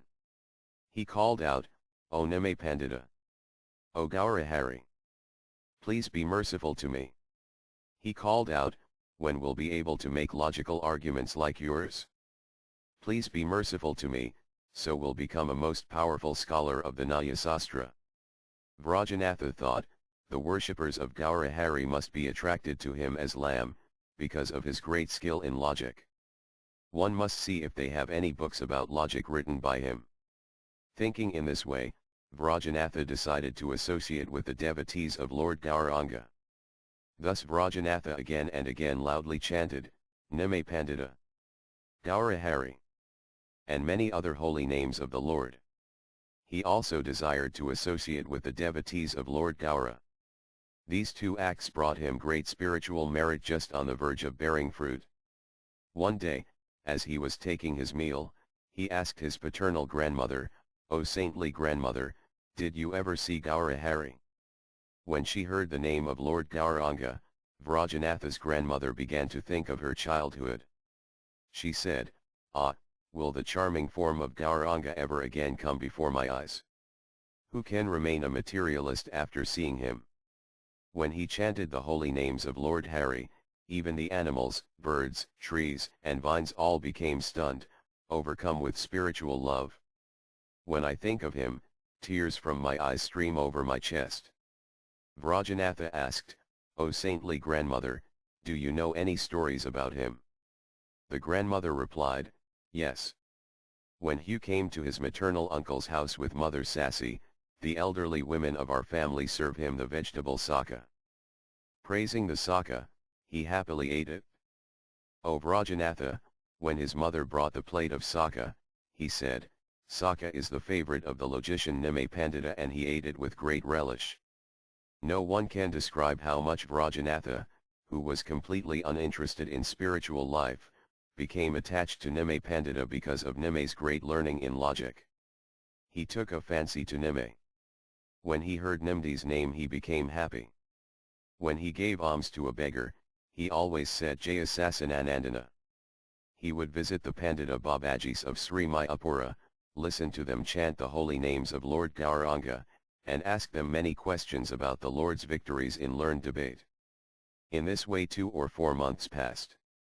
Vrajanatha was now a changed man.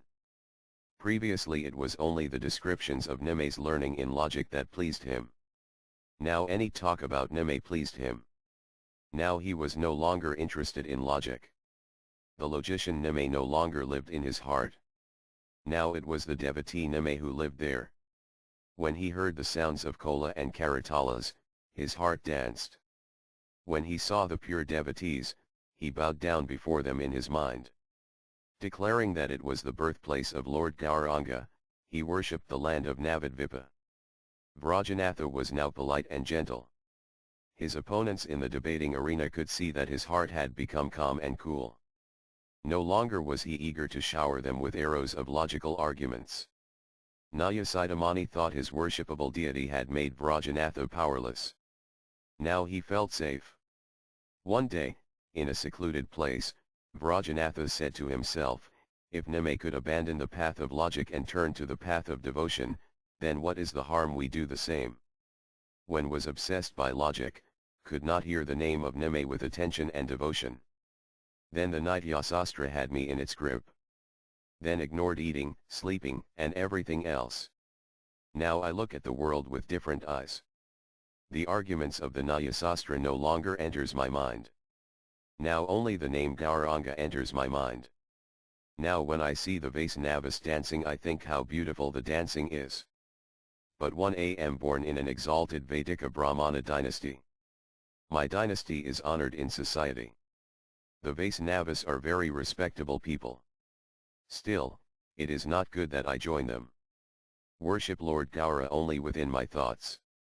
That is the only proper way for me to act. There are many Vaisnavas at Sri Mayapura, at the place where the Kazi broke the drums and at the place where there are many Sannyasis. When I see how their faces are effulgent, one become happy at heart. Among them Sri Raghunatha Dasa Babaji greatly attracts my mind. Think I should study the Bhaktisastras under his guidance. In the Vedas it is said, Bradranyaka Upanishad 4.5.6 Atma var Drastavya Srotavyo Mantavyo Nidadhidesatavya. One should always gaze upon, hear about, think of, and meditate on the Supreme Personality of Godhead. Although the word Mantavya, one should think about him, here certainly refers to the Nyasastras, where by logical analysis one gradually attains knowledge of the Supreme, have already spent a long time studying logic. Now think it is right for me to do a little more Srotavya, hearing about the Supreme. For a long time logic was my life and soul.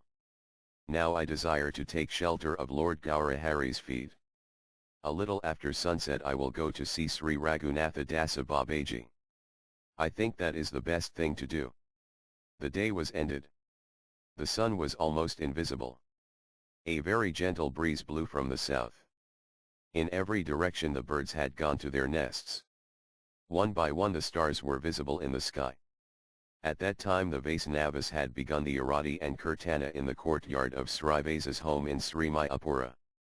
Vrajanatha then slowly entered and sat down under the Bakula tree in the place in Srivasa's courtyard where the kola was broken.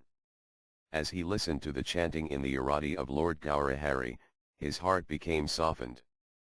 When the Kirtana ended, one by one the Vaisnavas came and sat under the Bakula tree also. When, proclaiming Jaya Sasanandana, Jaya Nityananda, Jaya Ripasanatana, and Jaya Dasa Gosvami, elderly Raghunatha Dasa Babaji Mahasaya also entered the courtyard, all the elder Vaisnavas greeted him with Dandavat obeisances. In that situation Vrajanatha could not avoid also bowing down before him. Seeing the effulgence of Vrajanatha's face, the elderly Babaji embraced him and sat down beside him. He asked, "Baba, who are you?" Vrajanatha replied, "One am a person who thirsts for the truth. Have decided to learn the truth from you."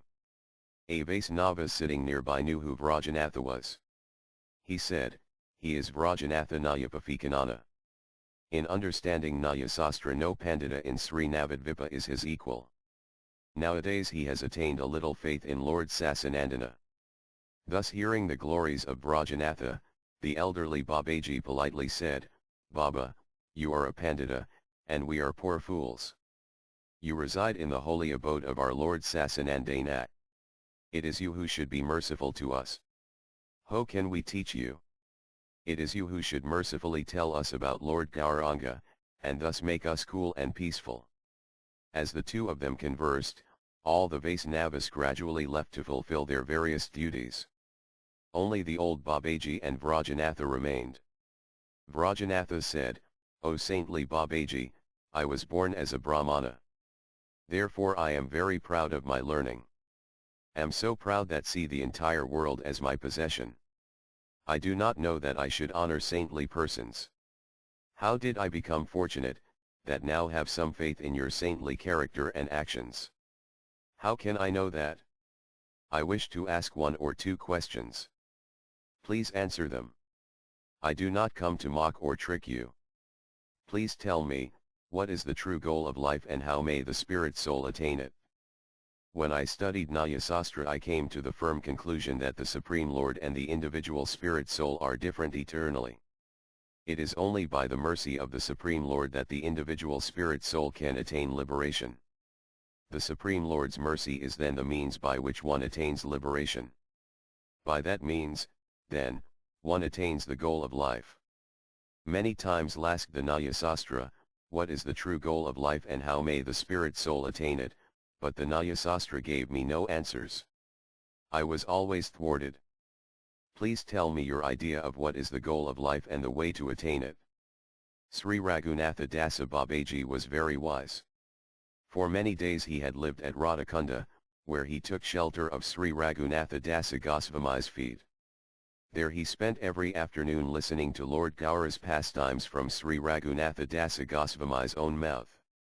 Many times Sri Raghunatha Dasa Babaji and Sri Krishnadasa Kavaraja would discuss the spiritual truth, and if any doubt arose among them, they would ask Sri Raghunatha Dasa Goswami to give the answer. At that time Sri Raghunatha Dasa Babaji was the most prominent of the Pandita Babajis.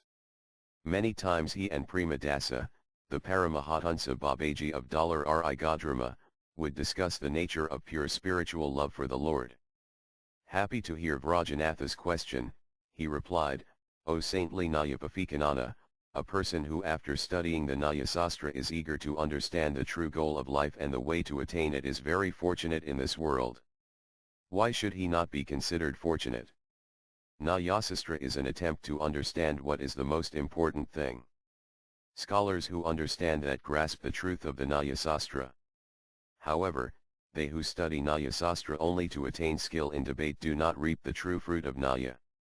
Their labor is all for nothing. Their lives are wasted. What is attained when one follows the path that leads to the truth is called the true goal of life.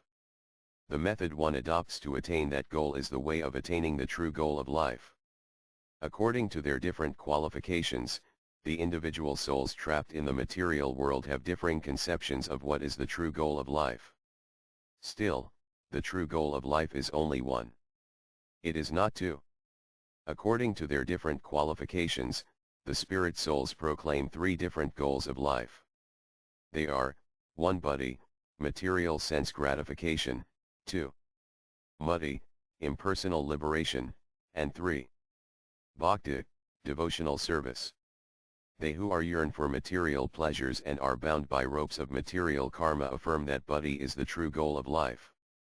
The scriptures are a kamadinakau that fulfills all desires. Whatever one desires, there is a description somewhere in the scriptures of how to attain it. For they who desire material pleasures, the scriptures give the Karmakanda section of the Vedas. The residents of the material world generally yearn for material pleasures, so the scriptures give certain specific instructions to them. They who have material bodies generally think senses pleasures are the best and most important attainment.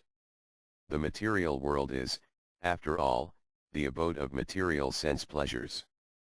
The material sense pleasures the soul attains from the time of birth until the time of death are called pleasures this world, and the material sense pleasures one may attain after dying are called pleasures of the next world.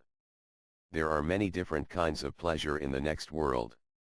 In Svargaloka and Indraloka there are the pleasures of seeing the Apsaras dancing, the pleasure of drinking heavenly nectar, smelling the flowers and other scented objected in the Nandana gardens, seeing the beauty of Indrapuri and the Nandana gardens, hearing the singing of the Gandharvas and others, and living with the Vidyadharis are all pleasures attainable in Svargaloka. To a lesser degree these same kinds of material sense pleasure are also available in Tapoloka and Maharloka. In Baloka, the earth, the material sense pleasures are gross. As one goes to higher and higher planets, the senses pleasures become more and more subtle. In this way they are different. Still, they are all material sense pleasure. It is not that any of them are not material sense pleasures. None of these planets are spiritual. The subtle body of mind, intelligence, and false ego is a perverted reflection of spirit. In the higher material planets the pleasures are pleasures of the subtle body. All these different kinds of material pleasures are called buddhi. The conditioned souls trapped in the circle of karma take shelter of karmic activities in order to attain material sense pleasures. That is called their sadhana, the means they adopt to attain what they see is the true goal of life. In the Yajurveda, 2.5.5, it is said, Svargakamosvam Yajata, one who desires to attain Svargaloka should perform the Isvamedhayahya. Thus the Isvamedhayahya, Agnistikamahya, Visvedavabali, Istaptirtha, and Darsapurnamasi are some of the ways the scriptures give for the conditioned soul to attain material sense pleasures. In this way the materialists say that material sense pleasure is the true goal of life. Then there are other persons who, tortured by the flames of trouble that must accompany life in the material world, know that the 14 material worlds filled with sense pleasures are all unimportant and unworthy places, and therefore yearn to escape the circle of karmic reactions. These persons think that liberation is the true goal of life. They think that material senses pleasures are the ropes that bind them to the material world. Therefore they say, let they whose desire for material pleasures has not been destroyed follow the Karmakanda's prescription for attaining sense pleasures. Nevertheless, in the Bhagavad Gita, 9.21, it is said, Kasan punyi martilokam visanti, when they have thus enjoyed heavenly sense pleasure, they return to this mortal planet again. Thus, through the Vedic principles, they achieve only flickering happiness *. In this sloka it is seen that material sense pleasure is not eternal. At a certain point it certainly wanes and perishes. It must perish. It is material, it is not spiritual. One should therefore strive to attain a result that is eternal. Liberation is eternal. Therefore liberation is the true goal of life for all spirit souls. The 14 practices that begin with renunciation are the way to attain it. Therefore they are the way of attaining the true goal of life. Therefore to understand the true goal of life and the way to attain it, one should study the Jnanakanda portion of the Vedas. The scriptures are like a comet in a cow in that the scriptures give different attainments to different living entities according to their different qualifications. Even if a spirit soul attains impersonal liberation, that liberation is not the final goal of life. The highest stage of impersonal liberation is called nirvana, where the individual souls imagine that they cease to exist. However, the spirit souls exist eternally. That is their nature. Therefore this imaginary nirvana never actually occurs.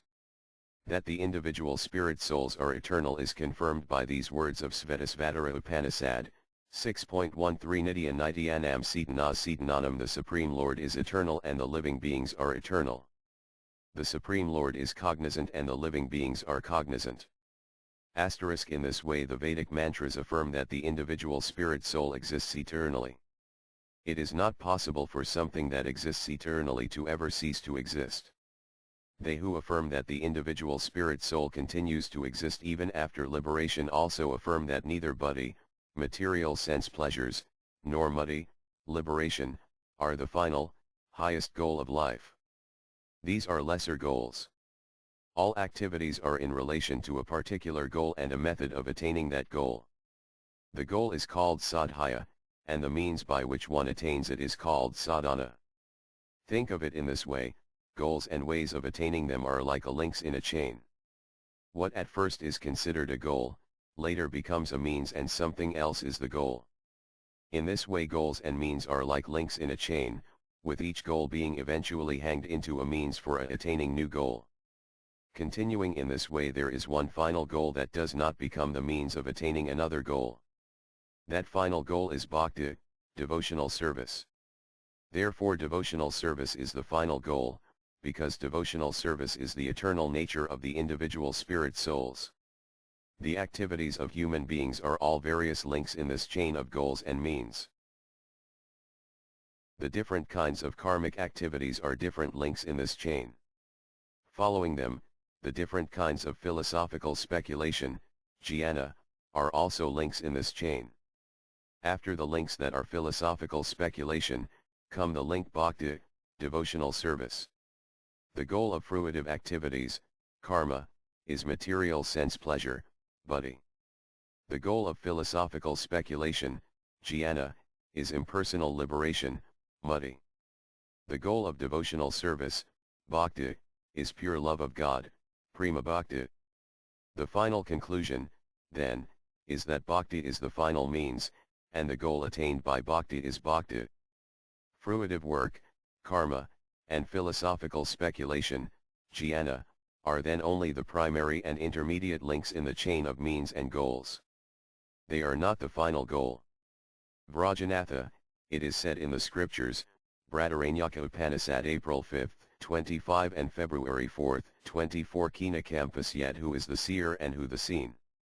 It is also said, Bradaranyaka Upanishad January 4, 10 Aham Brahmasmi Tam Brahman. It is also said, Idaraya Upanishad 1.5.3 Prajvayanam Brahma Brahman is spiritual truth.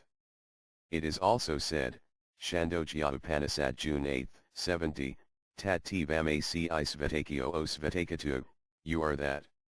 In these and many other passages of scripture it is not at all seen that devotional service is the final goal. Therefore, how can it be wrong to say that impersonal liberation is the final goal? Babaji, I have already said that the goals are different according to the different desires of the living entities. They who yearn after material sense pleasures do not accept liberation as the final goal. To these persons the scriptures advise, Apastam Basrata Citra 2.1.1 Aksayam Havaik Termasya Yahana they who perform the Katermasya Yahiyas attain immortality. There are also many other passages like this. Baba, is the word muddy, liberation, of any use at all? The fruitive workers, karmas, do not aspire for it. They ask, why is the word muddy, liberation, never mentioned in the mantras of the four Vedas? One or two karmi philosophers claim that renunciation is only meant for the incompetent, and they are competent should be engaged in fruitive work, karma. These instructions are written in the scriptures so that persons situated in the lowest level of spiritual qualification may be steady in their duties. It is not auspicious for the living entities to shirk the duties that fit their spiritual qualification. When a person is steady in the duties for which he is qualified, he easily becomes qualified for the next level of duties. Therefore the Vedas do not criticize being steady in one's duties. Rather, one who criticizes the performance of duties himself falls down. The souls in this world who have become advanced in spiritual life have all reaped the good results of being steady in their duties. The impersonal path, where one employs philosophical speculation, jnana, to attain liberation, is not revealed to persons qualified only for fruitive work, karma. The impersonal path, where one employs philosophical speculation, jnana, to attain liberation, is not praised in the presence of persons qualified only for fruitive work. The Vedic mantras praise it only in the presence of persons qualified to follow the impersonal path. As the impersonal path is superior to the path of fruitive work, so the path of devotional service is superior to the impersonal path. By speaking words like Tat Tvam Ac, you are that, and Aham Brahmasi, 1 am Brahman, the Vedic mantras make the impersonalist steady in his duty of acting to attain liberation. The Vedas are not to be blamed for doing that. Still, the impersonal liberation described there is not the ultimate stage. The final conclusion of the Vedic mantras is that the final goal is love of God and that goal is attained by performing devotional service. Vrajanatha, is it possible that the great Mahavakyas of the Vedas have described only secondary goals and means? Babaji, you may call some mantras Mahavakyas, but the Vedas themselves do not distinguish any particular mantras as better than the others. In order to claim that their doctrine is superior, the impersonalist teachers have labeled some mantras Mahavakyas. In truth the sacred syllable Orn is the only Mahavakya, and all other Vedic mantras are subordinate to it. If one wishes to call all the statements of the Vedas Mahavakyas, there is nothing wrong in that. However, if one wishes to label one particular mantra the Mahavakya, and all the others ordinary Vakyas, then one commits an offense to the sacred Vedas. In the Vedas there is praise for fruitive work, karma, praise for impersonal liberation gmati, and praise for many other goals and means also. Still, one must consider everything as a whole and determine what is the final conclusion of all the Vedas. The Vedas are like a cow, and the milkman is Lord Krishna. It is he who reveals the true purpose of all the Vedas. He explains, Bhagavad Gita 6.46-47 Tapasvibhya adhiko yogi jananabhya upayamadodhika karmibhyas kadhiko yogi tasmat yogi bhavarjuna. A yogi is greater than the ascetic, greater than the empiricist, and greater than the fruitive worker.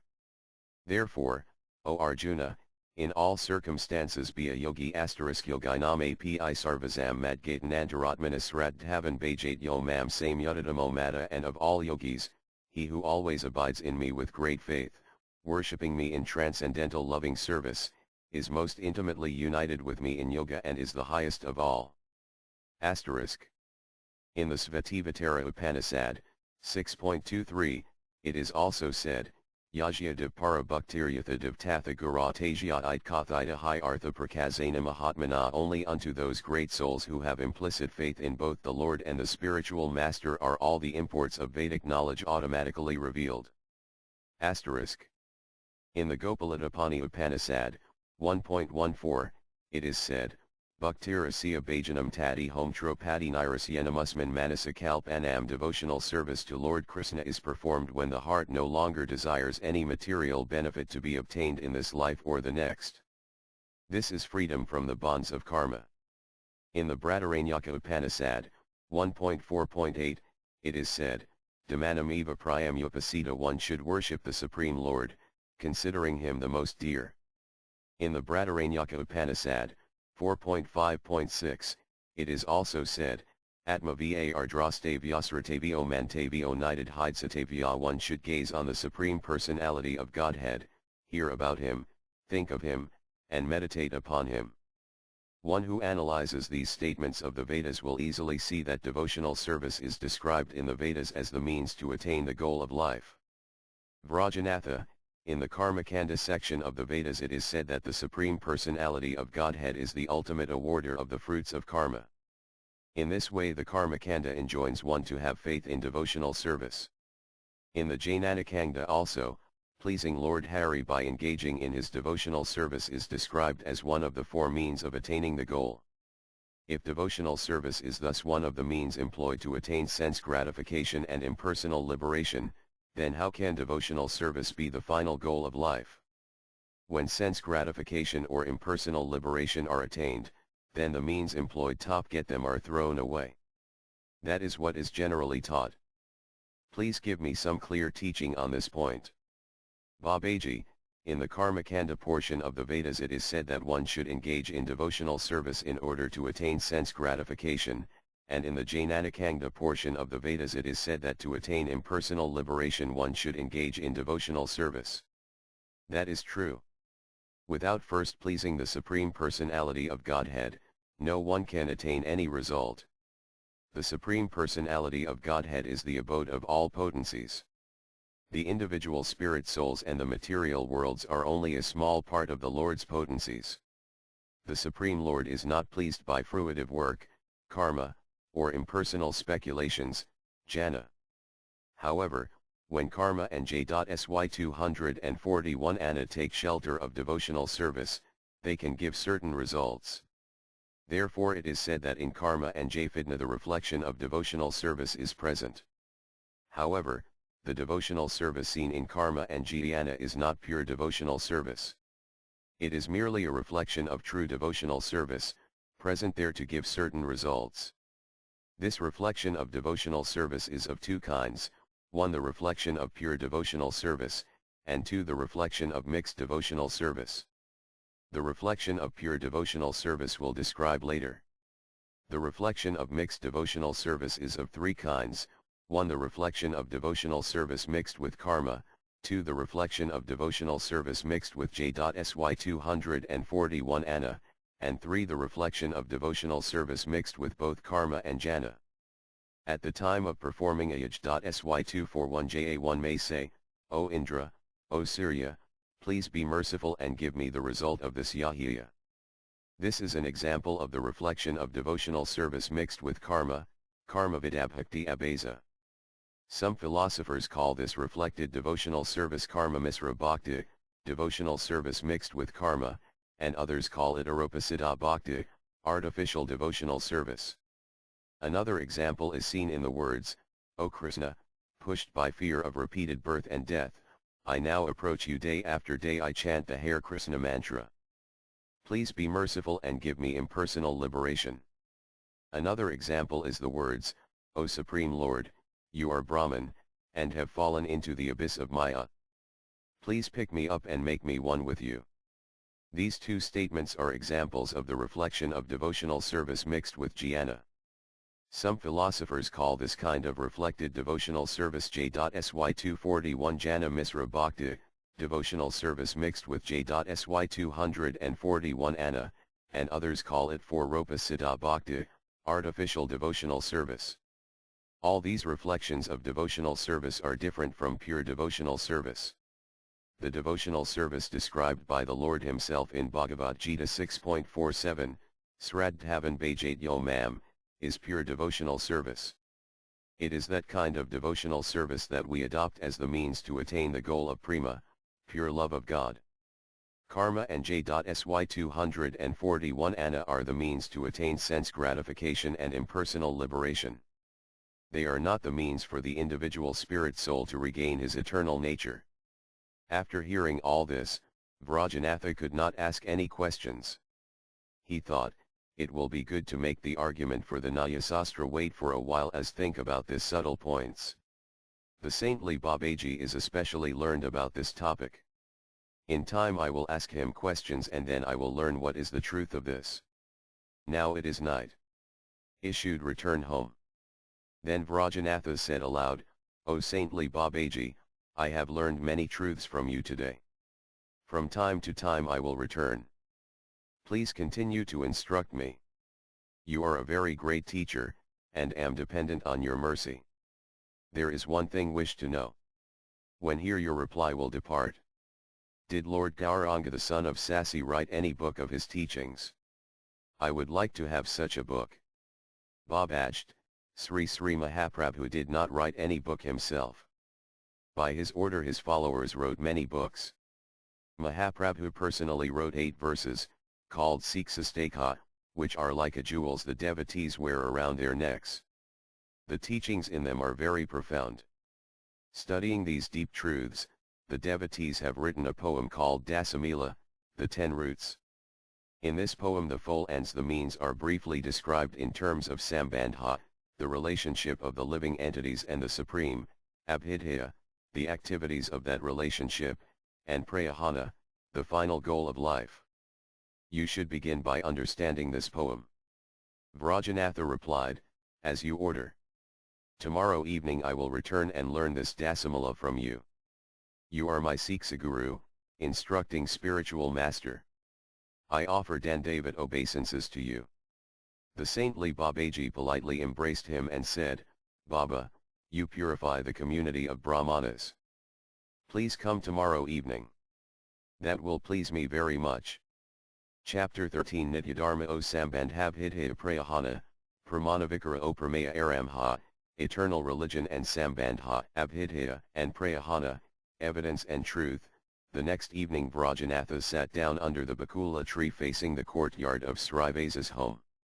The saintly elderly Babaji had developed a kind of paternal love for Vrajanatha. He was waiting for Vrajanatha to come.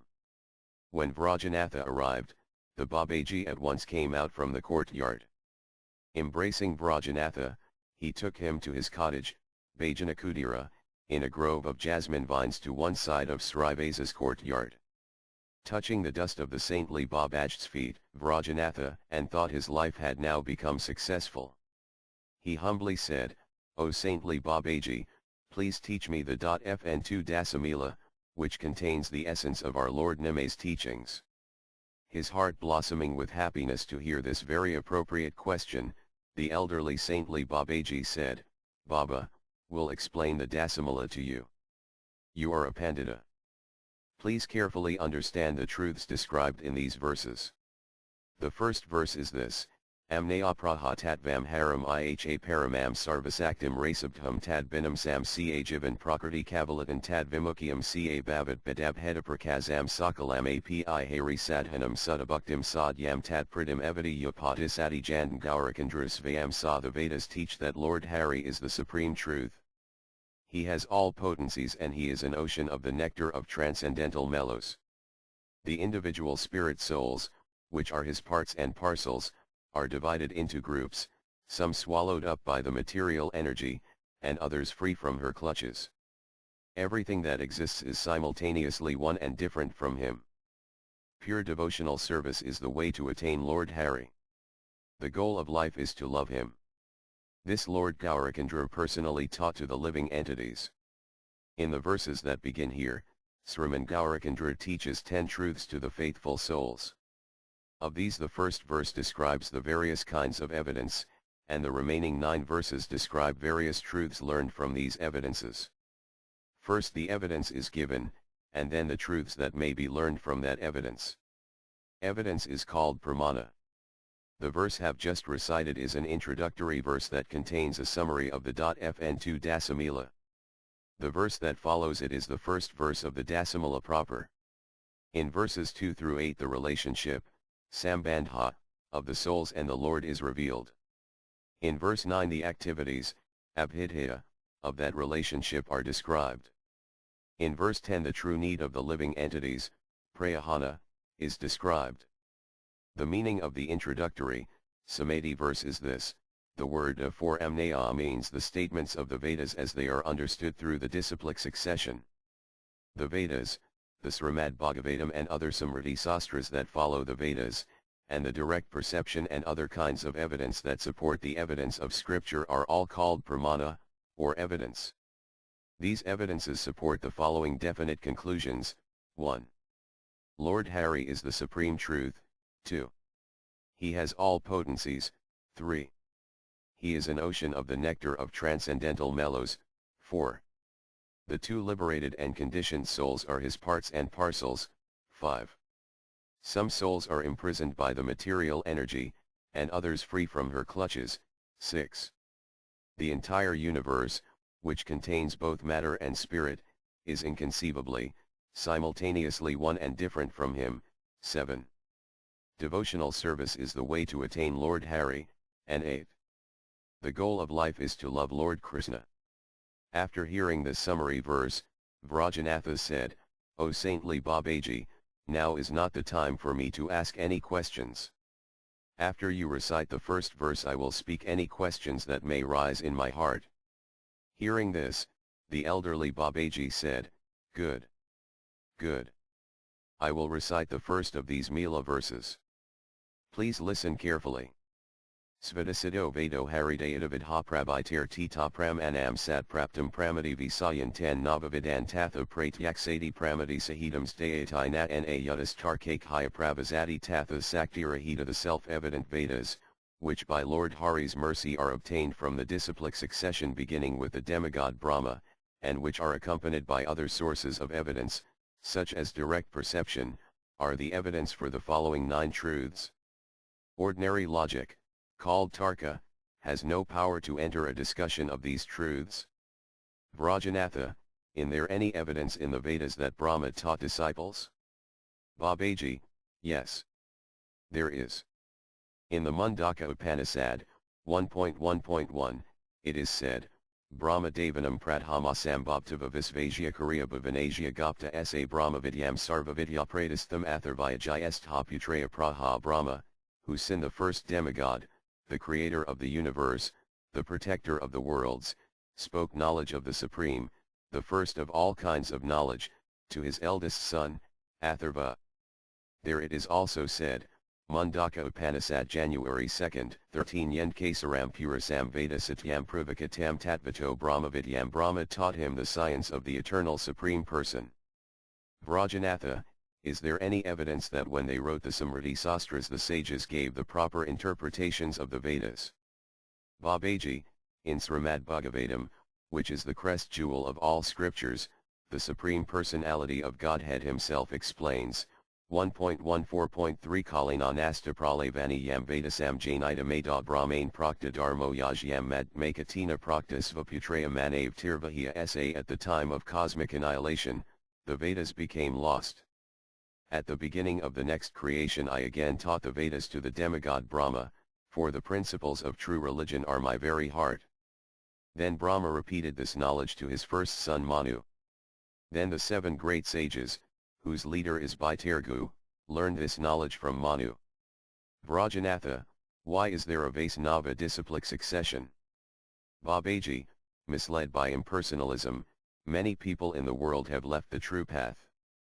If the devotees untainted by impersonalism do not have their own disciplic succession, it will be very difficult to associate with true devotees of the Lord. In the Padma Purana it is written, Spradayavina mantras te enas phalamata ari brahmarudra sanika vaisnava kasatipavana. Unless you are initiated by a bona fide spiritual master in the disciplic succession, the mantra that you might have received is without any effect. The 4 Vaisnava disciplic successions, beginning from Lakshmi Devi, Brahma, Siva, and Sanaka Kumara, have purified the entire world. Of all of these, the disciplic succession from Lord Brahma is the oldest. The disciplic succession begins with Brahma and extends even to the present day. The Vedas, Vedanas, Vedanta, and other scriptures have been passed down unchanged from an ancient time, carefully preserved by the disciplic succession. Nothing has been changed or added to the scripture under the care of the disciplic succession. Therefore no one should doubt that the Vedas and other scriptures that are accepted by the bona fide disciplic succession are authentic. There is a great need for a bona fide disciplic succession. Therefore from the earliest time the great saints have followed the bona fide disciplic succession. Vrajanatha, are there complete lists of the disciplic successions? Babaji, the lists contain the names of only the most important acharyas. It is their names that are included in the lists. Vrajanatha, I wish to hear the list of acharyas in the disciplic succession from Brahma. Babaji, here is the list. Paramvyo Mesvaryasik Chijio Brahma Jagat Padatajya Sasayo Naradub Hyad Vyasas Tajya Pisajyatam Sukhovid Sajya Sajyatvam Prapto Yadan Varat Hanat Vidsal Labdakrisnadikso Madvakaryo Mahayasa Tajya Sasayo Nara Haris Takchijio Madavod Vija Aksabyas Tajya Sasayo Bhyat Takchijio Jayatirthaka Tajya Sasayo Jainanas Indus Tajya Sasayo Mahanihavidyanidis Tajya Sasayo Rajendras Tajya Savaka Jayadhar Munis Tajya Sasayo Yadganamad Yadis Ramadvis Nukpuri Yastu Bhakti. Radnavalikritijayad Harmasya Sasayo Bhyad Brahmanaya Purazatamavid Satirthas Tajya Sasayo Yaskakar Venusamidam Srimal Lakshmipadis Tajya Sasayo Bhaktiraza Atsraya Tajya Sasayo Madhavendro Yadarmo Yampravartita. Lord Brahma is the direct disciple of Venu, the Lord of the spiritual sky. His disciple is Narada, Narada's disciple is Vyasa, and Vyasa's disciples are Sukadeva Gosvami and Madvakarya. Padmanabha Acharya is the disciple of Madvakarya, and Narahari is the disciple of Padmanabha Acharya. Madhava is the disciple of Narahari, Aksabhya is the direct disciple Madhava, and Jayatirtha is the disciple of Aksabhya. Jayatirtha's disciple is Jainanasindhu, and his disciple is Mahanihai. Vidyanihai is the disciple of Mahanihai, and Rajendra is the disciple of Vidyanihai. Jayadharma is the disciple of Rajendra. Purazatama is the disciple of Jayadharma. Sriman Lakshmipati is the disciple of Vyasatirtha, who is the disciple of Purazatama. And Madhavendrapuri is the disciple of Lakshmipati. Asterisk. Vrajanatha, in this verse it is said that the Vedas are the only evidence, and direct perception along with the other sources of evidence, should be accepted only to help in understanding the Vedas. However, Nyaya, Sankhya, and the other philosophies are also sources of evidence. The Puranas, direct perfection, inference, comparison, the Vedas, the Vedic histories, Iditsa, Kama. Understanding something by its absence, anupalabdhi, circumstantial evidence, arthapati, and probability, samhava, are all considered different sources of evidence. Why should it be considered that some kinds of evidence are more valuable than others? If direct perception and inference are not considered sources of evidence, then what kind of knowledge will one be able to get? Please explain this so that may understand. Babaji, direct perception and other sources of evidence like it all depend on the material senses. The material senses of the conditioned soul are subject to 4 defects, 1 Bhitrama mistakes, 2 Pramada, illusions, 3.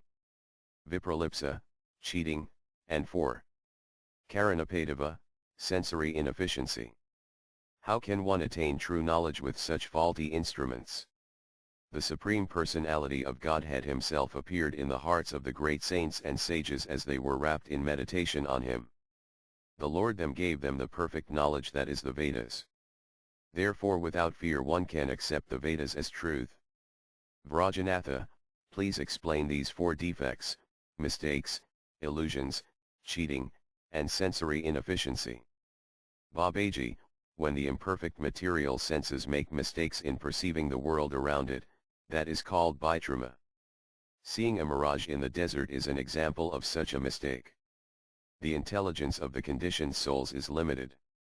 Therefore, when such a limited intelligence tries to understand the unlimited supreme truth, the limited intelligence is bound to be illusioned in many ways. That is called pramada. An example of this is seen when the material intelligence, limited by time and space, questions how the Supreme Person could have created the material world of time and space. Doubt is called vipralipsa. The material senses are not very efficient tools for acquiring knowledge.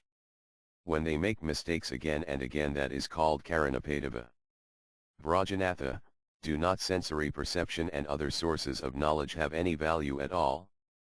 Babaji, is there a way to understand the material world except with the material senses and other like sources of knowledge? Still, all these sources of knowledge are powerless to understand the spiritual world. For the spiritual world the Vedas are the only source of knowledge. If sense perception and these other sources of evidence confirm the truths revealed in the Vedas, then the knowledge they give may be accepted. Therefore sense perception and other like sources of knowledge may be accepted only when they confirm the teachings of the self-perfect Vedas. Vrajanatha, are the Bhagavad Gita, Srimad Bhagavatam, and other like scriptures not sources of true knowledge? Babaji, the Bhagavad Gita has come from the mouth of the Supreme Lord Himself. It is also called the Gita Upanishad. It is counted as one of the Vedas. Because they are the teachings of Lord Gauranga, the 10 verses of Dasamala are also one of the Vedas. The Srimad Bhagavatam is an anthology of the truths described in the Vedas. It is the crest jewel of all sources of knowledge. If they confirm the Vedas teachings, the other Samriti Sastras are also sources of true knowledge. The Tantra Sastras are of 3 kinds, 1 those in the mode of goodness, 2 those in passion, and 3 those in ignorance. Among them, the Pancharatras and other Tantras in the mode of goodness expand the confidential portions of the Vedas teachings. The word Tantra comes from the verbal root tan, to expand. Therefore these Tantras are also counted among the sources of true knowledge. Vrajanatha, the Vedas consist of many different books. Among them which should be accepted and which not? Please tell me. Babaji, in the course of time certain unscrupulous men interpolated many new chapters, mandalas, and mantras in the text of the Vedas. Therefore it is not that all the parts of the Vedas should be accepted. What in the course of time the acharyas in the bona fide disciplic succession have accepted, that should be considered the actual Veda. What they have rejected as interpolations should not be accepted. Vrajanatha, what books of the Vedas have the acharyas of the bona fide disciplic successions accepted? Babaji, the acharyas have accepted the 12 Upanishads named Isa, Kena, Katha, Prasna, Mundaka, Manjakya, Taitirlya, Idareya, Shandogya, Brataranyaka, and Svetasvatara, as well as the Gopalatapani Upanishad, the Nrasimhatapani Upanishad, and other like Tapani Upanishads, as well as the Brahmanas, Mandalas, and other portions of the Arji, Yajur, Sama, and Atharva Vedas. The acharyas have accepted all these books as sources of genuine knowledge. Vrajanatha, you said that material logic has no power to understand spiritual things. What is the proof of that? Babaji, in the Katha Upanishad, 1.2.9, it is said, Nayas Tarkana Matirgbania, the spiritual truth cannot be understood by material logic. In the Vedanta Statra, February 1, 11, it is said, Tarka Pradasthanat transcendental topics cannot be understood by argument or logic. Asterisk. In these and other statement of the Veda and Vedanta it is seen that material logic cannot be counted on as a source of true spiritual knowledge. In the Mahabharata, Bhismaparva 5.22, it is said, Asantyakaluya bhava na tams tarkana yujayad prakritibhya param yaksi tad asantyajya loks anam. Anything transcendental to material nature is called inconceivable, whereas arguments are all mundane. Since mundane arguments cannot touch transcendental subject matters, one should not try to understand transcendental subject matters through mundane arguments. Asterisk. In these words of the Mahabharata, the limits of material logic are seen. The conclusion of devotional service is also explained in these words written by Srila Bhaktivinoda Thakura Sindhu January 1, 32 Svalpapirusar evasyat bhati tat vavabadhika yutas tu kavalana eva yadasya a pradesthita. For persons who have a natural taste for understanding books like Bhagavad Gita and Srimad Bhagavatam. Devotional service is easier than for those simply accustomed to mental speculation and argumentative processes. Asterisk. Material logic cannot bring a definitive, conclusive understanding. This is described in the following words, Bhakti Rasamrita Sindhu January 1, 33 Yatnanapadito pi artha kusalara namadrabhit abhyayutarar enyatir enyathavapapadiyate. A person may become governed by certain convictions derived by his own arguments and decisions.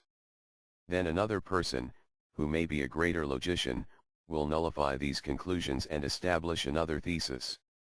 In this way the path of argument will never be safe or conclusive. Asterisk. If this is so, then what is the use of material logic and argument? Vrajanatha, O saintly Babaji, accept that the self-perfect Vedas are the best of all sources of knowledge. If they try to contradict the Vedas, the logicians are merely speaking in vain. Now please recite the second verse of the Dasamala. Babaji, Haris TV Akam Tatvam Vishi Sivashuri Sapranamita Tat Evadam Brahma Prakritirahitam Tat Tanu Mahaparatmatajiamso Jagadanugito Vyavajanika Sa Viradika Ento Navajaladakanta Cid Udaya. Lord Hari is the only supreme truth. Brahma, Siva, and Indra bow down before him. The impersonal Brahman, which is completely untouched by matter, is the effulgence of his transcendental form. The all-pervading Supersoul is his expansion. He is the father of the material universes. He is the lover of Sri Radha. His form is splendid like a dark monsoon cloud. He is completely spiritual. Vrajanatha, the Upanishads teach that the impersonal Brahman is the highest truth and it is beyond the touch of matter. Why, then, does Sriman Gaura Hari affirm that it is the effulgence of Lord Hari's body? Please explain that to me. Babaji, Lord Hari is the Supreme Personality of Godhead, Bhagavan. The word Bhagavan means he who possesses 6 opulences. In the Vinu Purana, June 5, 47, it is written, Aisvaryajya samagrajya virayasya yasasa srayaji hanavarjayas kava sunam bhaga iding gana. Full wealth, strength, fame, beauty, knowledge, and renunciation. These are the 6 opulences of the Supreme Personality of Godhead. Asterisk. These 6 opulences are interrelated, like the limbs of a body. Which of them is the body? Which of them are the limbs? The body is the resting place of the limbs. The tree is the body, and the branches are the limbs. The whole form is the body, and the hands and feet are included among the limbs. The body is the resting place of the limbs. Of the Supreme Lord's opulences, his handsomeness is the body and the other opulences are the limbs. Wealth, strength, and fame are 3 limbs. The effulgence of fame consists of knowledge and renunciation.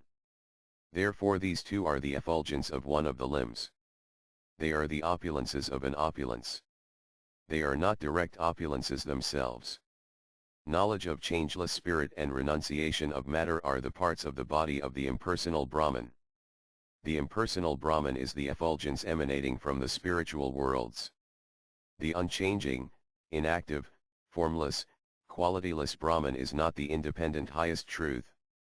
It is the form of the Supreme Personality of Godhead that is the independent highest truth. The light of a fire is not independent.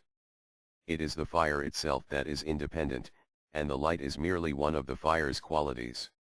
Vrajanatha, in many places in the Vedas, after the impersonal Brahman was described, the text declared, Om Santa, Santa, Hari, Om. In the way the Vedas affirm the superiority of Lord Hari. Who is Lord Hari? Babaji, Lord Hari is Radha and Krishna, who enjoy transcendental pastimes. Vrajanatha, will ask about this later. Now please tell me, what kind of expansion of the Supreme Lord, Bhagavan, is the Super Soul, Paramatma, the Father of the material universes? Babaji, employing the two opulences of wealth and strength, the Supreme Lord created the material world of Maya. After creating the world, the Lord expanded himself as Venu and entered it. When the Lord expands himself, each expansion is perfect and complete. This is described in the following words of Bradaranyaka Upanishad, 5.1 Tirnamada Purnam Idam Purnad Purnamudasayate Tirnasya Purnamadaya Plurnamavavisasayate. The Supreme Personality of Godhead is perfect and complete, and because he is completely perfect, all emanations from him, such as this phenomenal world, are perfectly equipped as complete wholes. Whatever is produced of the complete whole is also complete in itself. Because he is the complete whole, even though so many complete units emanate from him, he remains the complete balance. Therefore the Super Soul, Paramatma, is Lord Vinu, who is perfect and complete, who has entered the material world, and who protects the material world. Lord Vinu thus manifests in three forms, as 1. Karanodakaseyi Vinu, Kasarodakaseyi Vinu, and Garbhodakaseyi Vinu. The Karana ocean, which is also known as the Viraja river, lies on the boundary that separates the spiritual and material worlds. To that place Lord Mahavinu goes and reclines on the Karana ocean. Thus he is Karanodakaseyi Vinu. Glancing at her from far away, the Lord employs Maya Devi to create the material world. The Lord himself describes this in these words of Bhagavad Gita, 9.10 Madhyaksana Prakrtisiddhyate sa Karakaram. The material nature is working under my direction, O son of Kunti, and it is producing all moving and unmoving beings. In the Vedas it is said, Idaraya Upanishad 1.1 sa Iksada. The Supreme Personality of Godhead glanced over the material creation. It is also said, Idaraya Upanishad 1.1 sa Imal Lokanis Rajata. The Supreme Personality of Godhead created this entire material world. Then the Supreme Lord, whose glance is so powerful, expands himself as Garbhodakaseyi Vinu and enters the material world. The particles of light that constitute Lord Mahavinu's glance are the conditioned spirit souls. Into the heart of each conditioned soul, the Lord enters in a form the size of a thumb. That form is called Kasarodakaseyi Vinu or Hiranyagarbha. Thus the Supreme Personality of Godhead and the individual spirit soul both reside in the heart. This is described in the following words of Svetasvatara Upanishad, 4.6 DVD Suparna Sayojad Sakaya. The individual spirit soul and the super soul, Supreme Personality of Godhead, are like two friendly birds sitting on the same tree. In this way the Sruti Sastra explains that the Supreme Personality of Godhead and the individual spirit soul are like two birds. The bird that is the Supreme Personality of Godhead gives the fruits of karma, and the bird that is the individual spirit soul tries to enjoy the material world. In Bhagavad Gita, 10.41-42, the Supreme Lord declares, Yad yad vibhit idamat satvam sritmad furjidam eva va tat tad avavagakativam mama tejuti sasam havam. Know that all beautiful, glorious, and mighty creations spring from but a spark of my splendor. Athavi bahunau idana kim yadtina tavarjuna vistavyadham idam krishnamakamsana stito jagat. But what need is there, Arjuna, for all this detailed knowledge? With a single fragment of myself I pervade and support this entire creation. Therefore the Super Soul, Paramatma, who creates, enters, protects, and controls the material world, is an expansion of the Supreme Personality of Godhead, Bhagavan. Vrajanatha, accept that the impersonal Brahman is the effulgence of the Supreme Personality of Godhead's body and that the Supersoul is his expansion. Now please tell me, what is the proof that Lord Krishna is the original form of the Supreme Personality of Godhead? Babaji, the Supreme Personality of Godhead has all opulence and sweetness eternally. When his opulence is manifested, he is Lord Narayana, the master of the spiritual world and the origin of Lord Mahavinu. Thus when his pastimes of opulence are manifest he is Lord Narayana, and when his pastimes of sweetness are manifest, he is Lord K/Arsana. Lord K/Arsana possesses the highest limit of sweetness. The effulgence of his sweetness is so great that it eclipses all opulences that exist anywhere. Therefore the conclusion is that Lord Narayana and Lord Krishna are not different. However, in the spiritual world the greatest sweetness of transcendental mellows is present in Lord Krishna. He is the highest resting place of all transcendental mellows.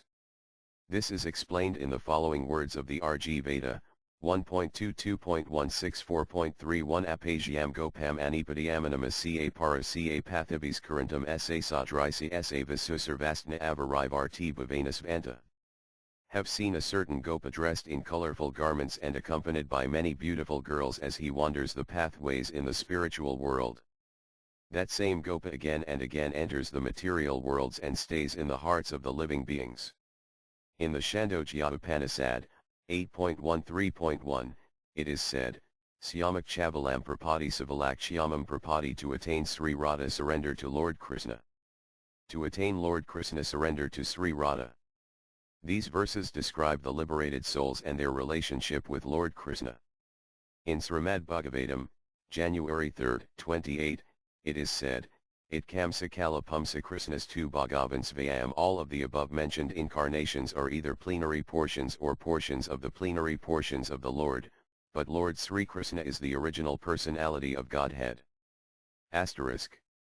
In the Bhagavad Gita, 7.7, Lord Krishna himself declares, Mataparat aram nanat kinsid asti dhanafyaya. O conqueror of wealth, Arjuna, there is no truth superior to me. Asterisk. In the Gopaladapani Upanishad, 1.20, it is said, Eko Vasi Sarvaga Krishna Idya Eko Paisan Bahadhayo Vabhadi. Lord Krishna is the worshipable, all-pervading supreme controller, and although he is one, he manifests in many forms.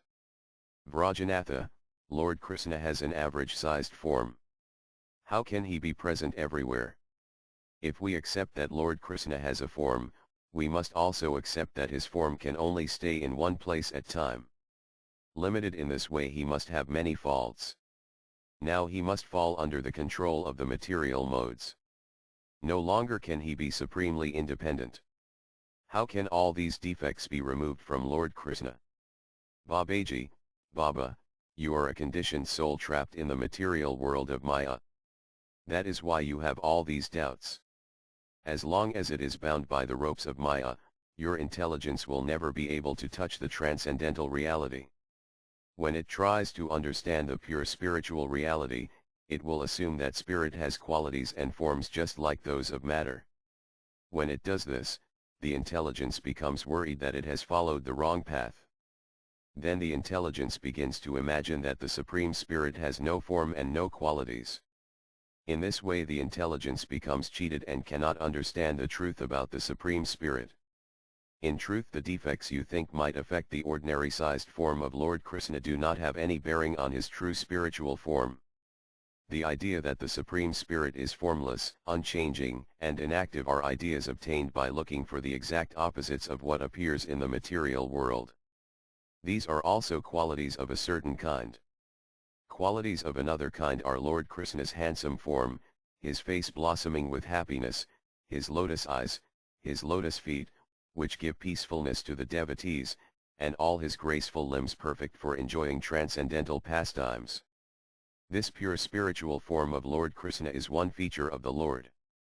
When these two features, the personal and impersonal, are considered, it is seen that the average-sized form of Lord Krishna is the most handsome and pleasing.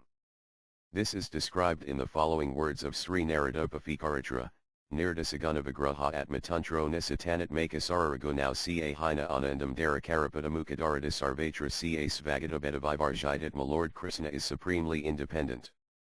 His form and qualities are free of any possible flaw. His body is not like the bodies made of matter. His hands, feet, face, belly, and all the other parts of his body are all made of transcendental bliss and nothing else. Lord Krishna is not different from his body. He does not reside in a material body different from himself, as the conditioned souls in the material world do. He and his body are one. Lord Krishna's form is eternal and full of knowledge and bliss.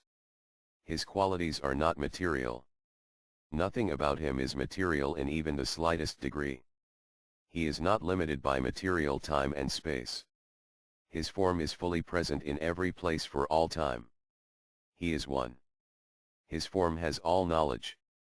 The material world is so large it cannot be measured by the conditioned souls. It is natural that a form of average size could never be present everywhere in the material world. However, in the spiritual world all qualities have limitless power. Therefore the average-sized form of Lord Krishna can be present everywhere. That is actually one of its natural qualities. In the material world an average-sized form cannot be all-pervading. However, the supremely handsome spiritual form of Lord Krishna is certainly all-pervading. The extraordinary qualities of that form are very different from the qualities of material forms. That spiritual form is very glorious. Can anyone be more glorious than the all-pervading Supreme Spirit? In the material world everything is limited by time and space. What is the glory of a form that is free from the limits of time and present everywhere? Lord Krishna's transcendental abode of Braja is described in the Chandogya Upanishad, which calls it Brahmapura. That abode is perfectly spiritual. It has all spiritual wonders. Its activities are all spiritual. Its places are spiritual. Its land and water are spiritual. Its rivers and trees are spiritual. Its sky is spiritual. Its sun, moon, and stars are all spiritual. They have not the slightest drop of any material flaw. Rather they are filled with spiritual bliss. O Baba, the Navadvipamaya where you are sitting now is that same spiritual world. However, because you are trapped in Maya's net you cannot reach out and touch it. When you attain the mercy of a great saintly person you will see that everything in this place is spiritual. Then you will be living in the spiritual world of Braja. Where did you get the idea that the average-sized form of Lord Krishna could have any flaws? The glory of Lord Krishna's average-sized spiritual form is far from what your material intelligence can understand. This has happened because in the past you committed many impious deeds.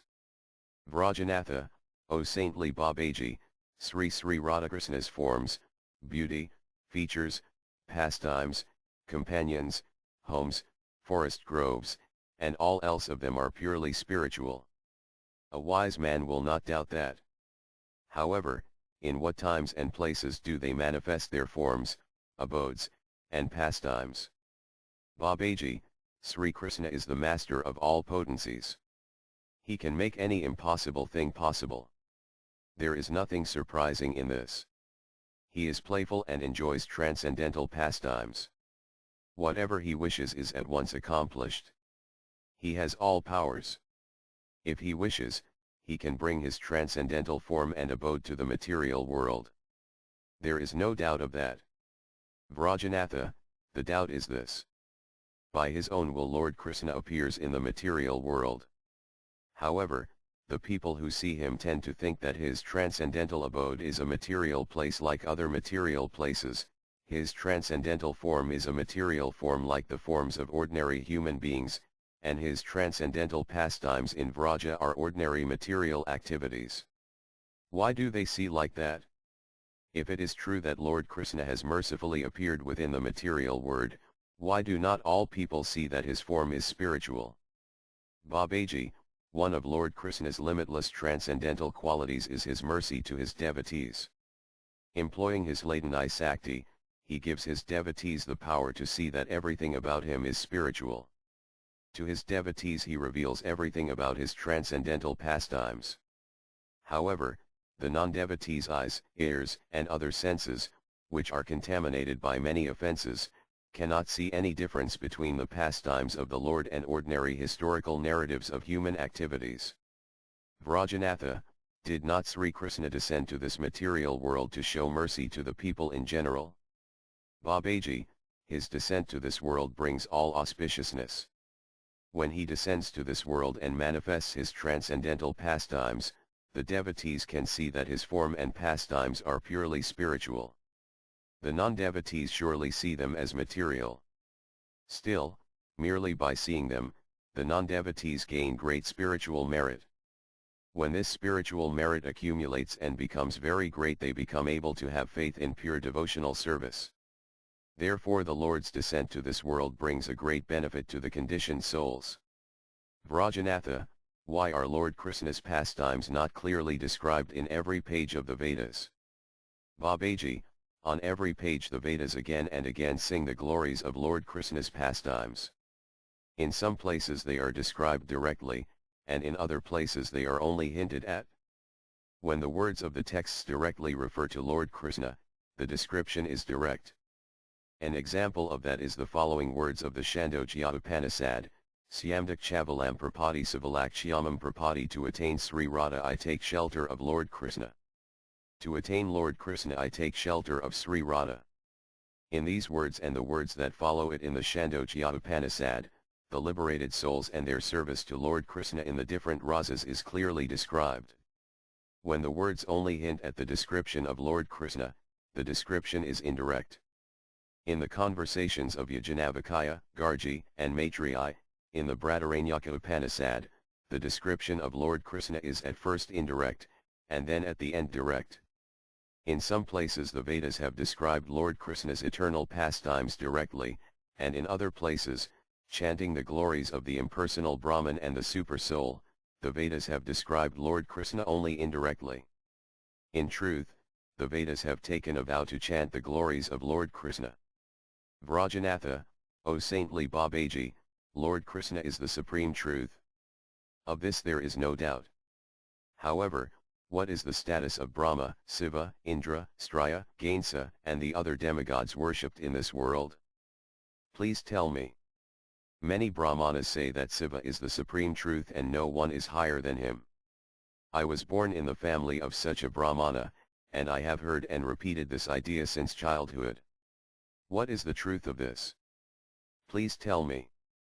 Babaji, now I will describe to you the relative merits of the ordinary living entities, the demigods and demigoddesses worshipped in this world, and the Supreme Personality of Godhead. Please listen. Will now repeat to you a list of some of Lord Krishna's transcendental qualities. They are described in these words of a great philosopher, Srila Goswami Sri Bhakti-rasamrita Sindhu, Ayamnita Suramayanga Sarvasal Loksandvidarusuras Tejasa Yuddho Balian Vayasanvida. Krishna, the supreme hero, has the most beautiful transcendental body. This body possesses all good features. It is radiant and very pleasing to the eyes. His body is powerful, strong, and youthful. Vivid Buddhabhasavi it Satyavakya Prayam Vadavavadi Ikas Supanditya Buddhaiman Pratibhanavida. Krishna is the linguist of all wonderful languages. He is a truthful and very pleasing speaker. He is expert in speaking, and he is a very wise, learned, scholar, and a genius. Vidajnas Kacharo Daksa Kradagia Sudresdavrata Sakala Supatra Jairaya Sastra Kaksas Susarvasi. Krishna is very expert in artistic enjoyment. He is highly cunning, expert, grateful, and firmly determined in his vows. He knows how to deal according to time, person, and country, and he sees through the scriptures and authoritative books. He is very clean and self-controlled. Styro Danta Kasam Dasilo Gamhiro Dradiman Samavadaino Dharmakasi Irakaranoma Yamanake RT. Lord Krishna is steady, his senses are controlled, and he is forgiving, grave, and calm. He is also equal to all. Moreover, he is magnanimous, religious, chivalrous, and kind. He is always respectful to respectable people. Doxanovane Ihraman Saranagata Palaka Sukha Bhaktisarite Premavajya Sarvasubhankara. Krishna is very simple and liberal, he is humble and bashful, and he is the protector of the surrendered soul. He is very happy, and he is always the well-wisher of his devotee. He is auspicious, and he is submissive to love. Pratapt Kirtaman Raktalokas Sadhu Samasrayan Narigana Manohara Sarvaradhyas Samradhiman. Krishna is very influential and famous, and he is the object of attachment for everyone. He is the shelter of the good and the virtuous. He is attractive to the minds of women, and he is worshipped by everyone. He is very rich. Varian Isvaras Sati Guns Tajyanukar Tita Samadra Eva Pafikasad Durvagaha Harar Ami. Krishna is the Supreme, and he is always glorified as the Supreme Lord and Controller. Thus all the previously mentioned transcendental qualities are in him. The 50 qualities of the Supreme Personality of Godhead above mentioned are as deep as the ocean. In other words, they are difficult to fully comprehend. Jivziat Vasantukpai Bindu Bindudiak Vasit Pariptirnadia Banti Tatrava Purazatam. These qualities are sometimes very minutely exhibited in living beings, but they are fully manifest in the Supreme Personality of Godhead. Athopafikagunda Yesi Ur Amzanagirisdisu. Apart from these 50 qualities, there are 5 other qualities found in the Supreme Personality of Godhead that are partially present in demigods like Siva. Sada. Svaritapasamprapta Sarvajito Nityanayatana Saksi Id Nandasandranjas Sarvasidhini Savita Athosayant Gunapadikaya Laxmis Dadi Vardana Avasintimahasakta Koti Brahmandavagraha Avataravalavijam Hatari Gadi Dayaka Atmaramagandakar Siddhi Ami Krsne Kilad Buddha. These qualities are: 1. The Lord is always situated in his original position. 2. He is omniscient. 3. He is always fresh and youthful. 4. He is the concentrated form of eternity, knowledge, and bliss. And 5. He is the possessor of all mystic perfection. There are another 5 qualities, which exist in the Vaikuntha planets in Narayana, the Lord of Lakshmi. These qualities are also present in Krishna, but are not present in demigods like Lord Shiva or in other living entities. These are: 1. Inconceivable supreme power, 2. Generating innumerable universes from the body, 3. Being the original source of all incarnations, 4. Bestowing salvation upon enemies killed, and 5. The ability to attract exalted persons who are satisfied in themselves. Although these qualities are present in Narayana, the dominating deity of the Vaikuntha planets, they are even more wonderfully present in Krishna. Sarvad Buddhakamat Karalila Kalila Varadiachal Yamad Hura Prima Mandita Priyamandala Trijaga Madne Zakar Semurali Kalakijita Asamanordvaritpas Rivas Mapita Karakara. Apart from these 60 transcendental qualities, Krishna has an additional 4 transcendental qualities, which are not manifest even in the personality of Narayana. These are: 1. Krishna is like an ocean filled with eaves of pastimes that evoke wonder within everyone in the 3 worlds. 2. In his activities of conjugal love, he is always surrounded by his dear devotees who possess unequaled love for him. 3. He attracts the minds of all 3 worlds by the melodious vibration of his flute. 4. His personal beauty and opulence are beyond compare. No one is equal to him, and no one is greater than him. Thus the Supreme Personality of Godhead astonishes all living entities, both moving and non-moving, within the 3 worlds.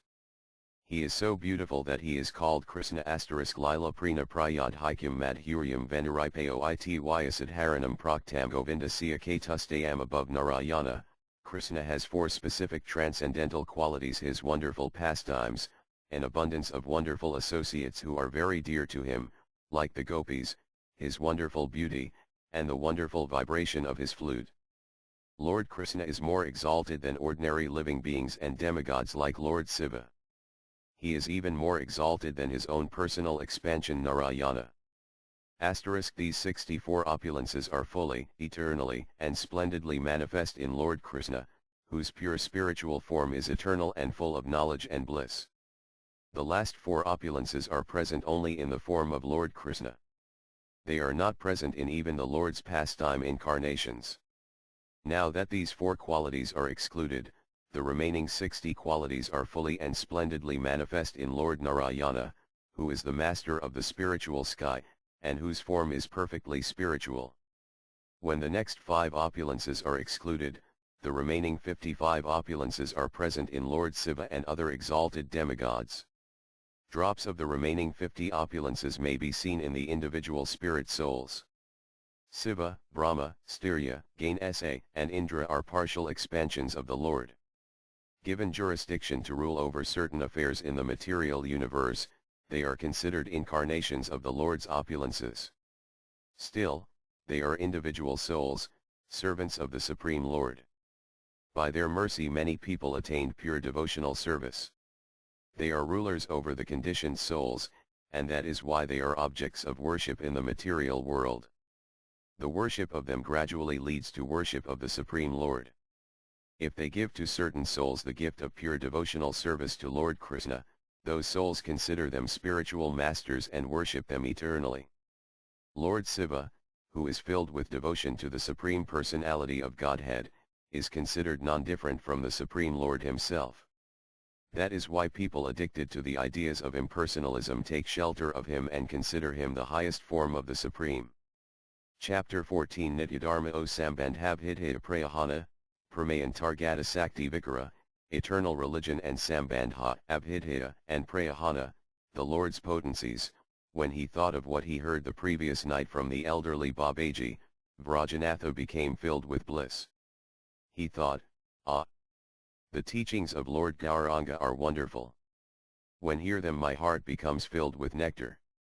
When I hear them from the saintly Babaji's mouth, my thirst to hear them increases more and more. No part of them seems illogical. They seem to be supported by the scriptures. Cannot understand why the Brahmanas criticize them. I think they criticize because they are impersonalists. Thinking in this way, Vrajanatha came to Raghunatha Dasa Babaji's cottage.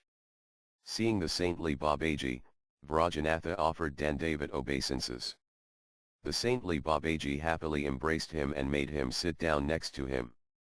With an earnest heart he said, "O Master, wish to hear the third verse of the Dasamala. Please kindly recite it." The hairs of his body upright with spiritual happiness, the saintly Babaji recited, Parakyaya Saktar A Pratag Apisa Save Mahimani Stito Jivakyam Svam Asidabhitam Tam Tripodikam Svatantrakasaktam Sakalavas Prirana Paravakaradayasi Inyaparama Puraso Yam Vijayat. Glory to the Supreme Personality of Godhead, who is never touched by material changes. He is not different from his spiritual potency. He is situated in his own transcendental glory. From him are manifested his spiritual potency by which all his desires are fulfilled, his potency of the individual spirit souls, and his potency of inanimate matter. Vrajanatha, the Brahmanas say that when the Supreme is the impersonal Brahman he has no potency. It is only when he appears as the Supreme Controller that he has potencies. What do the Vedas teach about this? Babaji, in every feature of the Lord his potencies are manifested. The Vedas, Svetasvatara Upanishad 6.8, declare, Natasya Karyam Karanam Ca Vidyate Na Tat Samas Kavyadhika Ca Drasayate Parasya Saktir Vividhivasraya Yitzvabhavaki Jainanabalakraya Ca. He does not possess bodily form like that of an ordinary living entity. There is no difference between his body and his soul. He is absolute. All his senses are transcendental. Any one of his senses can perform the function of any other sense. Therefore, no one is greater than him or equal to him. His potencies are multifarious, and thus his deeds are automatically performed as a natural sequence. Asterisk the Lord's Akasakti, the potency that fulfills all his desires, is described in these words, Svetasvatara Upanishad 1.3 Te Dhyana Yoganugata Apasian Devatmasaktim Svagunair Nigadhamya Karanani Nikalani Tani Kalitma Yutani Adhitasthati Ikar. Wrapped in meditation, the sages then saw the mysterious potency and transcendental qualities of the Supreme Personality of Godhead, the first cause, who alone dominates the secondary causes, from time to the individual living entity.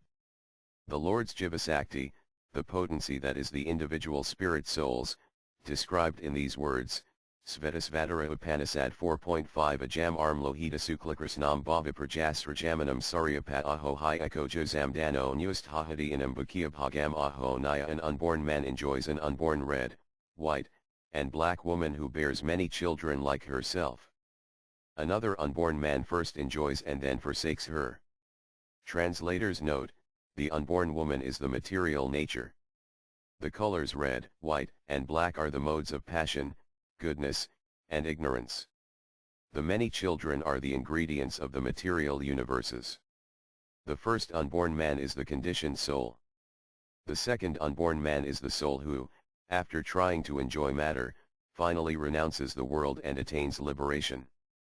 The Lord's Maya Sakti, the potency that is the material world, is described in these words, Svetasvatara Upanishad 4.9 Shandam Ziyajvyakratavo Vratani Bhidam Bhavyam Yaksi Aveda Vadanti Asman Matesrajate Visvamata Tasmims Kanyo Mayaya Sunarada. The Vedas describe a bewildering variety of hymns, prayers, sacrifices, rituals, vows, austerities, history, and predictions of the future. Simply by studying the Vedas, it is very difficult for the conditioned soul, illusioned by Maya and trapped in the material world, to understand the Supreme Personality of Godhead, the controller of the illusory potency and the creator of the material universes. Asterisk. The words Parajya Sakti, in Svetabhadara Upanishad 6.8, indicate that of all the Lord's potencies one is the most important. The Vedas never say that the Supreme has a feature without potencies. When he has qualities, he is the Supreme Personality of Godhead. When he has no qualities, he is the impersonal Brahman. It is the Lord's most important potency that manifests his feature as impersonal Brahman. In this way it is seen that the impersonal Brahman does indeed have a potency. That most important potency has been described in the Vedas in many places, where it is called by many names, such as Parasakti, Svartipa Sakti, and Cit Sakti. The impersonalists imagine that the impersonal Brahman has no potencies.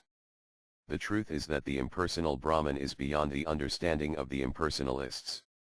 The Vedas affirm that the Supreme has two features, one with qualities and the other without qualities.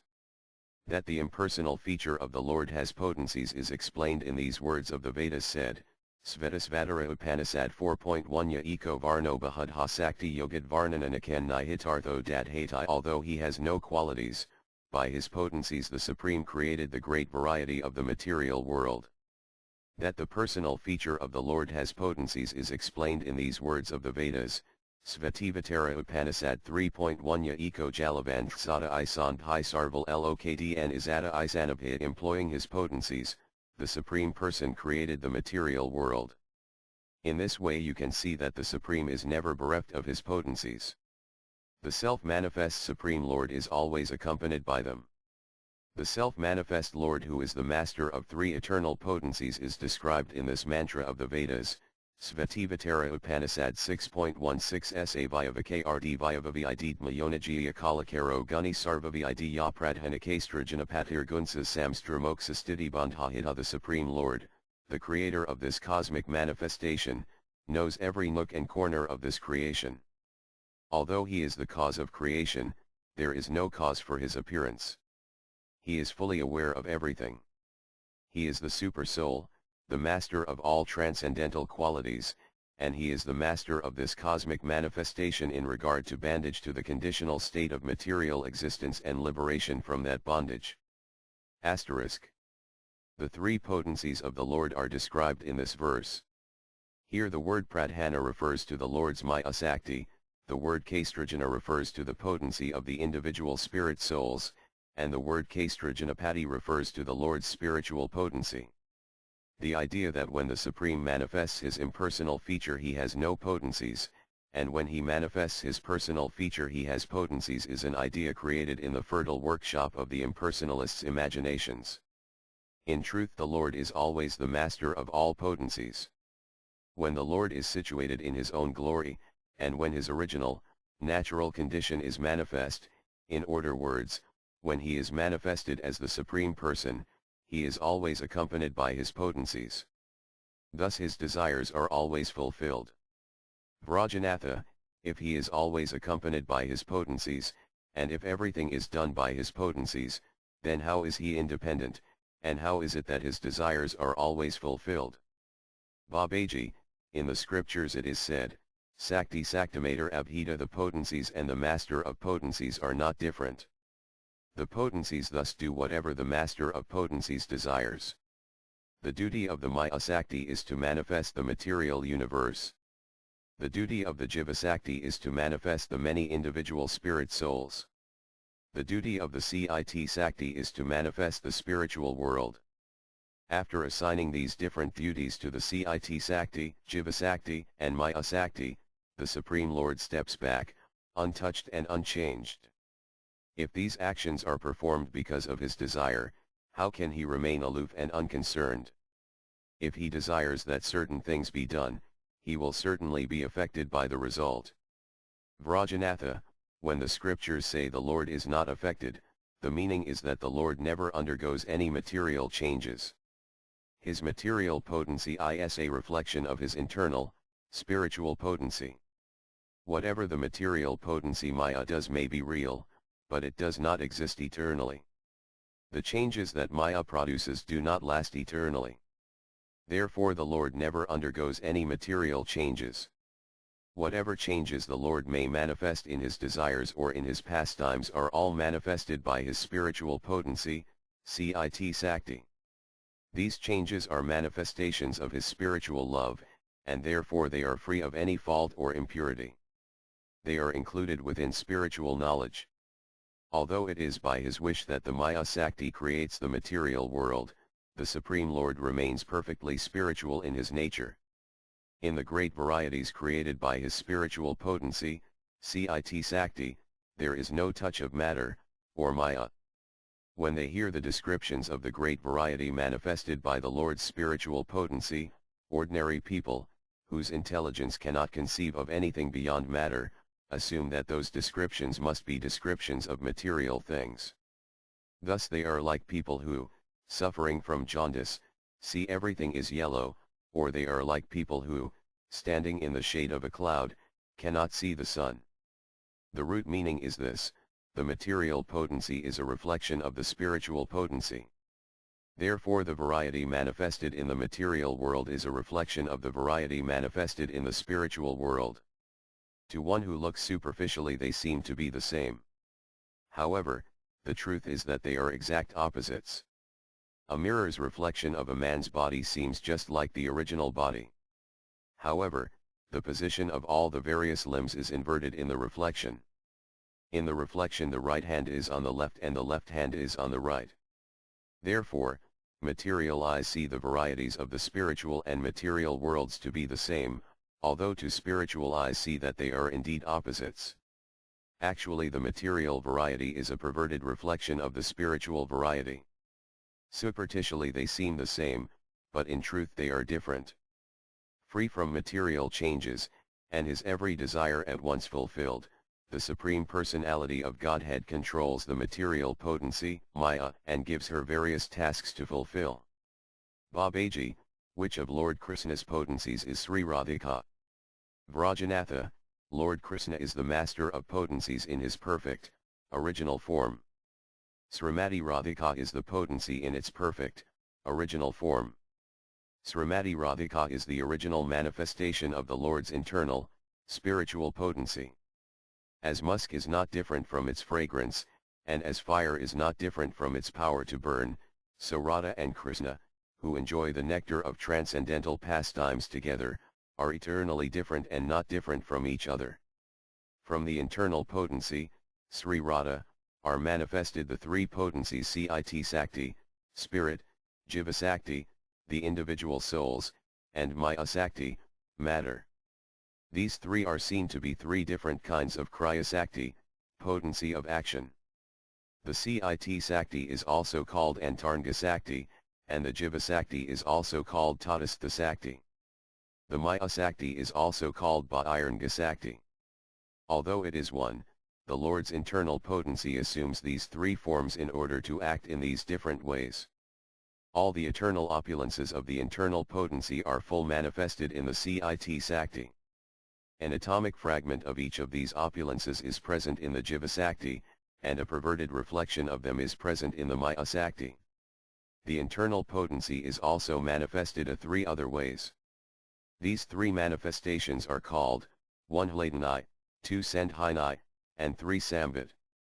They are described in these words of the Dasamitla, Savai Hladanyaya Pranayavakritur Hladinarata Tatha Sambik Shakti Prakatitaraho Bavarazadata Yasri Sandhinya Kritavizata Tad Damanake Rasam Hadhau Magno Vrajarasaviltsi Vijayat. Glory to Lord Sri Krishna, who enjoys nectar pastimes in Vraja, who is plays in a nectar ocean of transcendental mellows, who enjoys the feelings of ecstatic love brought by the Hladani Sakti, who tastes the nectar of the confidential love brought by the Sambit Sakti, and who resides in the pure transcendental abode created by the Sandhini Sakti.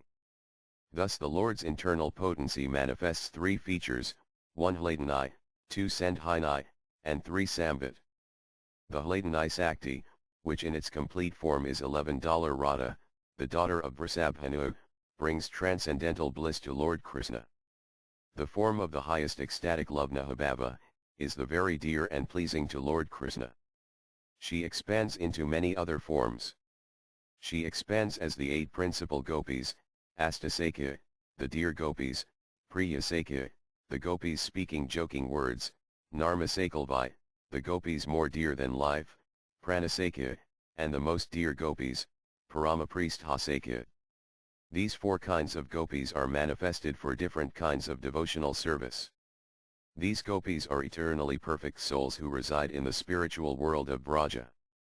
The Sambit Sakti manifests the different relationships of the people of Braja. The Sandhini Sakti manifests the land, water, villages, forests, hills like Govardhana Hill, pastime places of Sri Krishna, Sri Radha, their Gopa and Gopi friends, their servants, the cows, and all the other residents of Braja, their spiritual forms, and the paraphernalia used in their pastimes.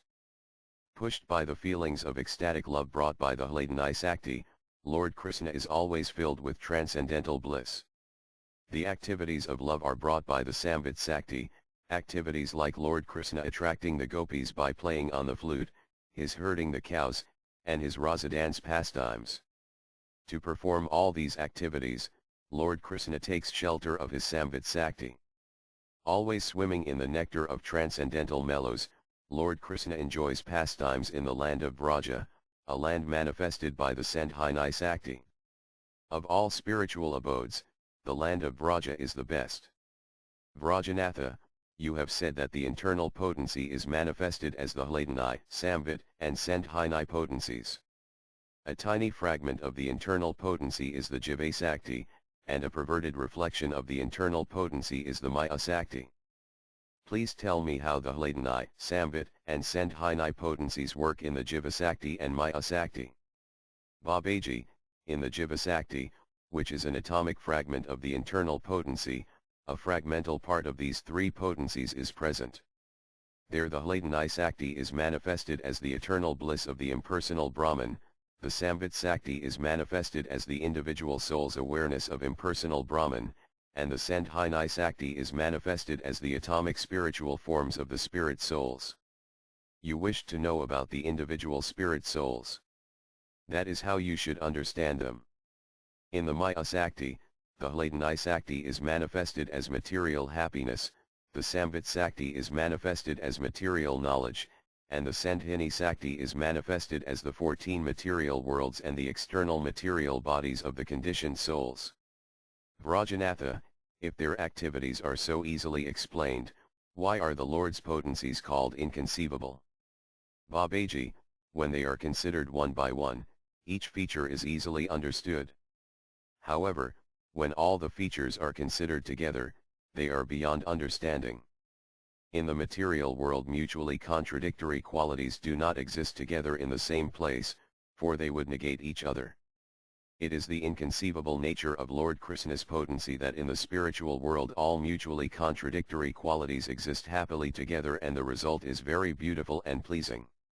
In Lord Krishna the qualities of having a form and being formless, being all-pervading and having a form present in one place only, being active and inactive, being unborn and being the son of Nanda, being the all-worshipable Supreme Lord and being a Gopa boy, being all-knowing and having the limited knowledge possessed by a human being, having qualities and having no qualities, being beyond conception and being sweet like nectar, being limited and unlimited, being far away and very near, being completely aloof and also being afraid of the gopis' jealous anger are simultaneously present.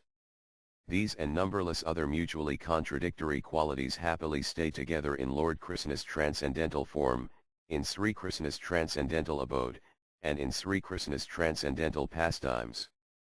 That these mutually contradictory qualities help Lord Krishna's pastimes, making them more beautiful and pleasing, is beyond human conception. Therefore it is said that the Lord's potencies are inconceivable. Vrajanatha, is this idea supported by the Vedas? Babaji, this is accepted everywhere in the Vedas. In the Svetasvatara Upanishad, 3.19, it is said, Apanipado Javano Grahita Pajyati Akaksa sa Sanoti Akarna sa Veti Vedayamite Naca Tasyasti Vedatamahara Grayam Purasam Mahantam. Learned transcendentalists explain that God is the greatest, the original person. He has no material hands, but he can take anything. He has no material legs, but he can travel faster than anyone. He has no material eyes, but he sees everything. He has no material ears, but he hears everything. He knows everything, but no one knows him. Asterisk. In the Isa Upanishad, mantras 5 and 8, it is said, Tad ijati tan najati tad dire tad v antik tad antarasiya sarvasya tad u sarvasya siya bahayata. The Supreme Lord walks and does not walk. He is far away, but he is very near as well. He is within everything, but yet he is outside of everything. Asterisk.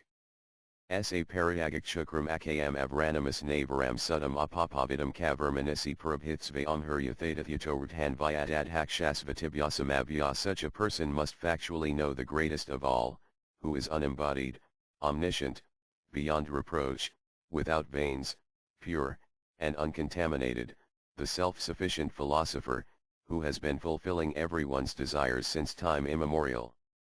Asterisk. Vrajanatha, is it written in the Vedas that by his own will the Supreme Lord sometimes descends to the material world? Babaji, yes. In many places.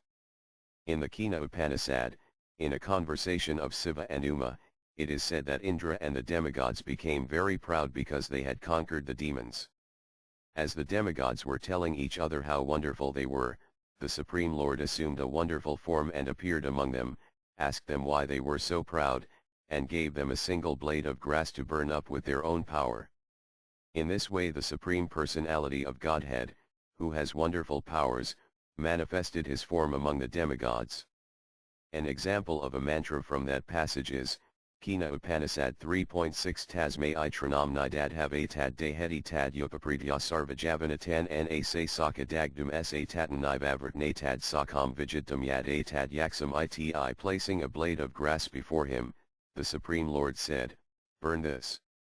With all his power, Agni attacked the blade of grass, but could not burn it. Returning to the demigods, Agni said, I do not know who this Yaksa is. The hidden meaning of this passage is that the Supreme Lord is a person with an inconceivably handsome form, and who his own will he descends to the material world and enjoys pastimes with the individual spirit souls. Vrajanatha, it is said that the Supreme Lord is an ocean of the nectar of transcendental mellows. Where is this said in the Vedas? Babaji, in Taitirtya Upanishad, 2.1, it is clearly said, Yad Dvaitam Sakritam Raso Vaisa. Rasam Hyavayam Labdvanandi Bhavati. Ko Hyavanyat Kapranyat. Yad Esagasa Anando Nasyat. Esa Hyavanandayati. The Supreme Personality of Godhead is the reservoir of transcendental mellows. When one understands the Supreme Personality of Godhead, the reservoir of pleasure, Krishna, he actually becomes transcendentally blissful. Asterisk. Who could breathe without the Lord giving breath? Who could be happy without the Lord giving happiness? It is he who gives transcendental bliss. Vrajanatha, if he has a form of the nectar of bliss, why can the people of the material world not see him? Babaji, the individual souls imprisoned in the material world are of two kinds. One faces Krishna and the other turns his back on Krishna. The soul that turns away from Krishna cannot see Krishna handsomeness. Instead he gazes on material sense objects and fixes his mind in thinking of material sense objects. The soul that turns toward Krishna turns away from the material world of Maya. He is able to see the T-form of Lord Krishna. In the Katha Upanishad, 2.1.1, it is said, Parafasikani Vyadranatsvayamhias tasmai parapajyatina antaratman kasidhira pratyugmanam iksad avradikaksar amritatvamikan. A person eager for material pleasures cannot see the Supreme Personality of Godhead within his heart. Only a wise man who turns from the world of matter can see the Lord within his heart. Vrajanatha, the Vedas say that the Supreme Personality of Godhead is Raso Vaisa, the reservoir of spiritual nectar. How do the Vedas describe the Lord's nectar spiritual form? Babaji, in the Gopalotapani Upanishad, 1.10, it is said, Gopavasam Satpundarakanayanam Meghabham Vedayodambaram Devi Ibojam Jainanamadradhyam Vanamialanam Isvaram. The Supreme Personality of Godhead is a cowherd boy. His eyes are handsome lotus flowers, his complexion a dark monsoon cloud, and his garments lightning. He has 2 arms. He is rich in transcendental knowledge. He wears a garland of forest flowers. Vrajanatha, from this I can understand that the form of Lord Krishna is the eternal spiritual form of the Lord in the spiritual world. He is the form of spiritual nectar, he is the shelter of all. He is not attained by impersonal speculation or any other non-devotional means. They who follow the path of Astanga Yoga search after the Super Soul, who is his plenary portion. The impersonal Brahman is the effulgence of his transcendental body. He is endowed with all spiritual qualities. He is the highest object of worship in the world. He is not easy to see. He is beyond conception. What method may a human being adopt to understand him? The Brahmanas cannot understand him and neither can the Kandalas understand him. What method should one adopt in order to understand him? It is very difficult to know how to please him. Babaji, in the Katha Upanishad, February 2, 13, it is said, Tam Damistam Yanupajyantidhiras Tasamstasasvati Netari Sam. Only saintly persons who can see, within and without, the same Supreme Lord, can actually attain to perfect and eternal peace. Asterisk. Vrajanatha, they who see the Supreme Lord within their hearts attain eternal peace. However, what method should one adopt to see the Lord in this way? That's what I would like to see. That's what I don't understand. Babaji, in the Katha Upanishad, January 2, 23, it is also said, Nidiyam Atma Pravakanan Alabhya Na Medhaya Na Bahunas Rutena Yamavizavranutina Labhyas Tasi Isaktmavivarnutanam Svam. The Supreme Lord is not attained by expert explanations, by vast intelligence, nor even by much hearing. He is attained only by one who he himself chooses. To such a person he manifests his own form. Asterisk. In Srimad Bhagavatam, October 14, 28, it is said, Athapte deva padam bujadvaya prasada lisan ugrita eva hi janati tatvam bhagavan mahimno na kanya eko pisaram vasinvan. My Lord, if one is favored by even a slight trace of the mercy of your lotus feet, he can understand the greatness of your personality. But those who speculate in order to understand the Supreme Personality of Godhead are unable to know you, even though they continue to study the Vedas for many years. Asterisk. O Baba, our Lord is very merciful. The Lord of our hearts is Sri Krishna. Simply by studying and understanding the scriptures one does not attain him. Simply by being very intelligent or studying from many teachers one does not attain him. Only to one who says, Krishna is my Lord, does Lord Krishna mercifully reveal his eternal spiritual form of knowledge and bliss. Think about this and you will easily understand it. Vrajanatha, is anything written in the Vedas about Lord Krishna's spiritual abode? Babaji, it is described in many places.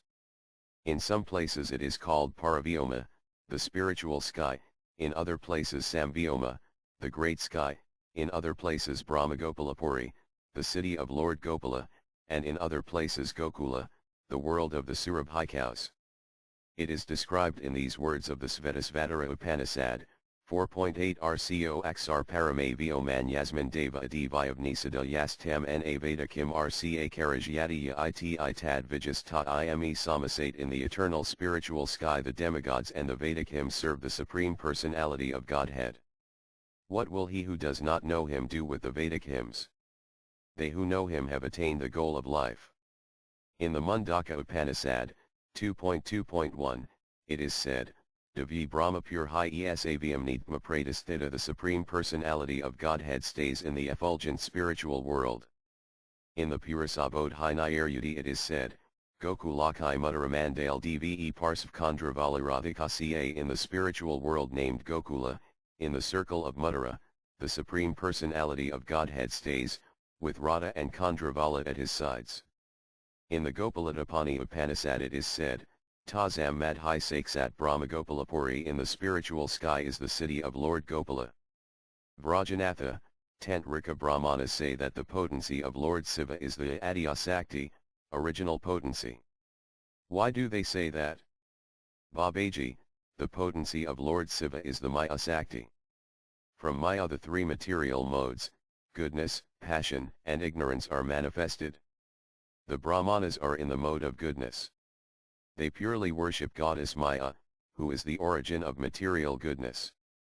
They who are in the mode of passion worship goddess Maya as the mother of the mode of passion.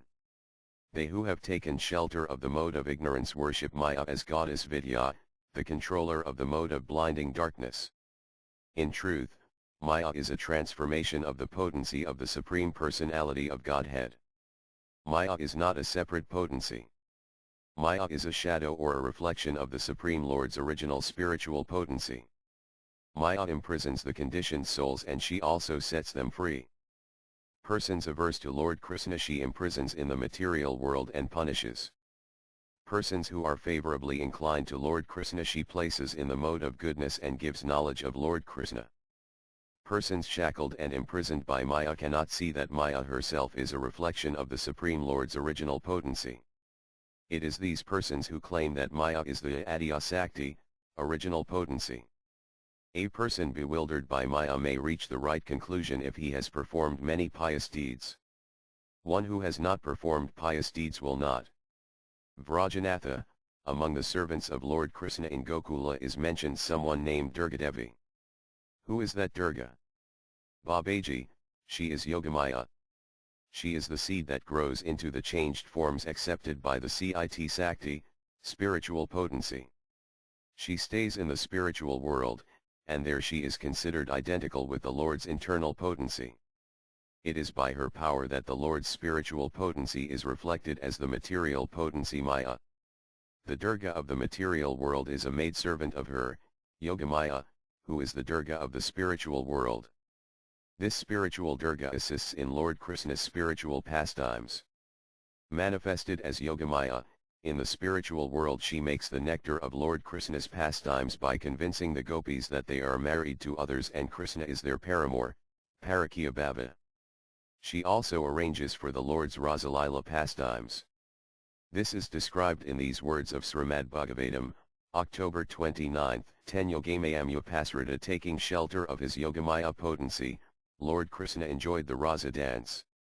The meaning of these statements is this: among the many spiritual pastimes arranged by the Lord's internal potency are some activities that seem to be situated in ignorance, although in truth they are not situated in ignorance at all. When these activities that superficially appear to be situated in ignorance are useful to make the nectar of Lord Krishna's pastimes sweeter, Yogamaya arranges that they are manifested. In this way the nectar of the Lord's pastime is understood. Vrajanatha, I wish to understand something about the spiritual abode, Dhamma, of the Lord. Please be kind and explain this to me. Why do the Vaisnavas use the word Sridhama in relation to Navadvipa? Babaji, Sri Navadvipadhamma and $11 Vrindavanadhamma are not different. This Mayapura is the highest spiritual abode. Sri Mayapura is to Navadvipa what Sri Gokula is to Vraja. Mayapura is the holiest place in Navadvipa. In Srimad Bhagavatam, July 9, 38, it is said, Shanakala O Lord, in the age of Kali, however, you do not assert yourself ** in that age your incarnation is hidden. As the Supreme Lord's incarnation is hidden in the Kali Yuga, so the Supreme Lord's abode, Sri Navadvipa, is also hidden. In the age of Kali there is no holy place like Sri Navadvipa. A person who understands the spiritual nature of Sri Navadvipa has become qualified to reside in the spiritual world of Braja. Materialized Braja and Navadvipa are both material places, made of the 5 material elements.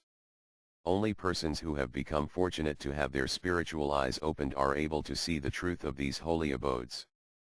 Vrajanatha, I wish to know the truth about Sri Navadvipadama. Babaji, Goloka, Vrindavana, and Svetadvipa are the names of the innermost places in the spiritual world. In Goloka the Lord's Svaikiya pastimes are manifested, in Vrindavana the Parakiya pastimes are manifested, and in Svetadvipa other pastimes are manifested. Gokula, Vrindavana, and Svetadvipa are not different in nature. Sri Navadvipa is therefore not different from Svetadvipa and Vrindavana. The residents of Sri Navadvipa are most fortunate, they are the eternal associates of Lord Gardanga. It is because in past lives they performed many pious deeds that now they are able to reside in Sri Navadvipa. The transcendental mellows, rasa, that were not reveled in Sri Vrindavana have been revealed in Sri Navadvipa. When a person becomes qualified, he is able to taste the sweetness of those mellows. Vrajanatha, what is the size of Navadvipadama? Babaji, the circumference of Sri Navadvipa is 16 krogas, 32 miles. The holy abode of Navadvipa is an 8-petal lotus flower. 8 of the dvipas form the 8 petals, and the island in the middle is the whirl of the lotus.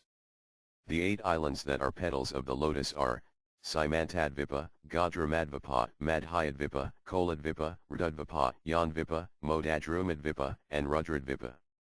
The whirl in the middle of the lotus is Antardvipa. In the middle of Antardvipa is Sri Mayapura. A soul who performs sadhana bhakti, devotional service in practice, in Navadvipadama, or especially in Sri Mayapura, quickly attains the perfection of prema, pure love of God. In the center of Sri Navadvipa is the very holy place of Sri Jagannatha Misra's home. The most fortunate devotees are able to see Lord Gauranjadeva enjoying his eternal pastimes in this holy place.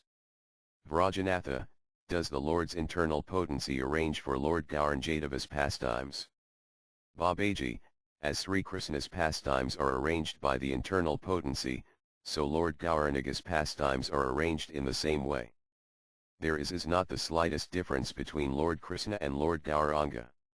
In his notebook, Sri Svartapa Damodara Goswami explains, Sri Caitanya Karatamrita Adi 1.5 Radhakrishna Pranaya Vikratirhladan I Saktirasmadikatmandav Api Bhavai Pura Dihabadam Gathatau Caitanyakyam Prakatam Adhuna Tadvayam Kakyam Aptam Radha Bhavadayodi Suvalatam Nami Krishnas Veridapam. The loving affairs of Sri Radha and Krishna are transcendental manifestations of the Lord's internal pleasure-giving potency.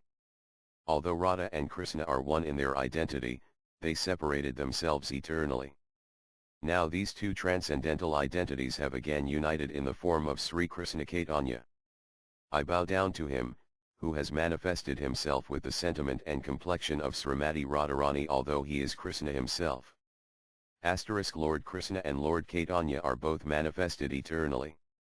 No one has the power to say which of them came first and which second. It cannot be said that Lord Caitanya was manifested first and Sri Radhakrishna were manifested second. Neither can it be said that Sri Radhakrishna were manifested first and Lord Caitanya was manifested second.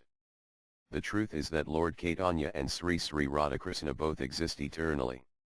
All the pastimes of the Supreme are eternal.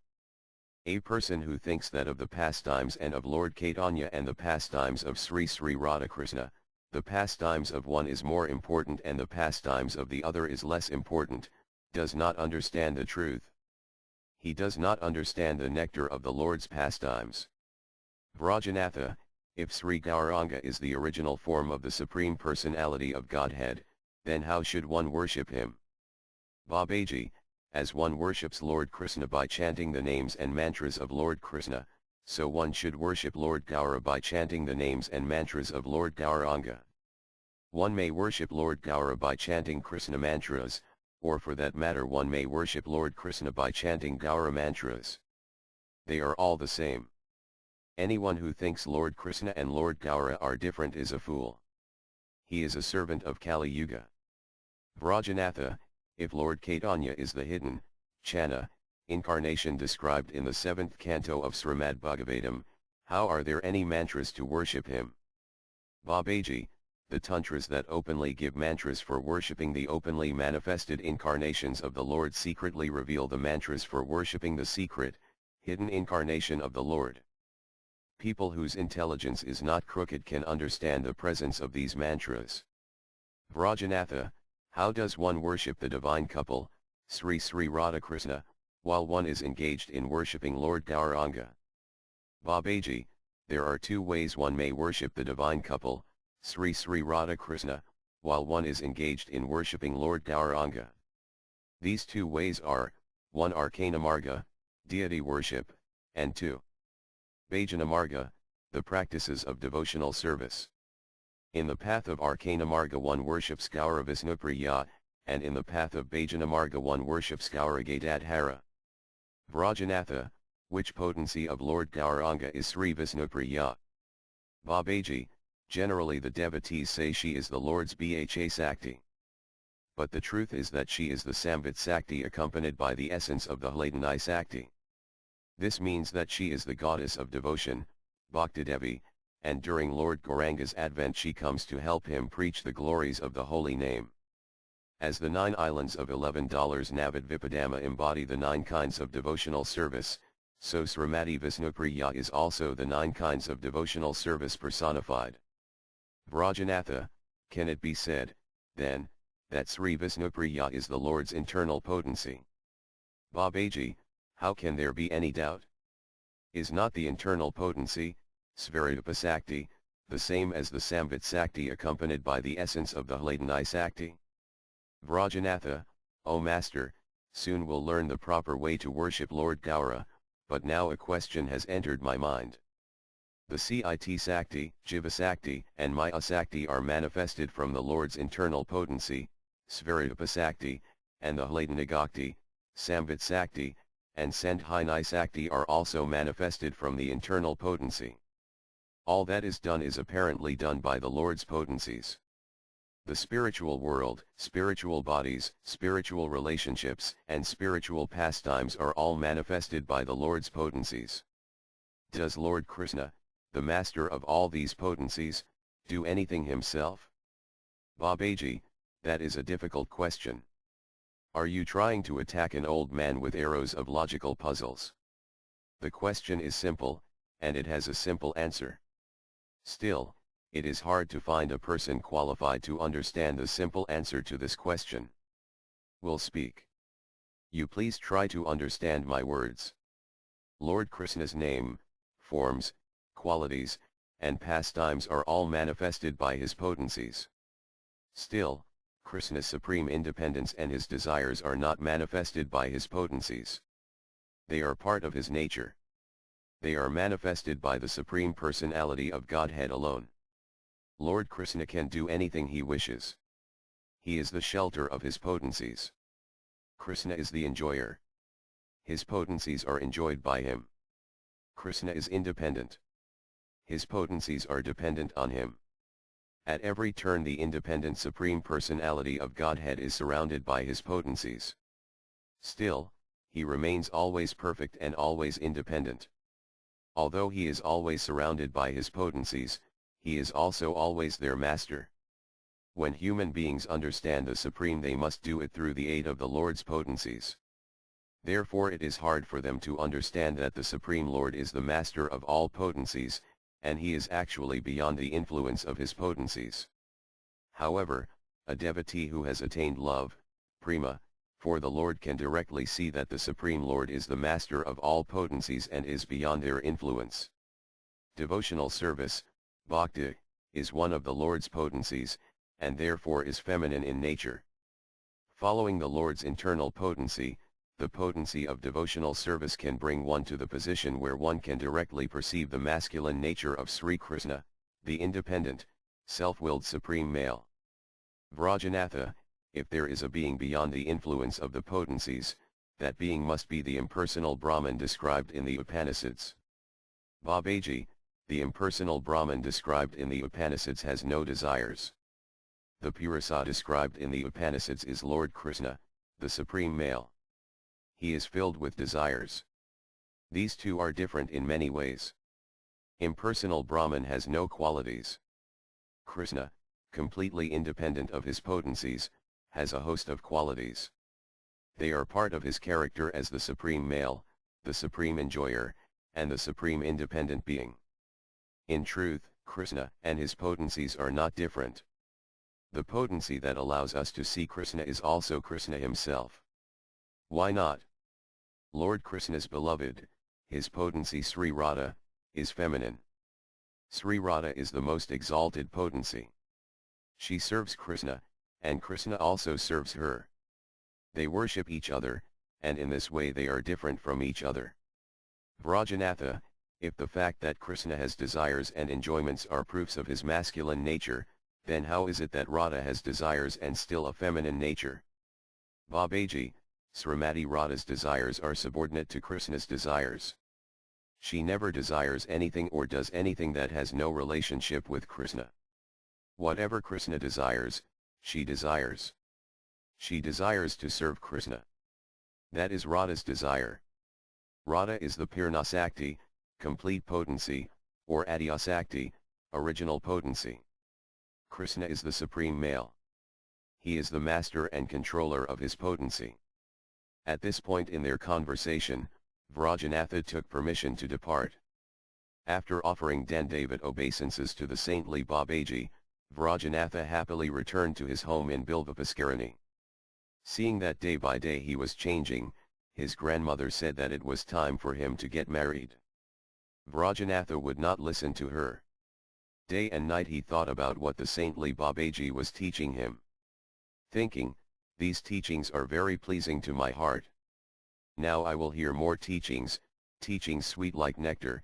He happily went to Srivasa's courtyard.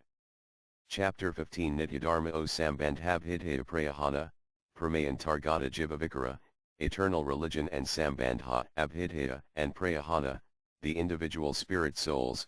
This day Vrajanatha came a little too early to Srivasa's courtyard. The devotees living in Sri Gadrama had come to Srivasa's courtyard to see the evening arati. Paramahansa Babaji Sri Premadasa, Vaisnavadasa, Advaitadasa, and all the other devotees had already entered the temple to see the arati.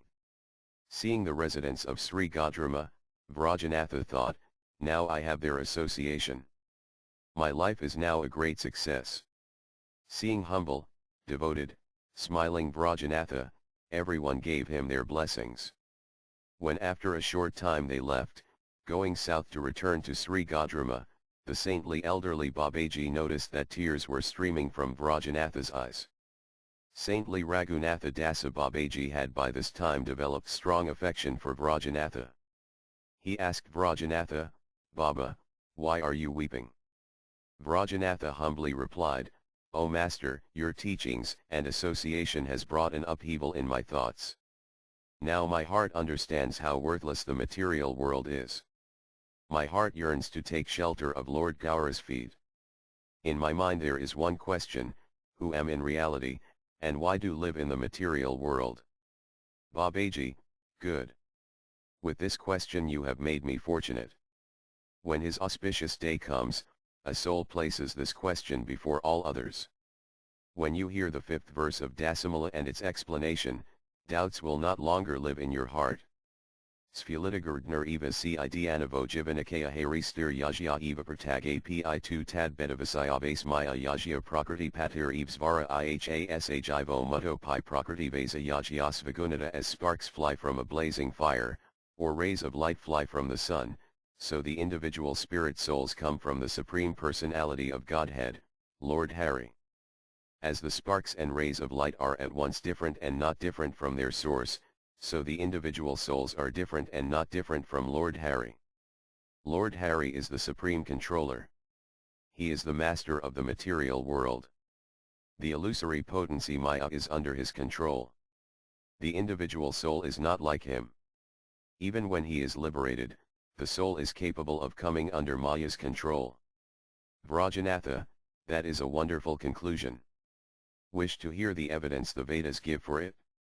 The words of the Supreme Lord, Bhagavad Gita, are worthy evidence by themselves. However, when they are supported by the words of the Upanishads, they are more easily accepted by the people in general. Babaji, these truths are revealed in many passages of the Vedas. I will recite one or two of them. Please listen carefully. In the Bradranyaka Upanishad, February 2, 20 and 4.3.9, it is said, Yadhana ke sudra visfuling vyakaranti avamavasmadmana. Sarvani bhitani vyakaranti. As tiny sparks fly from a fire, so all individual souls have come from the Supreme. Tajya vda tajya purusasya dve evasthain bhavata idam ca paralokasthanam ca sandhyam irdayam svapnasthanam tasman sandhysthaintasthanath ubhisthain pajyatadam paralokasthanam ca. A person has two places, the spiritual world and the place where the spiritual world meets another world. There is also a third place, a place of dreams. Standing between them, the soul sees on one side the spiritual world and on the other the place of dreaming. This passage describes the individual souls, Jivasakti, which can reside in either the spiritual or material worlds, Tatastha. In the Bradaranyaka Upanishad, April 3, 18, it is also said, Tadyatha madmatsya ubhikalna sankarati purvam kaparam kavam ivayam purasayataf ubhavantafana sankarati svanantam ca yadantam ca. As a large fish in a river may go to one shore or the other, so a person may go to one world or another. He may go to a world where he is awake, or may go to a world made of dreams. Vrajanatha, how does the Vedanta philosophy define the word Tatastha? Babaji, the place where a river's waters meet with the land of the shore is called the Tata. The Tata is then the place where water meets land. What is the nature of this Tata? It is like the thinnest of threads that runs along the boundary of land and water. A Tata is like the finest of lines, so small that the gross material eyes cannot even see it. In this example, the spiritual world is like the water and the material world is like the land. The thin line that separates them is the Tata. That boundary place is the abode of the individual spirit souls. The individual spirit souls are like atomic particles of sunlight. The souls can see both the spiritual world and the material world created by Maya. The Lord's spiritual potency, Cit Sakti, is limitless, and the Lord's material potency, Maya Sakti, is gigantic. Standing between them, the individual spirit soul is very tiny. The individual spirit souls are manifested from the Tatastha Sakti of Lord Krishna. Therefore the souls are naturally situated on the boundary, Tatastha, of matter and spirit. Vrajanatha, what is this Tatastha nature of the individual souls? Babaji, standing between them, the soul can see these two worlds. The Tatastha nature of the souls refers to the fact that they must be under the control of one of these two potencies. The actual place of the Tata, shore may change. What was once dry land may be covered with water, and what was once covered by water may again become dry land. If he turns his gaze upon Lord Krishna, the soul comes under the shelter of Lord Krishna's spiritual potency. But if he turns away from Krishna and turns his gaze to the material potency, Maya, then the soul is caught in Maya's trap. That is what is meant by the soul's Tatastha nature. Vrajanatha, does Maya have anything to do with the nature of the spirit souls? Babaji, no. The spirit souls are completely spiritual. However, because they are atomic in size, the souls are not very strong. That is why Maya can dominate them. However, in the soul's nature there is not the slightest scent of Maya. Vrajanatha, I heard from my teacher that when it is surrounded by Maya, the impersonal Brahman becomes the individual spirit soul. When a small portion of the great sky is surrounded by the walls of a clay pot, it becomes the sky within a pot. In the same, when the impersonal Brahman is surrounded by Maya, it becomes the individual soul. What does this mean? Babaji, that is just impersonalism, Maya Veda. How can Maya have the power to touch the Supreme Brahman? If you say that Brahman has no potency, then how can Maya even approach Brahman? The Maya potency has no independent power. How can she have any effect on the Brahman? It cannot be said that the great Brahman becomes covered by Maya and is then forced to suffer in different ways. That is not possible. If Brahman's spiritual potency is always awake and vigilant, how can the insignificant Maya Sakti defeat her and proceed to create the individual souls from Brahman in this way? The Supreme Brahman is limitless and immeasurable. How can the limitless Brahman be broken into smaller souls in the same way the great sky is broken into the little skies within a series of clay pots? The idea that Maya can have some effect on the Brahman cannot be accepted. Maya has nothing to do with the creation of the individual spirit souls. Although they are atomic in size, the individual spirit souls are superior to Maya. Vrajanatha, at another time another teacher said that the individual spirit soul is a reflection of Brahman. As the sun is reflected on the water, so the Supreme Brahman, reflected on Maya, becomes the individual soul. What does that mean? Babaji, that is also impersonalism. Brahman has no limit. Something that is unlimited cannot be reflected anywhere. The Vedas do not teach that Brahman is limited. This reflection theory should be rejected.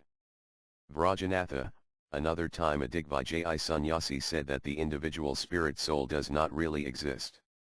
The Ides of the individual soul is only an illusion. When the illusion is thrown far away, only the undivided Brahman remains. What does that mean? Babaji, that is also impersonalism. That idea has no root in the truth.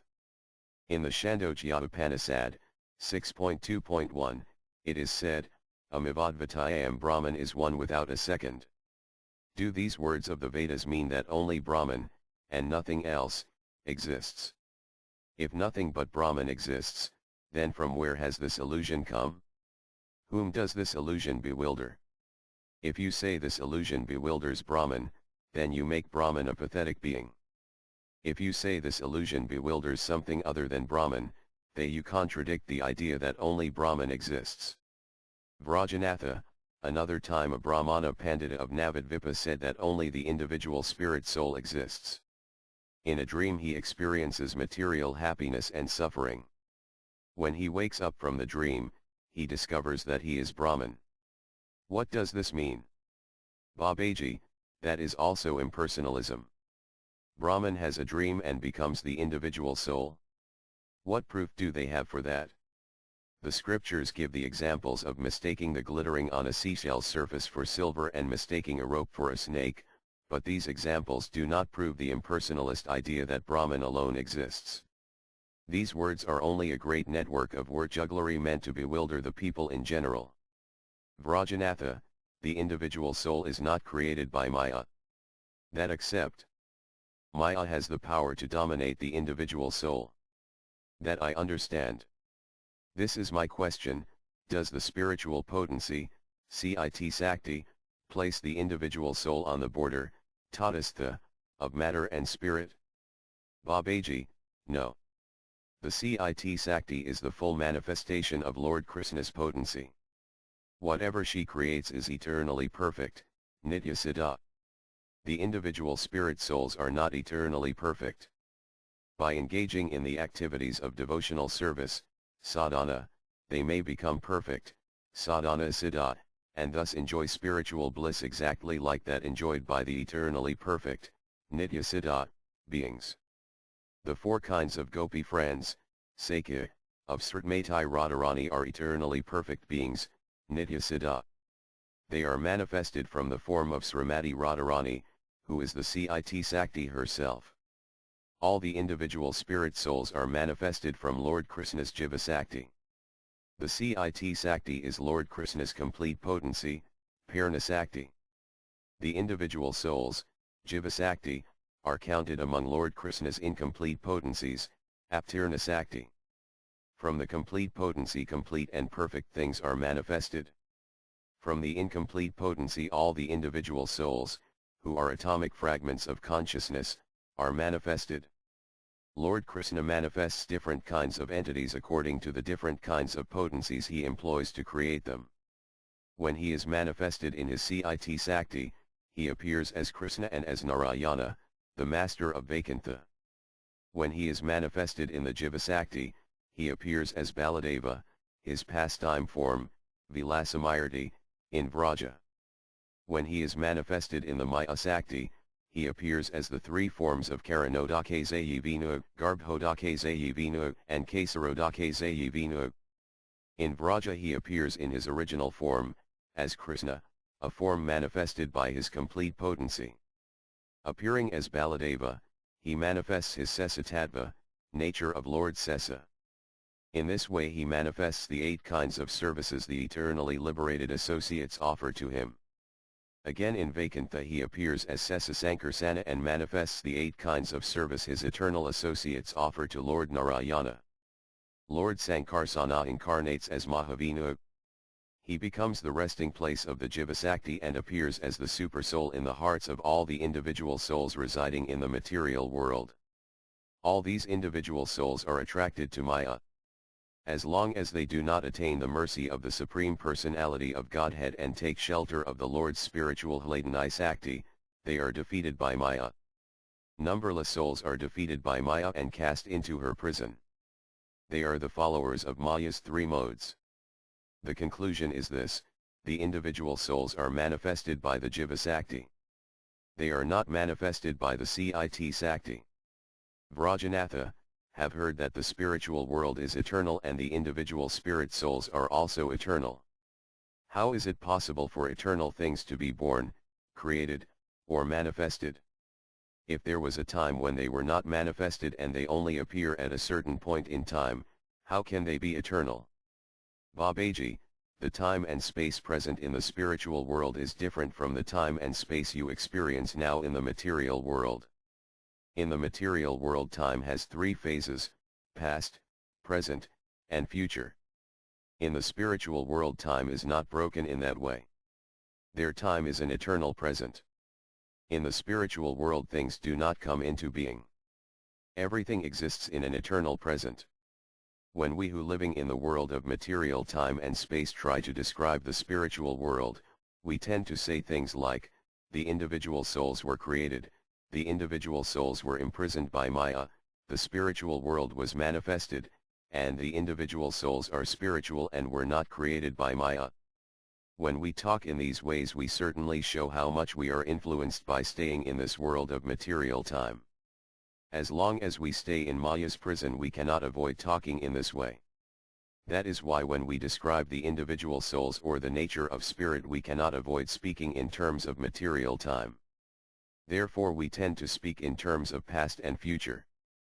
Therefore a person who tries to understand the spiritual world properly tries to speak in terms of an eternal present. Baba, logic cannot help us understand these things. Here logic should be rejected. Then you will be able to see the nature of spirit. When he forgets that he is eternally a servant of Lord Krishna, the individual soul enters Maya's prison. Originally all souls are Vaisnavas. However, they become 2 groups, 1 Nityabada, eternally imprisoned by Maya, and 2 Nityamutta, eternally liberated. A human being bewildered by matter cannot describe these things. Still, a saintly devotee can attain the spiritual vision to see these spiritual truths directly. My words are inevitably influenced by matter. I will describe these things as far as one am able. My words will inevitably be imperfect. O Baba, you will be able to see the pure spiritual truth. However, logic will not help you. Why will logic not help? Because logic is useless in grasping what is beyond the mind's understanding. No, you will not be able to understand this all at once. Still, the more you follow the spiritual path the more you will be able to see the difference between matter and spirit. Your body is material. All the body's actions are material. But the truth is that you yourself are not material. You are a tiny particle of conscious spirit. The more you understand that truth, the more you will be able to perceive your own identity and the truth that you are superior to the material world. You will not understand this merely by hearing me tell you about it. As you follow the path of regularly chanting the holy names of Lord Hari, these spiritual truths will gradually spontaneously appear before you. Then you will understand the spiritual world. As long as the mind and words are influenced by matter, try as one may, one will not be able to touch the spiritual truth. The Vedas, Taitirlya Upanishad 2.4.1, explain, Yato Vako Nivartante Prapyamanasa Saha. The descriptive power of speech fails in the realm of the absolute truth, and the speculative power of the mind cannot achieve him. Asterisk. My advice to you is, don't ask anyone what they think of these conclusions. Experience them yourself. Can only give a hint about them. Vrajanatha, I say this, if the individual souls are like sparks from a blazing fire or atomic particles of sunlight, then what is the function of the Jivasakti potency? Babaji, Krishna is self-effulgent, like a blazing fire or the sun. Krishna is like a blazing fire. In the center of the fire is the Cit Sakti is present in fullness. In addition to the center there is also a great expanse illuminated by the fire. The same way the Krishna sun illuminates a great area with sunlight. The rays of sunlight are particles of his internal potency, Svartapasakti. Those atomic particles that constitute those rays of sunlight are the individual spirit souls. The internal potency, Svarapasakti, manifests the Krishna sun planet itself. The sunlight emanating from that planet is manifested by the Cit Sakti, and the individual particles of light are manifested by the Jiva Sakti. Therefore the individual spirit souls are manifested by the Jiva Sakti. This is described in the following words of the Svativatara Upanishad, 6.8 Parajya Saktir Vividhivasrayat. The Lord's spiritual potency is manifested in many different ways. In this way the Lord's spiritual potency manifests the Jiva Sakti sunlight, which shines on the borderline, Tata, of the spiritual and material worlds. In this way the eternal individual spirit souls are manifested. Vrajanatha, a blazing fire is material, the sun is material, and sparks are material. Why are material examples used here to describe the spiritual truth?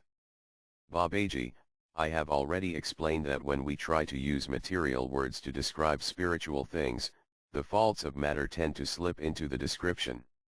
In this situation we have no choice but to use examples like the fire or the sun. In truth, Lord Krishna is much greater than the sun. Lord Krishna's circle of spiritual potencies is much greater than the circle of the sun's light. Lord Krishna's effulgence is much greater than the sun's light. In this case certain features that may be similar are considered, but in many other way the two things being compared are not at all alike. The sun and the sunlight are beautiful and glorious, and the spiritual truth is also beautiful and glorious. However, the sun is material and it also burns things to ashes, and has many other like qualities also. These qualities are absent in the spiritual truth. When we say that milk is like water, we mean that as water is a liquid, so milk is also a liquid. We do not mean that milk and water are identical in all respects. If that were so, why would we designate one thing as milk and another as water? Therefore, when we use an example to describe something, the example shows a similarity in only one point. The two things compared are not alike in everything. Vrajanatha, the individual soul sunlight is simultaneously one and different from the Krishna sun. How is this possible? Babaji, in the material world when one thing is manifested from another, the thing manifested is either different from or identical with its source. That is the nature of material things. When an egg comes from a bird, the egg and bird are then distinct. The egg does not remain a part of the bird.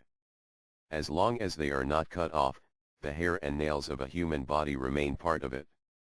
In the world of spirit the situation is different. When they are emanated from the spiritual sun, the rays of spiritual sunlight remain simultaneously one and different from their source. The rays of light and the atomic particles of which those rays are constituted are not different from the sun that is their origin. In the same way the sunlight of the Jiva Sakti, and the atomic particles of which that sunlight is composed, which particles are the individual spirit souls, are not different from the Krishna Sun that is their origin. In this way the individual spirit souls are not different from Lord Krishna. However, the individual souls are all individual persons, and each of them has free will.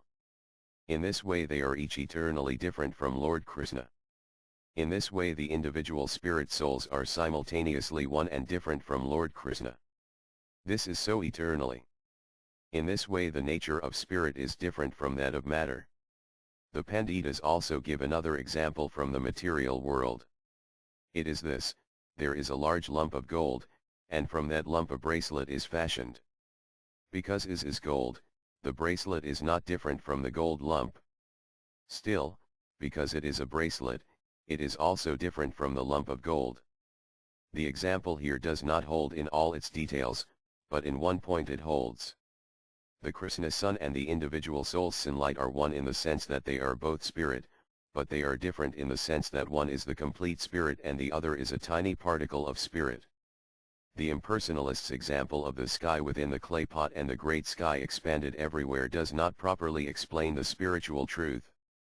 Vrajanatha, if spirit and matter are different, then why are these examples used? Babaji, the Nyaya philosophers like to divide the components of the material world into various categories, and then claim that these divisions are eternal. Matter and spirit are not really different from each other in that way. As said before, matter is merely a perverted manifestation of spirit. The perverted manifested and the original pure form from which it has come may share many similar features.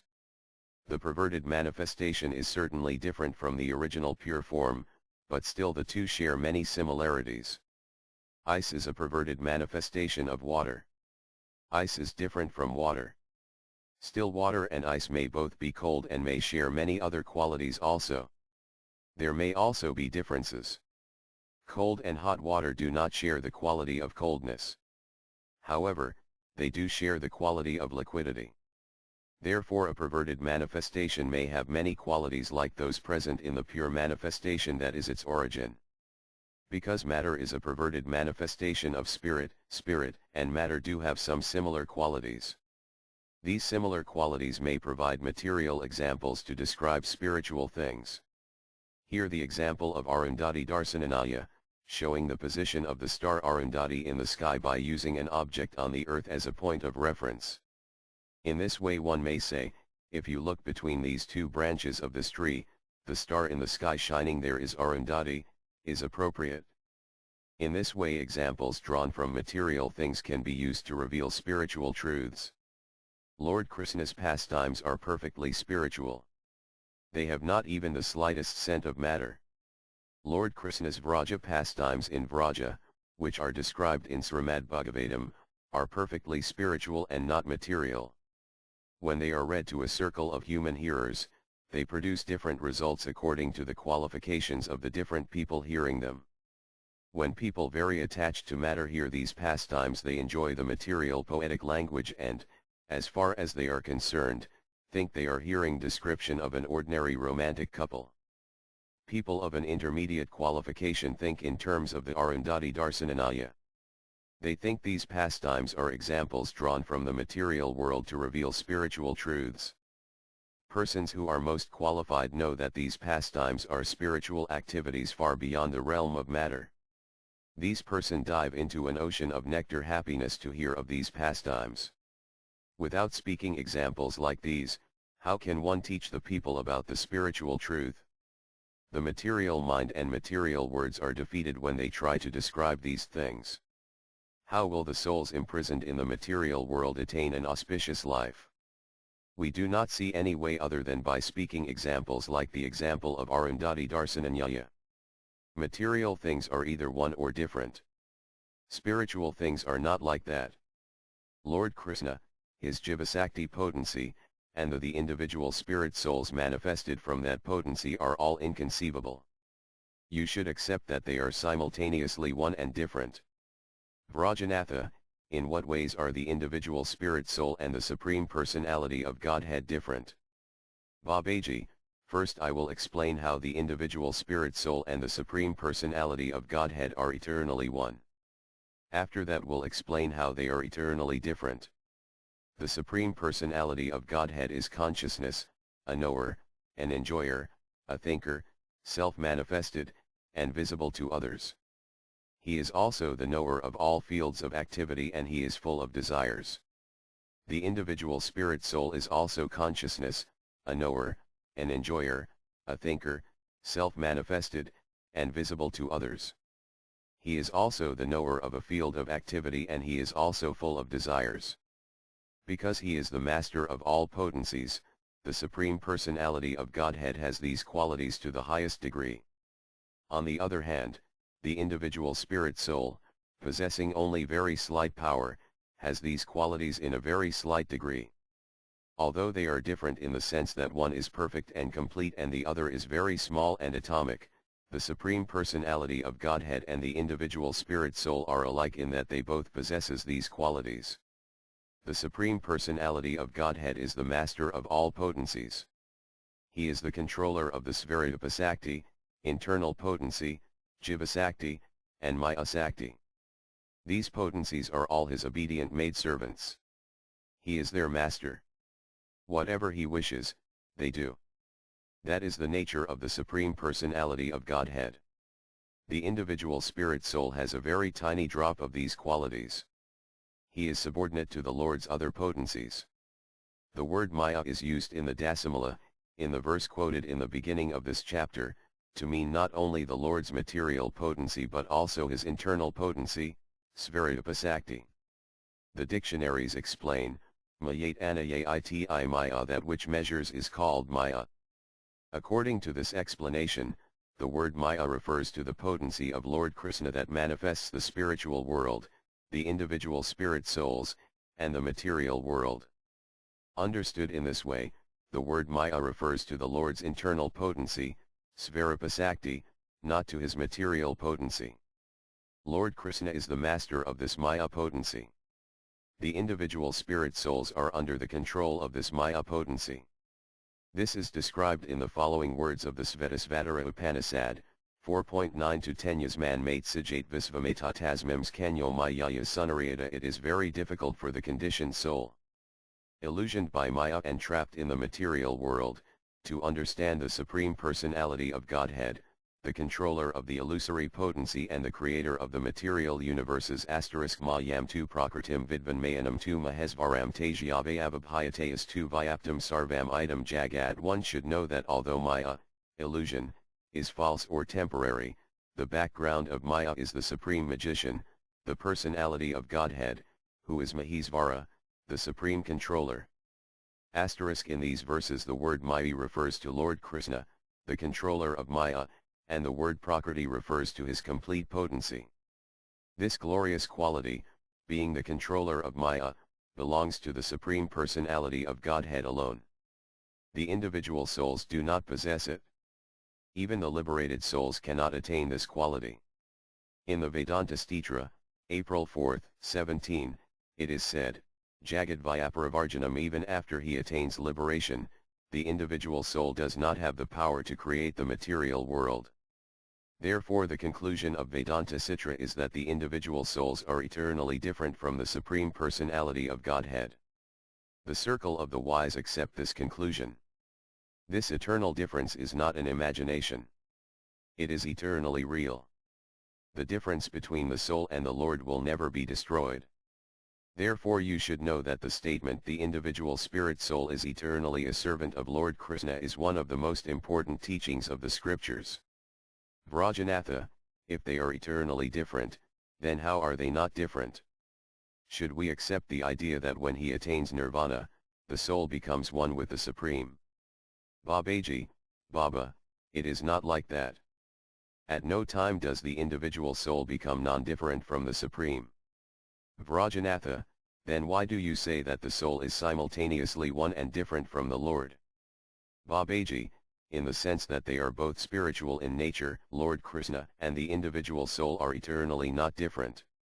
Otherwise, their natures are eternally different. Their oneness is eternal, and their difference is also eternal. Their oneness does not refer to the other qualities of their natures. In other qualities their difference is more prominent. Therefore, if one says that a house is simultaneously the property of Devadatta and without Devadatta's presence, then even though Devadatta may be absent, the idea that it remains his property is the more important of the two ideas. Now we'll give another material example. The sky is a material thing. If some portion of the sky is contained within a clay pot, the existence of the great sky outside the pot remains more important than the sky within the pot. In the same way, the eternal difference between the Supreme Lord and the individual spirit soul is more important than their oneness. Vrajanatha, please describe the soul's eternal nature more clearly. Babaji, the individual spirit soul is an atomic fragment of consciousness. He has knowledge. He has ego, or a sense of self, and he calls himself by the word I. He is an enjoyer, and thinker, and a knower. The soul has an eternal form. That form is spiritual and subtle. That form has hands, feet, eyes, nose, ears, and other limbs, all handsome and graceful, superficially like the limbs of an ordinary material body. That body is made of a spiritual atom. It is very handsome. It is spiritual.